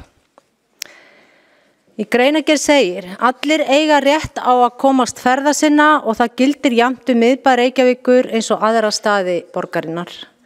Borgarstjórnarmeirihlutin hefur samþykkt að fjölga göngugötum og allur Laugavegurinn verði gerður að göngugötu. Eins skemmtilegar göngugötur eru, þá eiga margir sem eru hreyfihamlaðir ekki auðvelt aðgengi að þeim. Það er ekki nema lítill hluti hreyfihamlaðs fólks sem notast við hjólastól eða göngugrind og getur því nýtt sér göngugötur svo framarlega sem bílastæði eru nálægt. Fyrir stóran hluta hreyfihamlaðs fólks sem nota hvorki hjólastól né göngugrind mun lokuð göngugata verða veruleg hindrun á aðgengi og þýða að þessir einstaklingar sem eiga erfitt með gang, hreyfihamlaðir, munu alfarið forðast fyrirtæki eða stofnanir sem eru við slíkar götur. Á sama tíma þarf að skerpa vel á fyrirkomulagi, útgáfu og utanumhaldi P-merkinga bifreiða til að þetta fyrirkomulag virki sem best. Ekki liggur fyrir hversu mikið borgarmeirihlutin hefur haft samráð við hagsmunasamtök hreyfihamlaðra og fatlaðra fyrirhugaðar framkvæmdir. Í Reykjavík hefur verið þrengt verulega að ferðafrelsi hreyfihamlaðra síðustu ár og þá sérstaklega í miðbænum, með sumarlokun gatna sem og vegna framkvæmda. Þannig var til dæmis Laugaveginu lokað með þverslá eða reiðhjólum á gatnamótum Laugavegar og Vatnsstígs, annað á mótum Laugavegar og Klappastígs og þriðja á mótum Laugavegar og Smiðjustígs og fjórða þversláin lokar fyrir bílaumferð á móti Skólavörðustíg og Berstaðastrætis og lokum enn ein þversláin á mótum Ingólfsstrætis og Bankastrætis. Þessar lokanir voru fyrst hugsaðar einungis yfir sumartíman þegar flestir geta verið á ferli, hreyfihamlar jafnt sem ófatlaðir. Nú stendur til að lengja lokunatíma fyrrnefndra gatna og jafnvel fleiri. Þó hugmyndin þurfi ekki að vera slæm sem slík eru svona algjörar lokanir að brjóta á réttundum fatlaðra. Á það skal minnt að á vefsíðu Reykjavíkurborgar stendur skýrt og skorin ort óheimilt að mismuna fólki vegna fötlunar, enn fremur stendur þar allir eiga rétt á virkri þátttöku í reykvísku borgarsamfélagi og enn stendur fatlaðir eiga jafnan aðgang að þjónustu og ófatlaðir. Eins og þróunin hefur orðið má segja að Reykjavíkurborg virði ekki eigin reglur og lög hvað þetta varðar í það minnsta. Það hefur verið ríkjandi hugsunarháttur að huga bara aðgengi fyrir fólk í hjólastólum og fólki sem notast við göngugrindur og það má vissulega bæta aðgengi þeirra víða í borginni. En þessi hópur aðeins lítið brot af hreyfihömluðum einstaklingum ungum sem öldnum sem eiga erfitt með gang af ýmsum ástæðum og ganga aðeins stuttar vegalengdir ekki síst í íslenskri veðráttu. Þannig munu þessir einstaklingar alls ekki sækja neina þjónustu sem veitt í þessum lokuðu götum. Margir hreyfihamlaðir spyrja, hvað til ráða? Eiga hreyfihamlaðir að stofna þrýstihóp? Eiga hreyfihamlaðir að fara í kröfugöngu? Skrifa bréf til umboðsmanns Alþingis? Hreyfihamlaðir upplifa gjarnan að ekki hlustað á þá og vita ekki til hvaða ráða hægt að grípa til að fá hlustun borgaryfirvalda. Fyrir margar hreyfihamlaða einfaldlega verið að loka borginni fyrir þeim.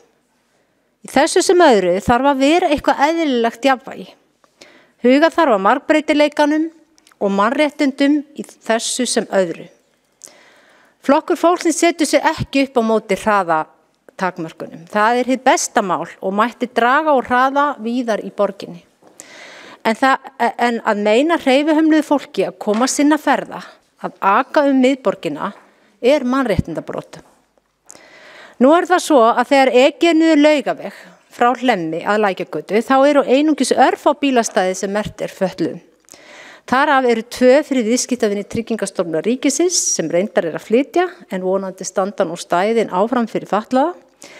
En þegar loka þarf götum fyrir bílaumferð í nágrannalöndum okkar vegna verkefna þá fötluðum yfirleitt tryggður aðgangur í umferðinni eins og hægt Á Akureyri farin svo leið að leyfa mjög hæga bílaumferð göngugötu bæjarins.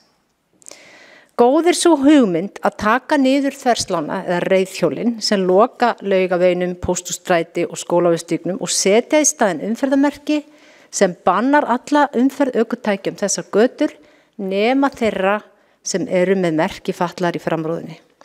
Þessi lausn á vandamálinu ætti að vera öllum þóknanleg og ekki valda neinum hindrunum eða vandræðum. Leyfum hreyfihömluðu fólki að njóta þess sama og hinum sem eru með fulla hreyfigetu. Það eru fjölmargir hreyfihamlar sem vilja fara Laugaveginn, Pósthússtræti, Skólavörðustíginn en geta það ekki vegna þess að göturnar eru lokaðar og ekki aðgengilegar fyrir hreyfihamlaða nema hugsanlega þá sem eru í hjólastól eða notast við göngugrind. En þá þurfa að vera sérmerkt bílastæði nálægt sem lítið af í dag. Göngugötur eru, eins og ég vil endurtaka hér, vissulega skemmtilegar og lífgaup á mannlífið, en það má alls ekki verða á kostnað hreyfihamlaðs fólks. Takk.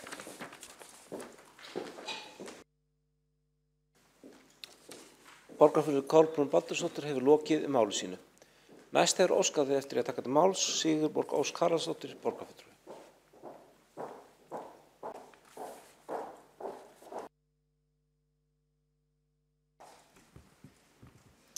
Forseti, góða borgarstjórn.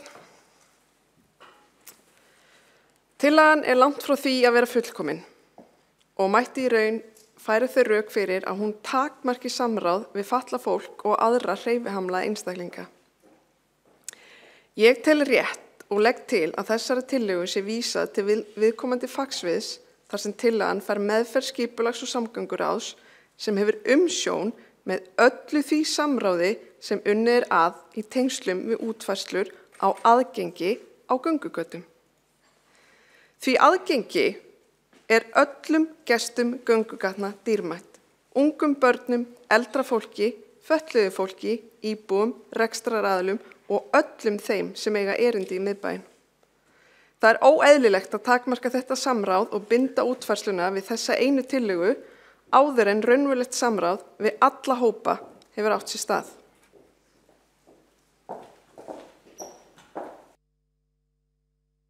Stóttir hefur lokið máli sínu og hefur borgarfulltrúin Kolbrún Baldursdóttir óskað eftir að veita andsvar við ræðu hennar.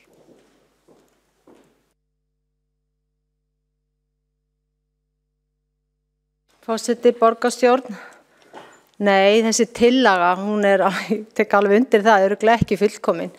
Eru einhverjar tillögur hérna sem eru bornar fram í borgarstjórn fullkomnar? Eru tillögurnar hérna megin sem koma hérna megin fullkomnar? Og tillögurnar sem koma hérna megin bara ófullkomnar? Hvers slags eiginlega umræða þetta? Fullkomin tillaga eða ekki?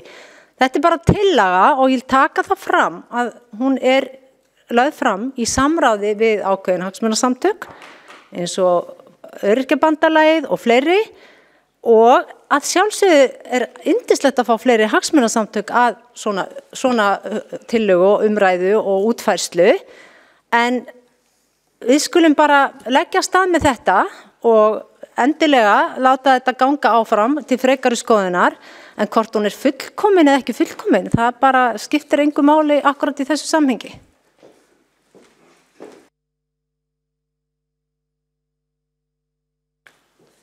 Þá hefur borgarfulltrúi Kolbrún Baldursdóttir lokið við að veita andsvar og næst hefur óskað eftir að taka til máls Magnús Már Guðmundsson, borgarfulltrúi.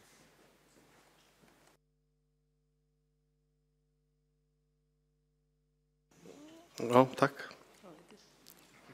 Forseti, ágæta borgarstjórn, langaði bara hér að koma upp sem formaður ferlinefndar sem svolítið ólík öðrum nefndum borgarinnar, hún skipuð grasrótarfólki í meirihluta. 7 manna nefnd, þar eru 5 fulltrúar, 3 frá Öryrkjabandalaginu, 1 frá Félag eldri borgara og svo 50 frá Þroskahjálp.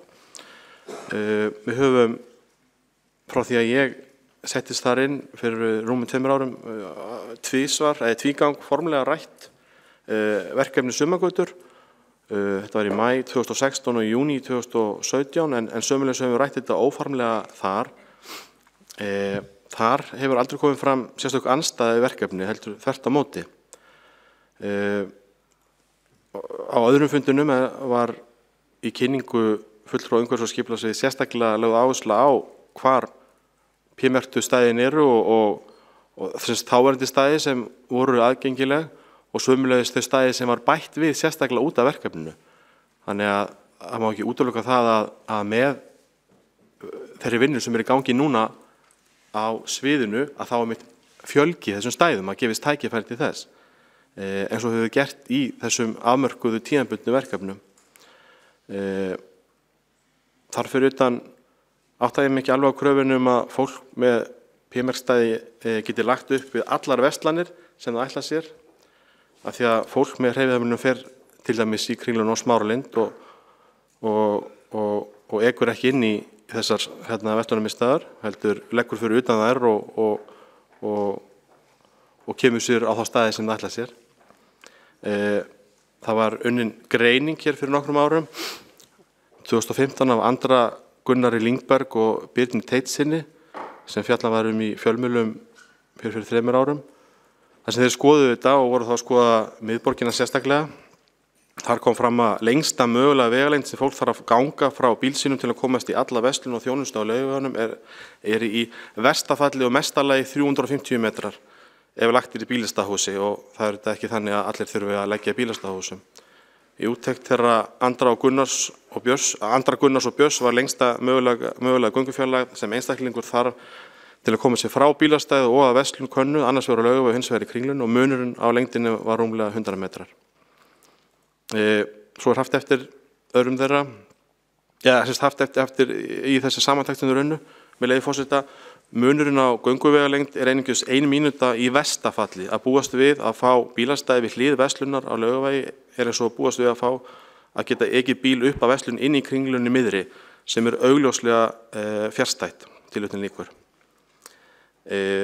Það sem ég til að helst hafi vantað upp á er að fólk, og það er almennt, ekki endilega í tengslum við þessi verkefni sumargötur og göngugötur, er staðsetning p-merktra stæða í borginni, hvort sem heldur í miðborginni eða annar staðar í borgarlandinu. Þetta er eitt af þeim verkefni sem við þurfum að fara í, þar að segja kortleggja staðsetningu þessara stæða í miðborginni og almennt í borgarlandinu. Og það er einmitt eina af þeim aðgerðum sem við höfum rætt í aðgerðaráætlun aðgengismál sem er í vinnslu, en nú þegar veit ég að slík tillaga var samþykkt nýverið í skipulags- og samgönguráði, og svo vinna hóf strax bara held ég að fór strax í ferli eftir þann fund, og það er búið að funda allavega einu sinni þá tillögu. Það er mikilvægt að kynna hvar þessi stæði eru, p-merktu bílastæði í miðborginni, þar á meðal í bílastæðahúsum borgarinnar, sem eru vel staðsett við Verslunargötuna, Laugaveg og Hverfisgötu. Þegar göngugötur verða festar í sessi allt árið kring skapast eins og ásæði gott tækifæri til að auka aðgengi að miðbænum og fjölga p-merktum bílastæðum. Svo var ýmislegt sem kemur fram í tillögunni og sem ég held að sé að geta vekið athygli á að það er ekki bara borgarmeirihlutin eins og borgarfulltrúinn kýsa að kalla meirihlutan, flokkana sem mynda meirihlutin Reykjavík sem samþykktu að fara í göngugötur allt árið í kring, heldur var það samþykkt hér með 21 atkvæði manna rétt, kannski voru þið 20, það var senast borgarfulltrúar flokkana sem mynda meirihlutan Reykjavík, auk borgarfulltrúa Sjálfstæðisflokksins, og hvort að borgarfulltrúi Sósíalistaflokksins var ekki líka með í því. Þannig það er ágætt að halda því til haga. Borgarfulltrúin, það kemur fram í greinargerðinni og kom fram í ræðu borgarfulltrúans Kolbrúnar Baldursdóttir að það hefði verulega verið þrengt að ferðafrelsi hreyfihamlaðra síðustu ár, og þá sérstaklega í miðbænum. Það kom fram í ræðinni að borgarfulltrúnum er á móti þessu verkefni og vil sjá þessar útfærslur, en hvar hefur ferðafrelsi hreyfihamlaðra verið skert annars staðar í borginni síðustu ár? Hvaða dæmi það? Rákið að borgarfulltrúinn getur rakið þau dæmi hér. Og eins líka þessi fullyrðinga að hópur hreyfihamlaðra upplifi gjarnan að ekki er hlustað á það. Hversu fullyrðing er það? Og hvernig getur borgarfulltrúinn leyft sér að tala fyrir munn allra með slíkum hætti? Það hefur alveg komið fram að tillöguflytjandi er á móti göngugötum, greiddi atkvæði gegn tillögunni hér í byrjun september. Það hefur líka komið fram að borgarfulltrúinn er ekki sérstaklega hrifinn af aðgerðum sem miða að því að taka gangandi vegfarendur umfram bílaumferð. Talar aðferð að einkabílnum, og það sást greinilega í kringum tillögu sem borgarfulltrúinn flutti sér bílastæði fyrir kjörna fulltrúa sem borgarfulltrúinn taldi rétt að borgarfulltrúar ættu rétt á að það væri sérstakt réttlætismál ef ekki bara mannréttindamál. Þannig að það svona margt í þessu sem ég leið mér að gagnrýna, en þessi fína nefnd bara því að ég starfa með henni, ferlinefnd, þar eru fulltrúar grasrótarinnar og þar hefur þessi gagnrýni ekki komið fram, en ég veit að það er ekki allir sammála göngugötur, en þær eru ekki sér íslenskt fyrirbæri, þá geta að halda því til haga og einhvern veginn kemst fólk þetta í borgum erlendis en það er mikilvægt að halda því til haga að ferlinefndin starfa með það mætti að það er umsagnaraðili og aðilar innan borgarkerfinsins og fyrir utan það sækjast eftir umsögn og áliti fólksins sem þar er og það skiptir máli eins og bara dæmi nýframkvæmdir sem borgin fer í að heyra í þessum hópi. Það var vel heppnuð vettvangsferð sem var farin aðdraganda þess að Sundhöllin var opnuð eftir endurbætur. Þá var kallað til hópur fólks úr þessari grasrót sem fór á staðinn og það er sannarlega verið gerðar miklar teknar tillit til í framkvæmdinni sjálfri að bættu aðgengi.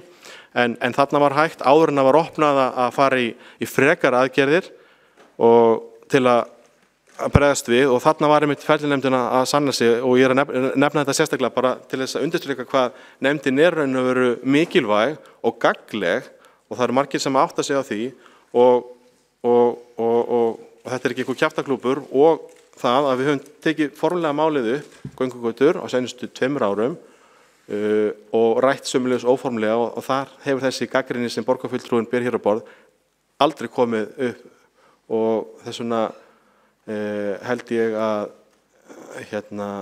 bara réttasta tillagan fari inn í þessa vinnu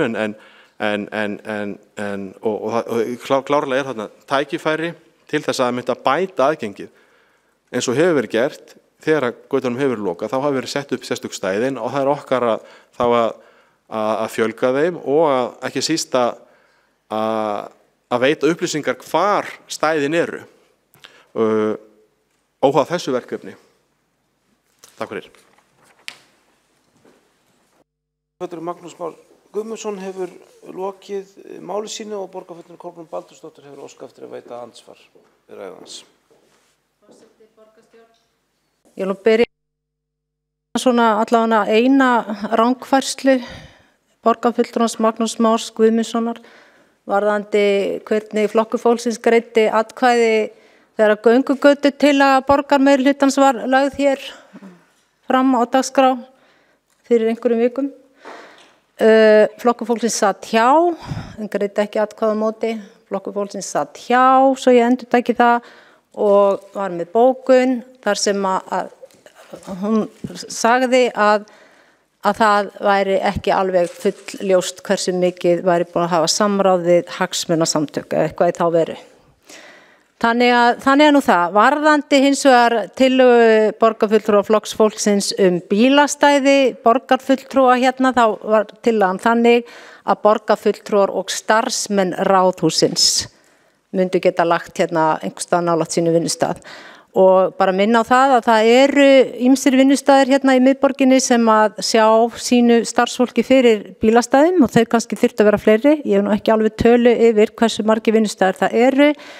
Og víða í borginni er hægt að koma til vinnu og leggja bílnum sínum einhvers staðar svona í næsta nágrenni því að það vill svo til að það get ekki allir labbað í vinnuna á inniskónum yfir götuna frá heimili sínu og yfir í ráðhúsið eða bara hent sér á hjólið og skuttlast hérna niður í ráðhús. Það er bara ekki alveg allir sem búa við slíka dýrð vegna þess að þeir búa ekki í næsta nágrenni við ráðhúsið. Svo við allavega erum búin að leiðrétta aðeins þetta, eða svona skerpa á hlutunum því að það sem borgarfulltrúi Magnús Már Guðmundsson sagði var bara svona verulega annars vegar verið að reyna að gera einhvern veginn svona, já bara gera þetta svona ótrúverðugt þar sem að flokkur fólksins hefur lagt fram hérna annars með göngugöturnar og hins vegar með þessa tillögu þarna bílastæðin.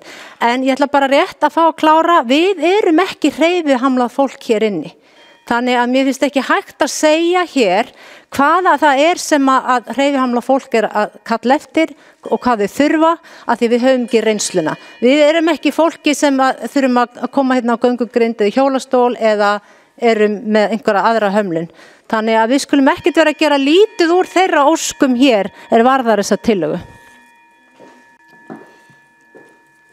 Borgarfulltrúar eru beðin að virða ræðutíma. Þá hefur borgarfulltrúi Kolbrún Baldursdóttir lokið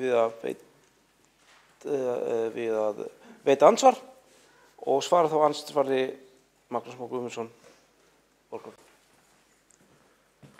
Takk fyrir það, forseti, ágæta borgarstjórn. Bara til ítrekað, ég held ekki, þetta var eitthvað óljóst orðalag, ég held ekki. Borgarfulltrúi Flokksfólksins kaus ekki með tillögunni göngugötur, þar af leiðandi studdi fulltrúi flokksins ekki tillöguna göngugötur. Það er ekkert flókið í mínum huga. Með samráði þá var það með koma fram í tillögunni hversu víðtækt samráðið átti að vera útfærsluna og við hverja ætti að ræða í þeirri vinnu. Þannig að það verður sannarlega haft samráð og bara til ítrekunar á með ferlinefndina að þetta eru 5 fulltrúar, 1 frá félagi eldri borgara, 1 frá Þroskahjálp og 3 fulltrúar frá Öryrkjabandalagi Íslands.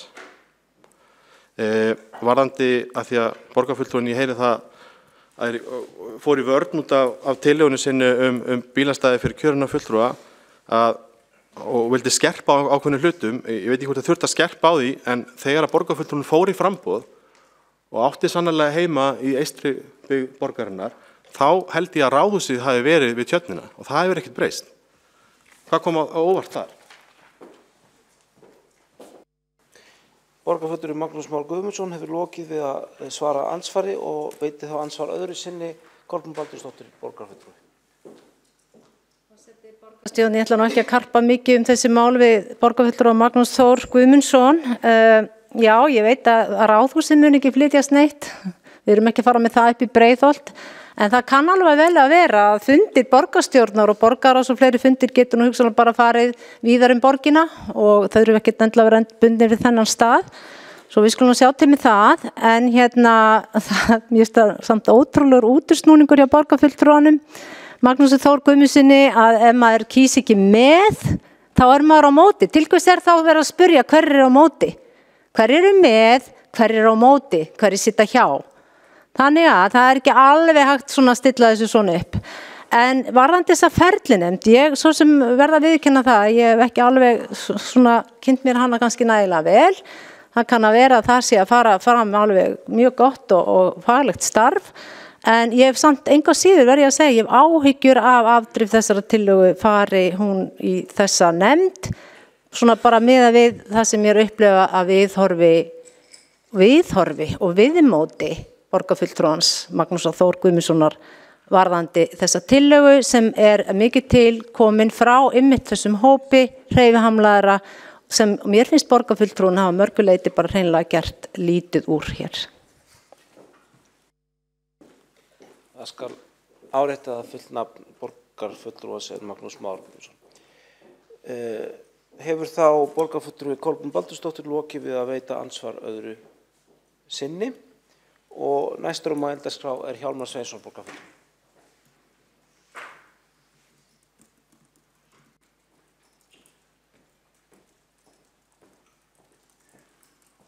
Forseti, ágæta borgarstjórn.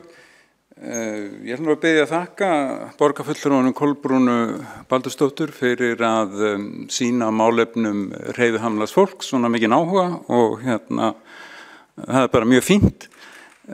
Ég svona efnislega ósammála því að ég tel ekki góða hugmynd að leyfa bílaumferð einhvers tiltekins hóps og það var nefnt hérna áðan göngugatan á Akureyri og ég tel hana ekki góða fyrirmynda því að það runni ekki göngugata, það stöðu bílaumferð þar alltaf. Og ég ætla líka að svona taka undir það sem að Magnús Már Guðmundsson segir starf ferlinefndar, að því að þessar sumarlokanir sem er búin að vera núna í allmörg ár og þau hafa svo sannarlega verið framkvæmdar í nánu samstarfi við ferlinefnd og eins og kom fram líka hjá Magnúsi Má Guðmundssyni borgarfulltrúa hafa líka verið fengnir sérstakir hópar til að taka út kosti eða galla þess að hafa göngugötur og niðurstaðan hefur verið svo að það sé betra fyrir hreyfihamlað fólk að vera með göngugötur. Það sem hefur verið gagnrýnt og það hefur oft komið fram hér áður, það að það uppstig í verslanir, að því að þessar gömlu verslanir eru oft með 2-3 þrep upp í verslunina og í öðru lagi kvartað undan skiltum sem í mörgum tilvikum eru sett í leyfisleysi á miðjar gangstéttir. Það er sérstaklega slæmt fyrir hina blindu. Þannig að ég held að það sé og tek undir tillögu formanns skipulags- og samgönguráðs að það sé bara gott mál að vísa þessari tillögu til þessa ráðs sem að mun sjá útfærslu þeirrar tillögu sem var samþykkt hér með mjög miklu meirihluta snemma í haust og þá verður það auðvitað gert í samráði við fatlaða og hagsmunaaðila fatlaðs fólks auk fjölda marga annara hagsmunaaðila og auðvitað líka íbúa á svæðinu.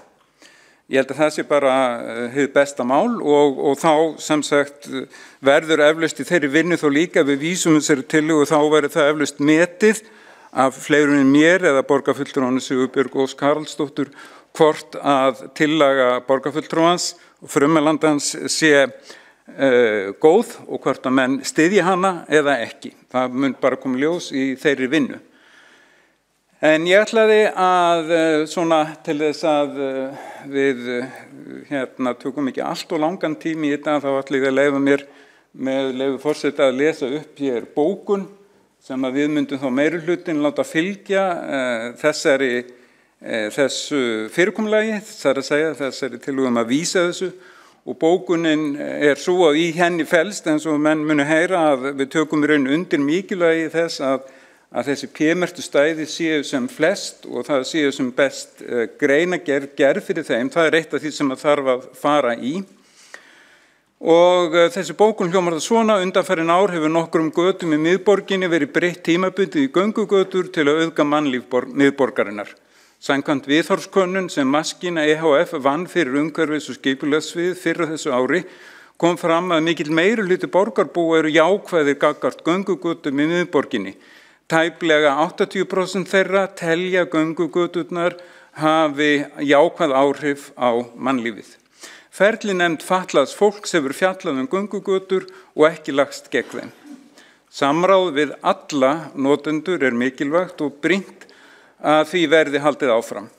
Akstur göngugötur myndi rýra verulega þau miklu umhverfisgæði sem göngugötur búa yfir.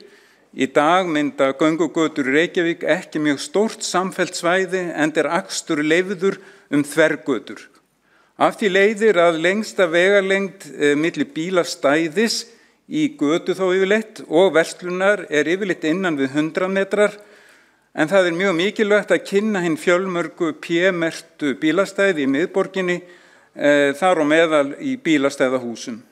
Þegar göngugötur verða festar í sessi allt árið kring, skapast tækifæri til að auka aðgengi að miðbænum og fjölga p-merktum bílastæðum.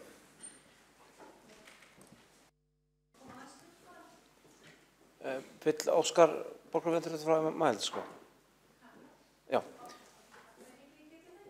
Borgarfulltrúi getur fara á Mælskó, já. Nei, augnablik. Þá hefur borgarfulltrúi Hjálmar Sveinsson lokið máli sínu og borgarfulltrúi Kolbrún Baldursdóttir hefur óskað eftir þetta mál. Gjörðu svo vel. Fyrir. Seti borgarstjórn.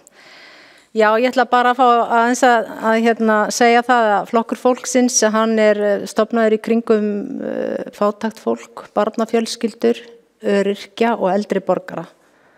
Þannig að flokkur fólksins núna, ég sem borgarfulltrúi, er að bara sinna þeim hópi sem að ég er að vinna fyrir og kusu mig til starfsins og þar að leiðandi er ég hér komið með þessa tillögu. Mér finnst svona, ég er bara aðeins tala það hér að hér er ekki verið í þessari tillögu að tala að loka eða eitthvað að tala gegn göngugötum. Ég bara enn og aftur, göngugötunar þær eru til staðar og þeim mun verða fjölgað.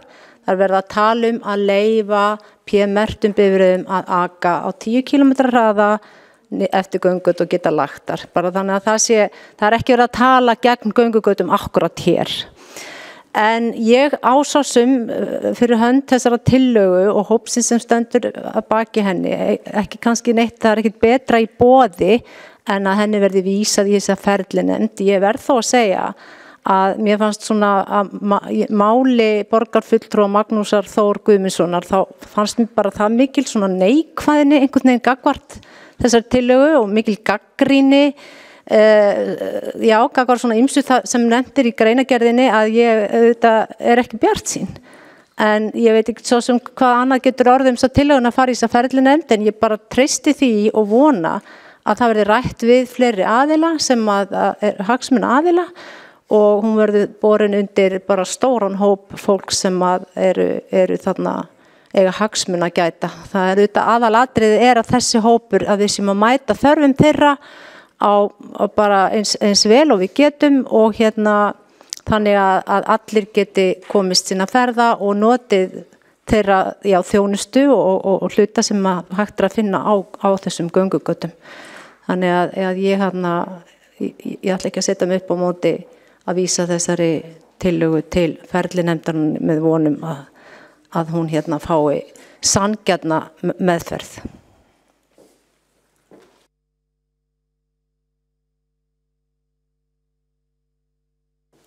Borgarfulltrúi Kolbrún Baldursdóttir hefur þá lokið máli sínu, ekki hafa fleiri hvatt sér hljós undir þessum lið og er þá umræðu lokið. Verður þá gengið til atkvæða.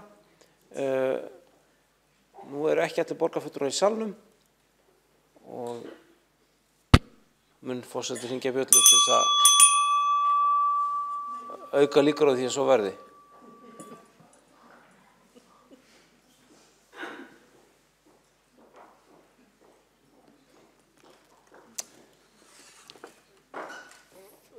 Það er eitt skilið að forseta að fram er komin málsmeðferð til að vísa málum til skipulags- og samgönguráðs. Já. Það er þá réttur skilningu forseta. Verður þá gengið atkvæði þá málsmeðferðar tillögu. Hverjir eru því fylgjandi vinsamlegast gefið merki?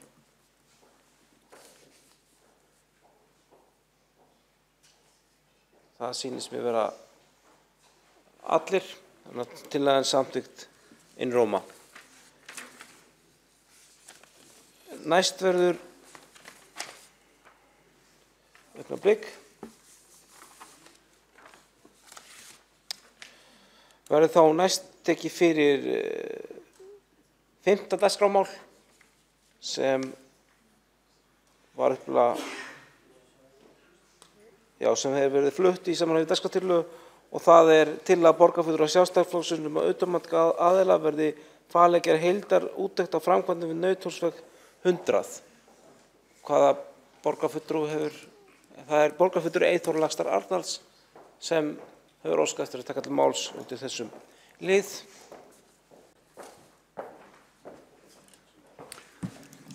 Forseti, ágætu borgarfulltrúar og tilheyrendur, við erum þá komin að braggamálinu, einabörun enn. Við erum með tillögu sem er lögð fyrir borgarstjórn, þannig að 23 borgarfulltrúar geta þá tekið afstöðu til þess hér í ljósi þeirra upplýsingar sem hafa komið fram síðustu dögum. Ekki síst varðandi félagsbústaði sem eru svona hliðstætt mál. En tillagan er svona með leyfi forseta. Borgarstjórn samþykkir að falli verði frá því að innri endurskoðun gerir heildarúttekt á bragganum. Þess í stað verði utanaðkomandi aðila falið að gera úttektina. Í ljósi þeirra miklu annað sem eru á innri endurskoðanda vegna sérstakrar úttektar á Orkuveitu Reykjavíkur gæti það tafið fyrir rannsókn og úttekt á endurgerð braggans. Með því að fylgja utanaðkomandi aðila yrði rannsókn málsins auk þess hafin yfir allan vafa. Við rannsókn á málinu skal engin angi málsins undanskilið og allt skal upplýst í þessu máli frá upphafi til enda. Enn fremur athafnir og athafnaleysi framkvæmdastjóra borgarinnar. Greinargerð með leyfi forseta. Eðlilegast að fela utanaðkomandi aðila úttekt í þessu máli, enda innri endurskoðun störfum hlaðin. Innri endurskoðun var falin umfangsmikil úttekt á Orkuveitu Reykjavíkur og dótturfélögum hennar. Það mikilvægt að úttekt á braggamálinu bitni ekki á Orkuveitu úttektinni. Þá braggamálið þessi eðlis að mikilvægt að fá niðurstöðu í úttekt þess sem fyrst og hún sé hafin yfir allan vafa. Þannig hljóðar greinargerðin við tillögunni og tillögan að leysa nú undan. Bara svo það sé sagt, við treystum starfsfólki innri endurskoðandar algjörlega fyrir rannsóknum. Mér sýnist þau hafa staðið sér mjög vel varðandi félagsbústaði, en það eru þessi atriði að það eru miklar annir og það var alveg sláandi hver sem ástæðan að úttektin á félagsbústöðum eða þessari blokk í Breiðholtinu tók 2,5 ár. Nú úttektin á Orkuveitunni og dótturfyrirtækjunum mjög umfangsmikil. Ef hún gerð eins og til ætlast, þá á hún að taka til starfsfólks og fyrirverandi starfsfólks ákvarðana, tengsla, samskipta og þetta náttúrulega mjög stórt mál og það á að taka 2 mánuði. Hérna allavega tækifæri til þess að hleypa þessu á næsta plan og vonandi bara náum saman það. Takk. Borgarfulltrúi Eyþór Laxdal Arnalds hefur þá lokið máli sínu og næst hefur óskað eftir að taka til máls Marta Guðjónsdóttir borgarfulltrúi.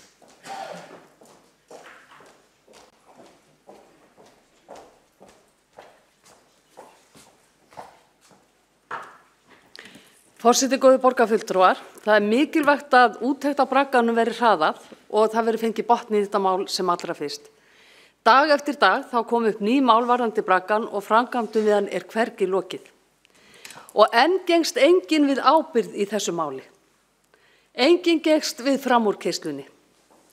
Hér hafa borgarfulltrúar í meirihlutanum sem satt hér á síðasta kjörtímabili lítið tjá sig málið. Ég sakna þess að borgarfulltrúar sem yfirleitt tjá sig mjög mikið, eins og borgarfulltrúin Hjálmar Sveinsson, sem var formaður skipulagsráðs umhverfis- og skipulagsráðs á síðasta kjörtímabili og þar Kristín Sofía Jónsdóttir og Sigurborg Haraldsdóttir sem sátu í ráðinu hafa einnig lítið tjá sig málið hér í borgarstjórn. Hafið þessir borgarfulltrúar einhverjar upplýsingar það skylda þeirra að greina frá þeim enda bera þeir ríka eftirlitsskyldu samkvæmt samþykktum borgarstjórnar. Vandræðagangurinn og feluleikurinn í stjórnsýslunni vegna þessa máls ætlar engan endi að taka því borgarlögmaður hefur heldur ekki enn skilað áliti sem innkauparáð óskaði eftir við hann fyrir rúmi ári síðan. Þrátt fyrir að samkvæmt 5. grein innkaupareglna Reykjavíkurborgar segir með leyfi forseta: borgarlögmaður fer með lögfræðilega ráðgjöf í innkaupamálum og skal vera innkauparáði til ráðgjafar og jafnframt vinna að því að styrkja stjórnsýslu innkaupamála. Í ljósi þeirra staðreyndar það mjög alvarlegt að enn hafi þessu áliti ekki verið skilað rúmu ári eftir að óskað var eftir því. Það jafnframt með ólíkindum að borgarstjóri sem ber ábyrgð á rekstri borgarinnar og ber skylda til að fylgjast með rekstrinum þykist koma fjöllum og lætur í veðri vaka hann hafi ekki vitað af þessum framúrkeyrslum og segir í fjölmiðlum að hann ætla að kalla eftir minnisblaði málið. Já, kalla eftir minnisblaði málið. Það verður að teljast afar óábyrg fjármálastjórnun að skattfé borgarbúa sé sólunda með þeim hætti að framúrkeyrslur verkefna fari fram hjá borgarstjóra og án hans vitundar. Forseti, það verður reyndar að teljast tortryggilegt að borgarstjóri hafi ekki vitað af málinu.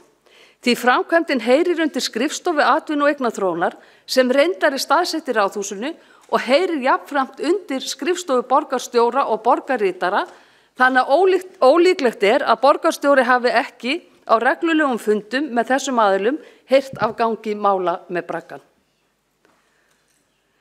Forseti, hafi einhver upplýst borgarstjóra málið? er það ábyrgðar hlutur að sá hinn sami stígi ekki fram og greini frá því.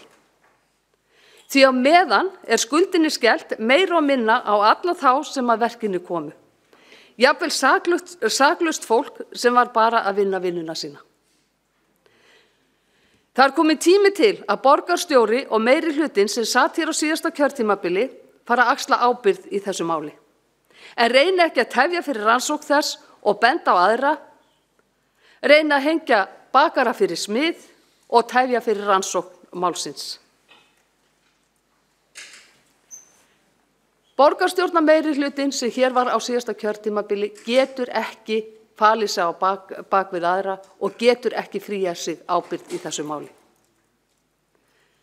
Það tók tæplega 2,5 ár að gera úttekt á framkvæmdum hjá félagsbústöðum. Miðað við það og öll þau viðamiklu verkefni sem innri endurskoðun er með þessar mundir, þá má ekki búast við niðurstöðu í braggamálinu fyrir en jafnvel í lok kjörtímabilsins. Þess vegna er mikilvægt að utanaðkomandi aðila verði falin rannsókn þessa máls.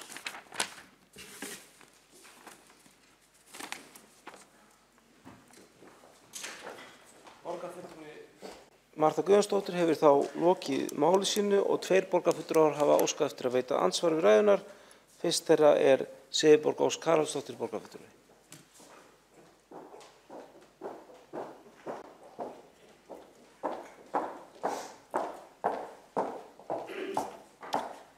Forseti, ágæta borgarstjórn, mér langar að ítreka það að þetta mál kom ekki inn á borð umhverfis- og skipulagsráðs á síðasta kjörtímabili. Deiliskipulagið var unnið upprunalega árið 1998, þar sem að bragginn átti að vera herminjasafn, því var breytt árið 2013, þar sem að heimilar var veitingarekstur í húsinu. Það hefur því ekki komið inn á mitt borð.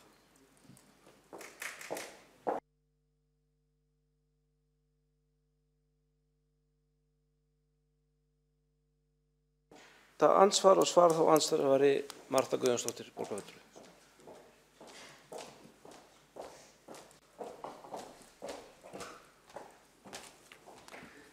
Forseti, góðir borgarfulltrúar, mér finnst það afar hæpið og afar ótrúlegt að þetta mál hafi ekki komið inn á borð umhverfis- og skipulagsráðs. Ég man ekki betur en árið 2016 hafi verið fallið frá því í deiliskipulagi að þarna yrði komið upp stríðsminjasafni. Kemur deiliskipulag ekki fyrir umhverfis- og skipulagsráð? Hefur orðið eitthvað breyting á því? Eða fer það bara beint í borgarráð og í borgarstjórn? Ég man ekki til þess.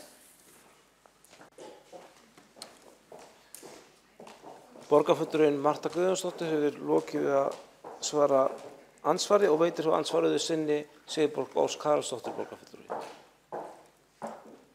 Samkvæmt mínum ágæti forseti borgarstjórn, samkvæmt mínum upplýsingum átti þessi deiliskipulagsbreyting sér stað árið 2013, ekki 2016. Að öðru leyti var verkefnið ekki unnið á umhverfis- og skipulagssviði. Borgarfulltrúi Sigurborg Ósk Haraldsdóttir hefur lokið við að veita ansvarið sinni og svara þá ansvarið sinni Marta Guðjónsdóttir borgarfulltrúi.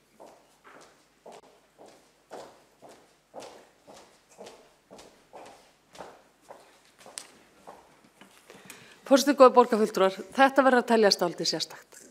Því að ég man eftir því að deiliskipulaginu var breytt 2016 og það var fallið frá því í deiliskipulagi að það var gerð krafa að þarna var stríðsminjasafn. Það hlýtur að hafa komið fyrir skipulagsráð. Allar breytingar á deiliskipulagi koma þar fyrir. En ég ætla að nota tækifærið og spyrja hérna í leiðinni formann skipulagsráðs, núverandi formann skipulagsráðs og þáverandi formann skipulagsráðs og alla borgarfulltrúana sem sátu hér í meirihlutanum á síðasta kjörtímabili út í orð annars borgarfulltrúa sem birtist opinberlega. Það er forseta borgarstjórnar Dóru Bjartar Guðjónsdóttur, þar sem að hún lét hafa eftir sér að það myndi ekki ein einasta króna fara meira í braggann. Mun núverandi meirihluti standa við þessi orð eða er hún ein þessa skoðun?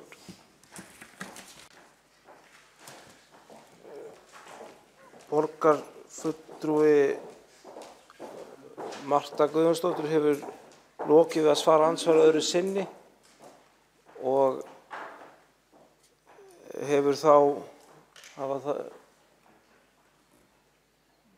það er ekki boðið upp á það og eru borgarfulltrúar beðnir að hafa málflutnings með þeim hætti að aðrir borgarfulltrúar gætu sannlega að svara þeim þegar spurningar eru bornar upp.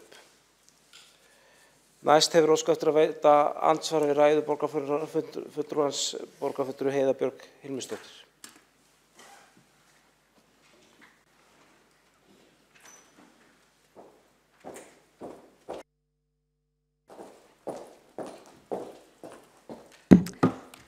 Forseti, ágætu borgarfulltrúar, örfáar athugasemdir við ræðu borgarfulltrúa Mörtu Guðjónsdóttur.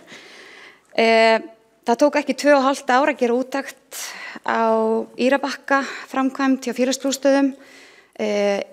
Hallur Símonarson, innri endurskoðandi, hefur útskýrt það. Það tók samtals 210 klukkustundir eða tæplega 1,5 mánuð. Það var gerð endurskoðunar áætlun fyrir 2,5 ári þar sem öðrum úttektum var forgangsraðað fram yfir þessa. Þannig að við þurfum ekki að óttast það að innri endurskoðun hafi ekki tíma fyrir þessa úttekt. Hann hefur einmitt fullyrt það og sagt hann hefur nægan tíma fyrir þessa úttekt og mun forgangsraða henni og reyndar er það svo að það er orðin hálfur mánuður síðan hann byrjaði úttektina. En það væri nú kannski svolítið skrítið að stökkva í það núna að vísa henni annað. En það sem mig langar að nefna er árás eða svona þessi orðræða sem að borgarfulltrúin hefur Dag B. Eggertsson, borgarstjóra okkar sem er ekki stattur hér í dag. Hann hefur opinberlega fordæmt framkvæmdir við braggann. Við höfum meirihlutanum lagt fram við höfum samþykkt tillögu hér sem er vísað til innri endurskoðunar og við lögðum fram tillögu í borgarráði þar sem við ítrekkuðum hversu alvarlegt málið er og óskum eftir því að öllum steinum yrði velt við, öllum steinum. Og mér finnst þessar ásakanir hér og þessar aðdróttanir að hann hafi vitað, borgarstjóri hafi vitað eitthvað meira þetta. Mér finnst þetta bara dæma sig sjálft. Hér er borgarfulltrúin að reyna að slá einhverja pólitíska keilur meðan að borgarstjóri er veikur heima hjá sér og getur ekki svarað fyrir sig. Og já, dæmi hver fyrir sig. Borgarfulltrúi Heiða Björk Hilmisdóttir hefur lokið við að veita andsvar og svara þá andsvari Marta Guðjónsdóttir, borgarfulltrúi.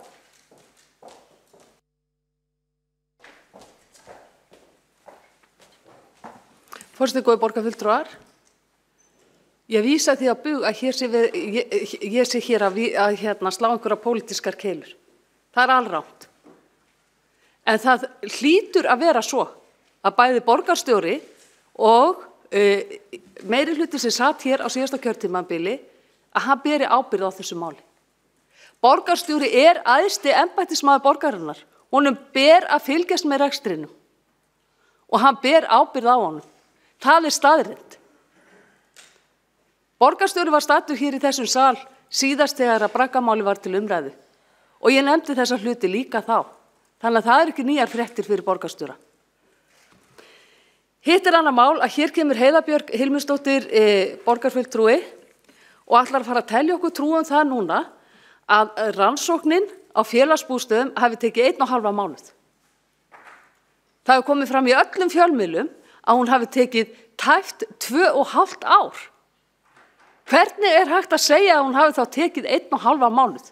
Við vorum hér á fundi í gær, stjórnarandstaðan, með stjórnarformanni félagsbústaða. Þar kom það einnig fram að rannsóknin hefði tekið 2,5 ár og það hefði verið beðið hana fyrir 2,5 ári síðan. Við skulum hafa það sem sannara reynist borgarfulltrúi Heiða Björk Hilmisdóttir. Borgarfulltrúi Marta Guðjónsdóttir hefur þá lokið við að svara andsvari og veitir á andsvaraðu sinni Heiða Björk Hilmisdóttir borgarfulltrúi.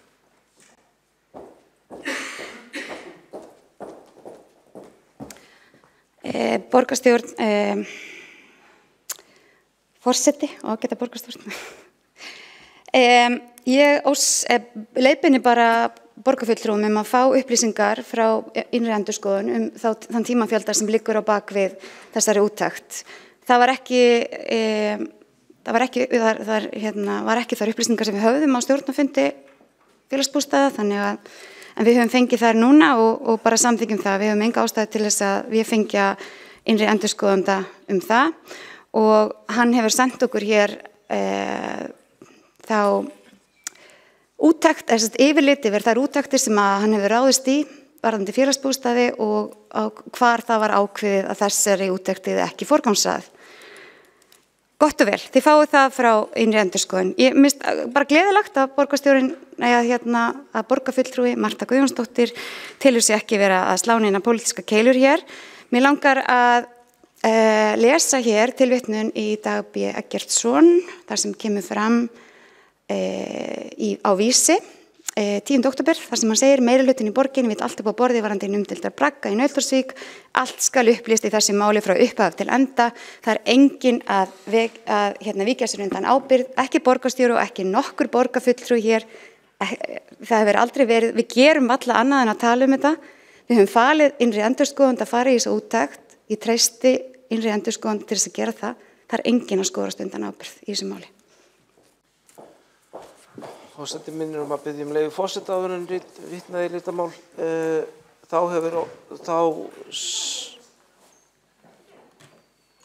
forseta missist, fyrst upp í dagskrár.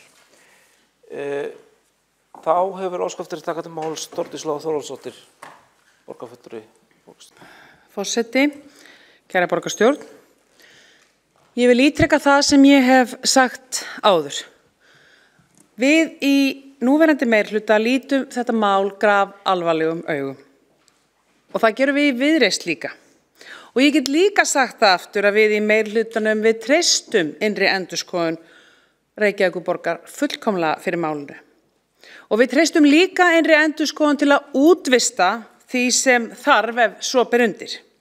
Og við treystum líka innri endurskoðun til að láta okkur vita ef þau telja sig svo störfum hlaðin að þau geti ekki framkvæmt þessa úttekt og þessa rannsókn hratt og örugglega. Og ég hef persónulega verið fullviss það að það verði unnið hratt og örugglega. Og eins og sjá má á úttekt innri endurskoðunar á félagsbústöðum sem var gerð opinber í gær, þá er embættið algjörlega starfi sínu vaxið. Skýrar ábendingar innri endurskoðunar og róttækar tillögur að breytingum eru hvorki til marks meðvirkni eða vanhæfni. Og innri endurskoðun, líkt og ríkisendurskoðun, mun hér eftir sem hinga til skoða málin frá öllum hliðum og skila sinni niðurstöðu. Sama hversu óþægileg hún kann að vera fyrir þá sem halda stjórnartaumana. Og ég vil fagna nýjum áherslum sem ég heyri hér því að fyrir viku síðan þá var mikið vantraust í garð innri endurskoðunar. Innri endurskoðun var rétt handbendi borgarstjóra, staðsett í ráðhúsinu sem auðvitað ekki rétt og ég veit ekki hvað og hvað. En núna eru áhyggjur það að þau séu störfum hlaðin og ég get fullvissað borgarstjórnum það að innri endurskoðun mun útvista því sem hún þarf til þess að geta tekið þetta mál föstum tökum. Það verk er byrjað. Við óskuðum eftir þessari úttekt 360 gráður, það er búið að koma hérna fram í borgarráði í síðustu viku. Við leggjum á það fulla áherslu og bíðum öll spennt eftir niðurstöðunni. Og ég verð að segja aftur, ég fagna því að það komið svona mikið traust til innri endurskoðun því ég var áhyggjufull. Ég var verulega áhyggjufull yfir því að þessi umræða sem átti sér stað hérna í síðustu viku væri bara mjög alvarleg því að það er varhugavert þegar kjörnir fulltrúar að draga úr trausti og ausa vantrausti gegn innri endurskoðun og embættið og opinberum vettfangi því að við megum ekki gleyma því að við sem erum hér inni og sérstaklega við sem erum nú merkt innherjar sem erum í borgarráði að Reykjavíkurborg skráður útgefandi á skuldabréfamarkaði og getur allt tal meint vanhæfi okkar helsta eftirlitsaðila einfaldlega verið skaðlegt fyrir borgina og alla borgarbúa. Við viljum sjá þetta verk unnið hratt og örugglega. Það er byrjað í ferlinu. Við treystum því eins og ég hef margítrekað sagt og mun margítrekað áfram Ég legg til að þessari tillögu verið vísa frá, ég sé engan tilgang fyrir henni, málið í fullri vinnslu. Takk fyrir. Borgarstjóri Þórdís Lóa Þórsdóttir hefur lokið máli sínu og einn borgarfulltrúi Baldur Borgþórsson hefur óskað eftir að veita andsvar við ræðu hennar.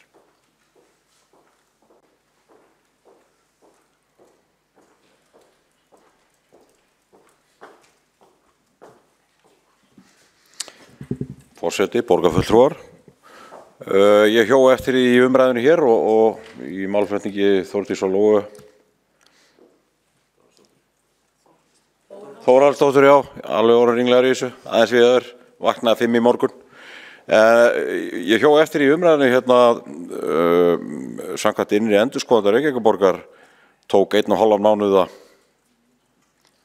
að ljúka sér rannsókn á félagsbústöðum og ef ég skil rétt, ég vil fá það staðfest hér og nú, leit innri endurskoðandi á það sem svo að yfirkeyrsla upp á tæpar 400 milljónir hafi ekki verið meira mál en svo að því hafi verið frestað í nærfellt 2,5 ár að rannsaka málið. Skildi ég þetta rétt hjá borgarfulltrúum hér áðan?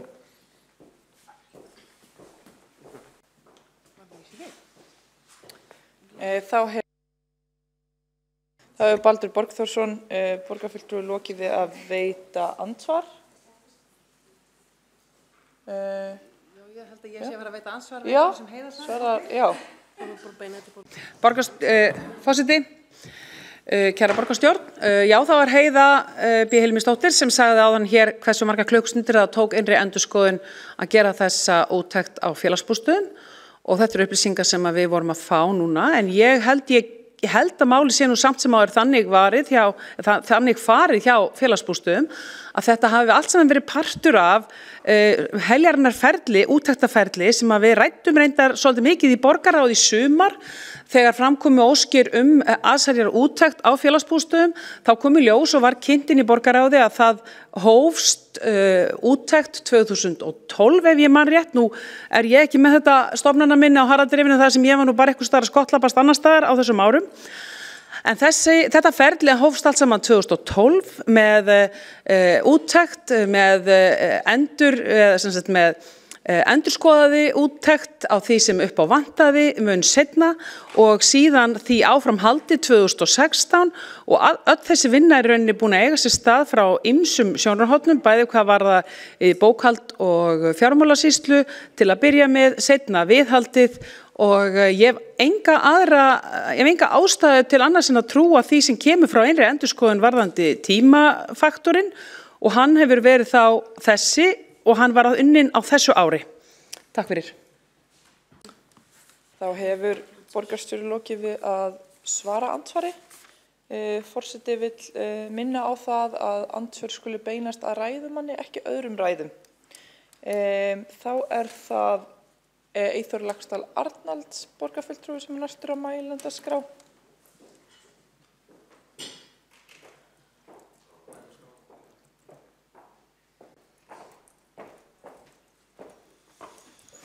Forseti, ágætu borgarfulltrúar, bara svona til þess að útskýra eins og þetta horfir við okkur varandi úttektir á félagsbústöðum, þá var gerð úttekt árið 2012 almennt og það er held ég það sem að borgarfulltrúi Þórdís Lóa Þórhallsdóttir var að vísa í. Það er ekki svo úttekt sem að við fengum núna í hendurnar á dögunum. Þetta er önnur úttekt sem varðar starfsemi félagsbústaði almennt og eftir því sem að okkur skilst þá hefur ekki verið klárað að verða við þeim úrbótum eða kröfum úrbætur sem voru árið 2012 fyrir 6 árum síðan sem er svolítið svipað og ábendingar umboðsmanns Alþingis sem að hófust árið 2008 að það hefur ekki ennþá verið klárað að verða við þeim ábendingum varðandi bæði velferðarsvið og félagsbústaði. Þannig að bæði umboðsmaður Alþingis og innri endurskoðun höfðu komið með ábendingar árið 2012 og aftur umboðsmaður án þess að það væri búið að klára þessi mál. Þetta er forsaga málsins. 2 úttektir og ekki búið að verða við þeim vísbendingum. Þetta er ekkert grín. Þetta er nefnilega ekki í lagi. Við erum nógu lengi að bíða eftir því að eitthvað verði tekið í rannsókn. Við erum að bíða nógu lengi eftir því að það komi síðan tilbaka eitthvað út úr því. En að það skuli síðan ekki verið brugðist við því. Annars vegar í tilfelli umboðsmanns Alþingis sem hefur komið 2 úttektir og ábendingar á félagsbústöðum og velferðarsviði varðandi húsnæðismál. Og svo þessi úttekt sem ég hvet bara borgarfulltrúa til að lesa frá 2012, að það hefur ekki ennþá verið klárað að verða við þeim ábendingum. Þetta er ekkert grín. Síðan gerist það að stjórn félagsbústaða ákveða það að gera sér sérstök úttekt á þessu sérstaka verkefni upp í Breiðholti. Niðurstaðan úr því lítur dagsins ljós 2,5 ári eftir að stjórnin biður verkið. Það kann að vera að innri endurskoðandi hafi verið 200 klukkutíma rúma að vinna verkið, en það breyti því ekki að það tók á 900. dag að bíða til niðurstöðunni. Og þegar við áttum fund með stjórnarformanni félagsbústaða þá sagðist hann ekki vita af hverju þetta hefði tekið svo langa tíma. Það hefði komið óvart. Þeir fengið drög núna í sumar og síðan hefði það komið þeim óvart að þetta hefði verið birt. Nú það kann að vera birtingin hjá innri endurskoðun hafi hleypt máluna stað. Það kann að vera ef að álitið hefði ekki verið birt á opnum vef að þá hefði það ekki komið í fjölmiðlagi með þeim hætti sem það kom. En þetta er svona forsaga málsins varðandi úttektunar. Ég vildi bara útskýra þetta því að borgarfulltrúi Þórdís Lóa Þórðarsdóttir var að tala þessa úttektur 2012. Hún er önnur. Og við náttúrulega veltum því fyrir okkur af hverju var þetta svona neðarlega á forgangslistanum þegar svona stórt mál í gangi. Við höfum ekki fengið skýringa við því, en það er allavega ein af spurningunum. Nú varðandi það sem að borgarfulltrúi Heiða Björg Hilmisdóttir var að segja hér, auðvitað er óþægilegt að borgarstjóri sé ekki með okkur og við óskum honum góðs bata, en þegar að það var nefnt í ræðustóla að hann hefði formdæmt málið, þá vekur það náttúrulega athygli að þarna er sá aðila fordæma sem að lagði til að verkið yrði gert í fjárhagsáætlun, skrifað undir sjálfur samninginum að það yrði farið í það, er sjálfur yfir skrifstofu eign og atvinnuþróunar samkvæmt skipuriti sem að var sett á laggirnar að hans tilstilli fyrir 6 árum síðan í borgarstjórn. Þá var þessi starfsemi færð undir borgarstjóraembættið. Þannig að hann er allt yfir og kring eins og maðurinn sagði, skapari og framkvæmdastjóri og eftirlitsaðili. Við erum náttúrulega búin að sjá það að það var varað við þessu ítrekað. 10 sinnum er minnst á þetta í fyrirspurnar eða aðvöruna tón í fundagerðum innkauparáðs og þetta verður allt saman í gegnum borgarráð og allt saman á borð borgarstjóra. Þannig að það er ekki hægt að segja það að þetta hef ekki komið nálagt framkvæmdastjóra sveitarfélagsins. Og það er alveg rétt sem að borgarfulltrúi Baldur sagði hér áðan með glærurnar að orðum fylgir ábyrgð en undirskrift líka. Og þær eru orðnar margar undirskriftinnar í þessu máli. Og nú viljum við bara fá botn í málið. Ef að þessi tillaga verður ekki samþykkt, þá verðum við að treysta því að það gangi vel að fá botn í málið hjá innri endurskoðanda. Og ég tel að hann hafi staðið mjög vel að málum varðandi félagsbústaði og það hafi skilað árangri, auðvitað þarf að vinna úr málinu. En það mál er samt í mínum huga ekki eins alvarlegt og þetta. Og ástæðan er þessi. Þegar félagsbústaðir ráðast í að laga íbúðir, þá er það nauðsynjaverk. Þegar þeir ráðast í að laga íbúðir sem félagsbústaðir eiga, þá er það viðgerðið fyrir borgina sjálfa. En þegar borgin ákveður að byggja barborð fyrir 2 milljónir og allt þetta sem við erum að sjá núna úr DFF, þá er það ekki nauðsynjaverk og það er unnið fyrir EHF, alveg svo matöldin. það eðlismunur á þessu tvennu. Við verðum að taka það alvarlega hvers eðlisverkið Nú ég voni sig ekki að brjóta trúnað með því að upplýsa að við höfum svona væntingar að fá upplýsingagátt. Það að segja að fá á gögn málið. Okkur var eiginlega að lofa því í borgarráði. En við höfum séð, ef við höfum ekki fengið aðgang að þessum gögnum. Það? Já. Ok. Ég hef ekki fengið það allavega. Ok. Það voru gott að fá það aftur. En við höfum allavega séð gögnin hjá DF. Á föstudaginn. Ok. Það við erum komið með aðgang að því. Ok, gott. En einhvern veginn hefur þetta ratað síðan á DF. Og ég veit ekki hvernig það hefur gerst, en það er allavega ekki frá okkur. En þar kennir ýmissa grasa og maður rekur augun í það að sumt af þessu ekki einu sinni í takt við leigusamninginn. Ég man til þess ekki eftir því að það hefur verið kveðið á að það ætti að borga barborð. Sem dæmi. Eða snitsel. Svo dæmi sem tekin. En svona málið. Við erum allavega að leggja til að málið verði farið í ytri endurskoðun, má segja það. Ef úttektin verði gerð óhugamaðlega utan. Það verður gott að fá áliti ykkar fleiri þetta mál, en allavega hér tækifæri 23 borgarfulltrúar til þess að segja sína skoðun og taka afstöðu, því að við vitum ekki hvernig þetta mál endar og það er mikilvægt að við höfum farið saman í þessa vegferð. Takk. Þá hefur Eyþór Laxdal Arnalds borgarfulltrúi lokið máli sínu og forseti vill upplýsa að tölvupóstur barst borgarráðsfulltrúum með aðgangi að þessum nefndu gögnum klukkan 18:11 á föstudaginn síðastliðinn. Þá það Heiða Björg Hilmisdóttir borgarfulltrúi sem óskaði eftir að veita andsvar.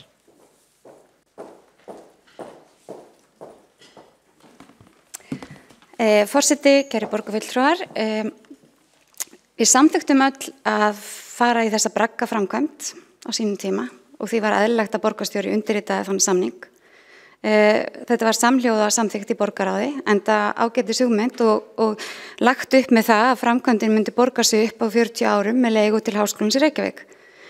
Það var ekki svo og ég hef ekki heyrt neinn borgarfulltrúa hér segja að hann sé sáttur við þessa framkvæmd eða það að verkið hafi farið svona fram úr áætlun. Við hins vegar erum ekki að vakta alla reikninga og getum því ekki brugðist við fyrir að við fáum það upplýsingar.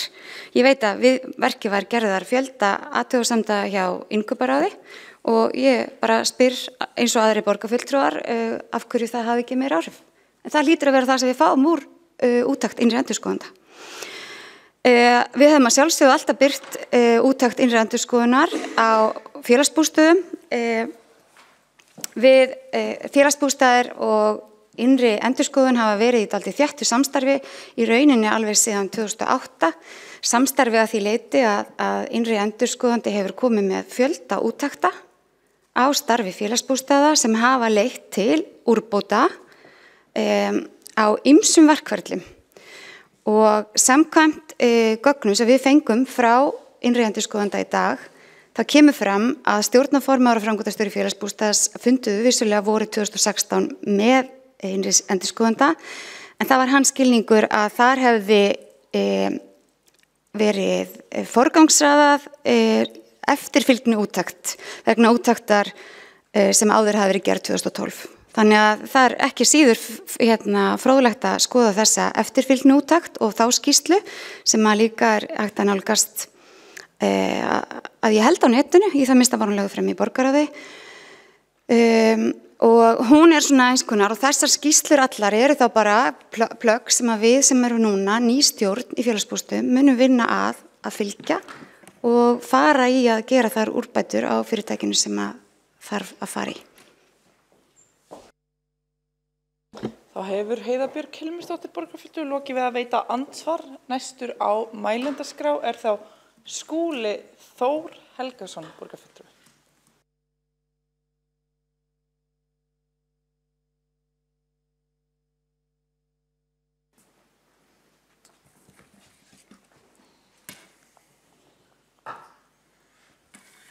Forseti, ágæta borgarstjórn.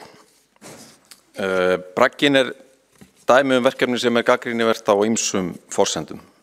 En hæst ber tvennt í mínum huga, annars vegar að þarna virðist hafa verið framkvæmt fyrir mun hærri fjárhæðir heldur en fjárheimildir voru fyrir og hins vegar fór verkið langt fram úr kostnaðaráætlun.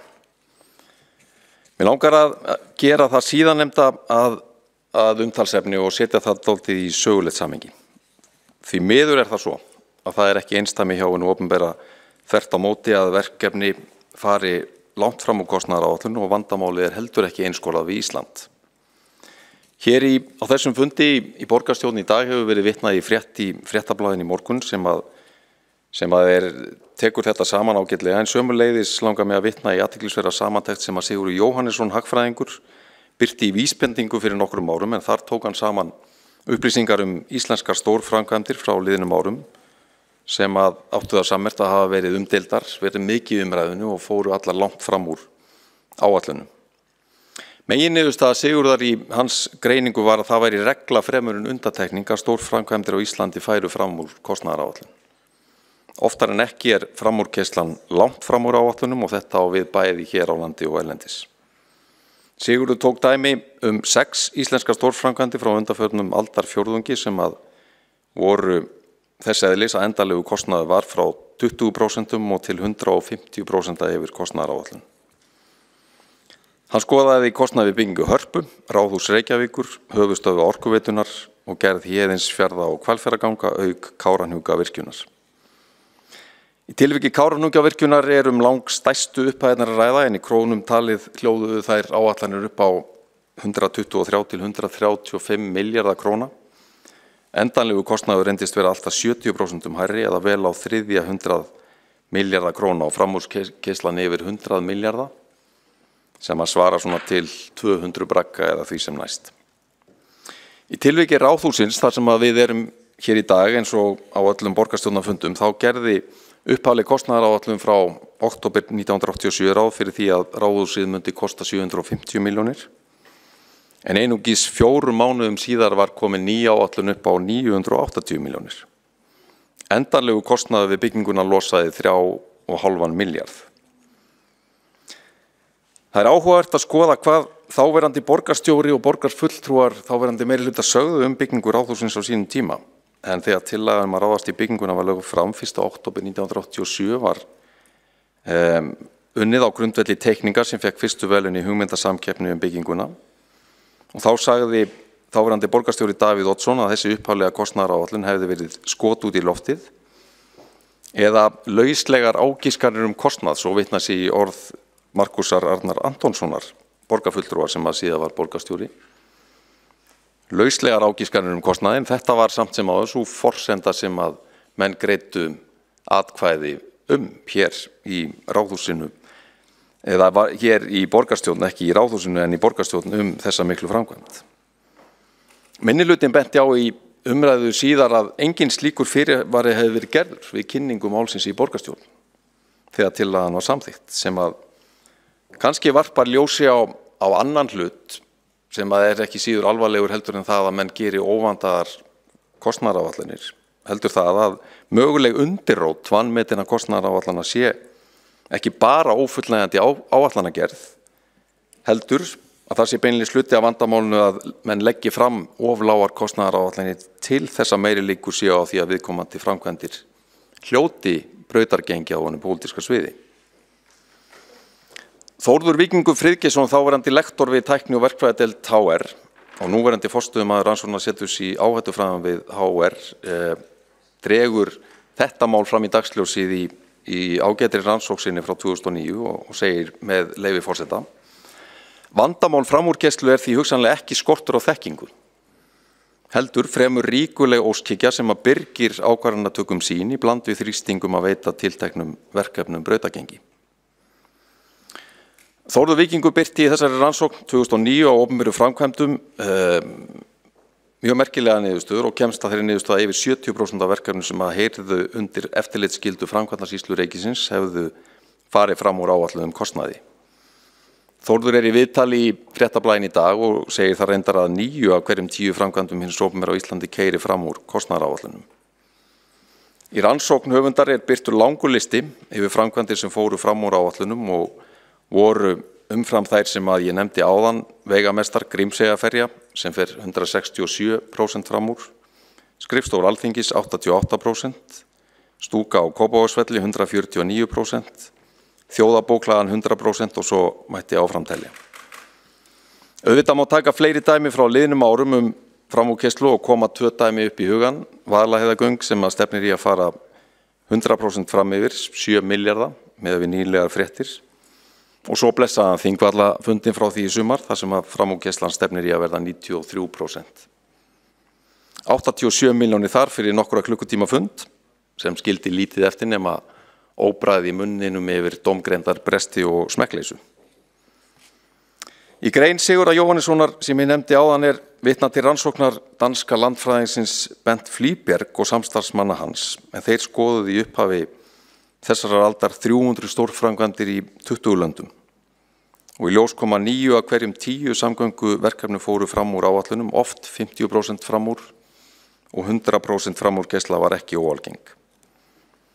Í sömu rannsóknar voru verkefni yfir 80 ára tímaskeið frá 1920 til 2000 metin tölfræðilega, þar með talið hvort að marktækar framfarir hefðu orðið á forspám á þessu tímabili, svo reyndist ekki vera, sem mjög áhugavert og jafnvel sláandi ef við lítum til framfæra á flestum öðrum sviðum. Ég nefni þessi dæmi innanlands sem utan til að vekja athygli á því að braggamáli hluti af mjög stóru samhengi sem að tegi sig langt út fyrir landsteinina. Ég nefni þetta ekki sem einhvers konar afsökun eða réttlætingu. En þetta áminning til okkar að verkefni okkar mjög stórt. Það mikilvægt og það kallar sannarlega á vinnubrögð og hólmgöngu við ómenningu sem að þarf að uppræta í samfélaginu öllu. Samhengi framkvæmdana við braggamáli kannski tvíþætt, annars vegar braggamálið þessu sama marki brennt að þar farið langt fram úr upphaflegri kostnaðaráætlun. En hins vegar þurfum við að setja hlutina í rétt samhengi og halda því til haga að heildarumfang þeirrar framkvæmdar margfalt minna en allra þeirra framkvæmdar sem að Sigurður skoðaði í sinni athugun og þetta getur í raun og veru varla talið stór framkvæmd í sama skilningi og ýmsar þær sem ég hef nefnt hér í minni ræðu. Framkvæmdir á vegum hins opinbera sem oft laupa á tugum milljarða króna. Ég vil hins vegar undirstrika að við eigum að sjálfsögðu að taka mjög fast og ákveðið á þessu máli eins og við höfum sagt í meirihlutanum og draga þann lærdóm að það þarf að herða verulega á öllum ferlum. Varðandi stórframkvæmdir á vegum borgarinnar, bæta áætlanagerðina, tryggja áætlanir séu raunhæfar og skerpa á eftirliti okkar kjörinna fulltrúa með því að framkvæmdir séu unnar í samræmi við áætlanir. Það eitt sem áhugavert við umræðuna núna og hefur endurspeglast meðal annars á þessu fundi og það að krafa ákveðin að afla að borgarstjóri segja af sér út af þessu máli. Og nú rétt að minna á það að engin kjörinn fulltrúi hefur tekið pokann sinn vegna framúrkeyrslu tugaframkvæmda á Íslandi á liðnum árum og áratugum sem eins og ég hef rakið hefur í einstökum tilvikum numið tugum eða jafnvel 100 milljarða króna. Í því ljósi auðvitað hjákátlegt að kalla eftir afsögn borgarstjóra þegar ræða framkvæmd sem margfalt minni að umfangi og snýst klárlega ekki síst það að menn hafa hlaupið langt fram úr þeim fjárheimildum sem að borgarráð samþykkti á sínum tíma. En þetta mun úttekt innri endurskoðunar örugglega fjalla að einhverju leyti hvar ábyrgðin liggur og ekki tímabært að fella neina dóma fyrir að sú úttekt hefur farið fram. Að lokum innri endurskoðun komið með þetta verkefni í hendurnar að vinna heildstæða úttekt á málinu. Hún hefur sömu stöðu innan borgarinnar eins og ríkisendurskoðun hjá ríkinu og henni mjög vel treystandi til þess að vinna þetta verk faglega og að sjálfsögðu án nokkura afskipta kjörinna fulltrúa eins og vera ber. Og við skulum hafa í huga og hnykkjum á því að í starfsreglum innri endurskoðunar kemur skýrt fram að hún nýtur faglegs sjálfstæðis í sínum störfum gagnvart allri stjórnsýslu borgarinnar þar með talið borgarstjóra og ber samkvæmt alþjóðlegum endurskoðunarstöðlum sem að embætti starfar eftir að gæta hlutleysis í sínum störfum og starfa óháð þeim rekstrar einingum sem að hún að rannsaka á hverjum tíma. Sú tillaga sem við erum að fjalla hér því óþörf. Verkefni komið í hendur þess aðila sem að við getum treyst til þess að vinna verki faglega, óháð borgaryfirvöldum, kjörnum fulltrúum eða embættismönnum.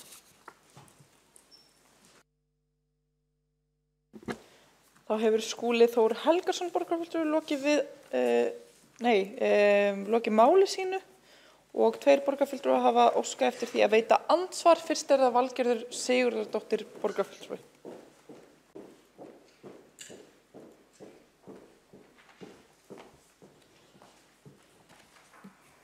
Forseti, borgarstjórn. Hér talar borgarfulltrúi Skúli Helgason braggann og ber saman við stórframkvæmdir á Íslandi, líkt á Hörpu, Ráðhús og Kárahnjúka. Það áhugavert að bera braggann saman við þessi mannvirki. Þó svo við þekkjum framúrkeyrslur víða, þá réttlæti þá engan hátt framúrkeysluna við braggann og því þarf þessa heildarúttekt utanaðkomandi aðila að vera. Þá hefur Valgerður Sigurðardóttir borgarfulltrúi lokið við að veita andsvar. Þá veitir andsvar Eyþór Laxdal Arnalds borgarfulltrúi.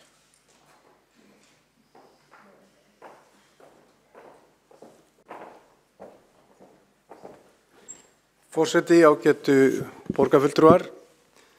Borgarfulltrúi Skúli Helgason fór hérna fræðilega yfir ýmis verkefni. Ég saknaði þess að hann fjallaði ekki orkuveituhúsið, bæði náttúrulega uppalega þegar til þess var stofnað af R-listanum, áttu uppalega ekki að kosta neitt. Ég man eftir því að R-listin ætlaði að láta þetta ganga upp með því að selja eigninnar sem voru í vatnsveitunni og rafveitunni. En svo það náttúrulega raunarsagan sem orkuveituhúsið því seinna, þar sem að það var selt með sýndarsölu sem kostaði borginum $500 milljarð og síðan þessi viðgerðar hrakningasaga sem hefur ekki komst botni. Ég saknaði þess úr því að hann var að fara sögulega yfir þessi hús. En það var eitt merkilegt sem ég hóf eftir og það var þegar borgarfulltrúinn kom með þá kenningu að hugsanlega væru menn vísvitandi með lágar kostnaðaráætlanir. Ef að sú kenning er rétt, þá er það alvarlegt, en alveg sérstaklega alvarlegt þegar að áhættan er hjá borginni og ávinningurinn hjá EHF-i. Ef að þessi kenning er rétt að menn fari vísvitandi með lágar kostnaðar áætlanir eins og var sagt hérna til að náðum í gegn eins og hann sagði, þá er það náttúrulega grafalvarlegt mál þegar við erum að horfa á verkefni einmitt eins og braggann og Hlemm.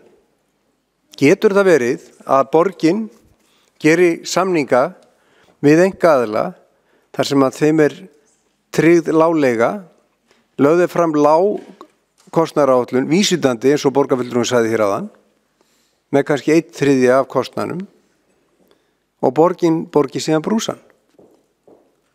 Þetta er alveg nýr vinkill á málið. Alveg nýr vinkill á málið. Og það er sama skrifstofa, SEA, sem að heyri undir borgarstjóra sem með þessi mál sem að varða einkaaðilana. Og það er fínt að fá þessu umræðu, bara vítt og breytt. Ég held að enginn hafi talað að kjörin fulltrúi ætti að segja af sér. Ég held að eingöngu verið vísað til framkvæmdastjórastöðu sem einn þeirra hefur.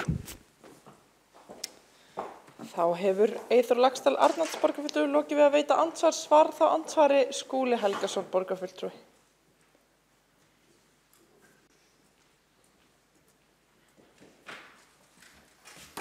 Forseti, ágæta borgarstjórn. Jú, ég nefndi það hér að höfuðstöðvar orkuveitunum væru sannarlega á þessum góða lista sem að Þórður Víkingur Friðgeirsson fór yfir og ekki ætla ég að draga fjöður yfir það að þar var farið langt fram úr. Og við hefum bara verið heiðarlegir í þessari umræðu og viðurkenna það að það eru mjög margir sem bera ábyrgð á því að framkvæmdir á Íslandi hafa farið fram úr. Ég held að séu fáir sem að geti skotið sér undan ábyrgð á því, ef við erum alveg heiðarleg. Og ég nefndi líka og vitnaði í Þórð Víking þegar ég var að tala um þetta. Hann með þessa kenningu í sinni rannsókn og mér finnst hún vera áhugaverð. Á þess að ég vilji fella dóma það hvort að hún eigi við í einstökum tilvikum og sannarlega ekki varandi braggana því að þar hefur þessi úttekt ekki farið fram sem við erum öll sammála að skipti miklu máli. En aðalmálið þetta bæði að menn séu með vandaða áætlanagerð, menn fáir sannarlega heimild frá þeim sem að bera hérna pólitísku ábyrgð áður en að fara í framkvæmdir og menn hlaupa ekki út undan sér og framkvæmi fyrir miklu meira heldur en heimildirnar eru fyrir. Þá Þá hefur Skúli Helgason borgarfulltrúi lokið við að svara andsvari. Þá komið að Baldri Borgþórsinni borgarfulltrúa. Já.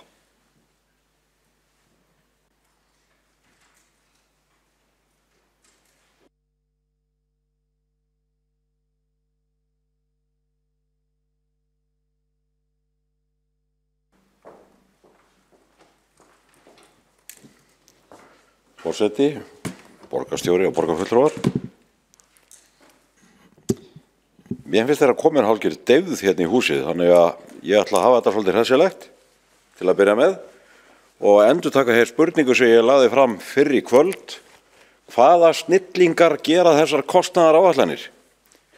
Ætlið að segja mér það af öllu þessu fjölda borgarfulltrúa sem hér sitt inni með meirihlutanum viti ekki nokkur maður svari við þessari spurningum minni. Á ég virkilega að þurfa að hringja í vin og jafnvel eitthvað starf út í Evrópu? Ég spyr, alveg ótrúlegt að fá ekki svarið svona einfaldri. Ég berði við að ég náttúrulega nýliði og að spyrja af einlægni. Hvaða snillingar? Eru þetta sömu snillingarnir sem gera allar þessar kostnaðaráætlanir eða þetta mismunandi snillingar í hverju og einu máli? Og ég lýsi bara yfirfurðu minni yfir því að fá ekki svar við þessu hjá þrautreyndu fólki hér innan dyra. En ég ætla nú að nota þetta tækifæri og lesa hér upp bókun Miðflokksins með þessu máli. Miðflokkurinn harmar að meiri hluti Samfylkingar, Vinstri grænna, Pírata og Viðreisnar hafi lagst gegn tillögum Miðflokksins á síðasta fundi borgarstjórnar þann 2. október síðastliðinn að óháður aðili yrði fengið til að gera úttekt á framkvæmdum við svonefndan bragga við Nauthólsveg 100 og fagnar því tillögu sjálfstæðismanna nú. Borgarbúar geta ekki sætt sig við að þurfa að bíða mánuðum og jafnvel árum saman eftir niðurstöðu. Saman ber úttekt á framkvæmdum við Írabakka 2-16 þar sem 2,5 árs bið var eftir niðurstöðu innri endurskoðun Reykjavíkurborgar í jafn alvarlegu máli og þar ræðir. En við skulum ekki gleyma því að þar byrjar upphafleg kostnaðaráætlun þar 44 milljónir. Það upphaflega kostnaðaráætlunin. Enn og aftur lýsi ég eftir snillingunum sem gera þessar áætlanir. Þetta verk endaði í 728 milljónum. Sá möguleiki fyrir hendi að á einhverju stigi málsins þurfum að vísa því til frekari meðferðar. Ég bara hreinlega farin að efast að þetta geti verið eitthvað annað en mál sem að þarf bara raunverulega, ég veit ekki hvað gengur langt. Alvarleikinn á því stigi.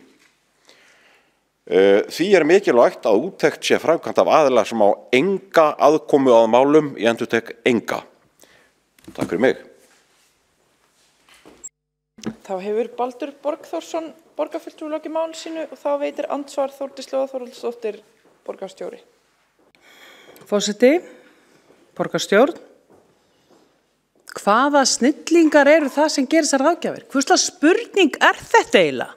Nú það náttúrulega bara Addi, Palla og Bergþóra, eða ekki? Gunni, Siggi, Dúddi, Jói, hvað heldur við séum að nafngreina fólk hérna? Við erum ekki neinum hausa við. Við erum hér til að fá niðurstöðu úr faglegri úttekt innri endurskoðunar. Við ætlum að taka yfirvegaða ákvarðanir þegar við erum vel upplýst. Hvað ætlar að gera við nöfnin? Ætlar að fara eitthvað? Ætlar að gera eitthvað? Hvað segja Addi, Palli og Bergþóra að gjalda? Mér líkar ekki svona. Þá hefur borgarstjóri lokið við að veita andsvarsvar, þá andsvari Baldur Borgþórsson, borgarfulltrúi.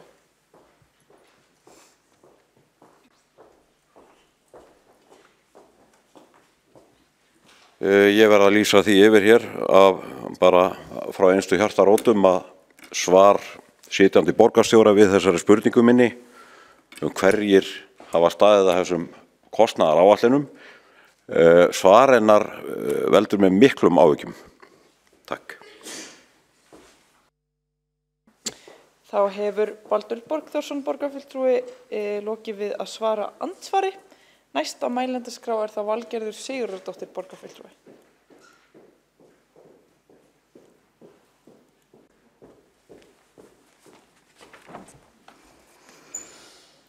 Forseti borgarstjórn. Það gríðarlegur sparnaður og aðhald þegar kemur á skólum og leikskólum. Viðhaldi við ábótavant og fréttir af dagsektum upp á 150.000 vegna vanrækslu á að fara eftir fyrirmælum úrbætur og aðbúnaði, hollustuháttum og öryggi starfsmanna. Leikskólans Lyngheimar bárust í síðustu viku. Vinnueftirlitið gerði þær athugasemdir 16. janúar 2013.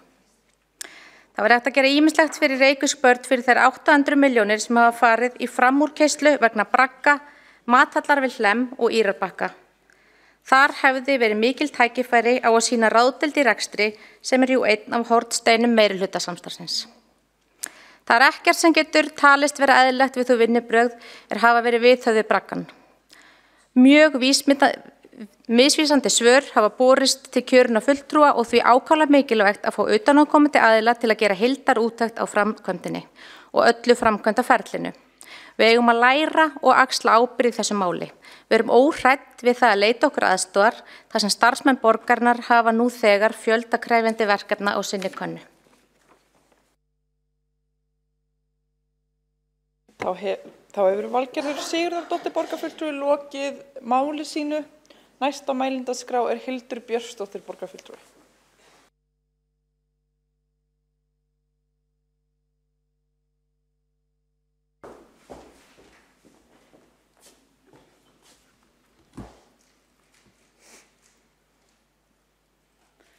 Forseti, ágæta borgarstjórn, borgarfulltrúi Þórdís Lóa Þórhallsdóttir fagnaði því hér áðan að borgarfulltrúar væru nú farnir að lýsa trausti á innri endurskoðun Reykjavíkurborgar. Ég tek undir það. Ég fagna því leið að borgarfulltrúar meirihlutans séu nú farnir að líta framúrkeyrslur við braggann alvarlegum augum, en það var ekki viðkvæðið í upphafi. Ástæða þess að við berum tillöguna upp hér í dag ekki sú að hlutleysi innri endurskoðunar Reykjavíkurborgar sé dregið í efa. Innri endurskoðun framkvæmir nú ítarlega og víðtæka úttekt á vinnustöðamenningu Orkuveitunar. Áformað var að úttektin tæki 2 mánuði, en ég tel líklegt með við umfang og eigi úttektin að vera vönduð og heildstæð að hún muni dragast svo einhverju nemur. Við getum ekki setið og beðið eftir að niðurstaða úr þessari úttekt á vinnustöðamenningu Orkuveitunar liggur fyrir. Við getum ekki heldur lagt á innri endurskoðun að framkvæma þá úttekt samhliða úttekt á framúrkeyrslu með braggann. Mér þykir það ekki gefa góð fyrirheit vandaða, ítarlega og umfangsmikla úttekt, þar sem ekkert undanskilið. Ég óttast að slík vinnubrögð geti leitt til þess að einhverjir dragi trúverðugleika úttektarinnar í efa. Málefni braggans eru á allra vörum. Borgarbúar vilja svör. Borgin fór langt út fyrir lögbundið hlutverk sveitafélags. Ekki var farið í útboð með stóra kostnaðarliði og fólki blöskra framúrkeyrslurnar. Hér var farið illa með almannafé sem vel hefði mátt nýta til brýnni verkefna við grunnþjónustu borgarinnar. Borgarfulltrúi Heiða Björg Hilmisdóttir sagði í ræðustól hér fyrir kvöld að meirihlutinn vaktaði ekki alla reikninga. Mér þykir það ámælisvert og fullkomlega eðlilegt og raunar skýlaus krafa að allir reikningar við stórar framkvæmdir séu einmitt vaktaðir. Hér virðast augljóslega brotalamir og hér birtist okkur slælegt verklag sem þarf að laga. Mér þótti borgarfulltrúi Skúli Helgason gera lítið úr framúrkeyrslu með braggann með því að nefna framúrkeyslur við aðrar opinberar framkvæmdir. Eins og það réttlæti einhvern veginn mistökin. Ég eiginlega alveg rasandi bitt. Því að ég hefði borið upp sambærilegan málflutning sem barn hefði ég hlotið viðeigandi skammir. Ég lærði það nefnilega snemma í mínu uppeldi, sem barn, að maður getur aldrei réttlætt eigin mistök með því að benda á mistök annara. Það væri hvorki ábyrgt, né stórmannlegt. Margir hafa nefnt hér í kvöld mikilvægi þess að úttektin verði hraðað, að niðurstaða liggi fyrir fljótt. En hvað nákvæmlega þýðir það? Hefur innri endurskoðun verið veittur einhver tiltekinn tímarammi? Hvenær nákvæmlega á niðurstaða úttektar að liggja fyrir? Í ljósi alvarleika málsins nauðsynlegt að senda skýr skilaboð tímaramma og leggja áherslu á að niðurstaða liggi fyrir sem allra fyrst. Ekki síður mikilvægt að úttektin njóti fulls trausts og að trúverðugleikinn verði hvergi dreginn í efa. Það eru sameiginlegir hagsmunir okkar allra. Ég tel því góðan brag á því, sérstaklega með hliðsjón af málshraða, að óháðum utanaðkomandi aðila verði falið að framkvæma heildarúttekt á framkvæmdum við braggann.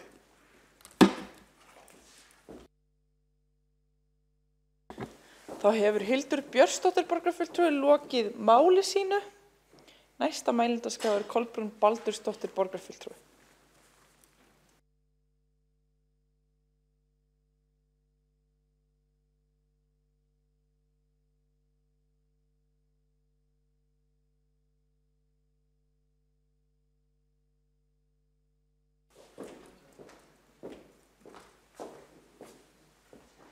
Forseti borgarstjórn.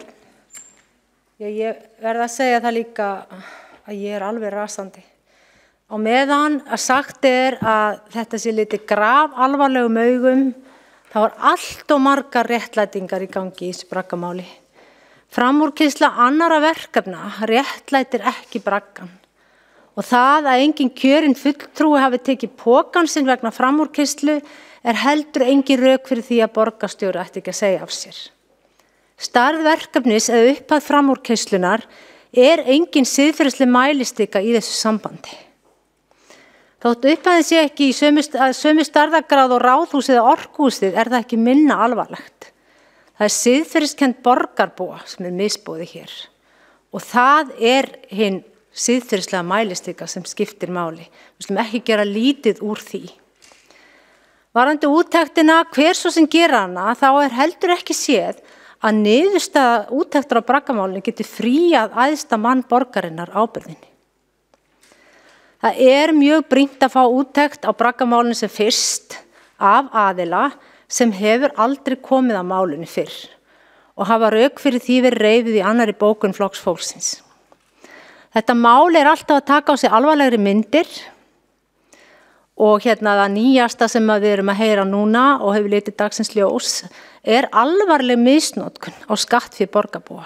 Og hér verið að vísa í frétt sem hefur borist af snitseli, nautasnitseli og öllum þessum fjölda klukkustunda í hönnun og vettvangsferðir og fundir, 33 milljónir í verkfræðistofu og Guð má vita hvað ekki leynist þarna. Og þetta eru svona upplýsingar sem að komnar fram í fjölmiðlum og sagt að það sé staðfesting fyrir. Og að baki þessu eins og öðru liggur auðvitað einhver sálfræði þarna sem ekki síður þarf að skoða að hvernig það virkilega hægt að verja svona miklu hárri upphæð í svona lagað. Snitsel. Ég meina, þetta alltaf að taka á sig alvarlegri myndir og ég sé ekki fyrir mér annað en að þessi úttekt þarf að fara af stað hið fyrsta. Það ekkert hægt að bíða, ekki einu sinni bara í nokkra vikur. Þetta þolir enga bið og borgarfulltrúi sem hér stendur segir enn og aftur að fá utanaðkomandi algjörlega ferskan aðila að þessu borði held ég sé bara mjög mikilvægt.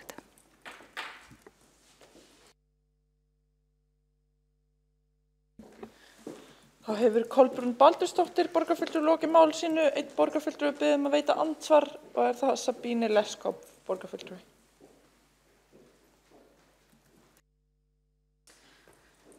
Já, Kolbrún Baldursdóttir borgarfulltrúi nefnir hér að það þurfti að það væri alveg trygg leið að flýta fyrir með því að fá einhver sem hefur aldrei komið að þessum málefnum kemur alveg fest á öllum málum.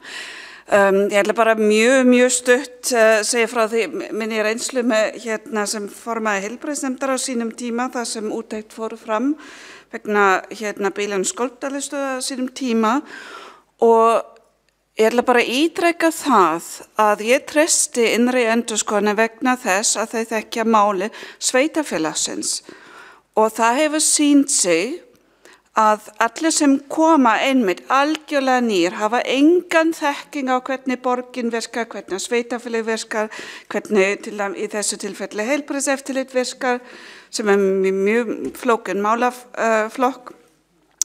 Að þetta var nákvæmlega það sem var til þess að þessi úttekt dróst að þarna kom fólk sem hafði einfaldlega ekki grænan grunn hvernig borgin vinnur og borgin virkar. Þannig að það á að flýta fyrir að fá fólk sem veit ekkert hvernig sveitarfélag virkar, hvernig borgar vinnur, það mun ekki ganga upp. Þá hefur Sabine Leskop borgarfulltrúi lokið við að veita andsvar. Næsta mælendaskrá Líf Magnúsdóttir borgarfulltrúi.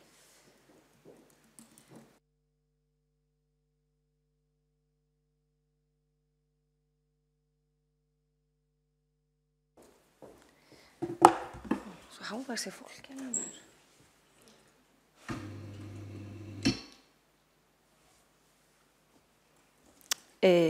Forseti, ágæta borgarstjórn.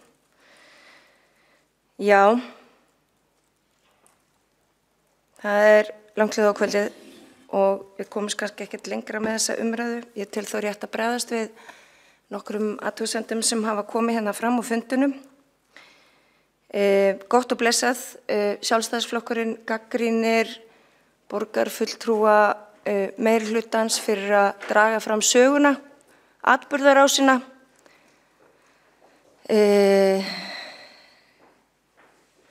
Gagnrýnir meirihlutann fyrir að vera með alls konar samanburði í óskyldum málum. En mér finnst Sjálfstæðisflokkurinn vera betri í því heldur en meirihlutinn. Að draga fram allskyns samanburði í óskyldum málum sem samt eru skyld á einn eða annan hátt af því að þetta varðar allt stjórnsýslu borgarinnar. En þetta er auðvitað alþekkt pólitísk retorík. En að samanskapi þá er auðvitað gagnlegt að skoða fortíðina og söguna og af hverju við tökum ákvarðanir í nútíð, því ákvarðanir aldrei teknar í tómarúmi. Það er þessir oftast aðdraganda og það er atburðarás og við hljótum að þurfa að glögga okkur á þeim þætti. Og að því að oddviti Sjálfstæðismanna dró hér fram Orkuveituna og sagði þetta verið einhvers konar fjármálagjörninga og eitthvað bókhaldstvist, og það langar mig aðeins að fara yfir það. Vegna þess að þetta voru vel ígrundaðar ákvarðanir sem voru teknar hérna á vettvangi borgarinnar í nóvember 2017. Og það var ekki að kasta til höndunum með því. Stjórnin lá yfir þessu og kostirnir voru ekki góðir. Húsið var myglað. Það er algjörlega ólíft þarna. Starfsfólk hefur verið sent í veikindafrí og það þurfti að taka á þessu máli. Og stjórnin stóð frammi fyrir 5 kostum eftir ígringavinnu, 5 kostum og þeir kannski, ég þarf ekkert endilega að fara yfir þá, það er til minnisblað þetta allt saman. En það var meðal annars að kaupa meirihlutann í Fossi fasteignafélagi sem á Bæjarhálsinn sem dæmi, eða fara í málaferli við leigusala með það að markmið að lækka leigugreiðslur ásamt greiðslu viðgerðarkostnaðar, leigja höfuðstöðunar í óbreyttu ástandi fram til 2023 og kaupa þær þá, leigja höfuðstöðunar í óbreyttu ástandi til 2033 og kaupa þær þá, eða leigja höfuðstöðunar í óbreyttu ástandi fram til nóvember 2033, flytja út og fjárfesta í nýjum höfuðstöðum. Og svo voru þessi valkostir allir greindir mjög ítarlega, eins og kemur fram í þessu minnisblaði. Og til þess að kannski stytta mál mitt að þá var það niðurstaðan byggð á gögnum sem að bæði komi frá Orkuveitunni og stjórnendum hennar að kaupa húsið. Þetta voru allt vondu kostir. En þetta voru engin fjármálagjörningar. Þetta var ekkert eitthvað hókus pókus barba brella og það var ekkert einkennilegt við þetta. Og þegar þetta minnisblaðið lesið að þá skilur maður þann vanda sem að bæði við Reykjavíkurborg sem eigendur að orkufyrirtækinu og líka stjórnendur Orkuveitunnar stóðu frammi fyrir. Skiljum þann vanda sem þeir stóðu frammi fyrir. Og þetta var leyst á besta mögulegan hátt. Akkurat með það að markmiði að gæta almannafjár. Þannig að það er ábyrgðarhlutur að setja sig inn í stór og flókin mál sem eiga sér sögu, eiga sér fortíð. Og það er líka ábyrgðarhlutur stjórnmálamanna að þá að taka á því sem að mislega fer og gera betur. Og við sem erum hérna inni í þessum sal erum öll sammála það. Og nú er máli hjá innri endurskoðandi var að braggan. Innri endurskoðandi getur tekið að sér allskyns frumkvæðisathuganir og rannsóknir. Við getum samt ýmislegt til hans til þess að rýna, og þegar við viljum gera betur. Og það það sem við erum að ræða hér í þessum sal. En oft hengjum við okkur í allskyns atriði og það líka pólitík og það allt í lagi. Að bera saman kannski óskild mál og segja að hér óráðsía, fjármála óstjórn, einhver á að taka pokann sinn, kannski ekki, það bara pólitíkin. En ég held við getum einhvern veginn lokið þessari umræðu á að vera öll sammála að þetta þarf að hafa sinn gang, að málin þurfa að upplýsast, þannig að við getum síðan tryggt að framúrkeyrslu af þessu tagi komi ekki fyrir aftur. Og ég ætla svo sem að ég get bent borgarfulltrúum á þetta minnisblað. Það frá fundi borgarráðs 30. nóvember og borgarráðsfulltrúar og varamenn þeirra hafa aðgang að þessum gögnum. Þannig að þið geti glöggvað ykkur á þeim vanda sem stjórn Orkuveitunnar stóðu framfyrir og Reykjavíkurborg þar með talin og hvernig var leyst úr honum. Og svo getum við auðvitað verið ósammála það að það hafi verið besta lausnin. Og kannski hefði við brugðist við öðruvísi í dag heldur en þá, þó að þetta sé nú ekkert langt síðan. En ákvarðanir sem eru teknar í nútíð, þær eiga sér aðdraganda og menn reyna að spila eins vel úr því sem þeir geta á þeim tímapunkti. Og þetta segi ég verandi í flokki sem tók að sér að vera í ríkisstjórn eftir fordæmalaust hrun í efnahagssögu Íslands og reyndi að gera sitt besta. Og ákvarðanir sem voru teknar kannski þá, ef við hugsum þetta þannig, voru kannski ekkert réttar í dag. Ekkert endilega. Við getum alltaf deilt það. En þær voru að minnstu kosti teknar eftir yfirlegu og bestu vitund á þeim tíma.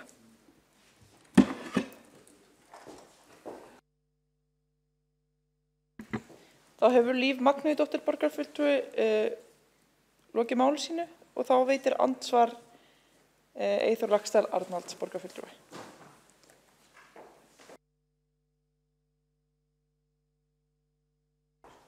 Forseti ágætu borgarfulltrúar, þetta var bara það áhugavert varðandi Orkuveitunnar að ég stóðst ekki freistinguna því að þó sem við séum að ræða hér braggan þá hefur verið sett ákveðið fordæmi hérna með borgarfulltrúa Skúla Helgasyni sem fór yfir sögulegt yfirlit yfir byggingar og svo framvegis.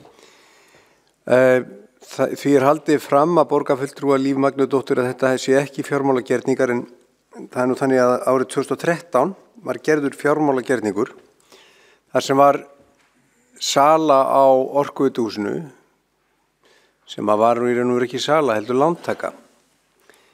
Þessi sala upp á 5,1 milljarð var síðan tekin tilbaka árið 2017 eins og borgarfulltrúi Líf Magnúðardóttir kom inn á þar sem að húsið var keypt tilbaka hálfum milljarði hærra verði. Í millitíðinni hafði verið greiddur hátt í milljarður í leigu. Tap Orkuveitunar á þessum gjörningi miðað við það að hafa tekið bara lán hjá lánasjóður sveitarfélaga að lágmarki hálfum milljarður. Það eru margir hálfu milljarðarnir. Og þessi hálfu milljarður kannski bara 10. hluti af tjóninu hjá Orkuveitunni varðandi þetta hús eftir það var byggt. Það var nógu dýrt þegar það var byggt. Það ábyggilega 9 milljarðar að núvirði. En tjónið það mikið að það var farið í 500 milljónir, aftur 500 milljónir í viðhald. Og svo núna tilkynnt áætlun sem eigi sennilega að fara í upp á 3,5 milljarð og þá sennilega þessi 500 milljónir ónýttar. Ef við tökum þetta saman þá erum við komin upp í 4,5 milljarð króna sem akkurat 10 sinnum bragginn í viðgerðir og viðhaldskostnað og enna fjármálagjörning. 4.500 milljónir. Varðandi lausninnar, þá það alveg rétt sem borgarfulltrúi Líf Magnúðardóttir segir, erfiðar ákvarðanir, engin góð lausn. En það þegar að skaðinn var skeður. Það verður ennþá ekki komið í ljós, var þetta vegna galla eða viðhalds. Ef þetta var vegna galla, þá á að gilda ábyrgðartrygging verktaka. Af hverju var hún ekki notuð? Ef þetta var vegna viðhalds, þá þá er eitthvað að viðhaldinu. Þessu er ekki verið svarað. Og Orkuveituhúsið efni í sér rannsókn og sennilega ætti stjórn Orkuveitunar að skoða það mál. Þetta er allavega mál af 10 sinnum stærri, meiri stærðagráðu heldur en bragginn, en það varðar svona heima tilbúið mál. Það er ekki verið að semja við einkaaðila út í bæ og það er sennilega ekki farið með fjárheimildir ólöglega eða ekki verið að greiða án samþykktar. Þannig að það er eitt atriði af þreymur sem er í gangi. Það er mjög hressilegt. 4,5 milljarðar er mjög mikið í auka útgjöld. Þetta er ekki bein framúrkeyrsla, þetta er auka útgjöld af húsi sem er ekki gamalt. Það er eitthvað mikið að á mörgum stöðum. Bragginn, félagsbústaðir, Hlemmur, Orkuveitan, við erum ekki ennþá búin að telja upp alla liðina.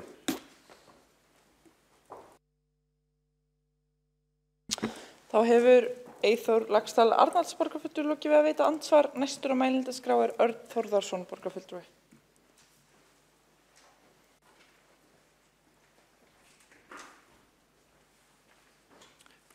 Forseti, ágætu borgarfulltrúar.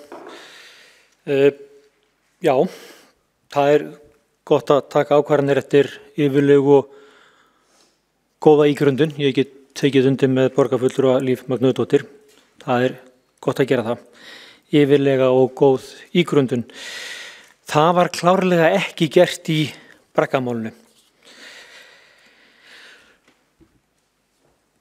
Þessi umræða hér sem við erum núna að taka þátt í, hún er auðvitað ekki gerð í þeim tilgangi að gera starfandi borgarstjóra Þórdísi Lóu Þórðarsdóttur til geðs. Og á alls ekki að vera til þess að henni líki. Og ég verð að viðurkenna það. Ég bara skil ekki hversvegna í ósköpunum henni datt það í hug. Að umræðan eða málflutningurum væri eftir hennar höfði eða til þess að henni líki. En ég skil að henni hafi gramist þessar árásir sem hún upplifði að væri í garð óbreyttra starfsmanna, fólks sem hafði ekkert með mála að gera. Ég skil það.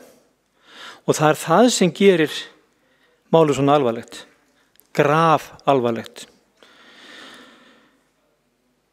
Þetta mál hefur fengið gríðarlega mikla athygli í fjölmiðlum og borgarbúar krefjast svara. Það er að birtast í fjölmiðlum upplýsingar málið á hverjum einasta degi og oft á dag, og þessar upplýsingar koma öllum algjörlega í opna skjöldu. Þarna er í gangi hlutir sem að engum hafi dottið í hug að gætu gerst. Skýringa er krafist og það er búið að setja rannsókn í gang. Þessi rannsókn er reyndar í biðstöðum í dag. Það þarf að ljúka öðrum málum, en vonandi verður farið það mjög fljótlega. Það væri ágætt að fá að vita á einhverjum tímapunkti nákvæmlega hvernig sú framvinda verður.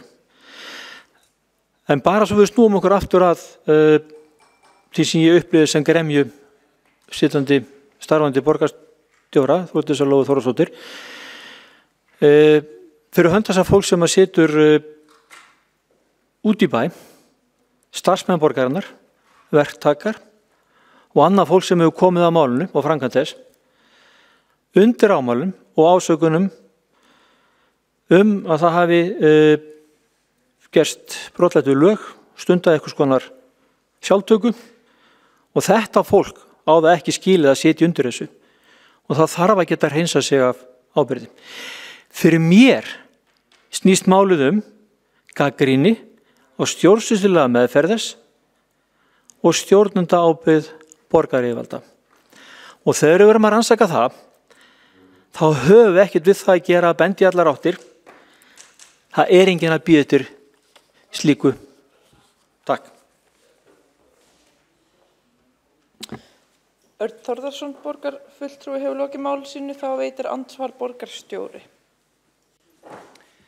Forseti, kæra borgarstjórn, takk Örn borgarfulltrúi fyrir að hafa áhyggjur af mér. Ég er nú bara fín.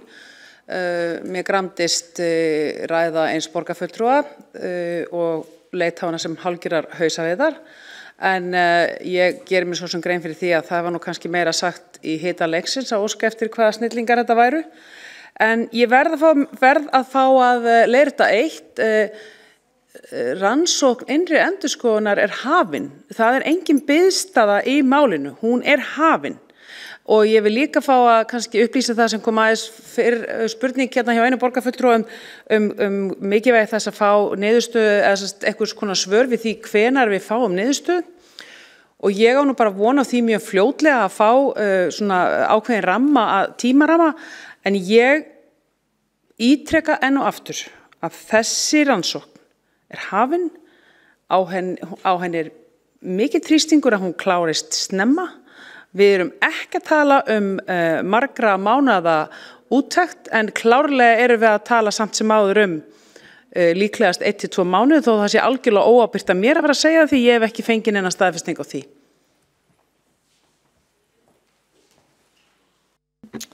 Það hefur borgarstjóri lokið við að veita andsvar. Næstur á mælendaskrá Egill Þór Jónsson, borgarfulltrúi.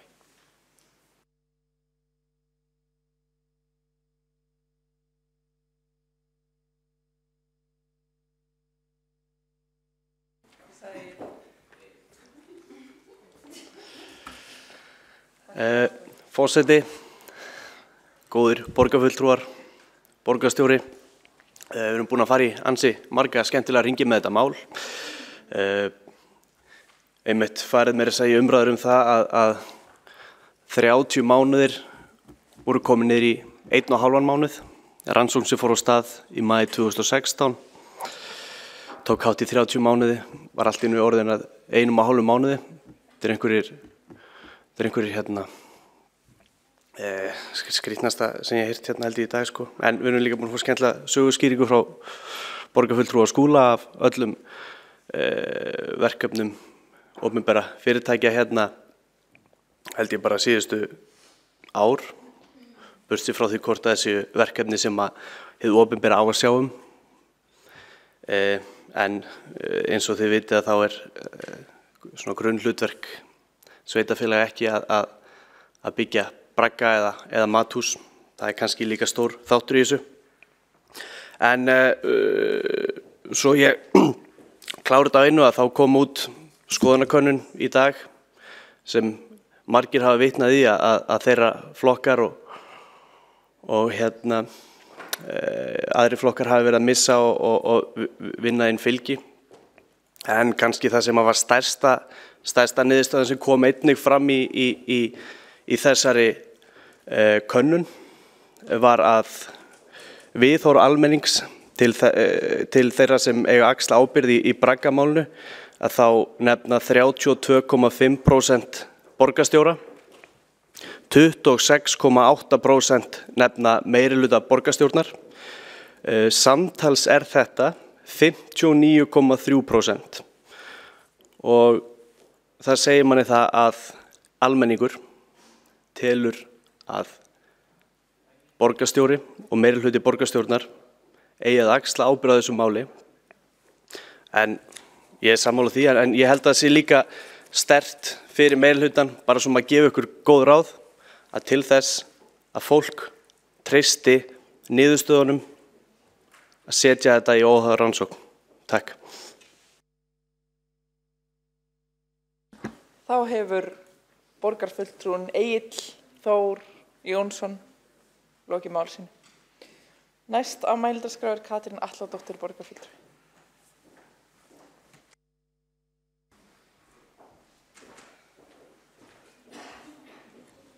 Forseti, ágæta borgarstjórn. Það ekki hægt að bjóða borgarbúum upp á að tala að hér voru hrun og að Vaðlaheiðargöng sé meiri steypan. Þetta kaffihús í boði skattgreiðenda upp á tæpan hálfan milljarð. Það nákvæmlega ekkert óeðlilegt við það að vilja fá úr því skorið sem allra fyrst hvað gekk þarna á. Einnig vekur þetta upp spurningar stöðu á þeim framkvæmdum sem núna í gangi á borginni. Í því felst engin áfellisdómur yfir innri endurskoðanda, heldur þetta ákall þetta gerist prontó.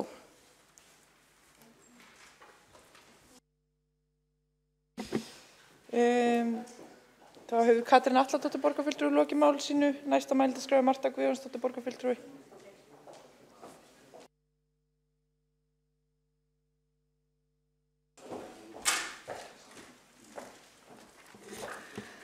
Forseti, góðir borgarfulltrúar, já það mikið rétt hjá borgarfulltrúnum Líf Magnúðardóttur að það þarf að upplýsa þetta mál og það sem fyrst. Það mikið ákall frá samfélaginu að fá svör og skýringar við þessu máli. Enda þessi framúrkeyrsla tekin úr vösum skattgreiðanda. Og ég tel það gott mál að meiri hluti líti þetta mál alvarlegum augum, en það fríar hann ekki ábyrgð í málinu. Og ég velti því fyrir mér hvað meiri hlutin ætlar sér að gera þegar úttektin liggur fyrir. Ætlar meiri hlutin þá að axla ábyrgð eða ætlar hann að segjast bara að draga lærdóm af málinu?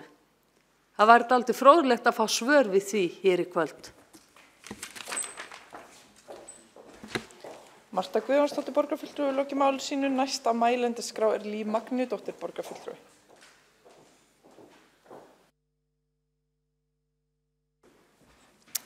Já, forseti, ágæta borgarstjórn. Ég ætla að koma hérna aðeins upp út á Orkuveitunni vegna þess að það mál í rannsókn. Orkuveitan bað dómkvaddan matsmann til þess að fara yfir þetta mál. Ég veit ekki hvar það statt, en það svo sannarlega í athugun hvað fór úrskeiðis og hvort að það sé hægt að gera til dæmis kröfu á verktaka. Og ég bara með einfaldri googlun, ég var að reyna að athuga hvar þetta mál verið statt, hvort hann hefði verið, að það reyndist erfitt að finna eitthvað sem var algjörlega óháður. Þetta getur reynst flókið stundum í okkar litla samfélagi. En hér fann ég að minnsta kosti matsbeiðnina frá landslögum sem bara nokkuð ítarleg. Og það á að meta galla og tjón á vesturhúsi fasteignarinnar að Bæjarhálsi. Og það nokkuð löng greinargerð hérna. Og þarna þetta allt saman rakið nokkuð vel og matsþolar tilgreindir. Og þarna verður ýmislegt metið, hvort leka og rakaskemmdir eða aðra afleita skemmdir séu á útveggjum og svo framvegis. Þið getið lesið þetta með einföldu Googli. En það verður kannski ágætt líka að þeir stjórnarmenn Orkuveitunar sem sannarlega hafa sæti hér í borgarstjórnarsalinum geti upplýst líka þetta mál. Við viljum öll fylgjast með. Þannig að það ágætt líka að vita hvernig þessu vindur fram. Og getur kannski fylgst með því.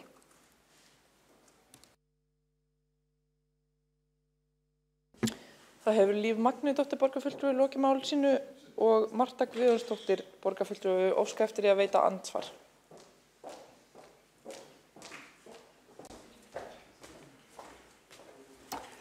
Forseti, góðir borgarfulltrúar, ég held að borgarfulltrúin Líf Magnúðardóttir hafi eitthvað ruglast í rýminu því að hér eiga að vera andsvör við mínu máli hér áðan. Varstu að taka til máls? Fyrirgeðu þá, ég bara misskilið þetta. En þá ætlum ég bara að nota tækifæri að fá að taka hér til máls. Ég kallaði hér eftir svörum frá meiri hlutanum það, hvort að hann ætla að axla ábyrgð þegar úttektin liggur fyrir, eða hvort að hann ætli bara að segjast ætla að draga lærdóm af málinu. Og hér hefur engin borgarfulltrúi staðið upp og svarað þeirri spurningum minni. Borgarfulltrúin í andsvari við annan borgarfulltrúa? Ef borgarfulltrúin óskar eftir að fara á mælendaskrá, það sjálfsagt.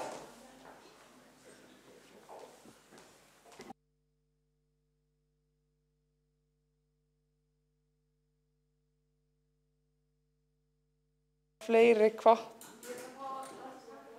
Marta Guðjónsdóttir borgarfulltrúi næsta mælendaskrá.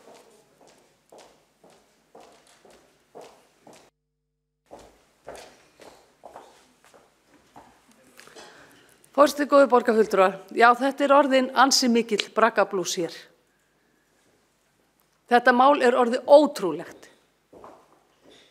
Hér kemur borgarfulltrúi sem hér stendur, sem í stjórnarandstöðunni og spyr meirihlutann spurninga. Meirihlutin sér ekki ástæðu til að svara þeim spurningum sem lagðar fyrir þá hér á þessum fundi. Ég ítreka það, ég spurði hvort að meirihlutin ætlaði að axla ábyrgð þegar úttektin liggur fyrir. Ég spurði hvort að meirihlutin ætlaði að þykjast ætla að draga lærdóm á málinu eða hvort hún ætlaði að draga lærdóm á málinu. Og þá óska ég jafnframt eftir því að borgarstjóri svari þeirri spurningu hvort að ekki hefði verið eðlilegt að setja einhver tímaramma á þessa rannsókn og þessa úttekt hjá innri endurskoðun.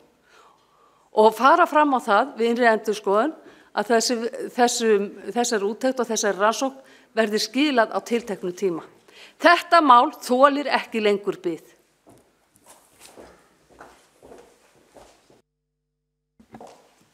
Þá hefur Marta Guðjónsdóttir borgarfulltrúi lokið máli sínu og þá veitir andsvar Hjálmar Sveinsson borgarfulltrúi.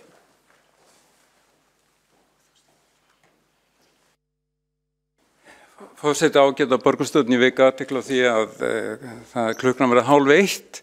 Við erum búin að vera hérna frá klukkan 2 og mér finnst umræðan vera orðin einhvern veginn þess eðlis að maður smá hættur að skilja eiginlega upp niður í einu en einu og ég skil ekki þessa fyrirspurn hvernig maður bara geta svarað einhverju sem maður veit ekkert um.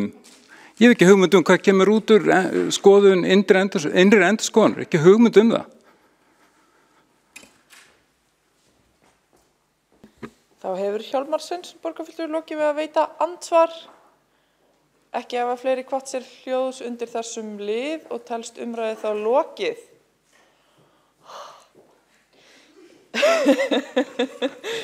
Afsakið þetta. Næst, þá göngum við til næsta liðar á...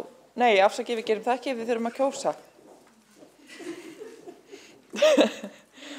Allir borgarfulltrúar í herberginu? Svo virðist vera. Það var ekki gengið til kosninga þessar tillögu, það hefur komið fram einn málsmeðferðar tillaga.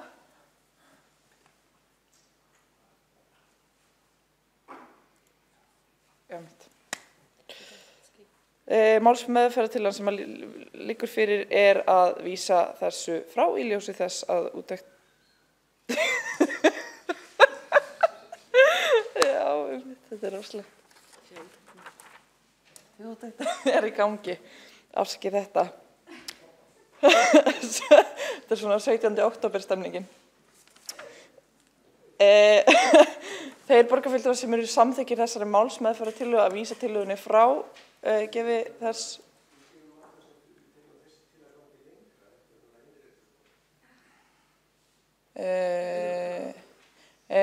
það í rauninni ekki það sem til það ekki verið að setja tvær tillögur upp á móti hver annari.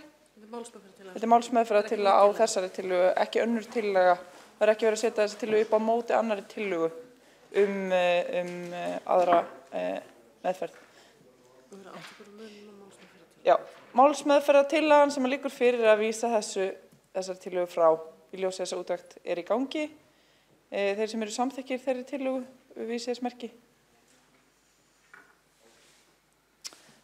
Þeir sem á móti kunna vera.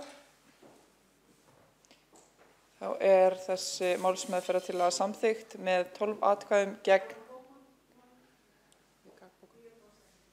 Já. Gegn 10. Einn situr já. Höfum það rétt? Já. 23. Ljómandi. Allir 24 borgarfulltrúar eru búin að kjósa. Þá verður gengið til næsta liðar á dagskrá sem kosning í skóla og frístundaráð. Lagt til að Vilborg Guðrún Sigurðardóttir taki sæti sem varamaður í skóla og frístundaráði í stað Gunnlaugs Braga Björnssonar. Í fundagögnum stendur ekki varamaður, það láðist að nefna það, en það sem sé það sem hér kveðið á um. Þeir sem eru samþykkir þessari breytingu gefið merki. Já, það samþykkt samhljóða. Þá gengið til næsta liðar á dagskrá sem kosning í stjórn Lífeyrissjóðs starfsmanna Reykjavíkurborgar. Þar lagt til að Rannveig Ernudóttir taki sæti í stjórn Lífeyrissjóðs starfsmanna Reykjavíkurborgar í stað Alexandru Brím, að sama skapi að Valgerður Árnadóttir taki sæti sem varamaður í stjórn í stað Rannveigar Ernudóttur þá sem afleiðing af þessu. Það var ekki kveðið á það í fundargögnum, afsakið það. Þeir sem samþykkja þessa breytingu vísið merki. Hjálmar Sveinsson. Já, þeir sem á móti kunna vera. Nei, þá þetta allir. Nei, þetta voru bara... Við tökum þessa kosningu aftur, þeir sem að samþykja þetta, vísi það smerki. Skýrt og greinilega. Já. Það eru allir, það samhljóða samþykkt. Ljómandi gott, þá verður gengið til næsta liðar á dagskrá sem fundargerð, sem fundargerðir undir 12, þar þarf að sérstaklega samþykkja nokkra liði.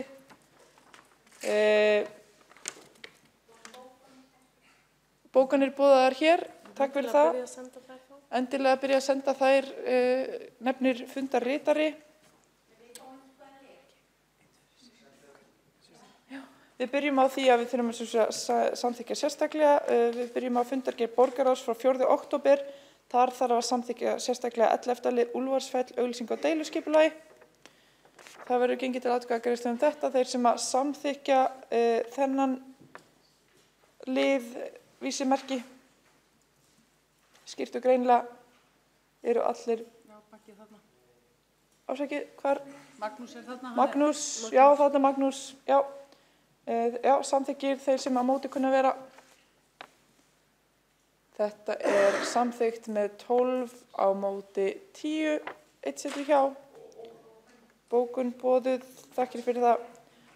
Og áskiljum fundargerð borgarráðs frá 11. október. Við þurfum að samþykkja sérstaklega 10. lið erindi félags tónlistarskólastjóra vegna endurskoðun ársreikninga. Þeir sem eru samþykkir þessu vísimerki, sínimerki.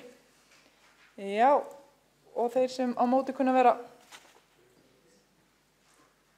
Þeir sem á móti kunna vera. Þá það samþykkt með 12 atkvæðum gegn, hversu margir voru þetta? Hver með aðspæða móti? Býtum nú, það 3 sem sátu hjá. Það 8.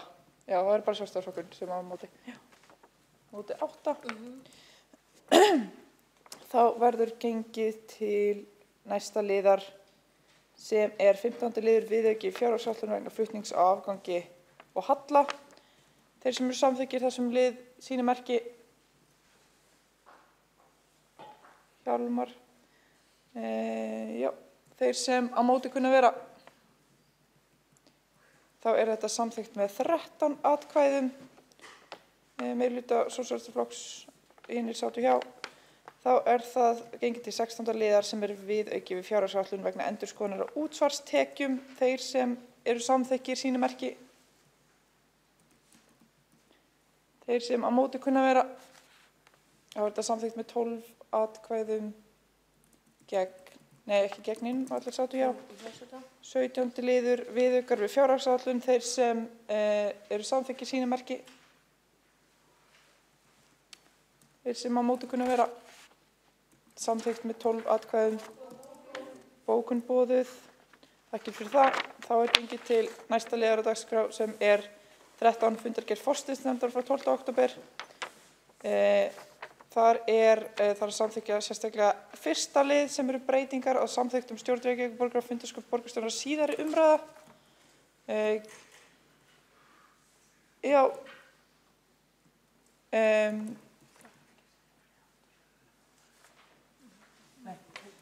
Sem búið að gera grein fyrir, sem gert grein fyrir á síðasta fundi. Þeir sem að samþykkja þessar breytingar sínimerki.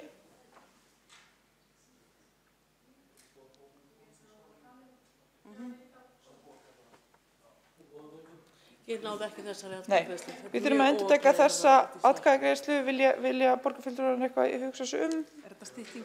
Þetta meðal annars stytting ræðutíma eins og við höfum verið að hafa á þessum fundi. Breytingar á skipan forsætisnefndar til að hleypa að minnihlutanum og fleiri slíkar breytingar sem var gert grein fyrir á síðasta fundi borgarstjórnar. Er óskað eftir frekari greinagerð? Nei, eigum við þá að ganga til atkvæðagreiðslu þetta mál? Þakkir fyrir það. Þá verður tekin fyrir þessi 1. liður breytingar og samþykktum stjórn Reykjavíkurborgar og fundarskap borgarstjórnar síðari umræða. Þeir sem eru samþykkir sínimerki, samþykkir Já, þá það samþykkt samhliða. Lagðar eru fram fundargerðir mannréttinda og lýðræðisráðs frá 24. september og 11. október. Lagðar eru fram fundargerð menningar, íþrótta og tómstundaráðs frá 8. október. Lagðar eru fram fundargerð skóla- og frístundaráðs frá 9. október. Bókun boðuð þar. Lagðar eru fram fundargerð skipulags- og samgönguráðs frá 14. september og 3. og 10. október. Lagðar eru fram fundargerðir umhverfis- og heilbrigðisráðs frá 14. og 19. september og 3. október. Lagðar eru fram fundargerðir velferðarráðs frá 25. september og 10. október. Það var ekki, já, óskar borgarfulltrúinn eftir að taka til máls. Já. Er það fyrirspurn eða er það óformlegur spurning? Já. Nei, einmitt. Ef borgarfulltrúinn vil taka til máls þá sjálfsagt að gera það. Borgarfulltrúi Sanna Magdalena. Já, forseti borgarstjórn. Ég bara veltaði fyrir mér ég heyrði dagsetninguna 19. við fundargerðir umhverfis- og heilbrigðisráð. Þetta bara örstutt. Það í næst síðasta lið fundargerðir umhverfis- og heilbrigðisráð frá 14. september og 3. október.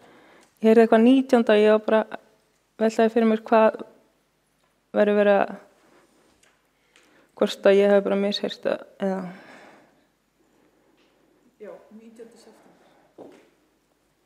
hvaða liður eða það, hvað heitir hann í dagskránni? Undir 13. lið fundargerðir umhverfis- og heilbrigðisráðs frá 14. og 19. september og 3. október. Já, því ég var að fylgjast með skjánum að stendur bara frá 14. september og 3. október. En þetta kannski í fylgigögnum sem maður var búin að lesa. Dagskránni 14. og 19. september. Eitthvað rætt í dagskránni á netinu? Það allavega 14. og 19. september, það ekki fært til bókar? Jú. Og 3. október. Allavega í mínum gögnum. Ok, ég sé það ekki í dagskránni. Ekki á netinu? Það í minni dagskrá.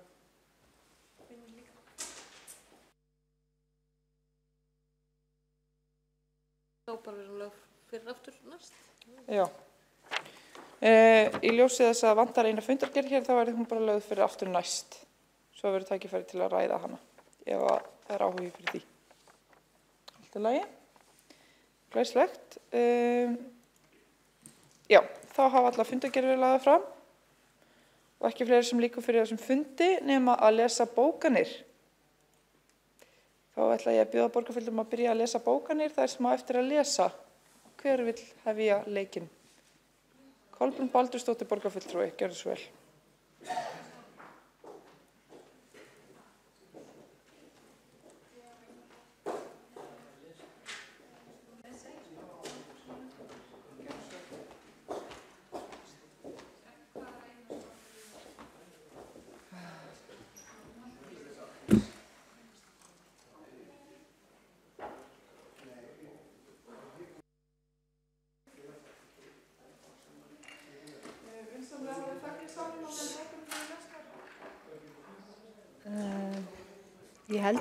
Ég held ég hafi verið búin að lesa þarna bókun undir keðjuverkuninni. Var það ekki rétt? Jú, ég las þarna hvert mál að öðru. Ég er búin að lesa það. Svo dró ég tilbaka. Hér er bókun við mathöllina. Framkvæmdir við húsnæði mathallarinn á Hlemmi en annar stór skandall á þessu toga hjá borginni. Margt kom óvart í verkjunni sem olli því að kostnaður var þrefalt meiri eða hærri en áætlað var. Þetta mál verður að skoða ofan í kjölinn. Öldur mun ekki lægja fyrir en öll kurlur kom til grafar, svona getur þetta ekki halda áfram í borginni. Finna þar leiðir til að tryggja áætlanir haldi í verkefni sem þessum. Það ekki hægt að bjóða borgarbúum upp á svona vinnubrögð þar sem farið með fé þeirra eins og verið væri að spila fjárhættuspil. Þegar vísbendingar eru að verk sé að fara fram úr áætlun þarf nauðsynlega að liggja fyrir einhver viðbragðsáætlun. Hversu skemmtilegu staður mathöllin skiptir bara ekki máli í þessu sambandi. Lífsgleði og lífshamingja sem mathöllin svo veita mörgum eru ekki neina sárabætur, allavega ekki fyrir alla borgarbúa. og síðan það braggabókunin og ég held að ég hafi nú eiginlega mestu lesið hann áðan meðan sattir þetta lítið grafalvarlegum augum, það var allt og margar réttlætingar í gangi þessu braggamáli, framúrkeyrsla annarra verkefna réttlætir ekki braggan og það engin kynjufulltrúi hafi tekið pokann sem vegna framúrkeyrslu heldur engin rök fyrir því að borgarstjóri ætti ekki að segja sig. Starfverkefni sem upp á framúrkeyrslu ekki siðferðislega mælist ekki í þessu sambandi þótt upp að það sé ekki á sömu stærðargráðu og ráðhúsi eða orkuhúsi það ekki minn alvarlega siðferðiskennd borgarbúa misboð og hún siðferðilega mælistika. Hversu sem ger úttektina þá ekki séð að niðurstaða hennar frí æðsta valdhafa borgarna ábyrgðinni. Málið alltaf að taka á sig alvarleg myndir. Borgarfullur andum að saklaust fólk verði ekki ásakað en nú hafa litið dagsins ljós upplýsingar alvarlega misnotkun og skattfé borgarbúa. Hér verið að vísa í nautasnitt til landur 35.000 og 1300 klukkstundir í hönnun, vettvangsferðir og fundir vegna hönnunar 33 milljónir verkfræðistofu. Þessum upplýsingum og fleirum sagt frá í einum af fjölmiðlum landsins sagt að hafa þetta staðfest. Að baki þessu eins og öðru liggur einhver sálfræði sem ekki síður þarf að skoða. Þetta ekki komið þá? Vistu ekki? Ég held það. Ég var búin að lesa þess á einu þannig. Þetta sé komið. Trúi Baldur Borgþórsson ætlar að lesa. Já, ég held að það sé rétt með mér Helga. Ég hef verið búin að lesa allt nema Úlfarsfell. Já, bókum Miðflokksins vegna Úlfarsfell. Miðflokkurinn leggst alfarið gegn fyrirhuguðum framkvæmdum að einum vinsælasta útsýnistað borgarinnar. Eftirtekt vekur hversu hart Reykjavíkurborg hefur gengið fram í þessu máli, þvert gegn vilja íbúa Úlfarsárdals, Grafarholts sem og íbúa borgarinnar almennt. Það má sjá á þeim ólögis framkvæmdum sem þegar hefur verið ráðist í og standa nú á Úlfarsfelli. Nú skulu téðar óleyfisframkvæmdir notaðar sem helstu rökin fyrir frekari framkvæmdum. Samkvæmt upplýsingum helsti ávæningur af téðum framkvæmdum tengdur útvarpssendum, svokölluðum FM útvarpssendum. Á sama tíma eru FM-rásir á undanhaldi víðast hvar í Evrópu. Málsrök bera með sér að slá skuli ryki í augu sjáandans með fyrirheitum útsýnispalla og náttúruleg byggingarefni. Það ekkert náttúrulegt við 50 metra hátt stálmastur, hlaðið tækjabúnaði sem sendi frá sér slíka geislun, að búnaðurinn var tekið niður í Kópavogi vegna ógnar af heilsu íbúa. Að ætla sér að færa vandann yfir á íbúa Reykjavíkur ekki lausn, það ósvífni. Fyrir liggur að hér að ræða hagsmuni einkafyrirtækis, ekki íbúa. Hér komið mál sem snýst hvort gæta skal hagsmuna einkafyrirtækis eða íbúa borgarinnar og afstaða Miðflokksins skýr, gæta skal hagsmuna íbúa. Það tillaga Miðflokksins að þessari aðför að íbúum ljúki hér og vilji íbúa verði virtur, jafnframt að núverandi óleyfisbúnaður verði fjarlægður án tafar. Takk.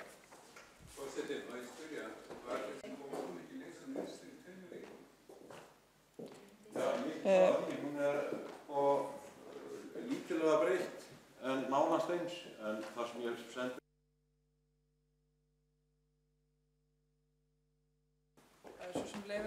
Afsakið, ég glemdi einni örstuttri. Búin. Það við skattatillögu Sjálfstæðisflokksins. Það mat borgarfulltrúa Flokks fólksins að ef við lækka á álögur þá ætti það fyrst og fremst að vera á barnafjölskyldur. Flokkur fólksins hefur verið að ræða að lækka gjald skólamáltíða og fyrir liggur til þess efnis að börn fátækra foreldra greiði ekki auka gjald í félagsmiðstöðum og fái gjald frá frístundaheimili. Á sama tíma og tillögur þessu tagi eru lagðar fram styður Flokkur fólksins ekki tillögur að tekjur borgarsjóðs minnki.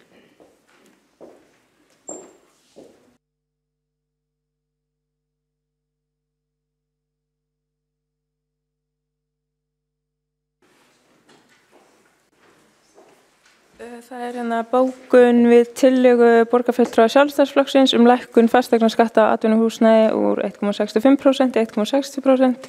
Sósíalistaflokkurinn hafnar því að Reykjavíkurborg eigi að stunda kapphlaup við önnur sveitarfélög í að aflétta álögum á fyrirtæki. Þvert á móti ætti Reykjavíkurborg að byggja upp samstöðu meðal sveitarfélaga að hætta slíku, enda hafa afslættir sveitarfélaga á gjöldum fyrirtækja grafið undan getu sveitarfélagana til að sinna lögbundum skyldum gagnvart íbúunum.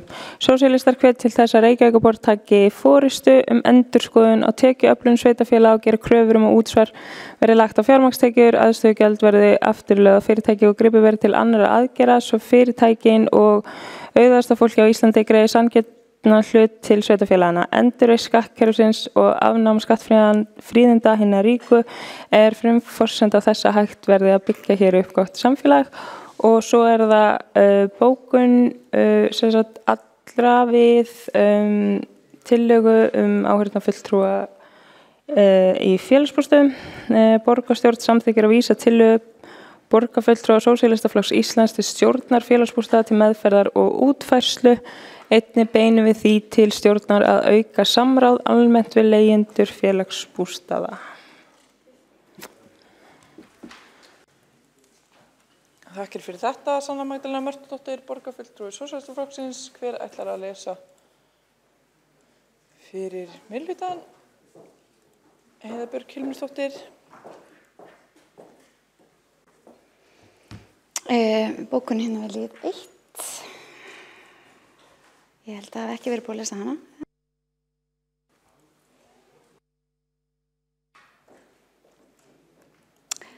Örlítið. Reykjavíkurborg hefur lengi lagt áherslu á góða þjónustu og starfsfólk borgarinnar þakkir skilið fyrir að sinna störfum sínum að alúð og árvekni. Með tillögu þessari sýnir meirihluti í borgarstjórn Reykjavíkur aukinn kraftur skuli settur í innleiðingu þjónustustefnu með sérstaka áherslu á notendamiðaða nálgun í nærþjónustu, skilvirkar rafrænar lausnir, fækkun skrefa og einfaldari ferla í allri þjónustu borgarinnar. Reykjavík á að vera þjónustuborg sem setur þarfir og væntingar íbúa í forgrunn og nýtir þjónustukannanir til að fylgjast með upplifun og ánægju þeirra. Innleiðingin sem nú framundan mikilvægur áfangi í þeirri vegferð. Næstu skref verða unnin í nánu samstarfi við notendur hverrar þjónustu og starfsfólk borgaranna meðal annars til þess að setja skýr þjónustumiðmið og tryggja að þjónustan mæti þörfum borgarbúa.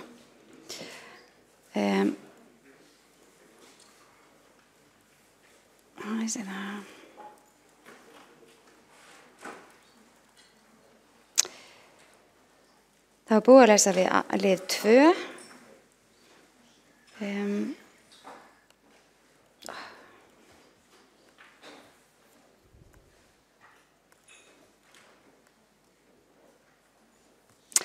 Við lið 4 hérna bókun. Árið 2016 sýndi Reykjavíkurborg mikið frumkvæði með því að skuldbinda verktaka til að tryggja fólki lágmarkskjör samkvæmt kjarasamningum með því að skrifa undir yfirlýsingu þar að lútandi. Borgin hefur fylgt þessu margvíslega eftir en verkið stórt með að við fjölda fyrirtækja og samninga og vinna við innleiðinguna og upplýsingaöflun stendur nú yfir og líkur innan nokkurra vikna.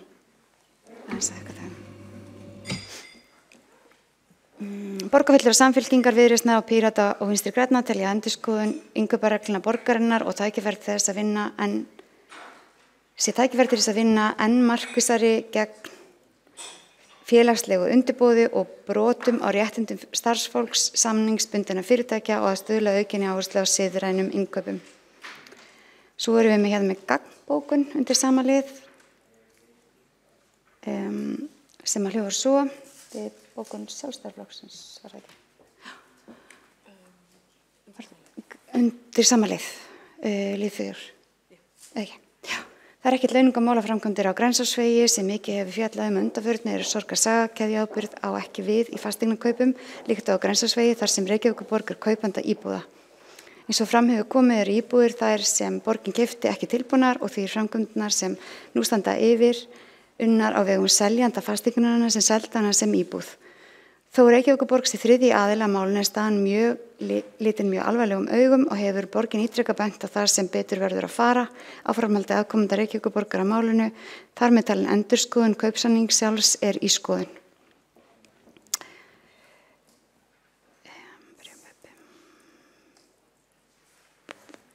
Síðan erum við með bókun hérna við 5. lið sem að búið að lesa. Við erum með í bókunni 7. lið sem verður lesin hérna á eftir. Bókunni 7. lið hljóðar svo: í ljósi þess að frumkvæðisathugun innri endurskoðunar Reykjavíkur varðandi Hlemm-matvöll er nú þegar hafin, tillögu borgarfulltrúa vísa frá.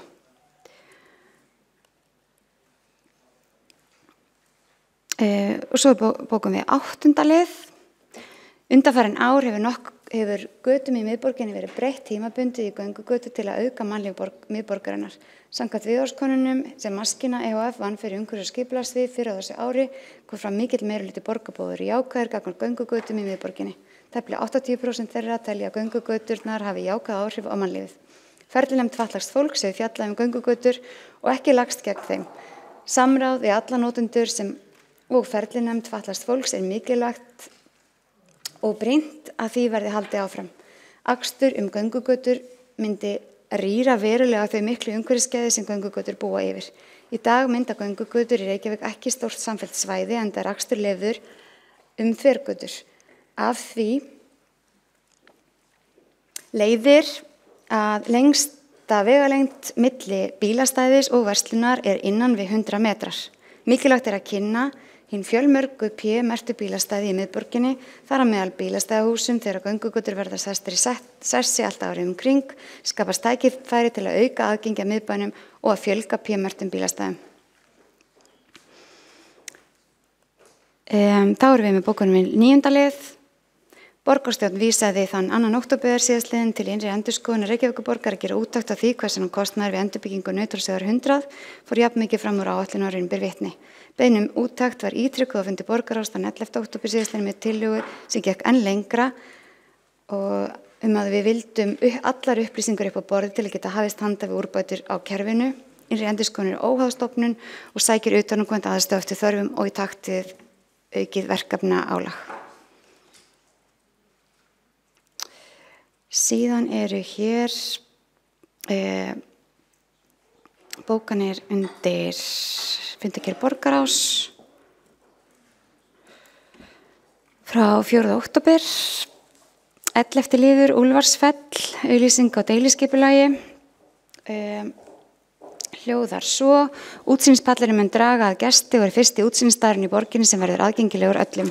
Með masterinu mun útvarpsþjónusta á svæðinu batna, almanna varna hlutverk útvarps verður betur sinnt og samanskapi verður aðgangur göngufólks á fjallinu ekki hindraður. Sviðstyrkur í nágrenni við mannmerkið verður vel undir mörkum ICNIRP staðarsins og því hættulaus. Síðan það fundargerð borgarráðs frá 11. október, 10. liður varðandi erindi félags tónlistarskóla og hann hljóðar svo: tónlistarskólar eiga eins og aðrir lögaðilar að skila endurskoðum ársreikningum og sérstakar kvaðir gilda þá skóla sem reknir eru sem sjálfseignarstofnanir sem á við þá flesta. Það eðlilegt að gera kröfur til þeirra aðila sem borgin semur við og fá rekstrarframlög úr borgarsjóði óháða og faglega skoðun ársreikninga frá hlutlausum sérfræðingum sem hafa hlotið viðandi löggildingu. Reykjavíkurborg ber að hafa skilvirkt eftirlit með ráðstöfun fjármuna til að tryggja að þeir fari í það sem var samið. Það því réttmætt krafa að fá endurskoða og áritaða ársreikninga tónlistarskólana frá löggildum endurskoðanda.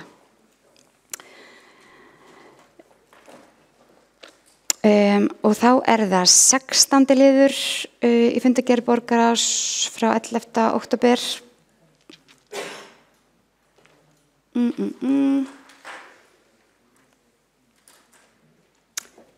Þegar fjárhagsáætlun var undirbúin haustið 2017 var ekki unnt að sjá fyrir með fullri vissu hver kostnaður yrði vegna fjölgunar borgarfulltrúa, hver kjör þeir yrðu vegna ákvörðunar kjararáðs, með endurskoðun á kjörum þingmanna og hvert útgjaldaaukningin yrði vegna biðlauna. Þetta leiddi til þess að áætlunin sem kynnt var í borgarráði upplýst þessa óvissu þætti og að gera yrði viðauka við fjárhagsáætlun þessu ári. Það svo tillaga sem þarna lá fyrir.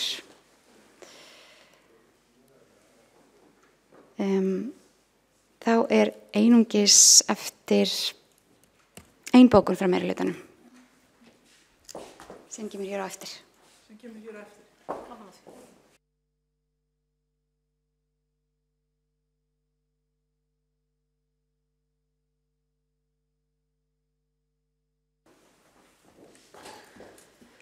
Ég lesa á bókun Sjálfstæðisflokks við lið númer 2 á dagskrá. Borgarfulltrúar Sjálfstæðisflokksins fagna því að staða barna innflytjenda í leik, grunnskólum og á frístundaheimilum hafi loks fengið verðskuldaða umræðu í borgarstjórn, sem og afgreiðslu meirihlutans. Mikilvægt að tillögunni verði fylgt fast eftir á viðeigandi sviðum.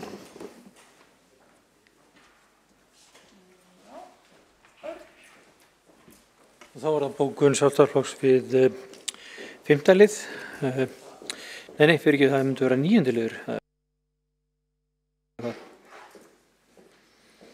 Þetta er sem sagt lækkun fasteignaskatta.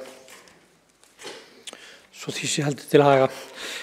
Bókunin er svo hljóðandi samkvæmt nýju fasteignamati fyrir árið 2019 hækkar atvinnuhúsnæði 16,6%. Þetta leiðir að óbreyttu til 100 milljóna króna í aukna skattheimtu á fyrirtæki.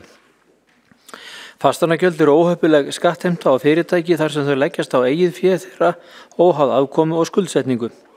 Ekki þarf að fjölyrða áhrifin nú þegar hægir að vext í hagkerfinu, auk þess að launaskrið hefur verið umtalsvert á síðustu árum. Því þolir atvinnulífið í borginni síður slíkar hækkanir og þær skerða sanngirnistöðu fyrirtækja í borginni gagnvart fyrirtækjum í sveitarfélögum með lægri skattheimtu. Af 10 stærstu fyrirtækjum landsins hafa eingöngu 4 höfuðstöðvar í Reykjavík. Það ætti að vera kappsmál fyrir Reykjavíkurborg að skapa hér góð skilyrði til reksturs fyrirtækja. Og síðan er hérna bókun við 7. lið út af Hlemmi Matvöll. Fulltrúar Sjálfstæðisflokks benda á að fram hefur komið að framkvæmdir við endurbætur á Hlemmi Matvöll hafi farið langt fram úr kostnaðaráætlun og tekur undir að skoða þurfi meðferð framkvæmdarinnar. Jafnframt er bent á að ekki sé gert ráð fyrir að þessi kostnaðarauki leggist á leigutaka, líkt og gert er þegar endurbætur eru unnar á öðrum fasteignum borgarinnar, svo sem grunnskólum og leikskólum. Sömuleiðis þurfa skjólstæðingar velferðarsviðs, leigjendur félagsbústaða að greiða leigu sem er ætlað að endurspegla kostnað vegna endurbóta á húsnæði þeirra. Það vekur því sérstaka furðu að Reykjavíkurborg skuli ákveða að niðurgreiða húsalegu til einstaka veitingamanna til veitingareksturs. Þessar niðurgreiðslu borgaryfirvalda eru til að skekkja samkeppnisstöðu í veitingarekstri í borginni og alvegleg mismunun á rekstri fyrirtækja í greininni. Alveglegast er að borgaryfirvöld skuli kjósa að niðurgreiða húsalegu tiltekinna veitingastað en krefja sama tíma fulla húsalegu af skjólstæðingu félagsbústaða og sífellt velta auknum rekstrar og framkvæmdakostnaði stofnunar og fólk í erfiðri og viðkvæmri stöðu á húsalegumarkaði. Þetta er ekki alltaf langt. Hvað er samtöndið eiginlega?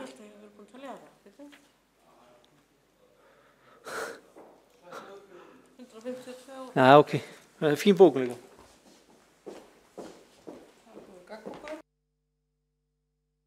Þá er bókunum vilja 9.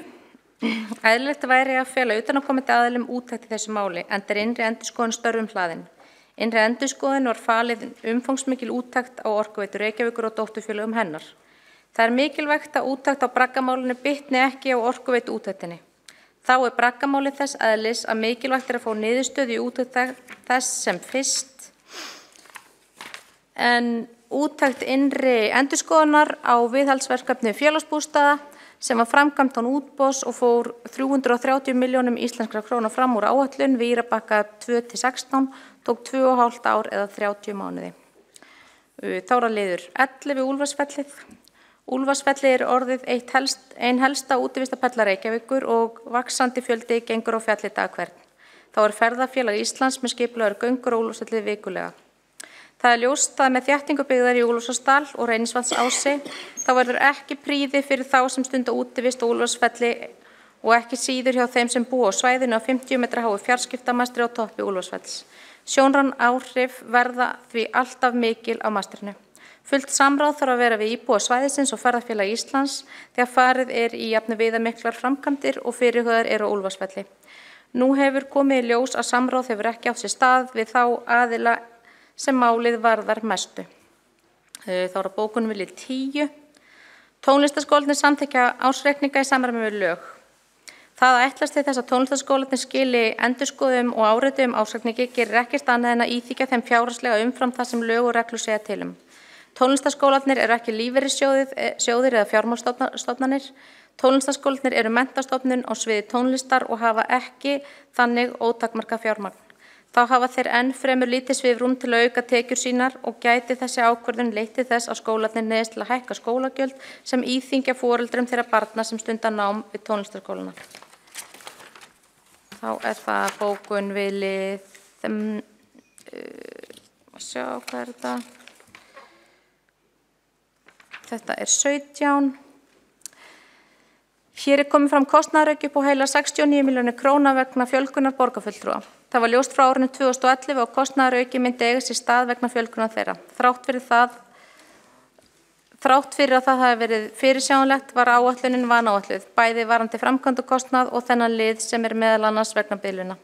Þessi frávik eru mikil og kostnaðurinn mjög hár og þá það við skóla- og frístundaráði, fundargerðin þar. Það liður í fundargerðinu 13. 13. liður fundargerð skóla- og frístundaráðs. Ráðdeildir rekstri borgarinnar einna hornsteinu meirihluta samstarfs Samfylkingarinnar, Viðreisnar, Pírata og Vinstri grænna segir í bókun vegna tillögu sjálfstæðismanna að auka niðurgreiðslu til dagforeldra. Þessi bókun verður að teljast ansi kaldhæðnisleg í ljósi umfjöllunar síðustu daga. Þessi mikla ráðdeild hefur ekki verið viðhöfð í verkefnum á borð við Bragga, Hlemm, Mathöllu eða Vita með Sundabrauts og fáttætisnefnd. Þarna verið að sýna ráðdeild og mismun á foreldrum þeirra barna sem ekki komast inn á leikskóla Reykjavíkurborgar þrátt fyrir fögur loforð að koma öllum 18 mánaða börnum að í leikskólum borgarinnar. Þá okkar bókanir búin. Já. Þá eru einhverjar bókanir eftir, gagnbókanir. Ekki? Svo eftir að senda eitthvað, já.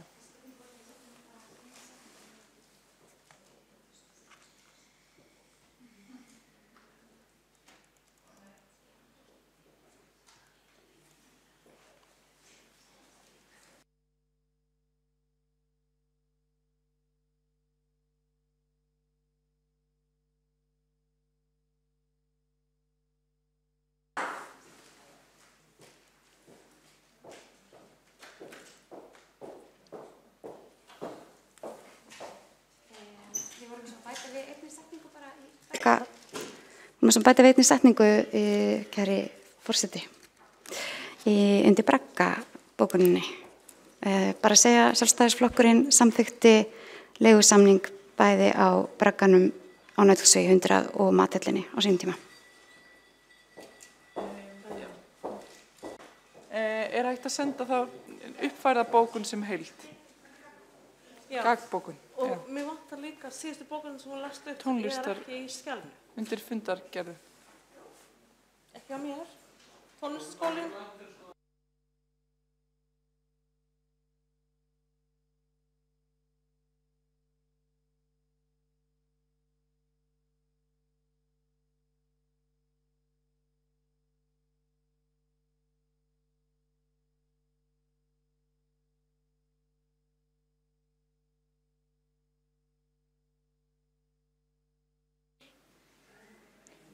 Og tryggja að það sé búið að senda allar.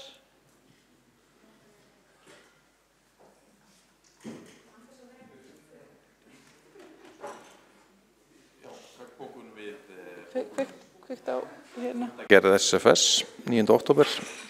Hún svona með þeim aðgerðum sem samtítt voru í skóla- og frístundaráði 9. október og vísa til borgaráðs skotið sterkari stóðum undir dagforeldra-þjónustuna í Reykjavík.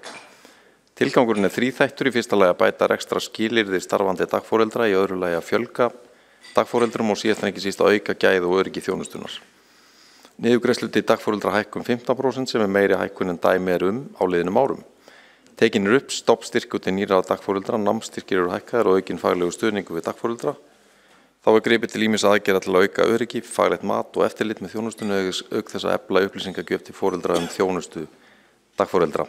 Með aðgerðunum lagður grunnur að því að þjónusta dagforeldra verði öruggari valkostur fyrir foreldra ungra barna samhliða þeirri kröftugu uppbygginga á leikskólaþjónustu sem framundan er.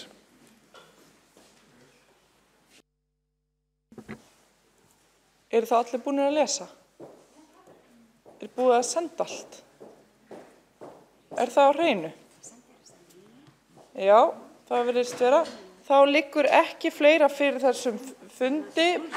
Forseti vill þakka fyrir yndislegan fund, dag, kvöld og nótt og vill enda þetta á fögrum orðum listakonunnar Ragnheiðar Hörpu Leifsdóttur í ljóðinu Hjarta átt, af því að við þurfum að tala um hjartað, og er það svona: höfuðáttirnar eru 4, samt er ein sem vísar alltaf inn á við.